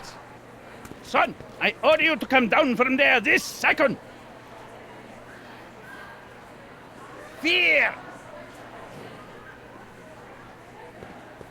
Emmett. I'm not talking to him. There's no point. Just go deal with them. What have you got to lose? That's what they said to Custer. Maybe he'll give you a fair chance to explain yourself. He is a judge, after all. Yes, a judge who's already passed sentence. He won't listen to me. He never has. I'll be right back. I'm counting to 4. 1, 2, 3. I want to speak to my son. Emmett's not ready to talk to you directly. Oh, God. I suppose you're his mouthpiece. I guess so, yeah.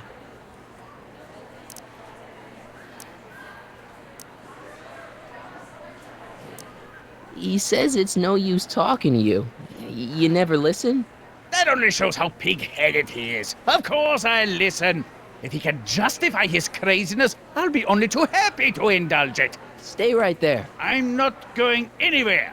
You dare to disobey a direct order?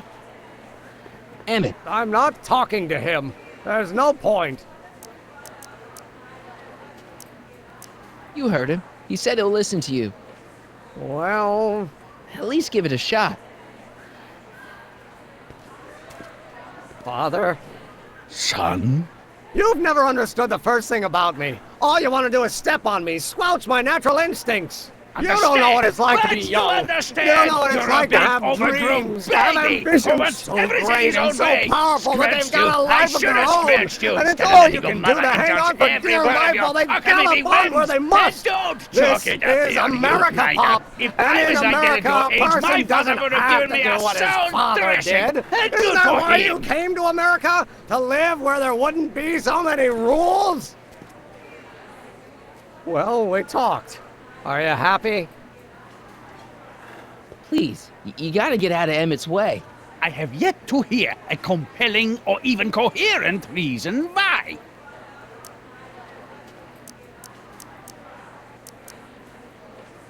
Look, Your Honor, you don't see it, but there's an awful lot riding on Emmett's demonstration. All the more reason why I've got to put a stop to it. Look me in the eyes, young man. I expect you know my son pretty well by now. Do you seriously think his exhibition is going to be a success? Sure. Sure it will. Ha! You know as well as I how it'll end. Disaster! Maybe, and maybe not, but even if it does, I mean, isn't Emmett entitled to make a few mistakes? Emmett has exceeded his quota for one lifetime. It's my job as his father to see to it there are no more mistakes. See, Your Honor, it's just that this demo is so important to Emmett. A childish kerfuffle. He'll forget all about it in 2 weeks' time. That's what I'm afraid of. Emmett's just... stubborn, willful, single-minded, incorrigible, and obsessed. Okay, but if you look at it from the right angle, those traits are kinda... good. That may be your angle, Sonny, but I'm not so sure it's the right one. Make no mistake, those are traits that lead to trouble. He gets them from his mother. Emmett's just trying to make a name for himself. Maybe things were different when you were a kid, but nowadays you gotta take chances. What do you know about taking chances? Try moving to a strange country where you don't speak the language with only $2 to your name. You? You bet your socks, me! And I made out all right, too. How'd your dad feel about it at the time? Papa? He was fit to be tied. He called me a disobedient little... So your father didn't approve of you coming to America? Well, Papa never really understood the younger generation. He came around a bit in the end, but by then it was too late to. Tell him I'll listen to him. I want to listen to him. If he wants to talk. Emmett? Here to play peacemaker again, Pollyanna?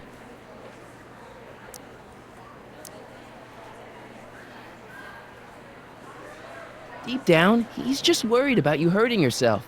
No amount of physical pain could equal the pain he's already inflicted to my spirit.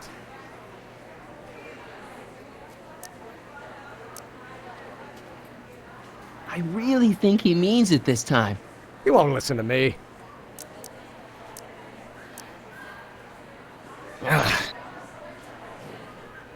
Emmett. I'm working on him. Emmett? He says you get your stubbornness from your mother. Well, that's the limit. He's not satisfied with insulting me. He's got to drag my mother through the dirt, too. Mother isn't at all like me. She's gentle and sweet and endlessly patient. If anything, I'm more like... Oh, skip it. You were starting to say that you're like... Skip it. Can it be that you and your dad? No. Next subject. Emmett, stop being a dope. You've got your pride, okay, I get it. And so does he, but what's the harm in trying to make peace with the guy? He's your family, and family's important. Sometimes it's, well, even more important than we realize. May I come up?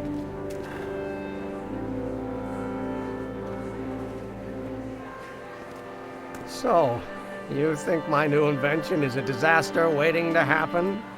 Yes, I do.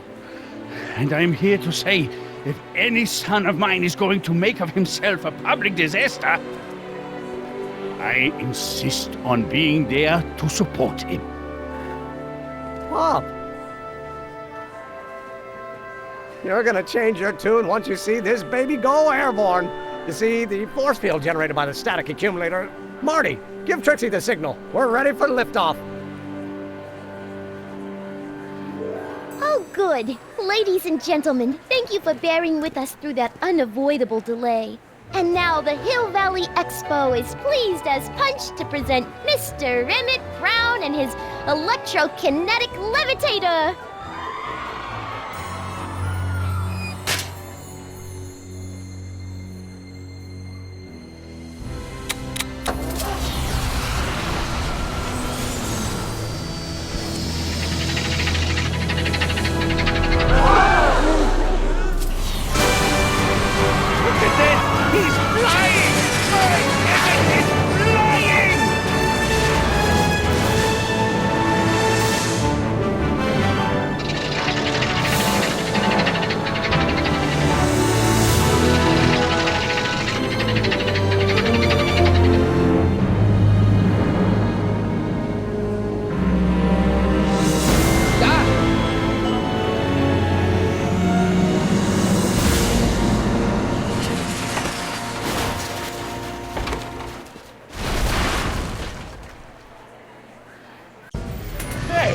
Hey, stop!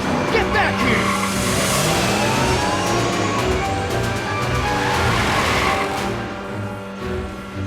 Doc! Are you okay? I thought I could change her. Things could be different. Forget about it. Come on. We gotta find a way to stop her before... No, don't come any closer. Doc! Go away! But... Move! Marty!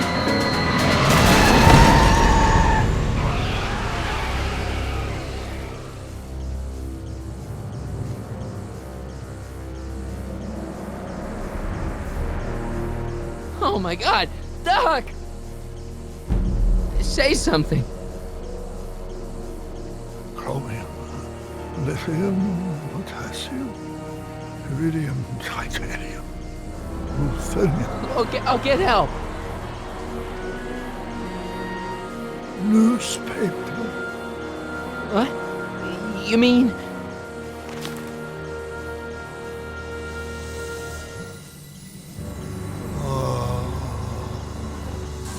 Gonna get you to a hospital, Doc. You're gonna be okay. Yes. Oh, I think I am going to be okay, Marty. No, come on, Doc. Doc, don't do this. Don't go.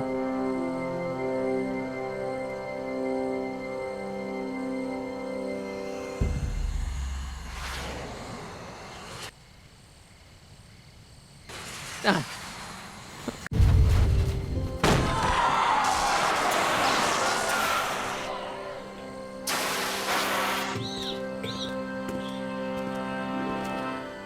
Doc?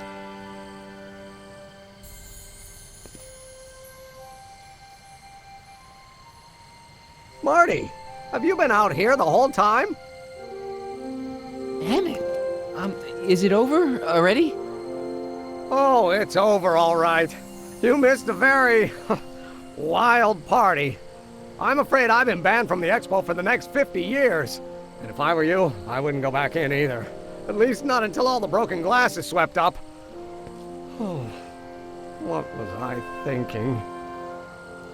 Naturally, the ionic wind generated by an electromagnet of that size is going to play havoc with a merely mechanical steering mechanism. We need a much more advanced control system. I wonder if we could find a way to translate the body's own gravitational field into electrokinetic force. One might be able to direct the ionic current simply by shifting one's weight. Oh, great Scott, that's it!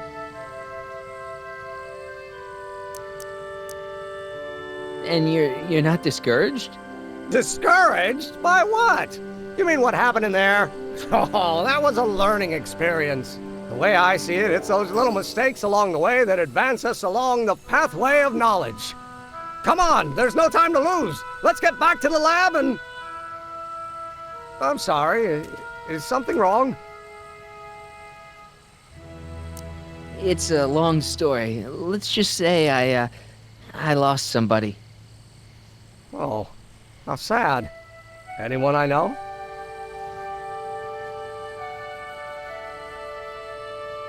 It was, Carl Sagan. What? The guy who tried to hire me in there?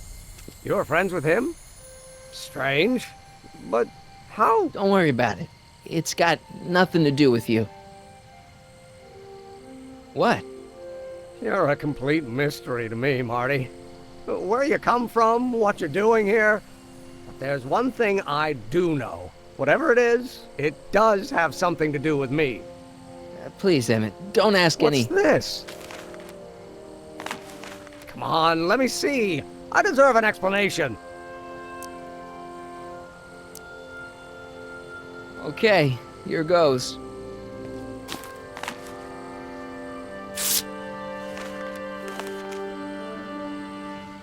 What's that? An explanation.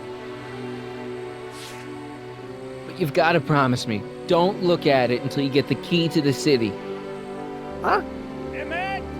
Just promise. Emmett, where are you, my son? I'll be right there, Pop. Key to the city? I don't understand.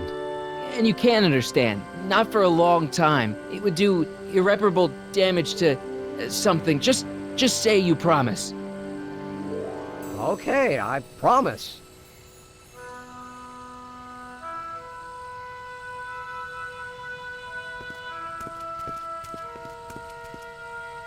Wait, I will see you again, right?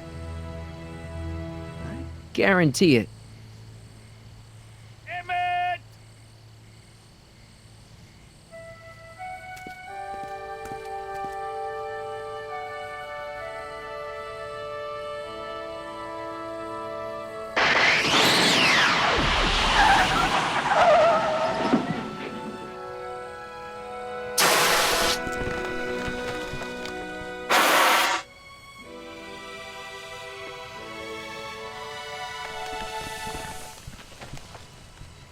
Yeah, it worked.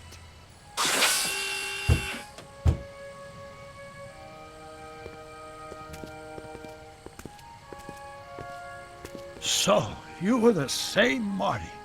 Funny how memory can play tricks on a person. I remembered you being much taller. How was the ceremony? Long. You've got a theatrical way of sending messages. Only way I could do it without messing up your timeline. Very clever. But what are you doing in 1931? I came to make sure you stayed on the path of science. As opposed to what?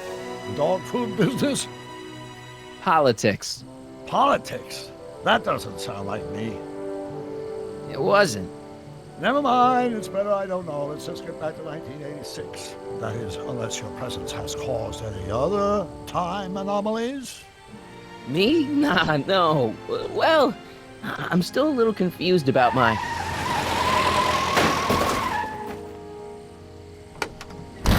Where is he? Where's that no good son of mine? He's not worthy of the McFly name. You seen my Artie anywhere? Artie McFly? That's the one. Just got a call from Melvin at the city records office. He tells me the dad-blamed fool's gone and got himself hitched to a Canadian floozy. Can you believe it? Hitched? Married. I swear, that boy's gonna put his papa in an early grave. So that's how she got her job back. Ah, he's married the wrong grandma. I mean, Trixie's not my grandma. And if she's not my grandma, I'm not me. Wait, that was Great-Grandpa Willie. I met him when he was a baby. He peed on me. Holy crap, Doc, I'm gonna disappear again. Calm down, Marty. You seem reasonably solid right now. Whatever the problem is, I'm sure we can undo it with the help of... That car! Oh, great. How the hell did she get back here? She? You? You're not Edna. What's going on here? Is this some plot to put me in the nut house? No, it's all very simple, Danny. Oh, I'm sure it is. Tell me, did I or did I not just chase Edna Strickland off in this car? Not this exact car, but a car just like it. A car with a nasty habit of disappearing into thin air? Well... Wait, Edna Strickland just disappeared in the DeLorean? If that's what you call it. It made a loud noise, and then wham! Nothing! Great Scott! Marty, do you have any notion what date she might have jumped to? None at all, Doc. See, that DeLorean's time circuits are out of whack. They could jump to any date at all.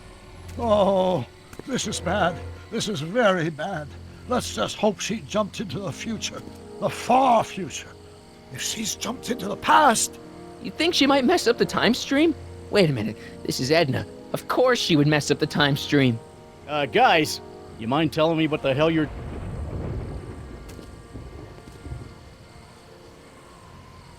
Uh-oh.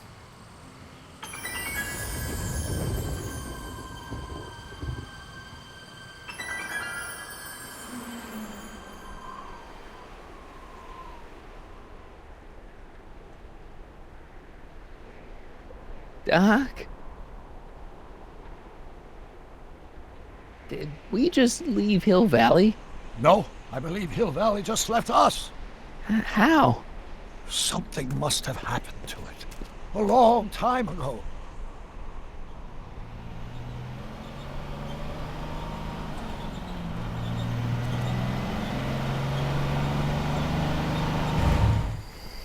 Well, now you two look a mite lost. Hey, what on earth is that thing? It's an experimental vehicle. Pay it no mind. Look, maybe you can help us. We're looking for Hill Valley. Well, which is it, a hill or a valley? No, it's a town. It's a town called Hill Valley. Hill Valley, a town? Say, I think I once heard that there was a town here a long time ago. Don't know much about it, though. Just as I suspected.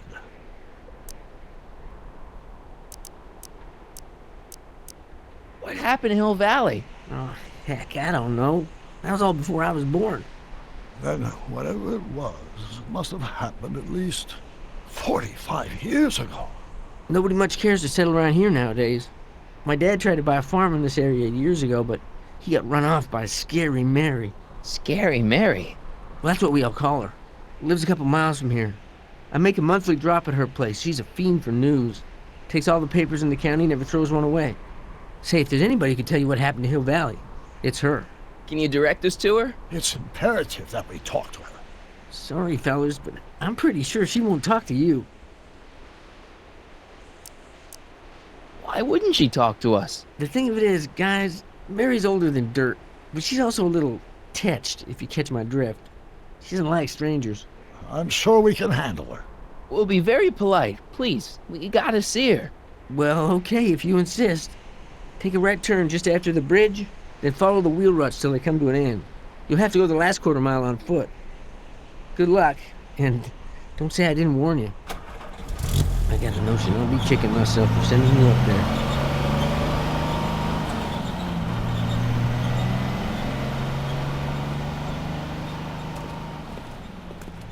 Can I drive?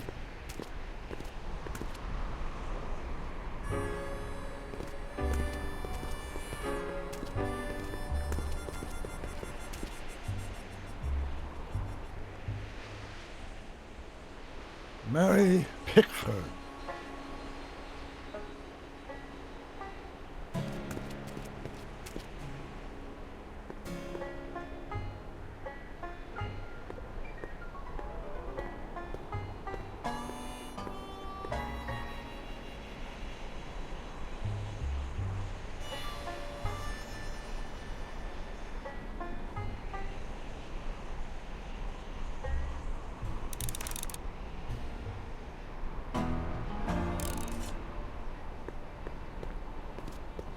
Step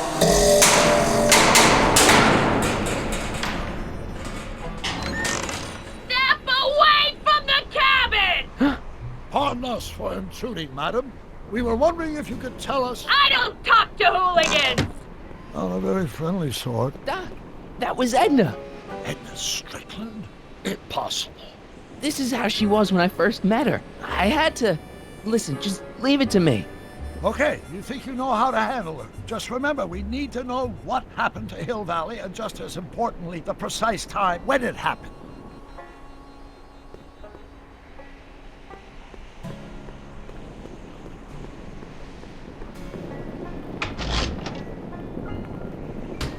Yeah, I can wait.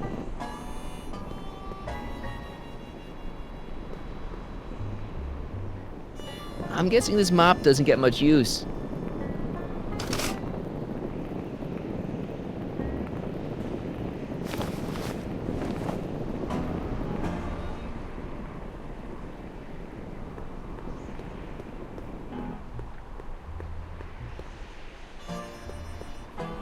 Doc, it's a... Shh.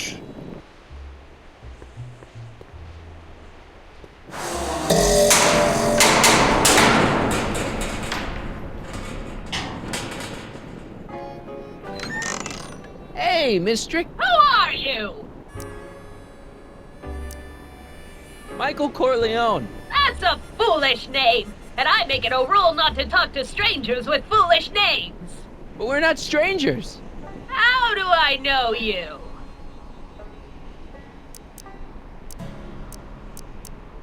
You interviewed me once, back when you were young. Listen, Sonny, I'm an easygoing woman, but I got a few rules I live by. And rule number 1 is, I never, ever talk about the past! Or the future, neither.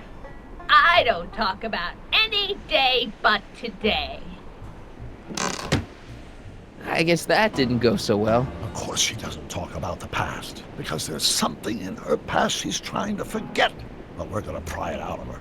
Go ahead, knock on the door again.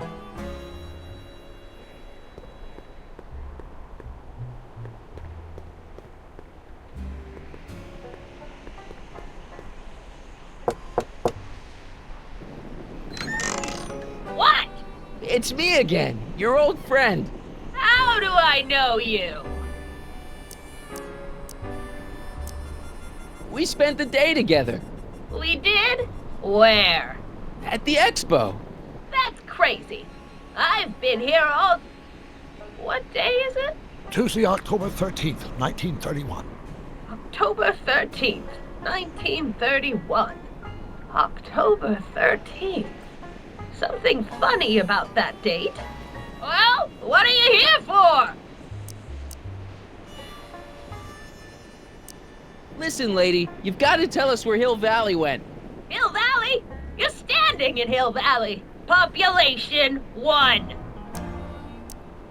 But there used to be a regular town here, right? Might be there was a town once long ago, or might be it was in the future.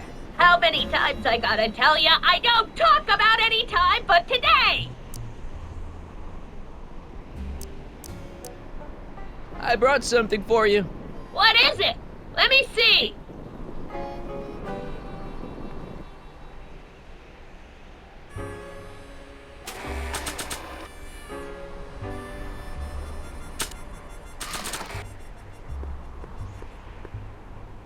I brought you these tickets to the expo. What expo? The expo you left when you swiped the DeLorean and jumped back in time. Stop messing with my brain. I don't know nothing about time travel, and I never did. And what's more, I never talk about the past.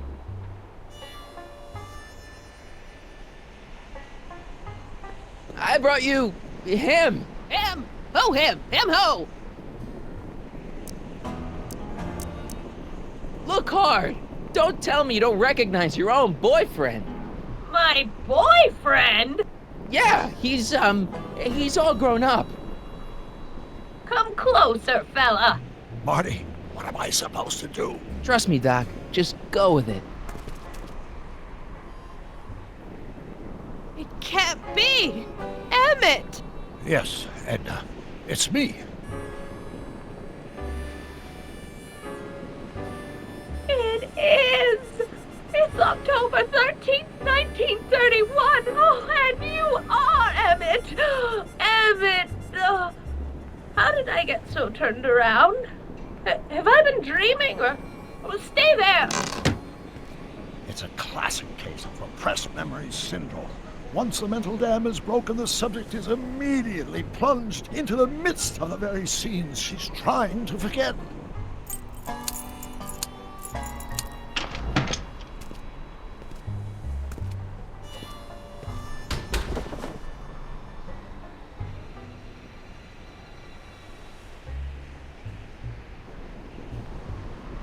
Darling, you've come back. Of course I knew you would. An intelligent boy like you wouldn't be one to throw away true love all because of a silly quarrel. I've already forgotten about last night's little tiff. I trust you've done the same? Of course I have. Of course I have. What?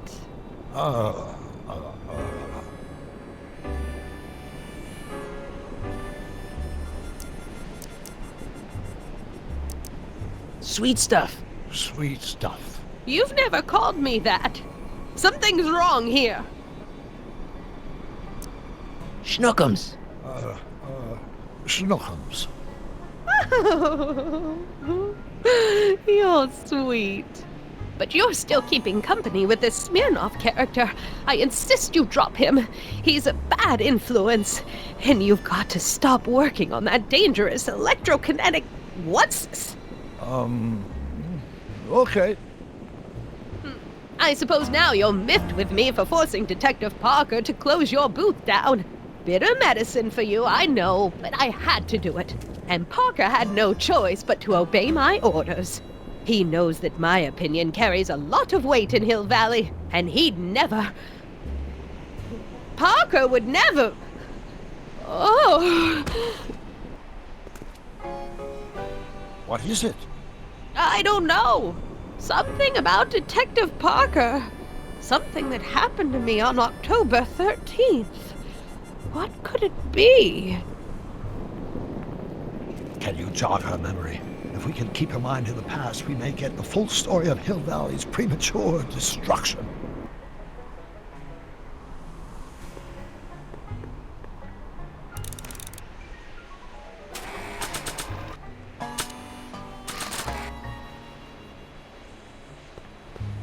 Here's something that'll make you remember.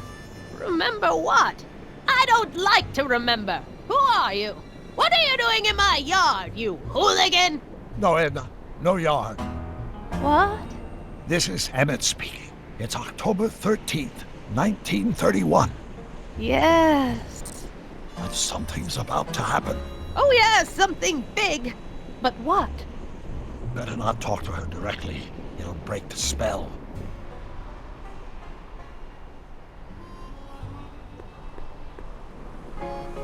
Edna's grandfather, Marshall Strickland. That's the same picture I saw in Edna's apartment, way back. in the future.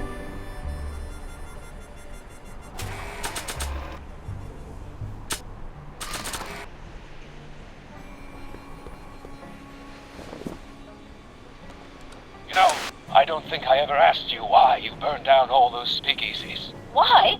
Because no one else was doing anything about them. No! Turn it off, you imbecile! If Parker hears that, he'll...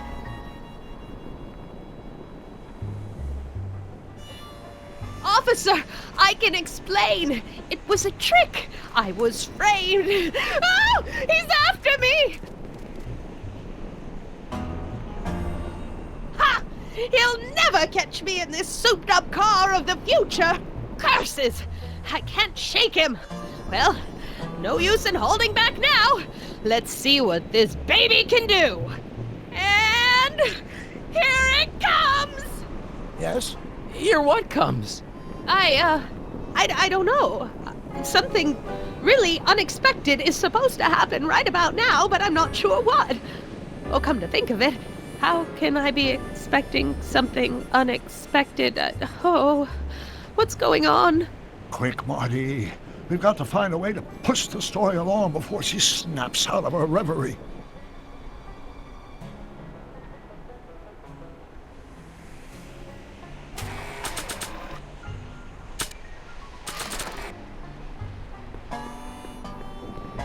I don't think so.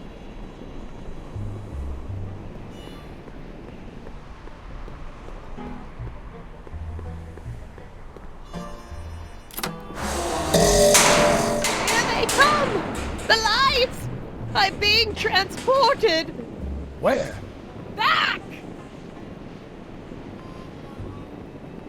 Back! To the past! What do you see? Hill Valley! But it's all different. It's so small and primitive.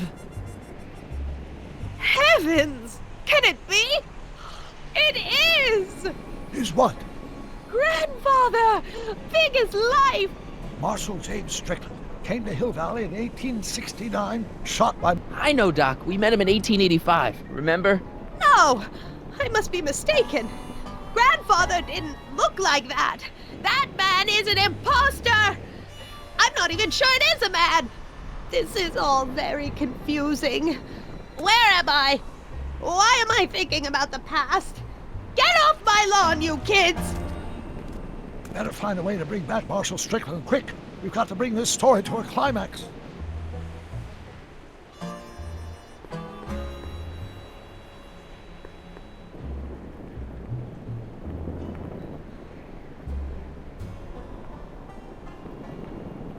I hate to see it like this.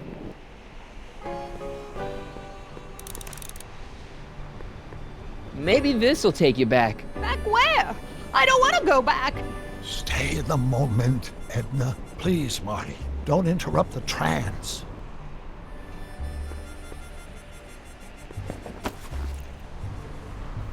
Nice fit. Looks like a Strickland to me. Like my little brother, perhaps, but not like my grandfather. Grandfather was much more shaggy.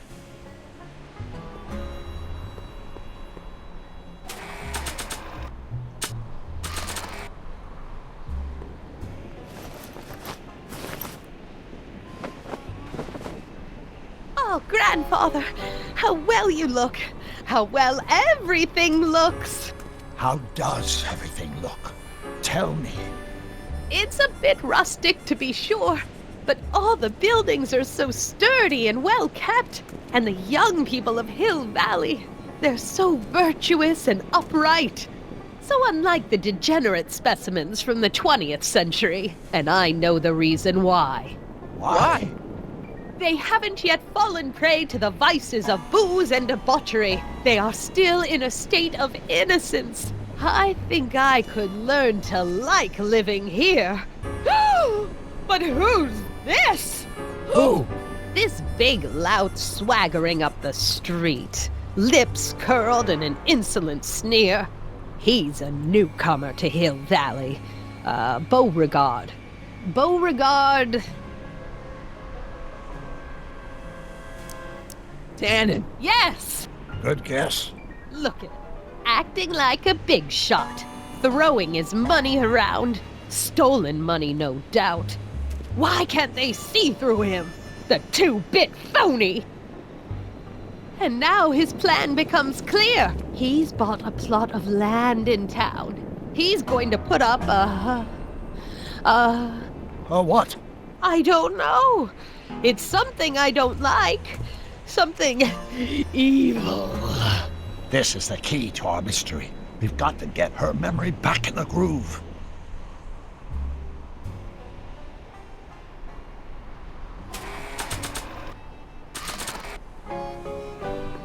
Maybe this'll take you back. Please, Marty, don't interrupt the trance. Talk about a watering hole. A saloon? In Hill Valley? Oh, he can't do that! Grandpa, you can't let him do it! You can't let that snake ruin paradise! Well, if they're all too blind to stop him, I'll just have to take the law into my own hands. I'll make sure this sinful establishment never opens its doors. I don't know what I'll do, but I'll do something. Something very conclusive.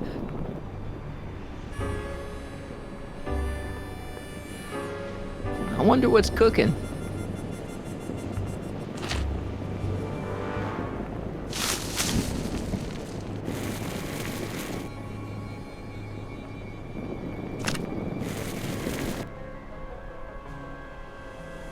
No, you're doing it all wrong. It'll never burn like that. First, we'll need some kerosene. Apply it liberally to the building site. No sense in being parsimonious. And now, watch.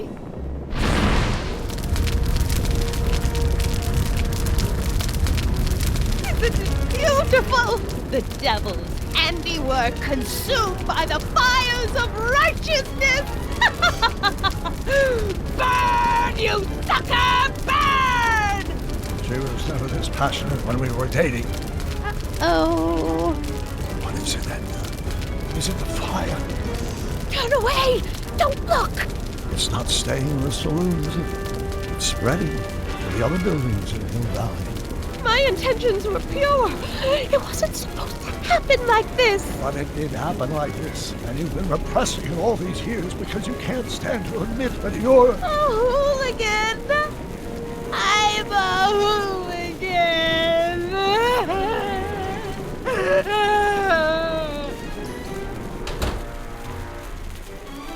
Did I lay it on too thick? Here's the story.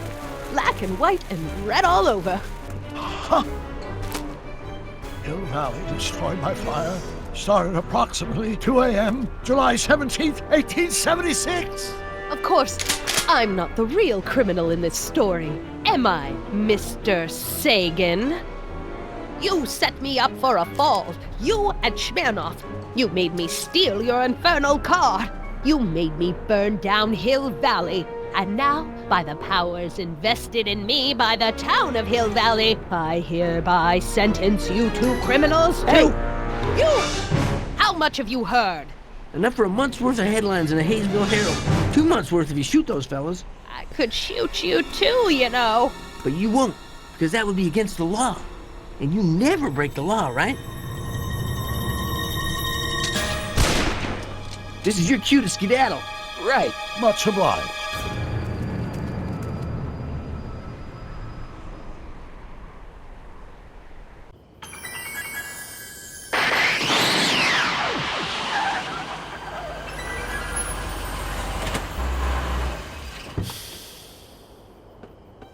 There's Beauregard Tannen's half-finished saloon. Sometime during the next hour, Edna's going to light it on fire and accidentally burn down Hill Valley. I wonder where her DeLorean is. We'll find it later. Right now, we've got to stop that fire. I'll go around back, you go through the front. Got it.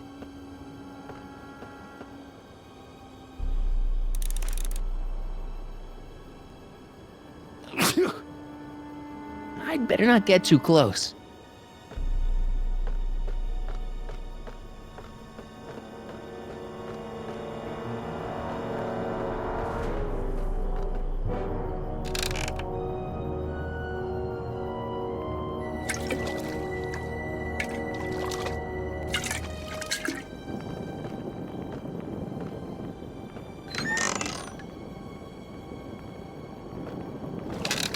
Who's there?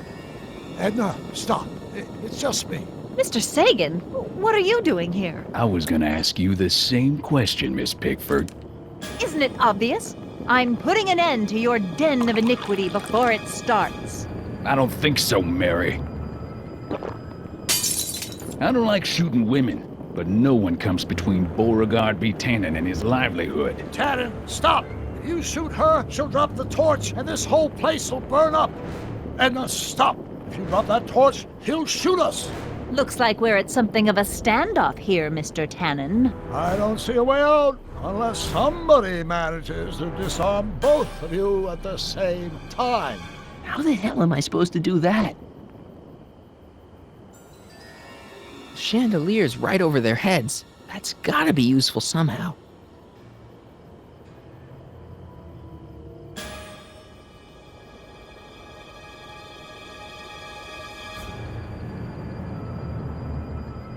Pickle juice. That ought to be handy for putting out torches.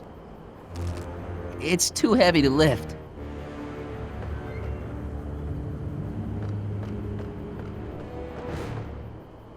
Man, this thing is not light.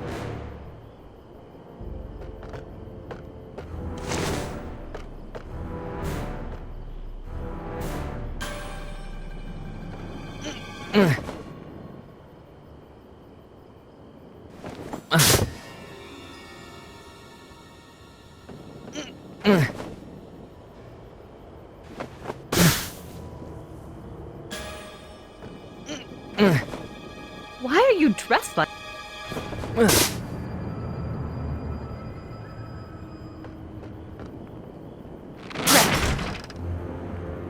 It's right over his head, but I can't knock him out while Edna's still holding that torch.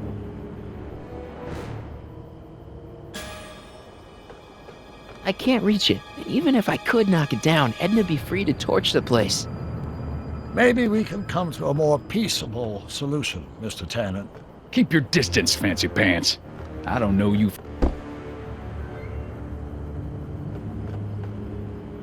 Man, this thing is not light.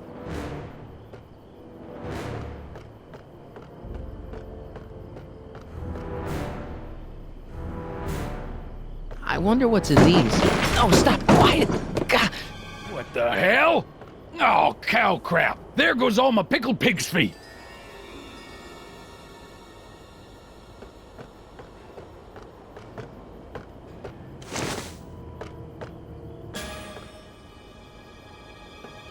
Going down.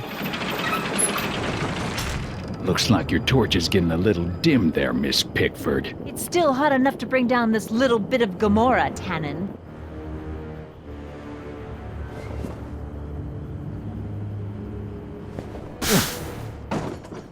All right, physics.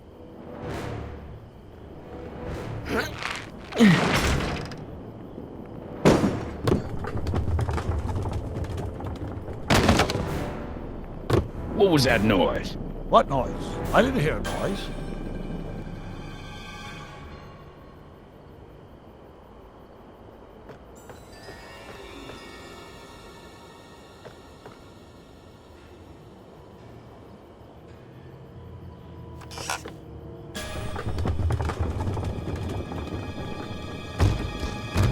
Okay, that was lucky. Won't be long now. We'll just see.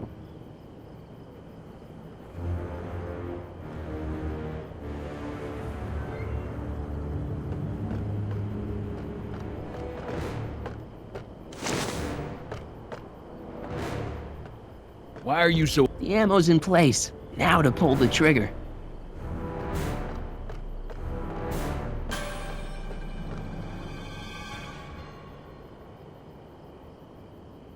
The ammo's in place. Now to pull the trigger.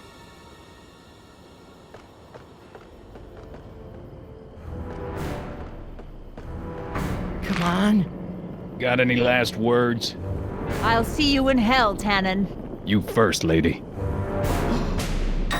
Come on, you son of a...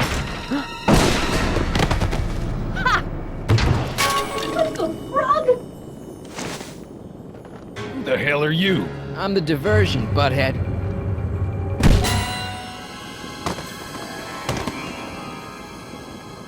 Nice one, Doc. Don't tell Clara. She thinks fisticuffs set a bad example for the boys.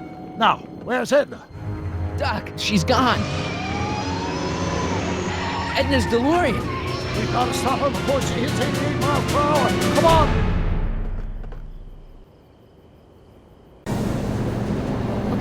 Nothing to be worried about. You're a smart woman with a strong moral compass. You just need to think your way out of it. Oh, fudge!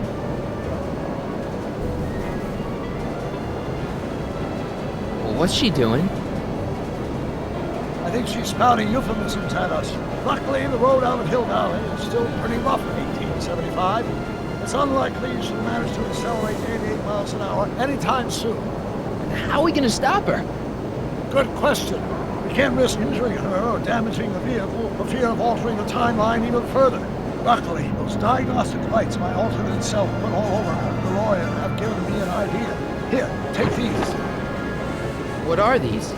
Flux synchronization modules. How do they work? I generally use them for maintenance purposes, but we might be able to use them to sync up with the alternate DeLorean's diagnostic modules, thus making it possible to link both sets of time circuits and override the time destination of the alternate DeLorean. At least that's the theory, anyway. That's a great plan, I think. Best of all, we won't need to weld the modules to the frame. We'll just snap them over the diagnostic lights. Wait a minute, Doc. You want me to go out there? How the heck am I supposed to do that? Good question. Let me think. Aha! A hoverboard! It saved our hides a few times before, so it seemed like the appropriate tool to bring along for the job. Sweet!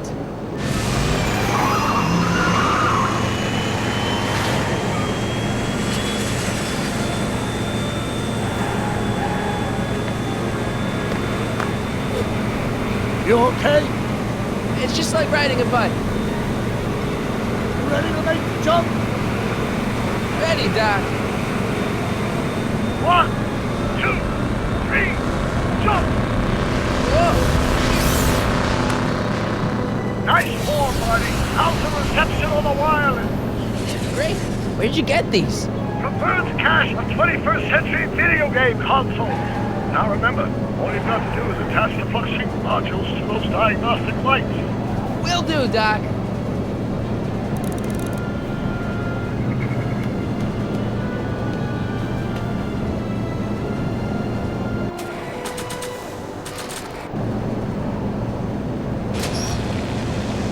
All right. Nicely done. Now, aim the sync toward the receiving dish. I'll try, but it's getting a little bumpy out here.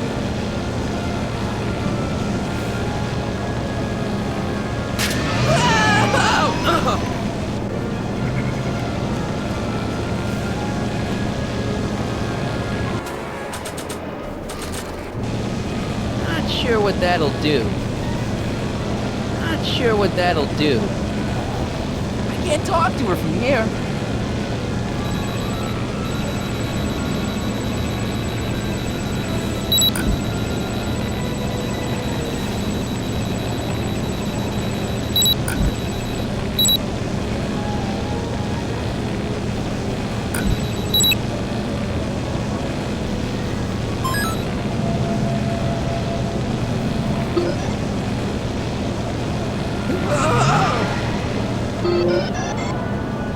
Great, that's one flux sync down, 2 to go.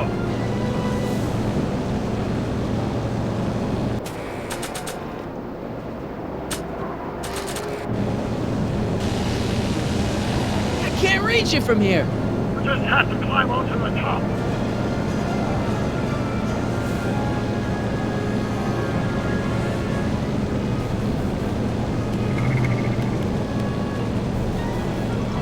Mr. Fusion, should I disable it?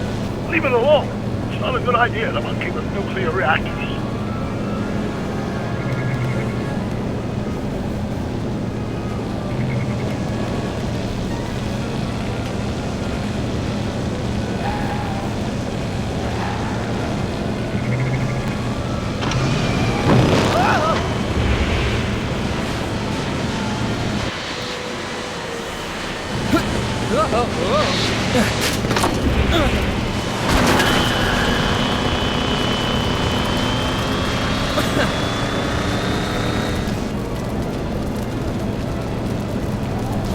engine's belching flames! Yes, that's unfortunate. I'd stay out of them if I were you. Don't cross through those flames, they may be radioactive. I don't even like crossing through normal flames.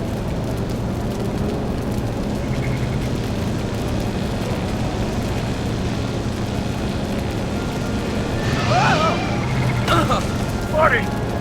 I'm okay, I'm okay.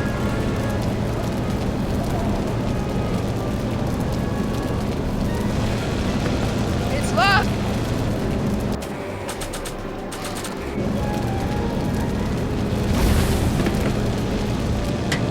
Nice work, Marty.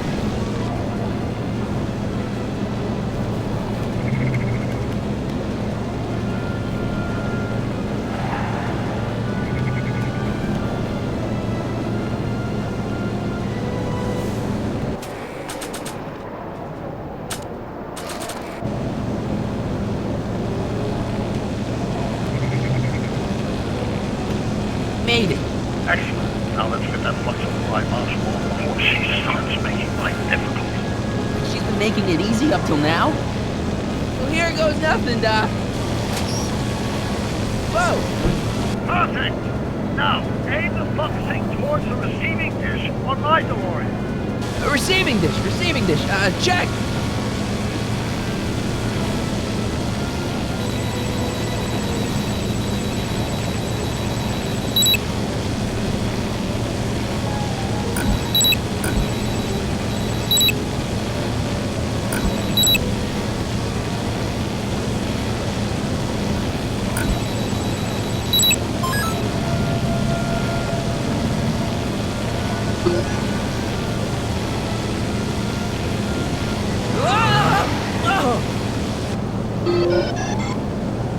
We're almost home, Marty. Just one flux sync left. Get off my car, you hooligan!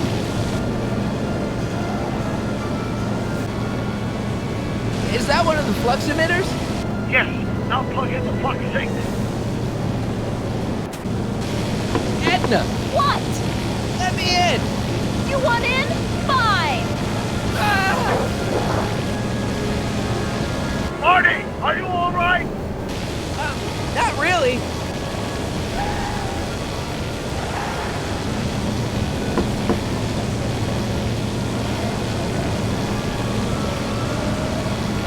What? Pull over! No!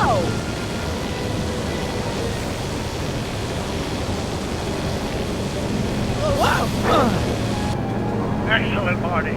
Now that you're on top of the DeLorean, you can attach the flux sync to the overhead flux emitter. That's great, Doc.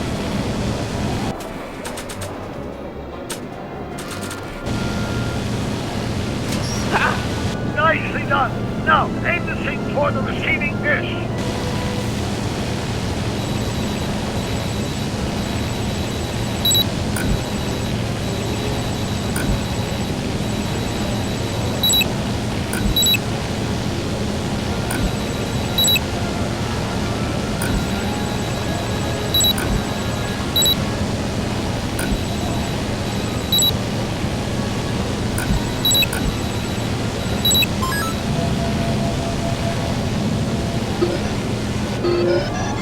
That's it! Get out of there, Marty! Phew.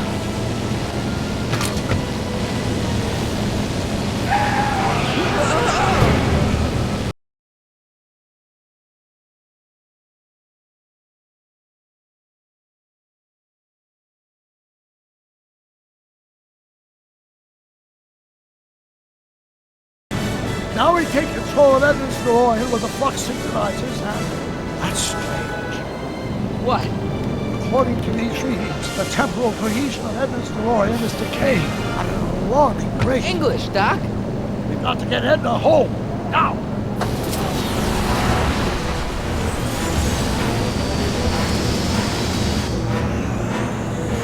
Hold on!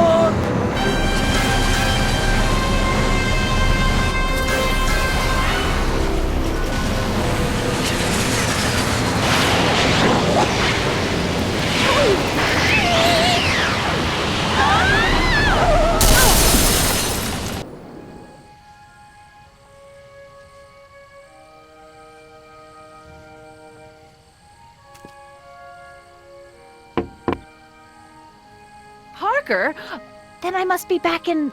Would you be kind enough to tell me what day it is? It's the day I place you under arrest for arson, resisting arrest, and being a general all-round pain in the ass. No! You can't arrest me.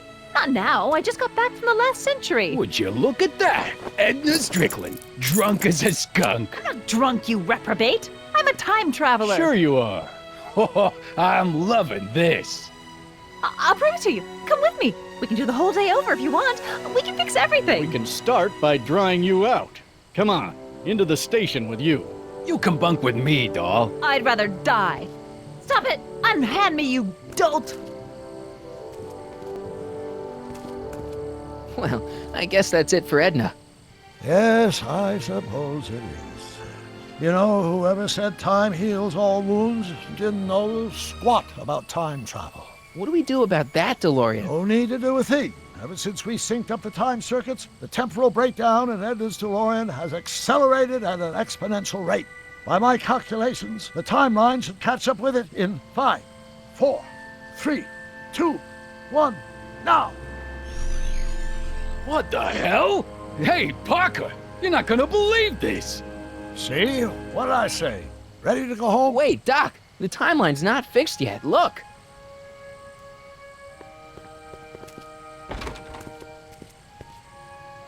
Michael, you missed all the fireworks at the expo. Yeah, so I heard. Listen, I heard a rumor about you two. I guess we gotta come clean. Ta-da! Artie took me to Reno last night. Try to keep a secret in Hill Valley. Well, you gonna congratulate us or what?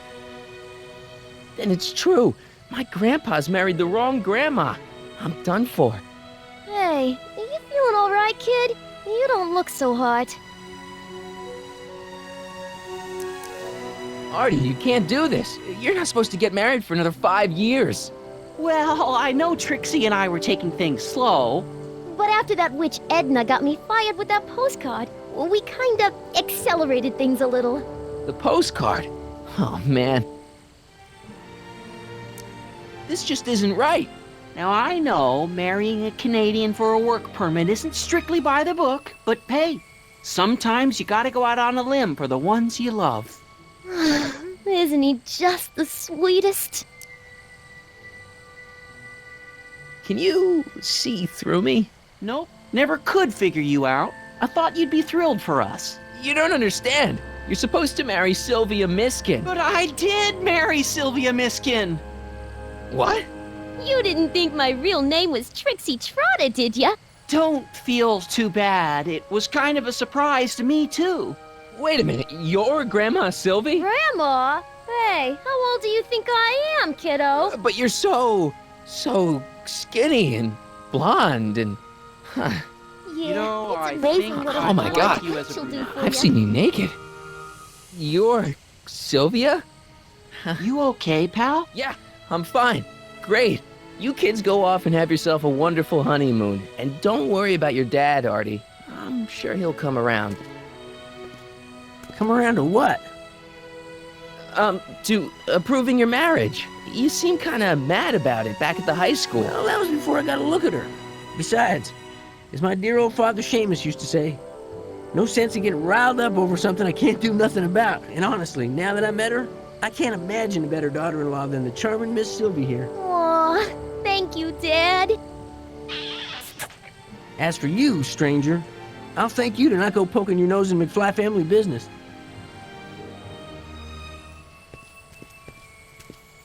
It's been a pleasure, Agent Corleone.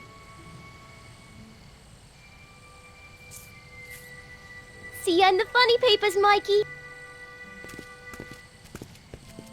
Goodbye, Grandma. You know, I took some pictures of Trixie in 1931. Hey, that's my grandma you're talking about.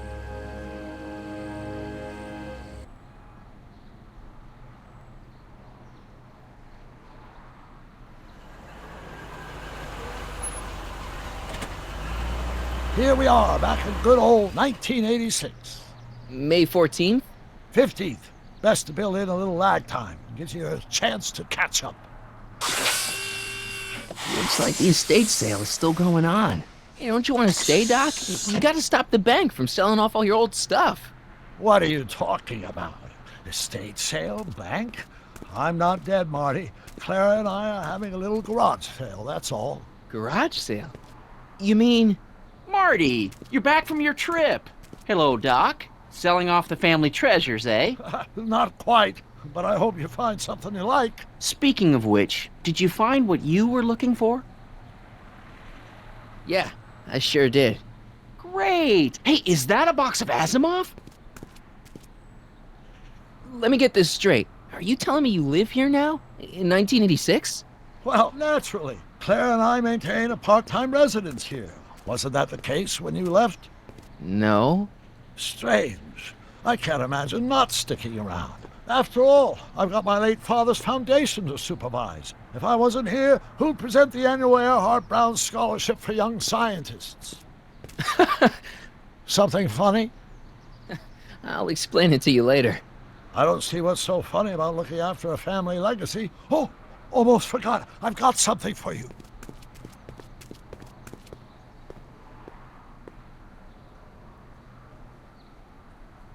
Happy graduation. Graduation? But that's not for another... The McFlys of Hill Valley. An exhaustively detailed history of your family, from your great-great-grandfather Seamus to the present. You traveled through time to write this? Well, most of the research was done traditionally, but your grandma Sylvia proved to be something of a mystery. Which is why you traveled back to 1931, to look for her. Exactly. Who knew she was singing in a speakeasy under a stage name? This is great, Doc. Thanks. It's the least I could do for the man who saved me from making the worst mistake of my life. Yoo-hoo! Dr. Brown! Edna? Einie! What's going on? What are you doing with my dog? The same thing I do every afternoon, silly man. Giving him such much-needed exercise. Isn't that right, Einstein? Hey, Dollface, it's past time for our 3:30. Coming, sweetie! Oh, Mr. McFly, have you seen my stepson anywhere? Oh, Biff! I think you're late for an appointment. Oh, gosh. You're right, Mr. McFly. Hi, Marty.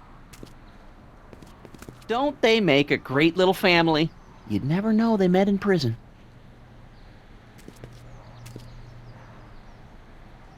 Don't say anything. Let's just walk quietly into the lab and hope there are no more surprises.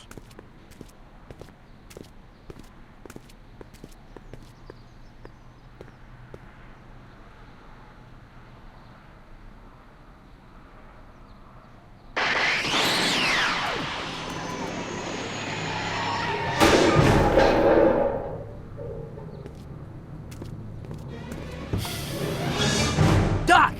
Marty! What are you doing here? You gotta come with me! Back to the future! Marty, you can't be here. If your younger self sees you, the consequences could be catastrophic. My younger self? Oh, right! Bring him along too! This concerns all of us! What do you mean? Does something happen to us? Do we turn into assholes or something? Nah, we're fine. But our great-great-grandkids? What the hell? Great Scott!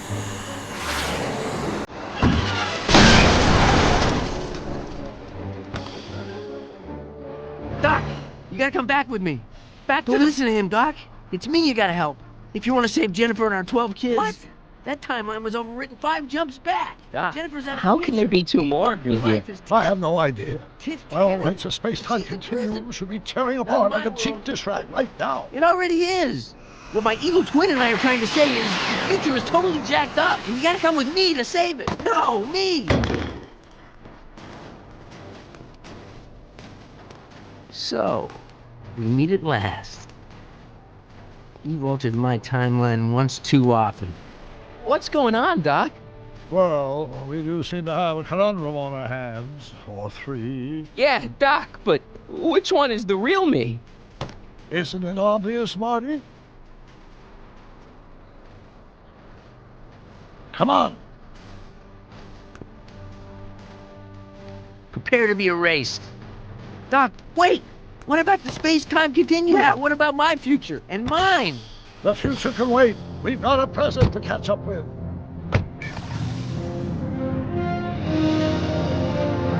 Where to, Doc? Mr. McFly, grill me.